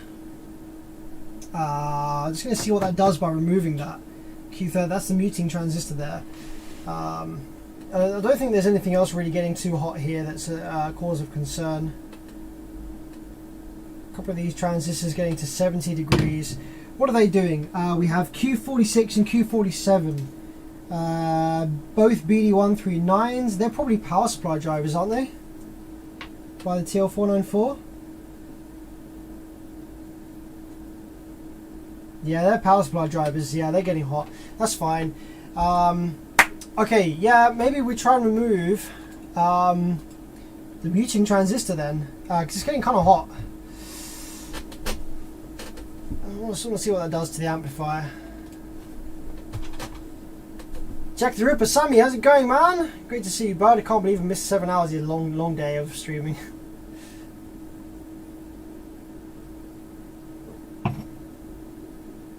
For shits and giggles, flex the board slightly. Check if anything else uses that transistor.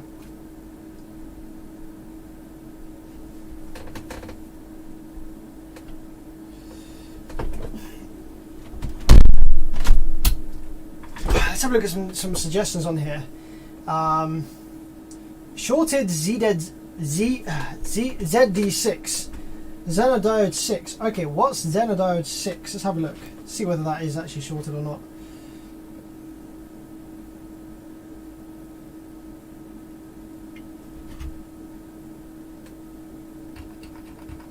Okay, I think I see it. Was that ZD8?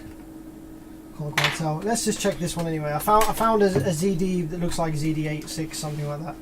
Just over here.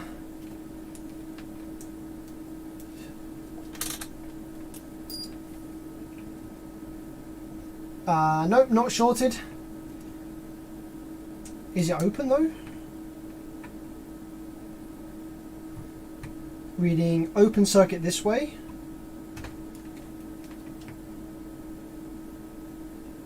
Okay, no, it's reading correctly, reading what I would expect to see.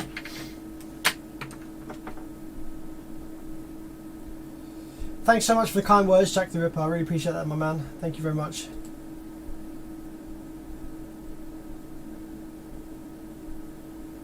Monosurge said he pulled the schematic. 5.1 Xena. Okay. Right. Yes, I'm going to remove the muting transistor because it's getting pretty hot, and that worries me a little bit. I don't think it should be getting quite as hot as that. 86 degrees is a bit more than I would really expect to see.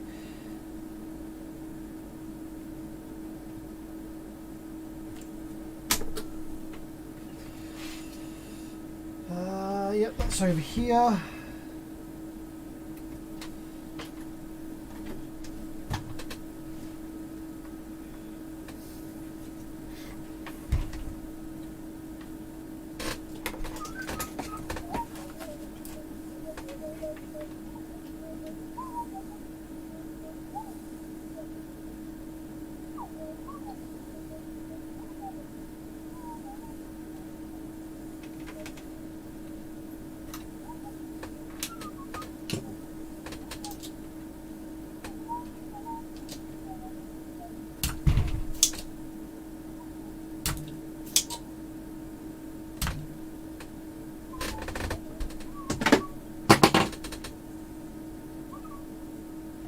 Alright, let's read it in the transistor tester, just see if it is actually what it's supposed to be.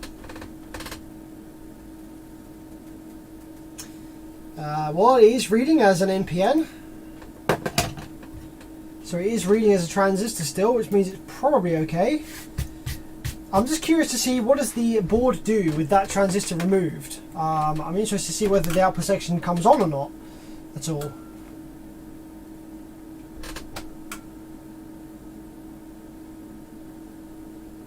Nope, it doesn't.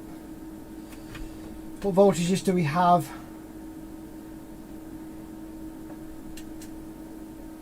Negative 64, 0 volts, negative 58. What does the schematic say that we're supposed to have on that one?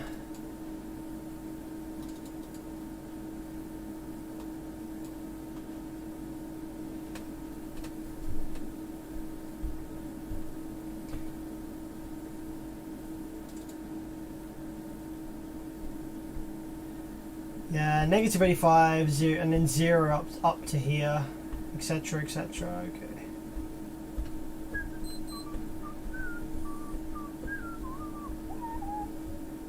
Still a bit weird how it's getting so hot though. Yeah, not really sure about why that is.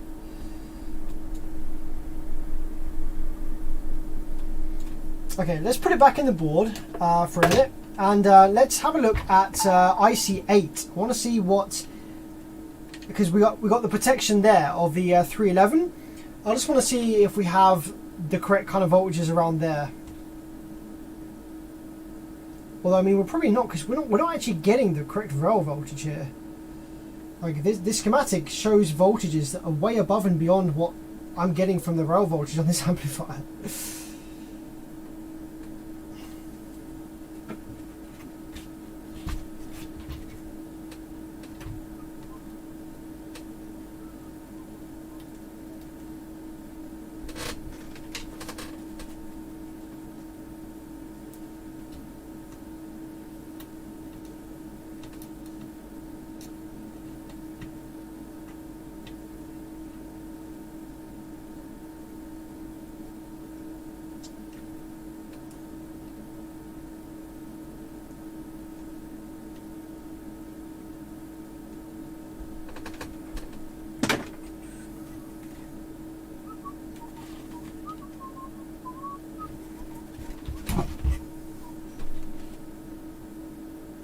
Right, LM311.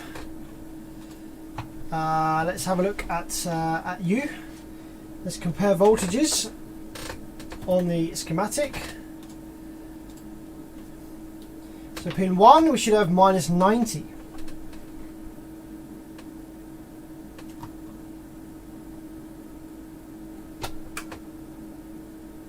Minus 64. Can we get to minus 90? We can, but only by putting 15.2 volts in. Alright, let's just do that just so that we have a reference anyway. So minus 90.6 on pin 1. Pin 2, minus 90.5.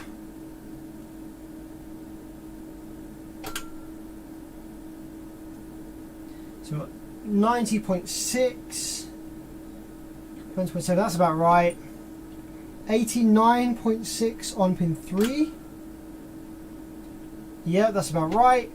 90.6 on this one, pin 4. Yep. Pin 5. 72.8. That's probably about right. 73.4, a little bit higher than what we're seeing here. Pin 7, 90.8. Sorry, 90.4. That's about right. Minus 72.6. Yeah, so okay, all the voltages on that one are actually showing up to be correct. You know that, so it doesn't look like we're in protection up there on IC8. We're not tripping protection there. So okay. Maybe the reason we're not seeing the correct voltages on these pins on Q20 and such is because there's some kind of voltage generation, like some kind of positive VCC generation circuit that builds voltage greater than rail voltage to run these drive transistors. That's not actually happening at the moment. That is possible, right? We're supposed to see 109 volts on here, this Q20. So where does that come from? That comes from down here. DC-DC converter, we have supposed to have that on D12. So if we take a look at, look, see here, we're supposed to get negative 85 volts there, but if you look at D12 and D13, we're supposed to get a boost, I think, what looks like a boost in voltage above rail, perhaps, of this. So if we can find D12 and D13, we might find whether we. So let's just check to see whether that's actually happening or not. So Q20, which is a little A92, over by the drive circuit here. Q20. No, I can't find that one. Can I find Q20? I've got 18, 22, 19, 31.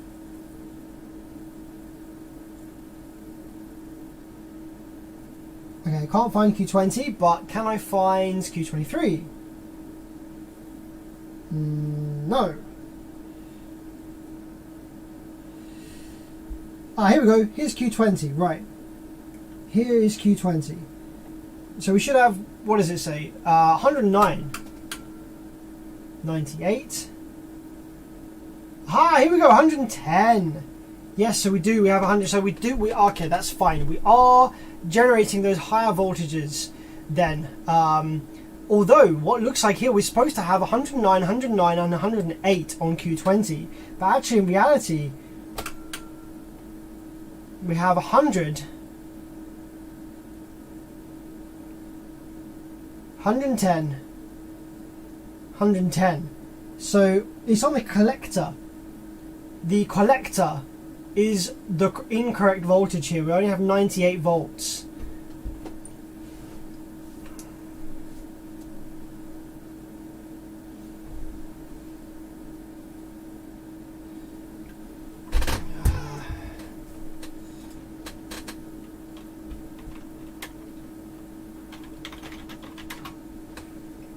What ones is that? What's the collector notation again? Right, yeah. The collector is the one that just has the line right. So that then shows us that here we're missing. That's not correct. We don't have the correct voltage there. Yeah, 108 volts is not present. How would we get 108 volts there though? Because it doesn't come from. It's not going to come from here because that's lower. And it's not going to come from here because that's lower. Oh, this doesn't make any fucking sense, is it?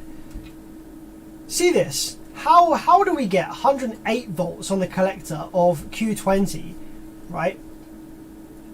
Unless it's coming through Q20, right?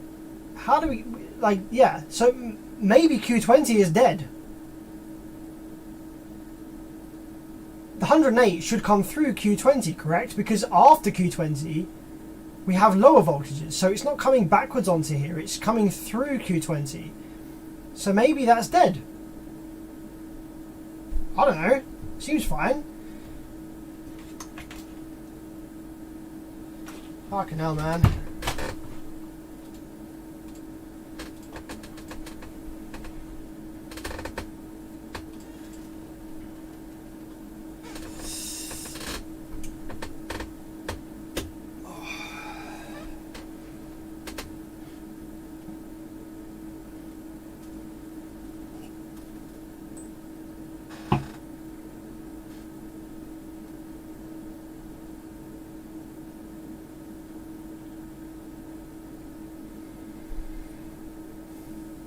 I had no idea your birthday was in November. I turned 37 this past Wednesday, Jack the Ripper.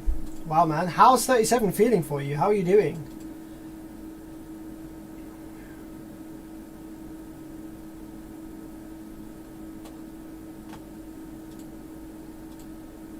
I'm getting mega baffled with this. Well, we clearly have like the clear place where there are some voltages that are incorrect are by the LM339. That's the place where we have found incorrect voltages in the incorrect places, isn't it? Yeah?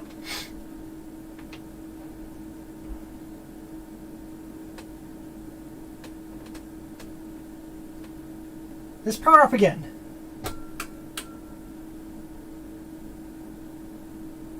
Pin 1.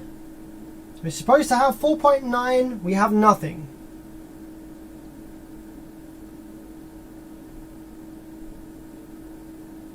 Pin 3, we have 14.5 now. So it's definitely working.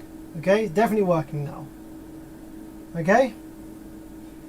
But pin 1, we have nothing. So that's clearly a problem. So that comes from Q44.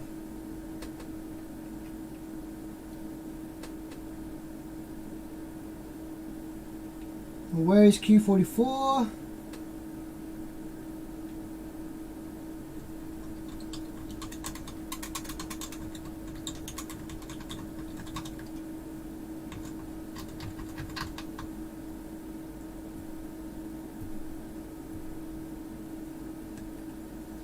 Q44 I think is up here. Let's just confirm that by checking continuity. Pin 1, Q44.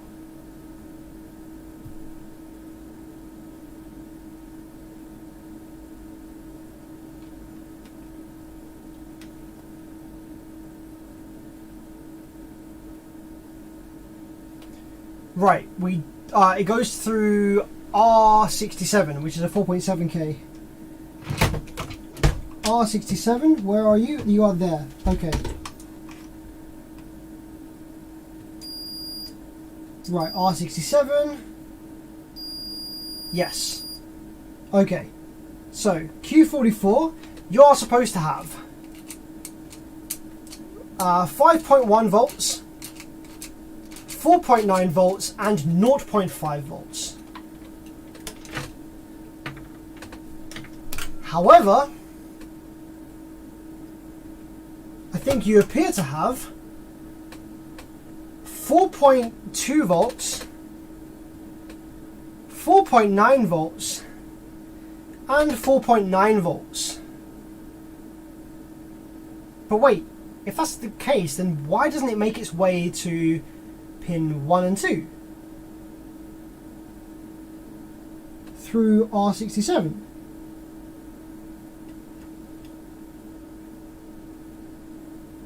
.2 volts on one side and 0 volts on the other side. Okay. Perhaps it's supposed to come from Q6. Although no, because Q6 has 4.8 volts. Maybe it's supposed to come from Q16. Okay. Q16 is supposed to have, nope, it doesn't. Q16 is connected to ground and has 0.1 volts. Although perhaps that's putting it to ground actually. Q16 is here. Q16, you're supposed to have 4.9 volts on one of your pins, but you don't, and that is because we don't have anything coming from Q44. Okay, so I wonder whether R67 is toasted. We're supposed to have 4.7K there, so let's turn our multimeter to 20K.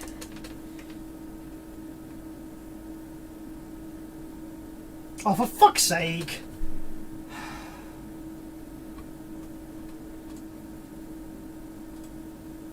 We have 4.39, which is like kind of okay. Ah, what the fuck? So that means something is putting the voltage down after it, right? If we look, if we have 4.9 volts here, but we don't have 4.9 volts here, something is pulling it down to ground. We're supposed to have 4.9 volts here, right? So we don't have. Let's start removing shit. Let's remove Q16. Let's remove Q16. Let's also remove C31. What's that? Let's have a look. See whether C31 is dead or shorted.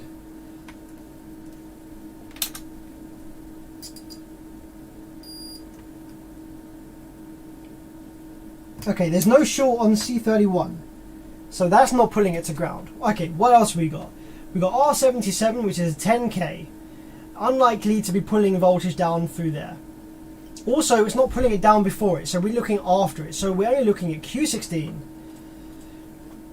Q16, we could remove. The 339 is unlikely to be pulling it down. We could remove Q6, perhaps, maybe. We could also remove, what else we got going up here? We've got D5, which could be pulling it down. We've got D3.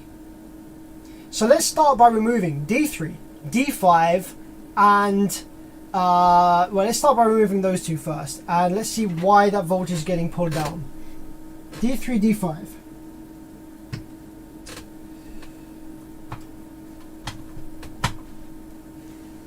So D3 is just here by the looks of it.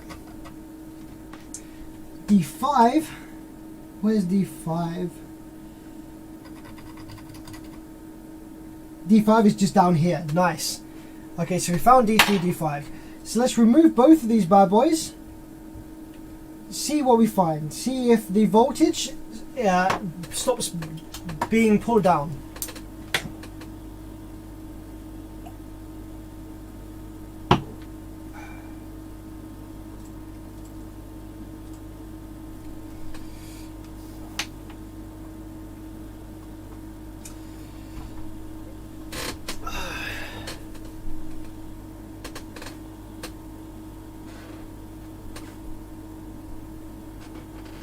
Check R67.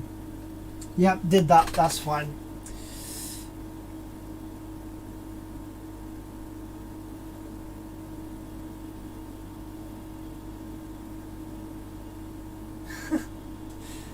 Fair play, Jack. Oh, Monoso says pin 1 is an output. It doesn't come from anything other than itself. Okay, maybe we're barking up the wrong tree here then. Shit, you're right. It is an output. Right, okay, so... Yes, of course, you're right. Fuck, I'm so sorry. You are absolutely right. That's an output. So in order for that to be an output, outputting 4.9, we need... voltage on 4, 5, 6 and 7 to be correct. So let's have a look at that now.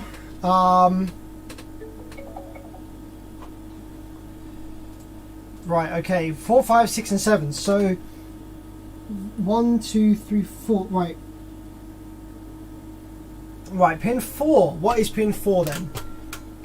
Pin 4 is currently nothing. Point nothing of a fuck all. Yep, pin 4 is point fuck all of a nothing. Pin 5 is also point fuck all of a nothing. Right, pin 6 is absolutely goddamn 0. And pin 7 is 0.7. Right, that's our issue. We don't have fucking anything going on 4, 5, 6 or 7. What do we have on pin 8 then? Pin 8 we have 3.2, which is close enough. Pin 9 we have 0.8, which is close enough. Pin 10. Pin 10 is incorrect. We're supposed to have 4.8, but we don't. That'll be why pin 13 is high when it shouldn't be. Pin 11 is 3.2, which is about correct. So, right, we have some issues then. Pin 10 is missing. Pin 4, 5, 6 and 7 is missing. That's our problem here, guys. That's what we need to find. I bet it's the fucking just resistors that are cooked up and shit in this section.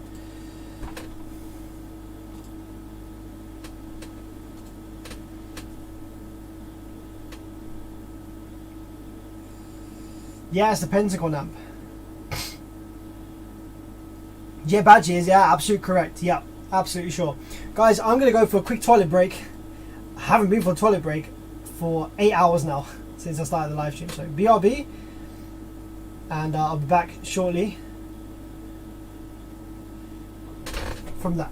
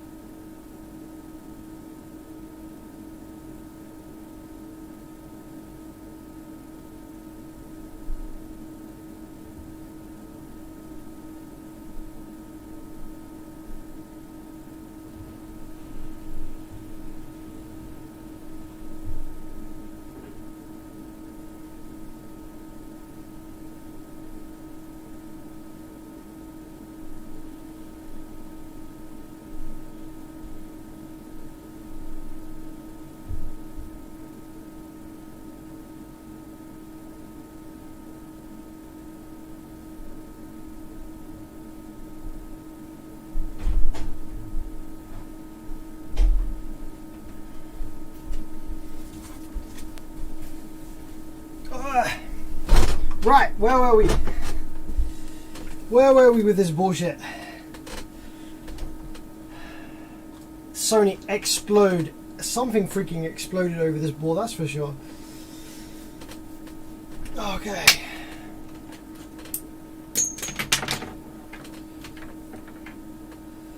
Pour some more champagne. Boy. Oof, that was close.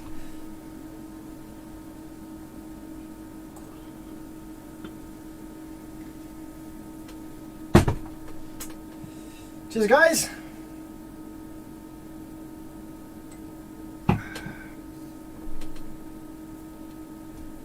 Okay. So we had figured out that the issue is that we don't have anything on 4, 5, 6, 7, and we are missing, what was it? We're missing the voltage on pin 10. So let's have a look. Where do these all go? So 4 and 7 are linked together apparently. Let's just check that.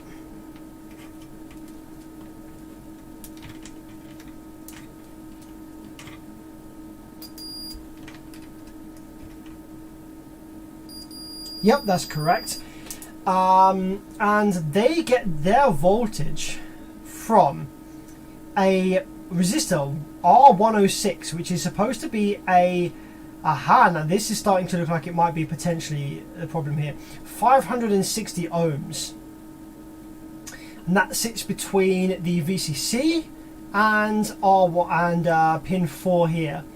Now 560 ohms is low enough that it's likely to be affected by shorts and like other shit going on the circuit. So if we can find R106, we will most likely potentially find that is not 560 ohms. So let's have a quick look on the board. What are we looking for? R106.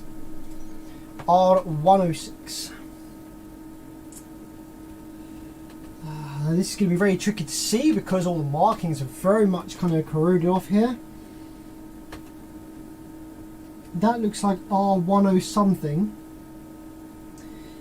That resistor looks like a 4. You know what? I'm going to get out my. I was going to get out my microscope, but it's too. It's not going to work properly here. I don't think it's going to work. I think the working area is too small.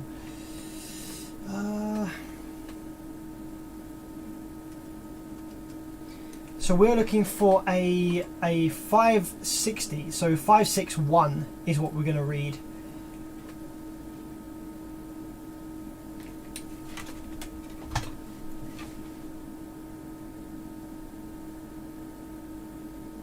Here we go. R106. There we go. 561. Yes, and that is connected to pin 4. Alright, there we go. So let's check to see whether that resistor is actually within tolerance or not.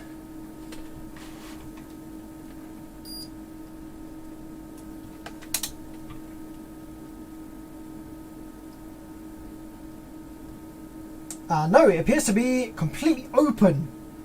Nice. Found our first issue then. That resistor is an open circuit. Okay, we're making some progress, finally. So let's remove that and continue on then.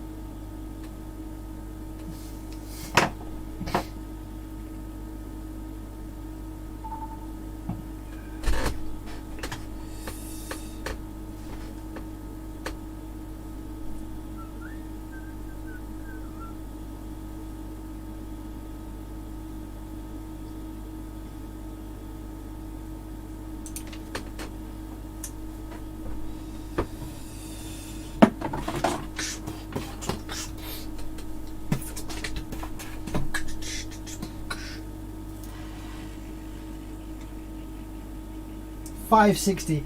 I don't even know if I've got a 560 resistor laying around, you know, it's such a random value.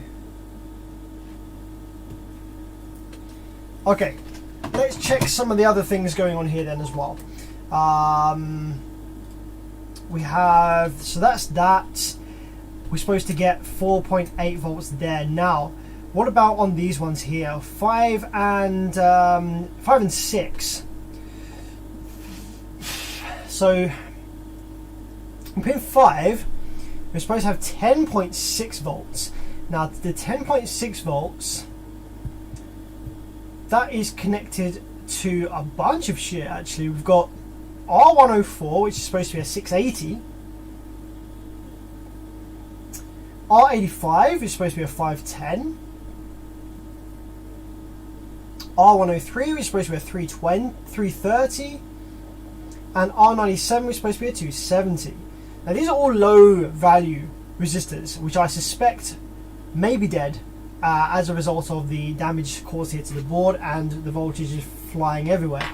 So let's check all of those resistors and see actually whether these are, any of them are within tolerance or not. Okay.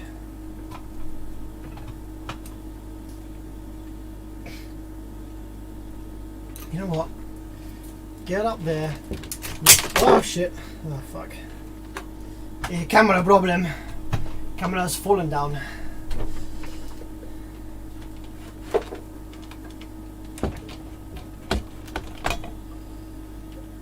How was that even on there? Was that just again like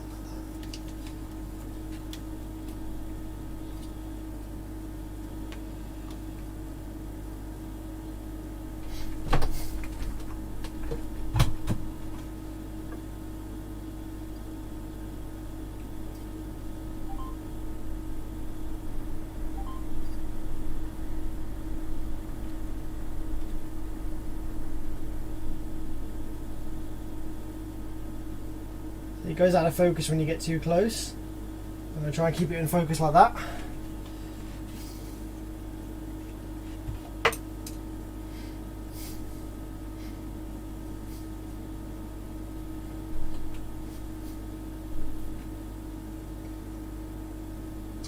So, okay, yes, R, what are we looking for? All of these, we're looking for R, let's start with R103.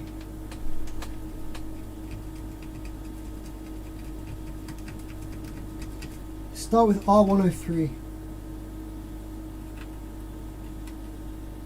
R10 something here is a what looks like a 270 perhaps.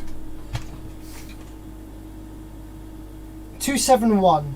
We've got a 271. I can't quite make out the marking because it's so badly damaged.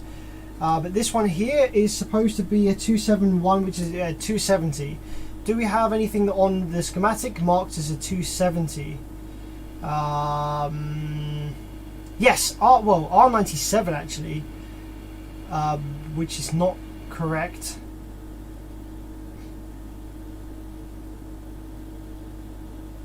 R97 is 270, but this looks like it's marked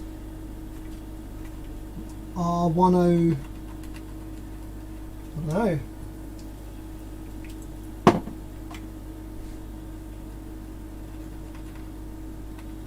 R103 or 106 perhaps. R103 is supposed to be a 330. Maybe there was some changes made. R80 something here. R80 something. 85 perhaps. So 510. 511. Yeah, that looks like that. That looks like the 511. There's a 510 right there. Can I get my microscope? Because this would be so much easier for me and you to see with the microscope. I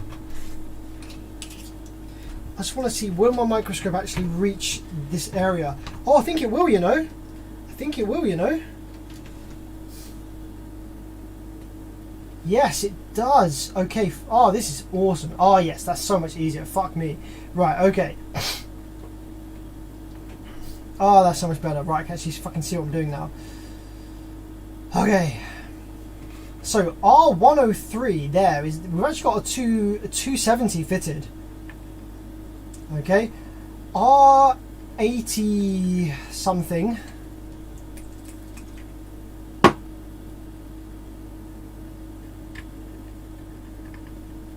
is a 510.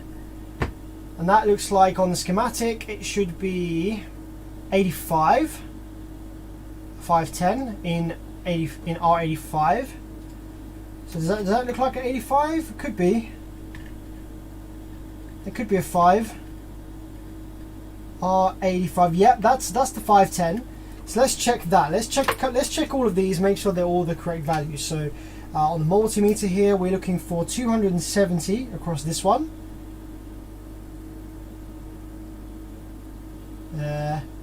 Nope. Open circuit. Okay, that's not reading correct. 510. Okay, that one is reading correctly. 510. That is within tolerance. Right, 680.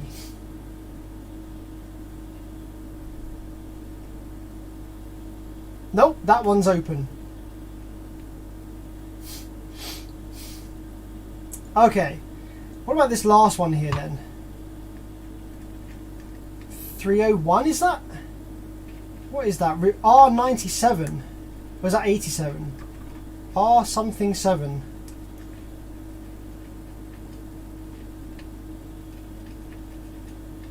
It's either R97 or R87. Now on the schematic we have where are we? R97 is meant to be a 270, but we've got a 301. Do we have R87? Can I do Control F for find?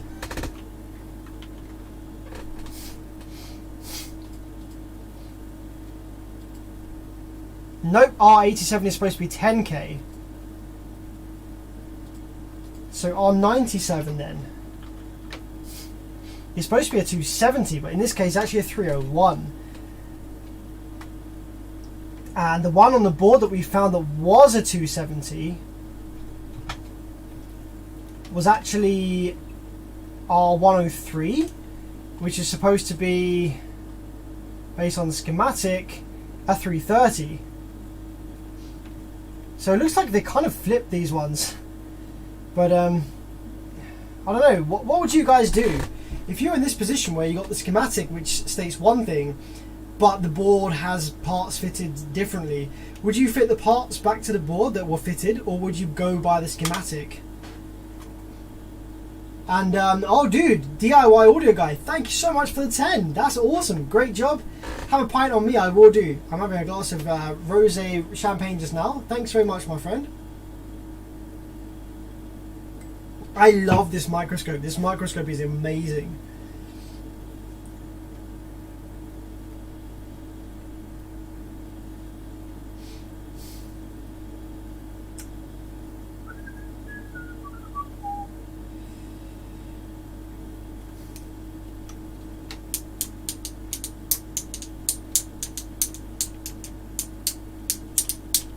Has the stream been going for 8 hours straight? Yes, it has. Yes, it has.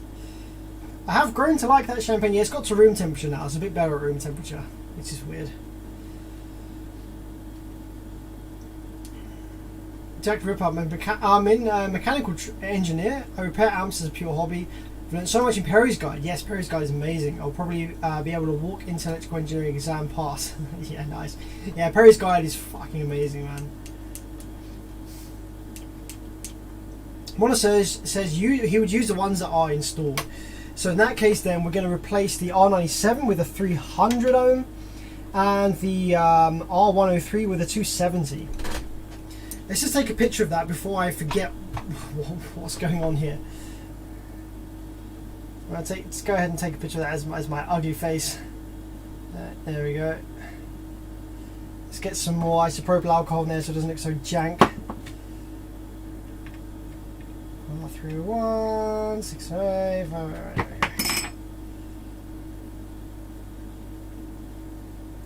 Okay.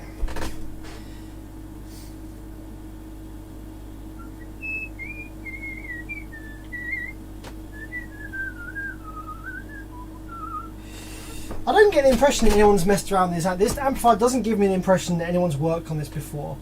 And if they had, I don't think they'd be messing around with the resistor values over here. It's just a random place to be. I think this is factory.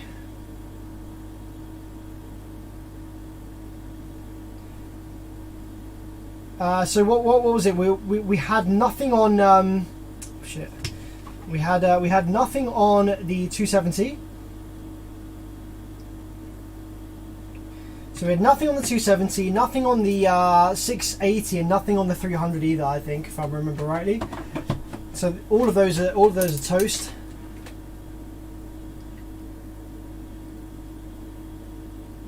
Yeah, toast.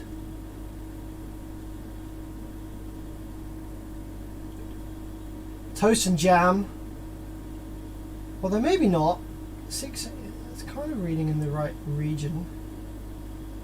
Okay, no, that's toast. 301. That's actually reading correct. The 300 ohm is actually reading correct. So the only ones we need to remove are the 681 and the 270.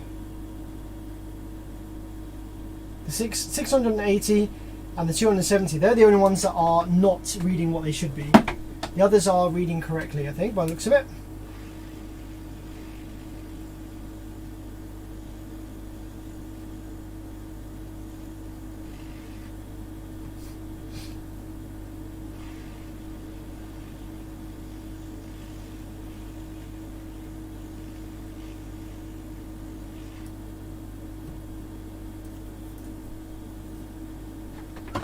Sorry if you couldn't see that, by the way. So now I've just removed those two there.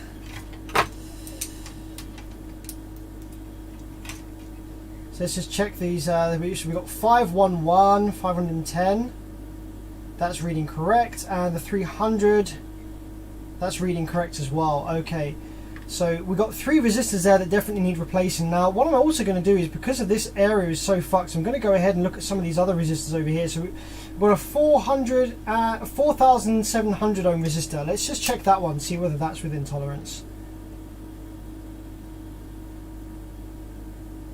385, it's probably fine. It's reading other stuff in the circuit as well. Yeah, that's probably fine. 103. So if it's a super high resistance, it's unlikely to be damaged, if I'm honest. And I know that bit me in the tail last time when I was working on the little ground zero, but yeah. Honestly, genuinely, you're unlikely to have high resistance, high value resistors that fail like that. It's just a random one on the ground zero from earlier.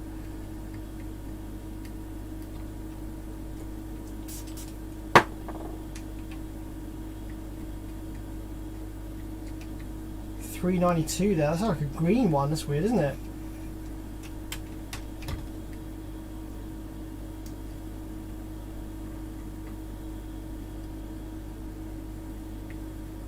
Yeah, I think these are okay. So the other thing that we were missing is that we were missing voltage on pin 10. Now, where does voltage come from on pin 10? Let's have a look. We have pin 10, which is connected to here, which is connected to D5, which is a diode, just using one of the singles in there. We have R68, which is a 47K, heatsink temperature detect. So where does the 4.8 volts come from there? We also have it connected to, we have it connected to this capacitor here, so it's not going to come from there because that will block DC. So it's not coming from there. It's unlikely to be coming through D5 because we have the diode in the blocking position there. So it's probably going to be coming through R68. So, okay, let's look at R68. Other side of R68, we have heatsink temperature detect. We have D3. Here we go. Look at this. We have a connection here, over here, to Q6, where we have 4.8 volts on one of these pins on Q6. Okay, so in order to troubleshoot that section further, let's have a look at Q6 and trace it through and try and work our way back to pin 10 from Q6, which is where that voltage is supposed to originate from, shall we?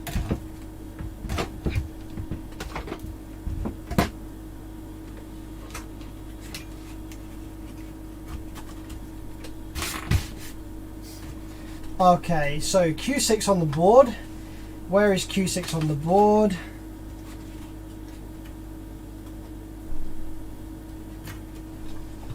Let me just find Q6 real quick. Okay, there it is, upstairs, up there somewhere. There's Q6, all the way up here. So, power the board on. What do we have on Q6? We're supposed to have, based on the schematic, we're supposed to have 5.1, 4.8, 0.4. 5.1, 0.8, sorry, 5.1, 4.8, 0.4.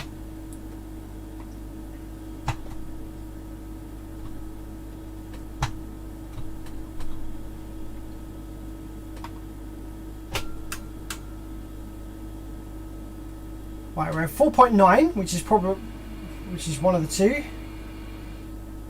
4.3. Oh shit! Okay, we have, well, we have all of the voltages where we shouldn't, which is a problem. But that doesn't tell us why we don't have. So we're not supposed to have voltage really on all 3 pins, but we do. Okay, which is probably part of the issues surrounding the resistors that are missing anyway. But R66, we have 4.8 volts before R66.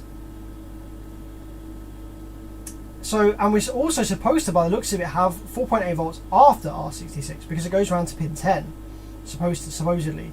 So let's have a look at R66. R66 is just here. We have what looks like a 10K, so 103. So we're supposed to have, yeah, the 4.3 volts one side of it, and on the other side we have nothing. Okay, let's check the resistance then of R66. We're supposed to be, what is that, 10K.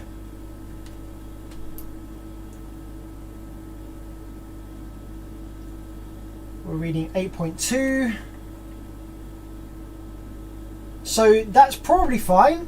We're reading 8.4, which with some other parallel resistances on the board. So that's likely to be absolutely fine.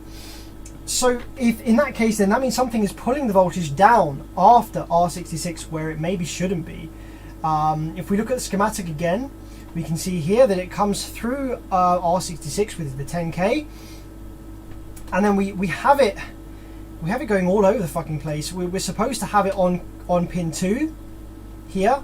We're supposed then it also goes to Q44, Q9.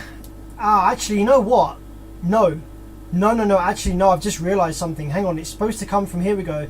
The output of this here, pins 1 and 2 generate 4.9 volts, which in itself goes up all the way around to here to pin 10. Right, that's why we don't have it. Right, so the reason we don't have voltage on pin 10 is purely because of the issues with the resistors that we have around pins 4, 5, 6 and 7. So I think we don't need to look at that any further. We just need to replace the resistors around this section here that we found were the issue before. So I need to find myself, I don't know if I have it, I might need to order this parts. We need to find ourselves some resistors. We need to find ourselves, what ones did we remove? If I look at my picture on my phone, which I'm glad I took because I've already forgotten. We need to find ourselves a 270 ohm and a 680 ohm resistor. 270, 680. Wasn't there one other one as well? There was something else as well. There was, what was it? There was some one in. There was another one that was dead that we needed to replace. What was it? 106 maybe? What was it? Yeah, was it 106 that was a 560? Was that the first one that we removed?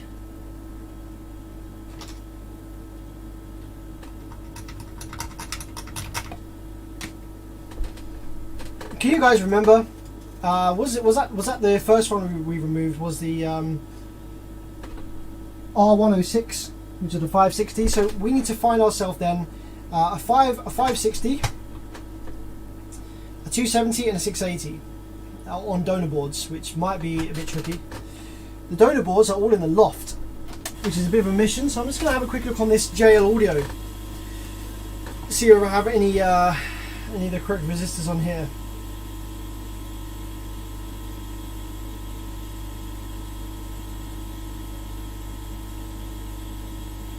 So yeah, what is it? A 680, a 270, and a 560. 270, 680, and 560.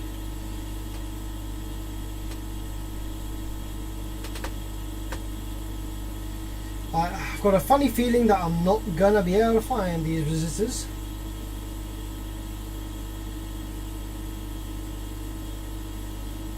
I've got a 330. I found a 330.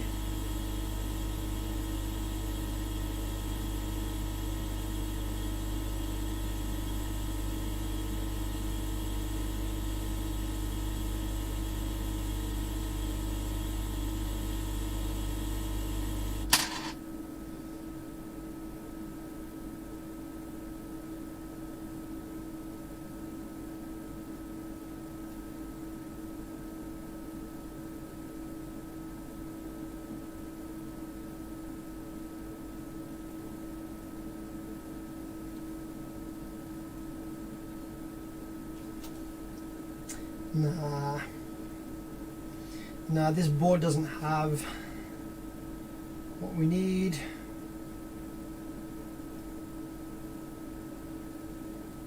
Got a 150. Got a 220, not a 270.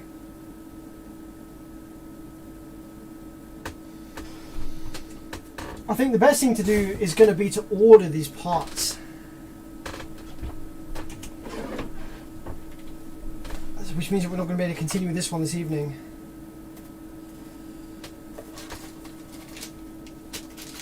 But it is almost 11 o'clock PM here in the UK. Could be time to start calling it a day, but I don't know. How's the views looking? Got 68 people watching at the minute. Not too bad. We could continue a bit longer. I know that it's not going to be that late for a lot of people that are watching in the States and stuff. It's just like the early evening and stuff. But you know, it would be nice to kind of leave it at this point, if I'm honest.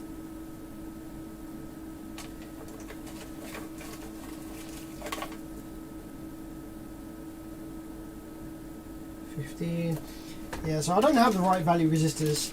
I might have them in the loft, but I can't be asked to go in the loft right now. Well, okay, I feel like we made some progress, at least, on this board.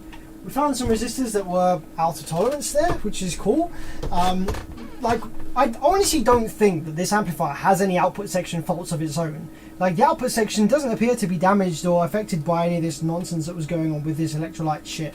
So, I think the output section works, but it needs to be told to work. And I think that this protection circuit here by the 339 is what's going to tell it to work.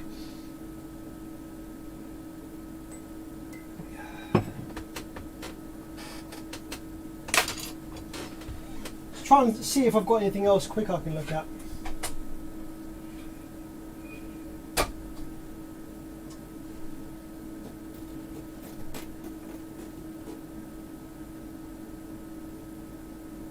I don't really think I've got anything else nice and quick that I can look at.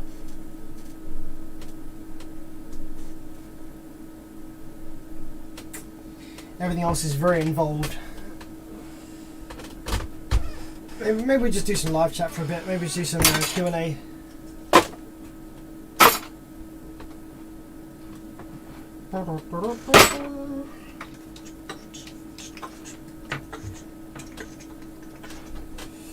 Do you guys want to show me your systems? Do you guys want to send me some video links? We can watch some YouTube videos together, perhaps.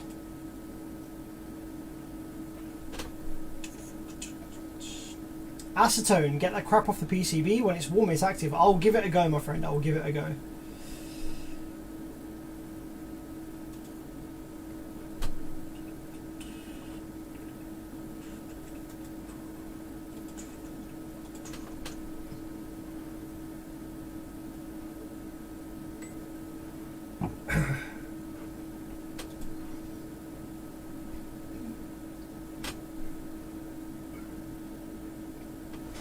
David says, how did you get into car amplifier service technician? So, the way that I got into repairing amps is a bit of a weird one. So, I had my foot firmly in the door as like a, in car audio in general. And I was UK distributor for a brand called LW Audio, which was just some Korean Xenon half-bridge amps, really good amps actually, really well designed Xenon half-bridges. So I was selling those in the UK, and then the guy that I was selling those with from Europe, he decided to bring in some Banda amplifiers. At this point, I didn't know about the inner workings of amplifiers. I was just selling them, I was like, yeah, these things look great, they're good price, so I brought in some Banda amplifiers and started selling those as well. Now, the Bandas, the Banda Viking 7Ks that I was selling, I got back 4 or 5 of them that were blown within warranty, and the customer did nothing wrong, and so I had to take them back under warranty. Now, I had 3 choices here, right? I had a stack of 5 Banda Viking 7Ks, cost me a lot of money, had to refund the customer, or had them, and the customer was waiting to see what was happening with this amplifier. So I had 3 choices. First thing I do, refund the customer, keep the amplifier as a doorstop, and cut my losses. Ship brand, whatever, I screwed up. Option 2, send them back to Brazil for repair and get them shipped back at my own expense. Very expensive. Shipping, very expensive. Banda probably would have repaired them under warranty perhaps, but they might have argued it and it would have been a nightmare, it would have been a long process, and it would have been expensive for me as well. That was my second option. My third option was, well, I've got the amps here, let's fucking try and fix them. Just get them working again.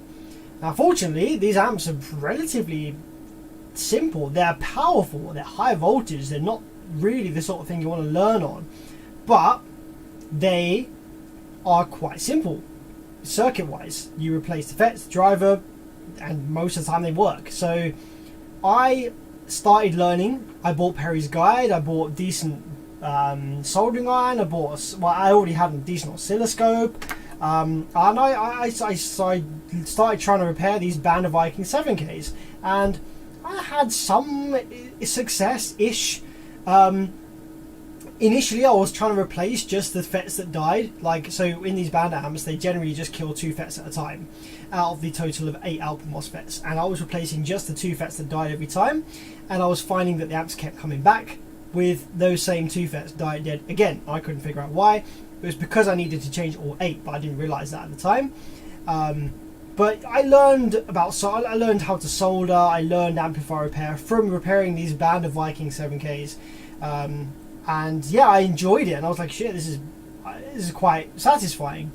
And also, as so happened, that at that same kind of time, one of the other UK amplifier repair technicians had recently fucked off out the country, stolen a load of money from a bunch of people, and also had left a load of custom amplifiers at his sister's house, who was still in the UK. Now, I didn't really have anything to do with this guy as such, but I did go round to that place and just collect whatever amplifiers were left, so that I could give them back to their rightful owners, because I was local to where his sister lived. I just so happened to be local, so I was like, oh well, yeah, I'll go and get these things, and just you can have them. Obviously I'll just distribute them back to you because I'm local, I can just post them to you or whatever.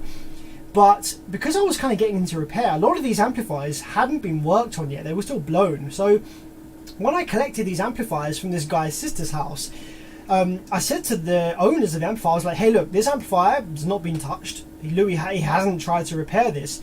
If you like, I can have a go and try and fix this for you. Bear in mind, I'm still learning. I have no guarantee that I can fix this.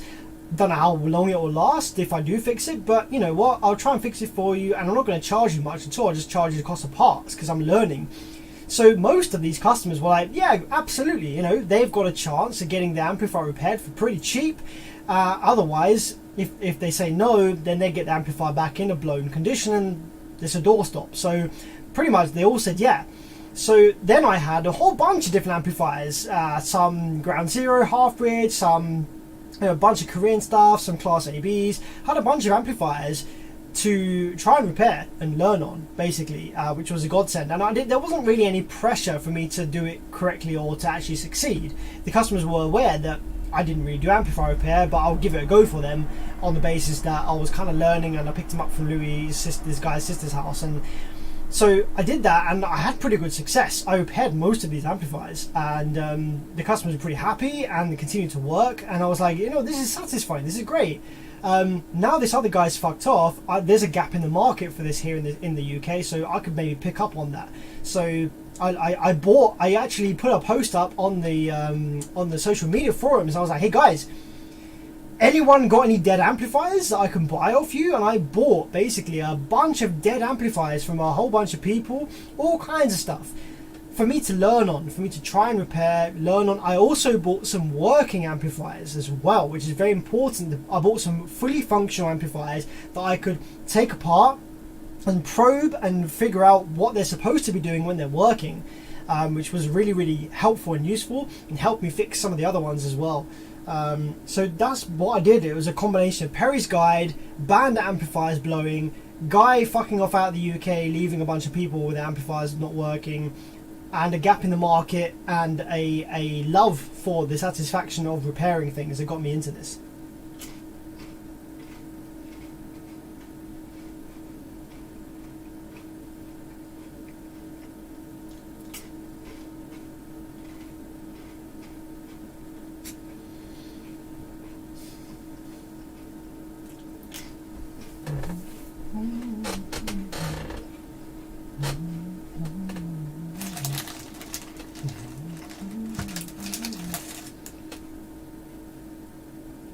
So yeah, as with most things in life, it was a bunch of random circumstances that just fell into place that allowed me to learn amplifier repair quickly and enjoyably.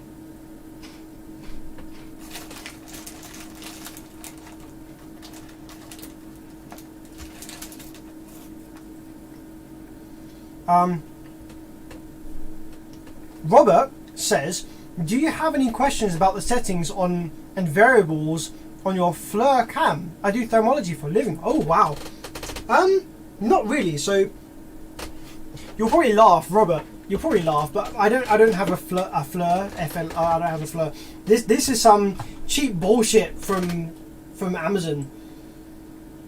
This is Keimun handheld thermal imaging camera. This is literally a piece of shit.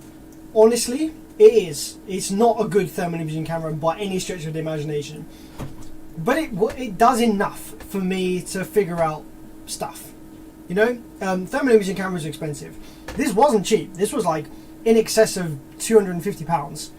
I think it was like £280, which is like probably $350. So it wasn't cheap, but it is a piece of shit in comparison to proper thermal imaging cameras. So yeah, it does enough for what I need, but I could definitely do with better if I felt like flush and I was going to spend some money on some stuff. I would buy a very accurate. The issue that I have with the thermal imaging cameras is this thermal imaging camera would be absolutely fine for looking at hot objects from a distance, like maybe on site, maybe a building site or something like that. We're looking for hot things in a large open space.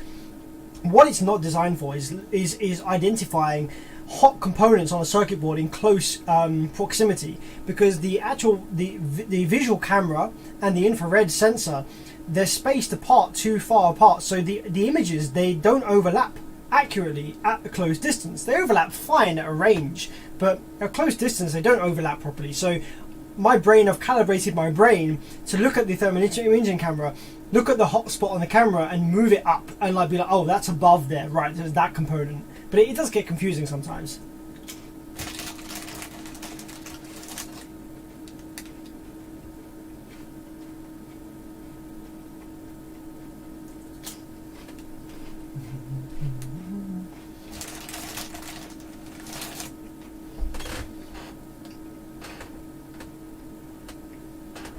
How much did Perry's guide help you in your overall journey?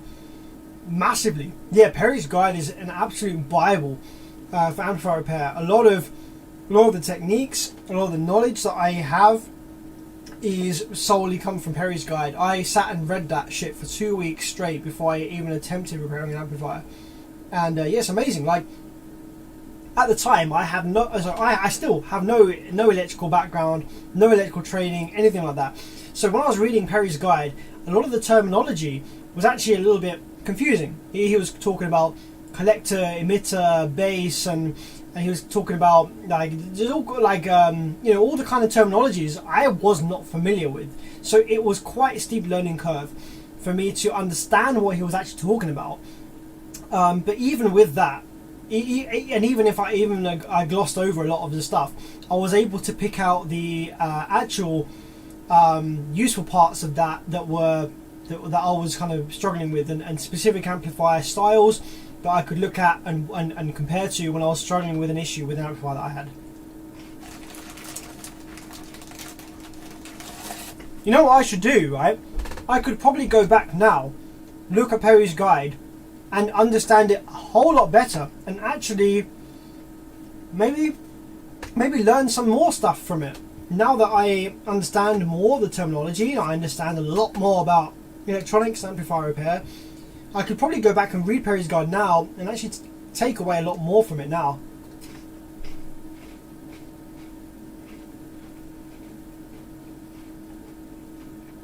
So I probably should do that at some point.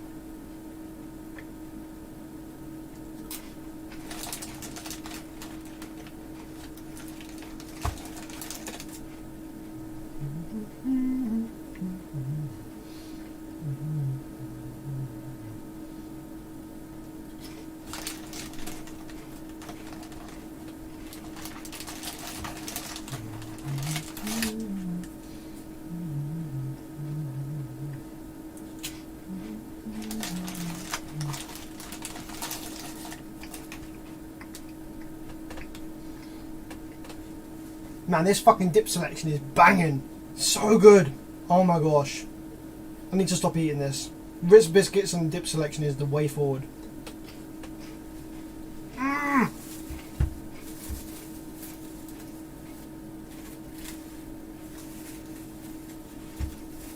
Right. Okay. We have currently surpassed the 9-hour mark on the live stream. It is currently 10 past 11 in the UK here. I have streamed later in the past, but I feel like 9 hours is fairly decent. I've kind of come to the end of the road with the Sony, because I need parts. The other amplifiers I've got to look at are like 4-hour jobs, so I'm not going to start those now. It'd be pointless. So I think now is a good time to kind of wind down, and I can go ahead and go and spend some time with my girl and relax a little bit before I go to bed, and yeah, have some dessert.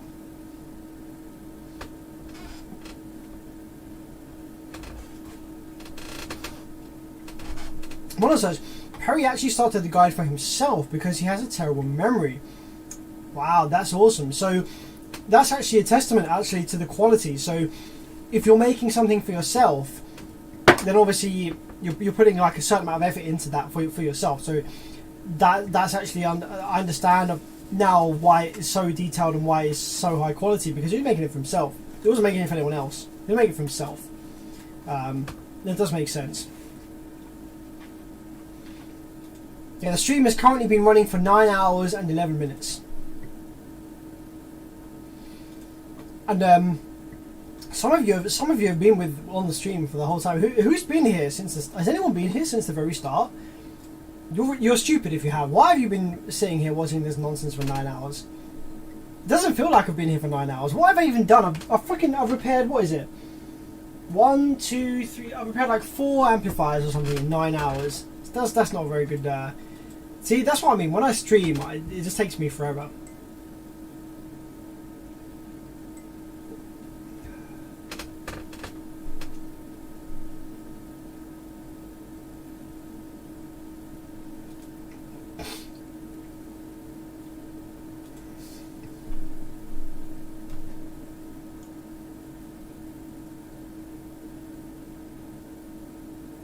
Monosurge has, but I was away numerous times working on my own stuff. Yeah, that's obviously fair enough. 25 hertz alive. You was here the whole time. Wow. What are you doing, man? Why are you here the whole time? Holy crap, that's ridiculous.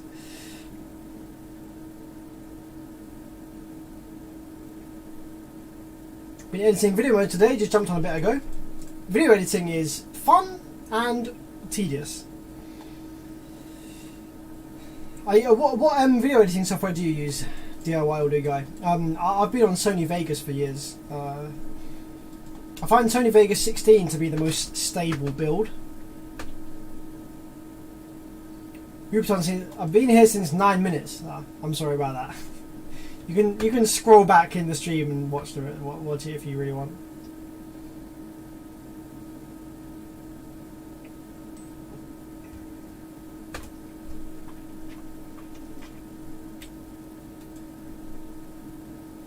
But yeah, guys, it's been a pleasure. It's been an absolute pleasure to spend my 30th birthday with you guys. It goes out to everyone with, like, from the bottom of my heart, who has, like, donated on the stream, like, that I wasn't expecting that at all. Had some absolutely fucking ridiculous donations coming through tonight. Just the generosity of you guys is unbelievable. Thank you so much. It really makes me feel like just that, I don't know, that this is worth doing, and you guys obviously enjoying this.